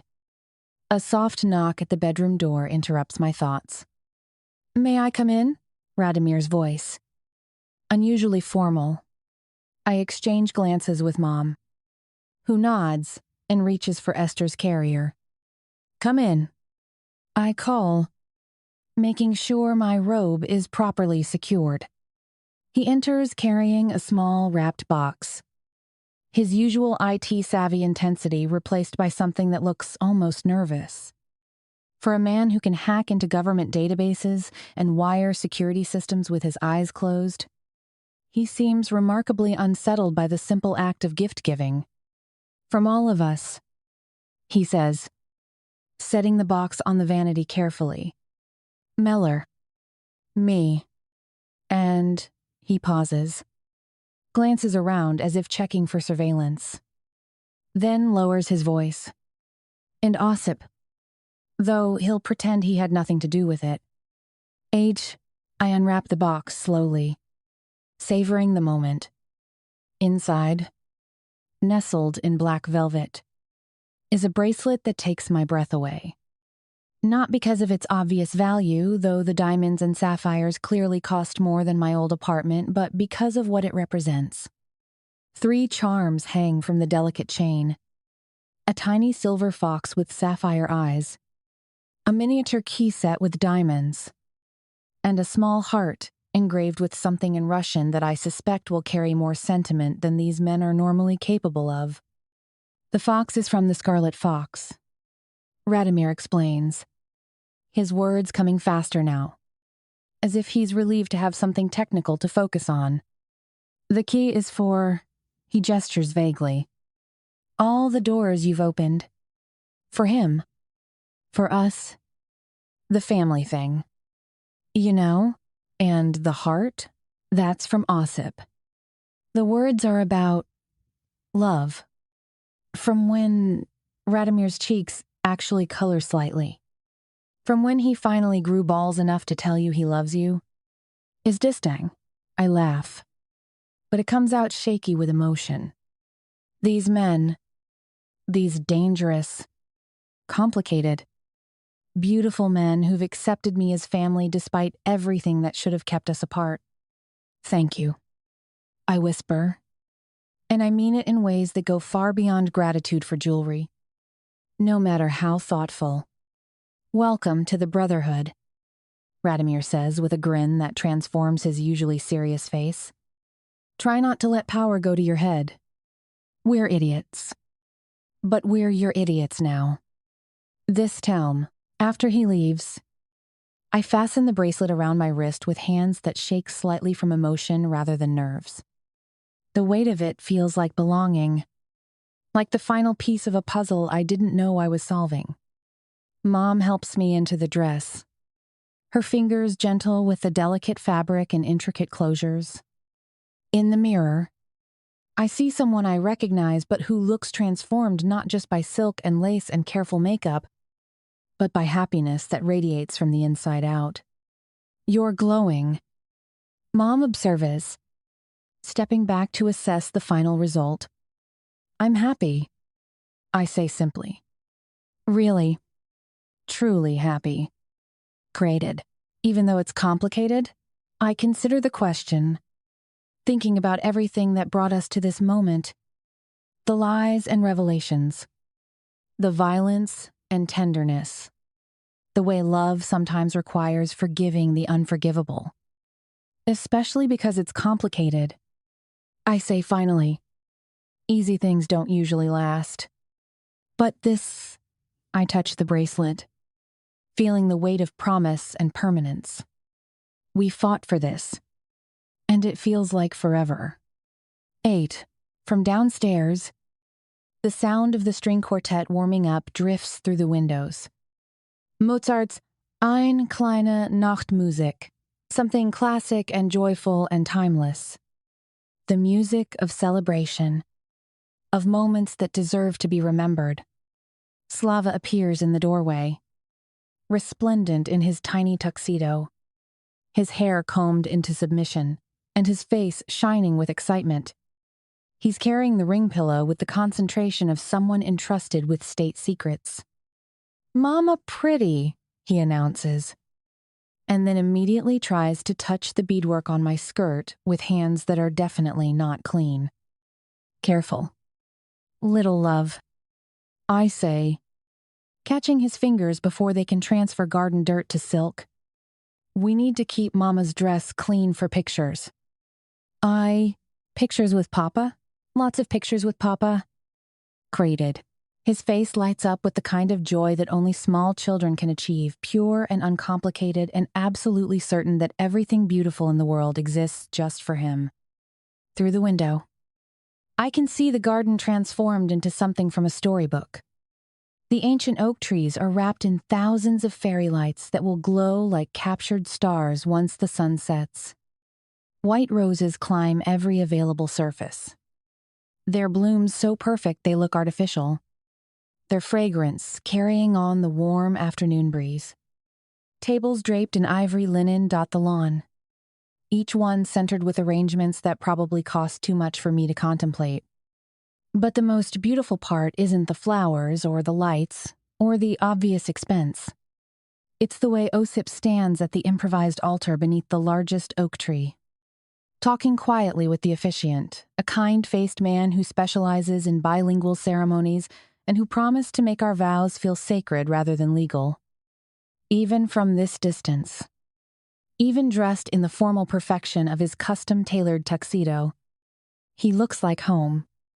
Like safety and passion and the kind of love that survives anything, even the worst parts of ourselves.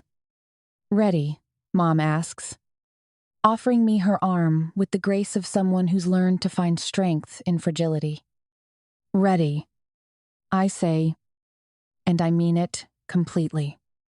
The walk down the outdoor aisle feels like floating through a dream. The string quartet transitions into Pachelbel's canon, the notes soaring over our small gathering of family and friends. There are maybe 30 people here, hospital staff, who became surrogate family. A few neighbors who've grown fond of the mysterious Russians who bought the grandest house on the hill. Some business associates whose presence speaks to the life Osip has built here. Clean and legitimate and worthy of celebration. But mostly I see his brothers. Meller stands at Osip's right side, handsome and proud in his role as best man. His usual dangerous edge softened by genuine happiness for his brother. Radomir holds Esther with the careful attention of someone who's afraid of breaking something precious. His usual intensity transformed into protective uncle mode.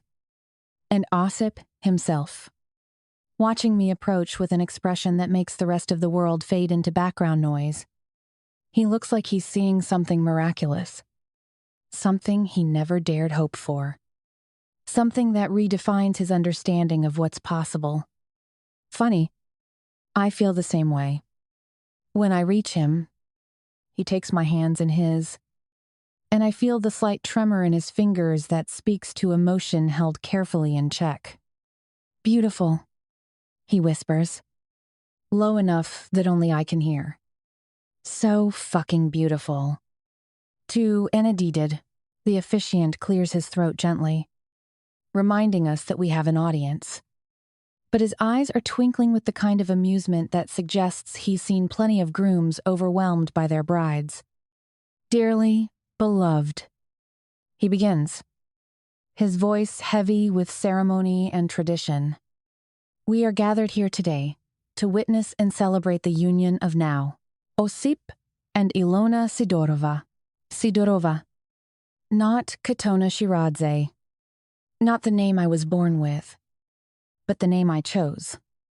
The name that makes me part of something larger than myself. Something built on love and choice rather than accident of birth. The vows are personal, written separately and kept secret until this moment. When it's my turn to speak, I look into Osip's eyes and find the words that have been waiting in my heart. "Osip," I begin, my voice steadier than I expected. "You came into my life when I thought I was finished with surprises. When I believed that safety meant avoiding complicated men and keeping my heart carefully protected." Quote, his mouth curves slightly at that. "Remembering our early conversations about independence and self-preservation, you taught me that real safety isn't about avoiding risk. It's about finding someone worth taking risks for. Someone who will catch you when you fall. Who will fight for you when you can't fight for yourself. Who will love every broken piece of you until you remember how to be whole." End quote. I pause, seeing the way his jaw tightens with emotion, the way his hands squeeze mine with just enough pressure to ground us both. "You gave me Slava. who calls me Mama and makes every day feel like Christmas morning. You gave me Esther, who is perfect and new and ours in every way that matters. You gave me your family. Your brothers who protect what they love with the same fierce loyalty you've shown me. It's 16/6 that tears track down my cheeks. But I don't care. This is worth tears. Worth vulnerability. Worth standing in front of people and declaring feelings that are too big for casual words. Besides, tears are kind of my thing. Most of all. You gave me yourself. All of yourself, the darkness and the light. The past and the future. The man you were and the man you're becoming. I promise to love every version of you. To choose you every day for the rest of our lives. To build something beautiful with you that honors both where we've been and where we're going. When I finish, the garden is completely silent, except for the whisper of wind through roses and the distant sound of Budapest traffic. Even Slava has gone still. His small face serious, as if he understands that something important is happening. Osip's vows, when they come, are delivered in that beautiful, gravelly voice that I love so much. Alona, he says. And just my name and his accent sounds like a declaration of love. I spent years believing I was finished with beautiful things, that I didn't deserve them, couldn't protect them, would only destroy whatever I touched. In minus, he lifts our joined hands to his lips, pressing a kiss to my knuckles that feels like a blessing. Then you walked into my life with your stubborn independence and your fierce loyalty and your way of seeing goodness in places where everyone else sees only danger. You made me want to be better than I was, cleaner than my past, worthy of the trust you placed in me, even when you didn't fully understand what you were trusting. End quote. His voice roughens with emotion, but he doesn't look away from my eyes. You gave me Slava, who taught me that fatherhood is about fighting, about showing up every day and choosing to love without conditions. You gave me Esther, who is perfect and ours, and proof that beautiful things can grow from complicated soil. Until he pauses, swallows hard, and I can see him gathering himself for the words that matter most. You gave me forgiveness I didn't earn, and love I didn't deserve. You saw the worst parts of me and decided they weren't the whole story. You taught me that redemption isn't about erasing the past, it's about choosing to build something better with the time you're given. Discreisen, now it's his turn to cry. Tears that he makes no effort to hide or apologize for. Oh God, I love that he cries for me. I fight back, a little sob. I promise to spend the rest of my life earning the gift you've given me. To protect what we've built. To love our children like they're the most precious things in the world. To be the man you see when you look at me. To choose you every day. Malenki. Even when the days are hard. Especially when the days are hard. By the time he finishes, there isn't a dry eye in the garden. Even Melor, who I've never seen display emotion more complex than amused irritation, is wiping his eyes with his pocket square. The ring exchange happens in a blur of trembling fingers and whispered I do's and the officiant's joyful declaration that by the power vested in him by the Republic of Hungary, we are now husband and wife. You may kiss your bride, he says, stepping back with the satisfied smile of someone who's just witnessed something genuinely beautiful. And then Osip's hands are framing my face.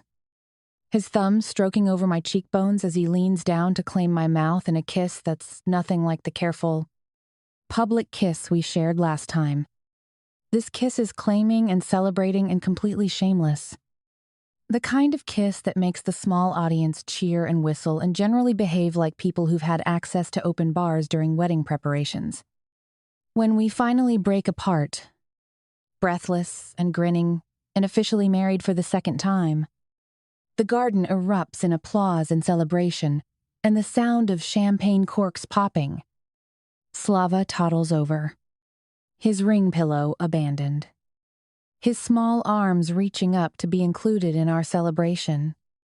Osip scoops him up without hesitation, and suddenly we're a family portrait husband, wife, son, baby daughter sleeping peacefully in her uncle's arms, surrounded by fairy lights and roses, and the kind of happiness that feels too good to be real.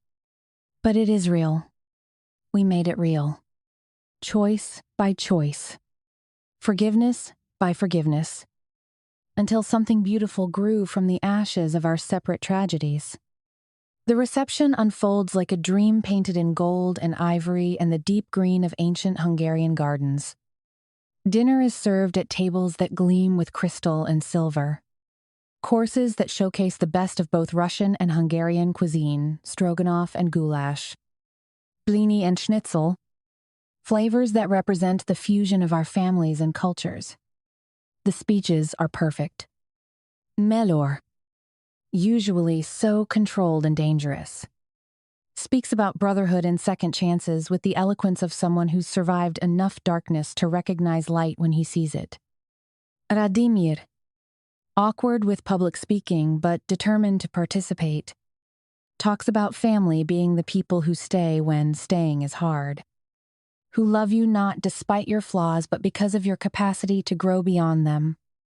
Mom, still fragile but radiant, speaks about watching her daughter find the kind of love that transforms both people, about the joy of gaining not just a son-in-law but an entire family of fierce, protective hearts. As the sun sets and the fairy lights transform the garden into something magical, Osip pulls me onto the improvised dance floor for our first dance as husband and wife.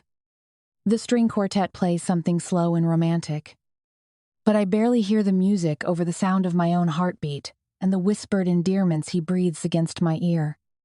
Happy?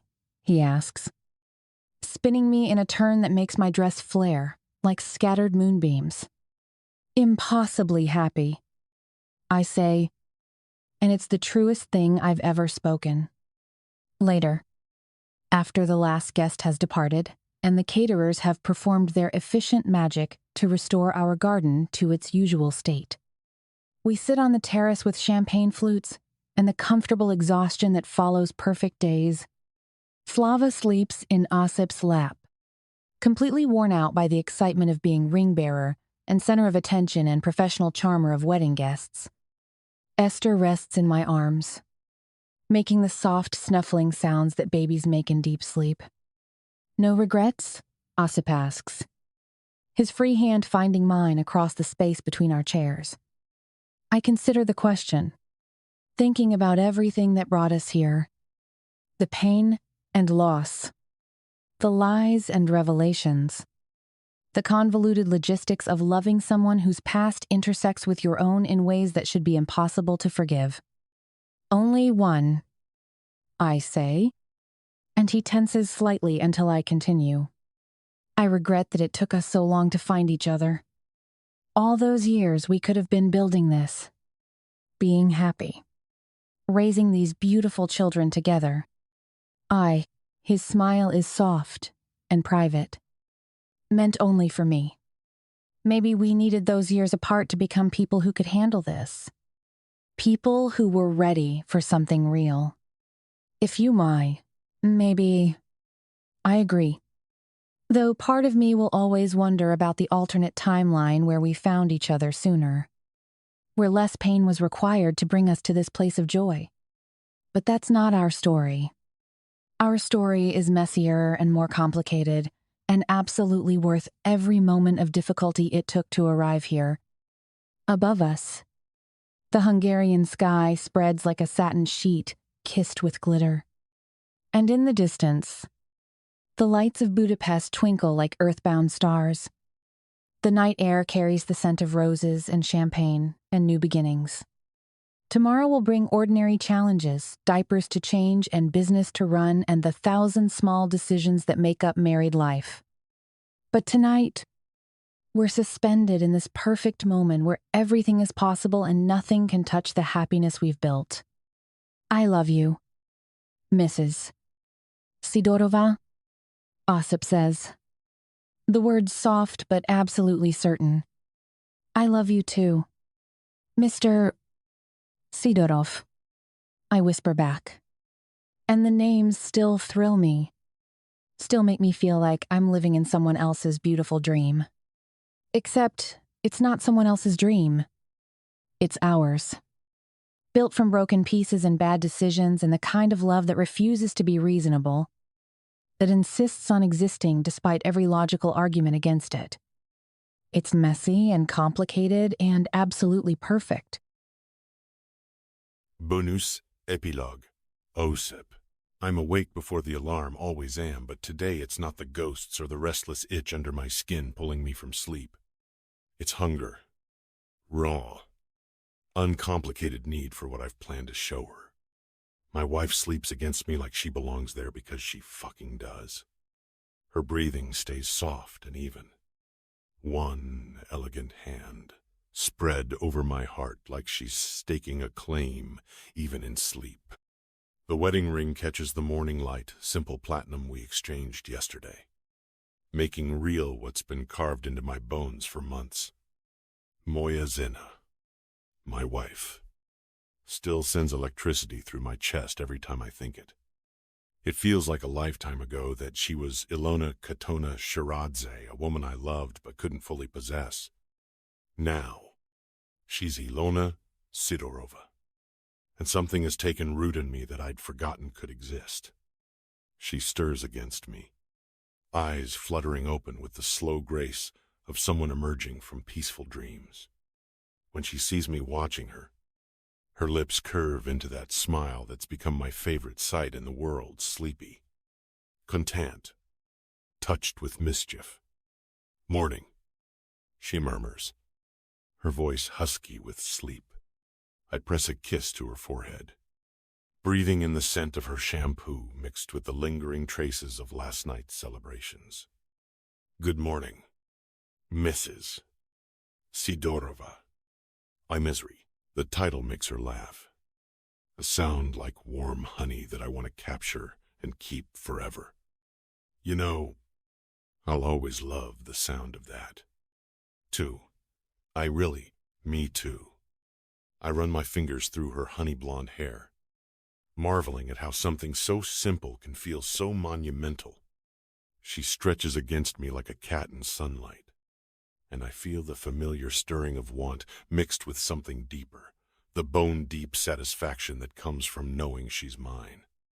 Legally, emotionally, completely mine in ways that no contract or ceremony could fully encompass. But there are other priorities this morning, plans I've been nursing in secret for weeks, waiting for the right moment to unfold. Get dressed. I growl against her ear, though every instinct screams to keep her naked and warm until the rest of the world burns down around us. She props up on one elbow, studying my face with that careful attention she's developed for reading my moods. Smart woman. Already given me orders? We're still officially newlyweds. You know, and the challenge in her voice makes my mouth curve into the smile my brothers know means trouble. Trust me, Malenkaya. You will like this one. Everyone. Her eyes narrow in suspicion. But there's curiosity there too, and excitement barely held in check. What about the kids? Your mom has it covered. I asked her to watch them this morning. She was thrilled. Ister, that earns me a real laugh. Bright and delighted. You know she'll spoil them rotten? They are. That's the plan. I sit up, already reaching for the clothes I laid out last night with the care of a military operation. Slava will get pancakes shaped like dinosaurs, and Esther will be sung to in 3 different languages. It is what? While we while we take care of something that's been in the making far too long. I turn back to find her studying me with that expression that means she's trying to solve a puzzle I haven't given her all the pieces to. Now, come on. I have something I want to show you. Is that? You're really not going to give me even a little clue? She asks. Net. I respond, already sliding out of bed to get dressed. The drive through Budapest feels charged, like the air before lightning strikes. Alona sits beside me wearing soft blue that makes her eyes look like captured sky. But I can feel her curiosity burning like a fever. She's given up trying to guess where we're going, smart woman, knows when I've made up my mind about something. Blyad. I've been planning this for weeks. Every detail mapped out. Because some things are too important to leave to chance.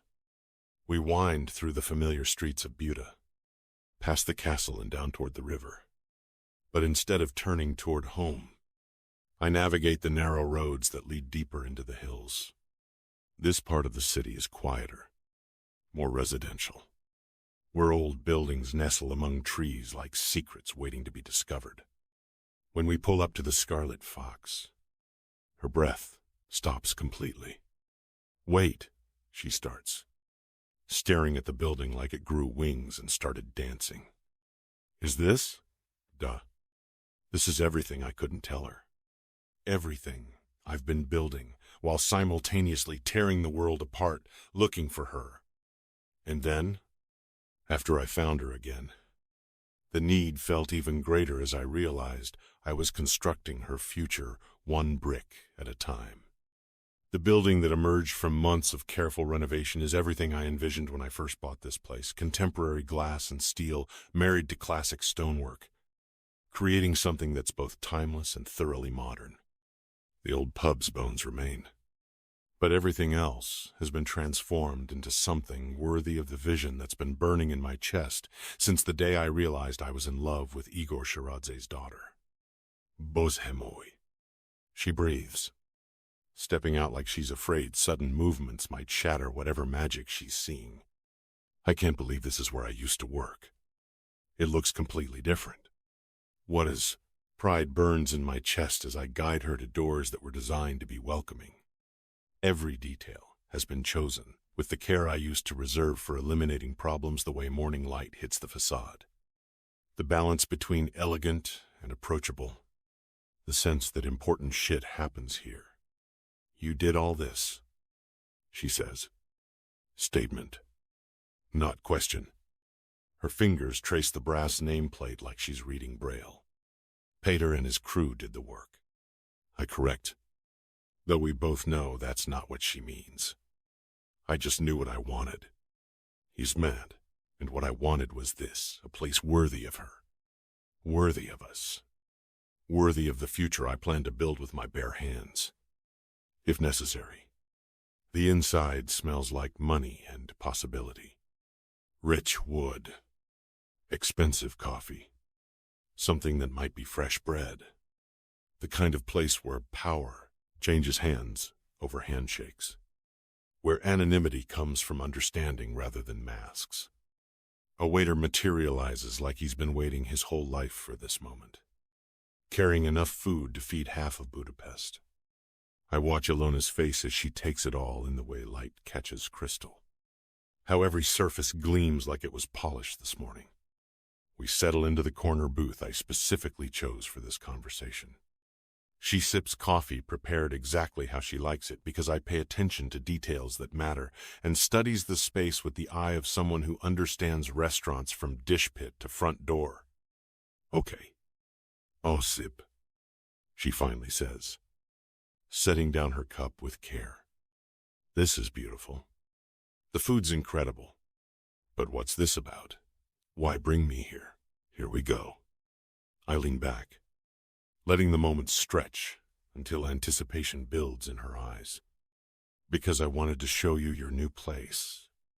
Yes, she jolts like I just told her the building's on fire. My new place. The words barely make it past her lips. Like speaking too loud might break whatever's happening here.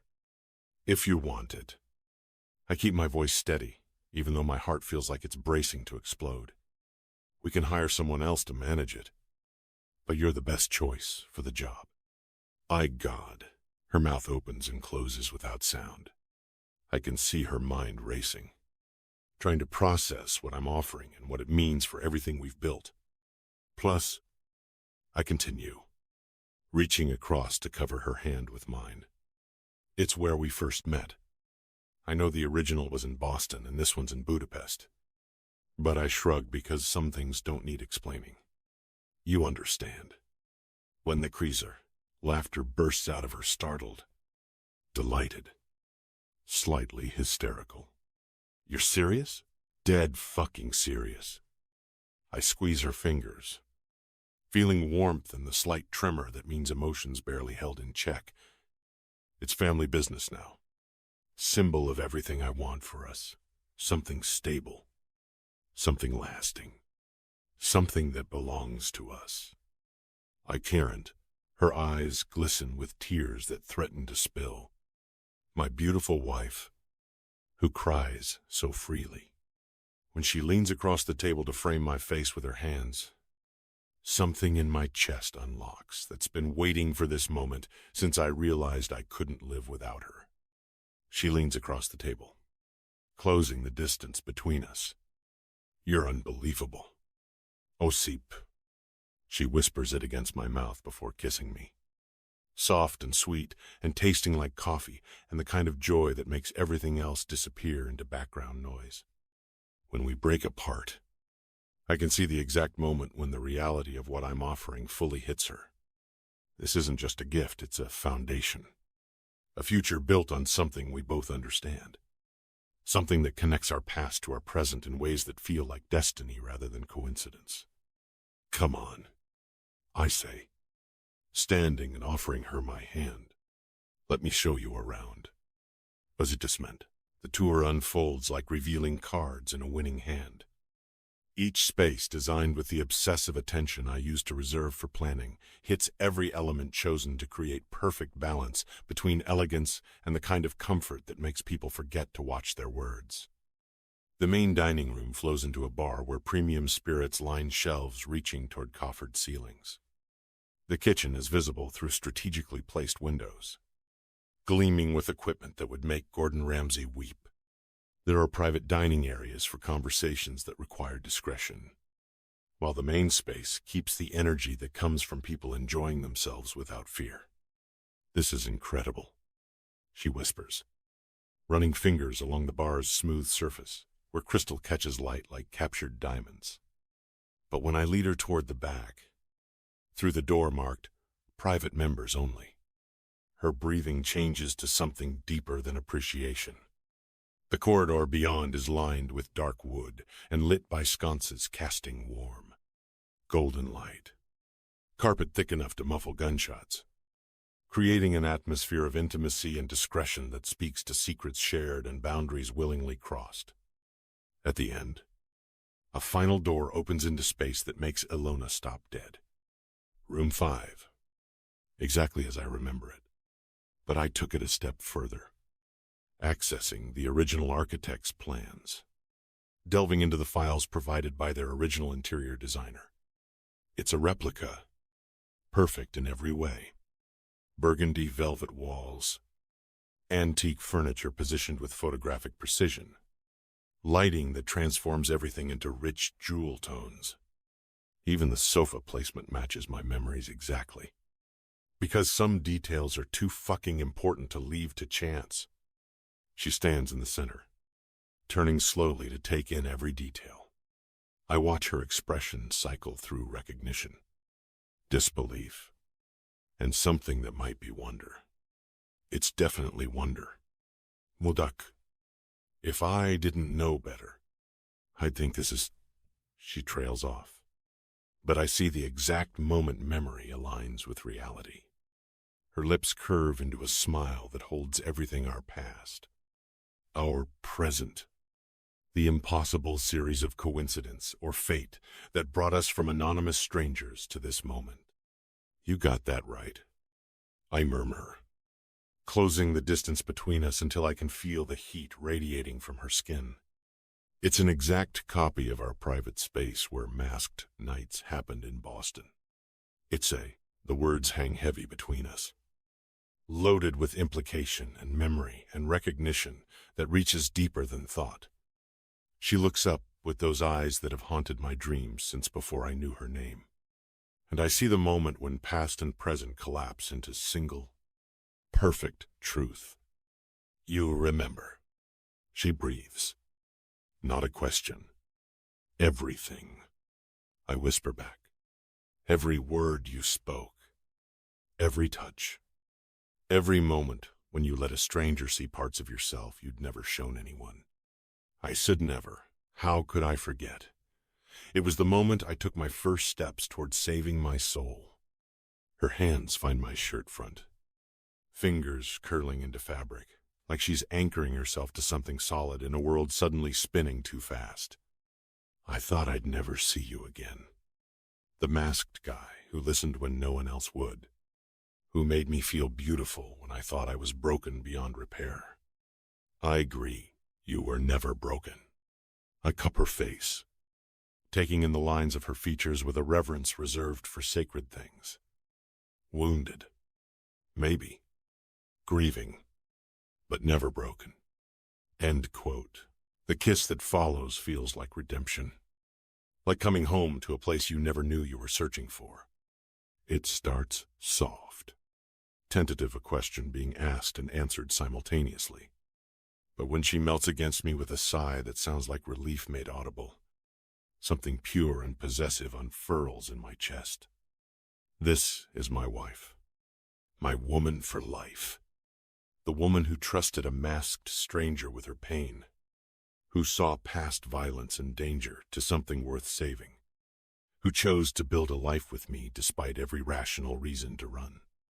My hands find the hem of her dress, and she doesn't stop me when I lift it over her head with the care of someone unwrapping something too precious to damage.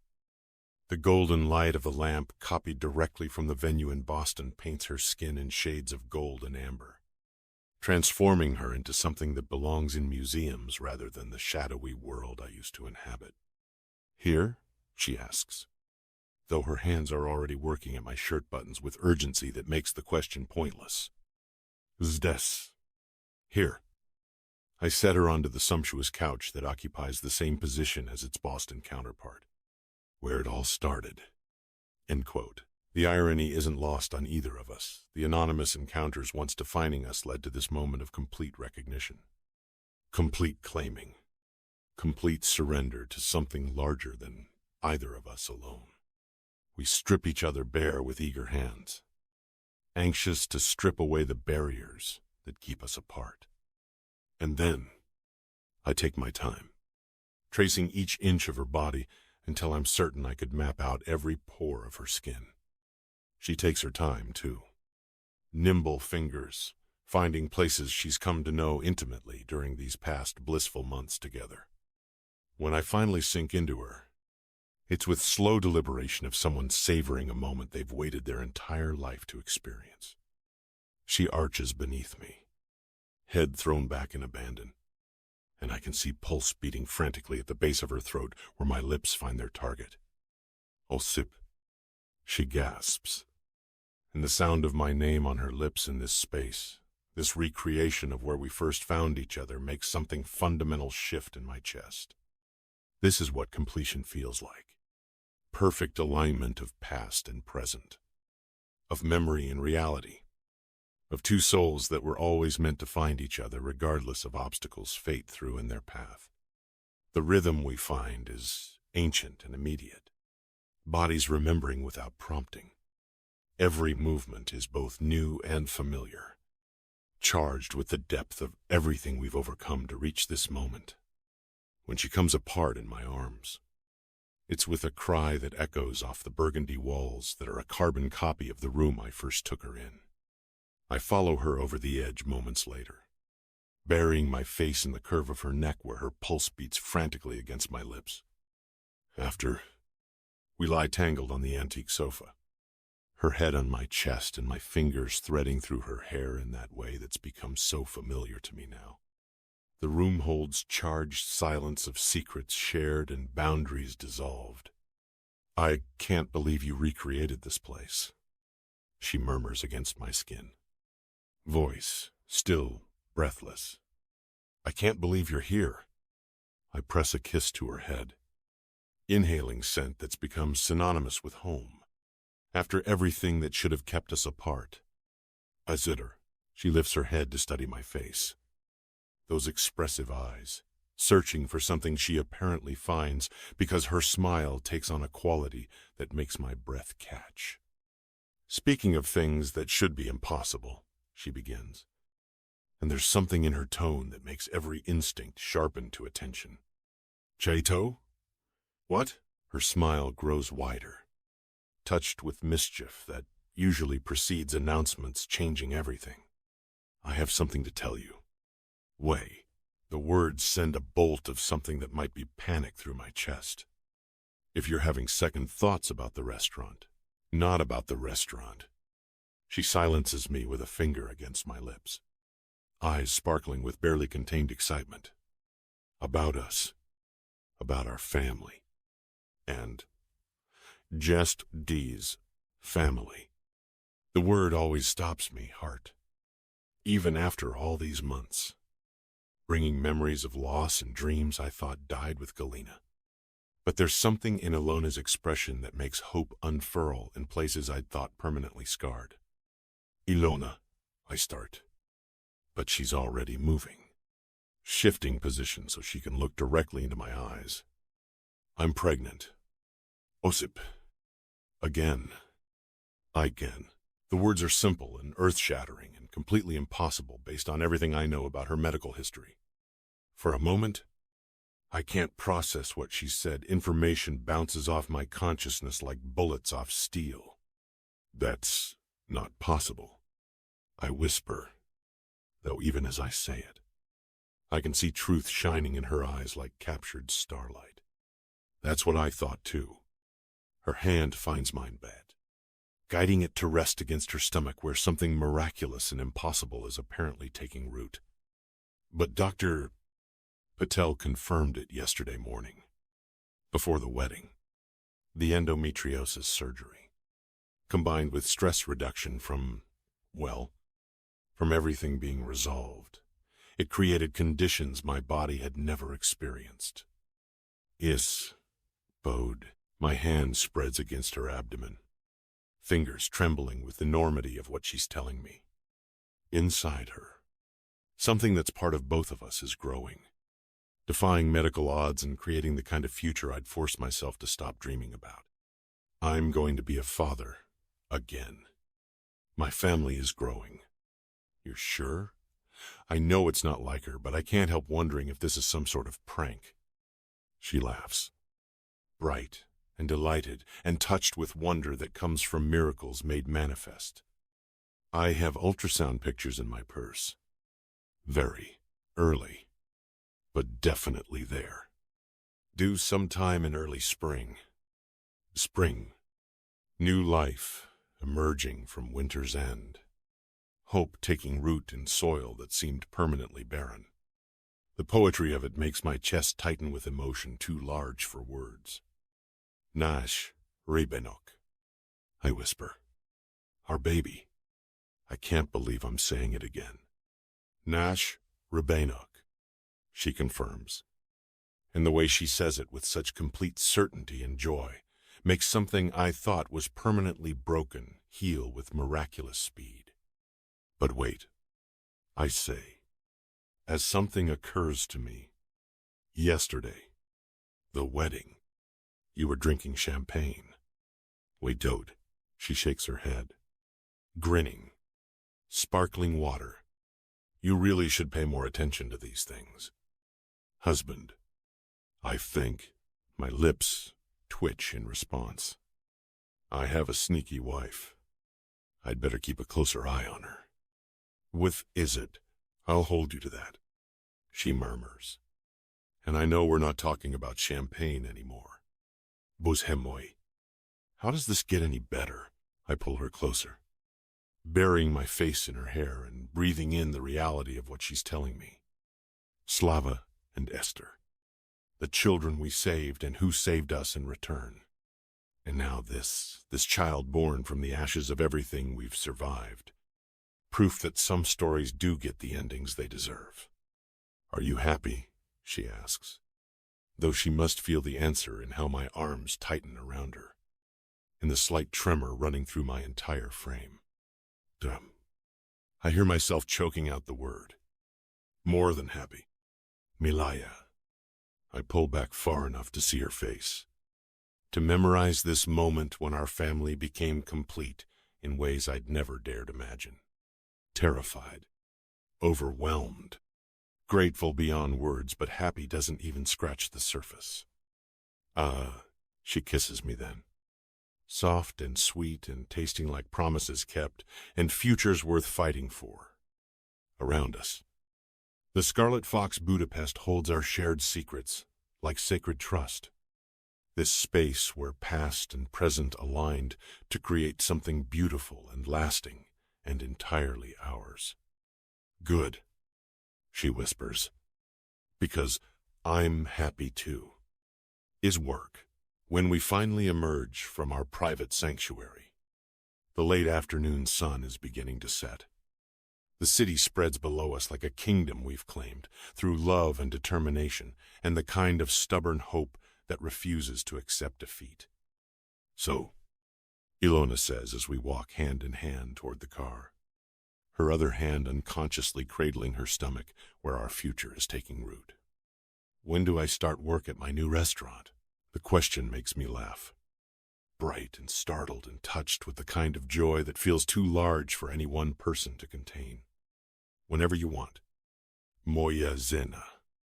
We have all the time in the world to figure out the details. Hisparis. All the time in the world. The phrase echoes in my mind as we drive home through streets that feel transformed by possibility. To build our family business. Raise our children. And write the kind of love story that proves sometimes the most broken people can create the most beautiful things.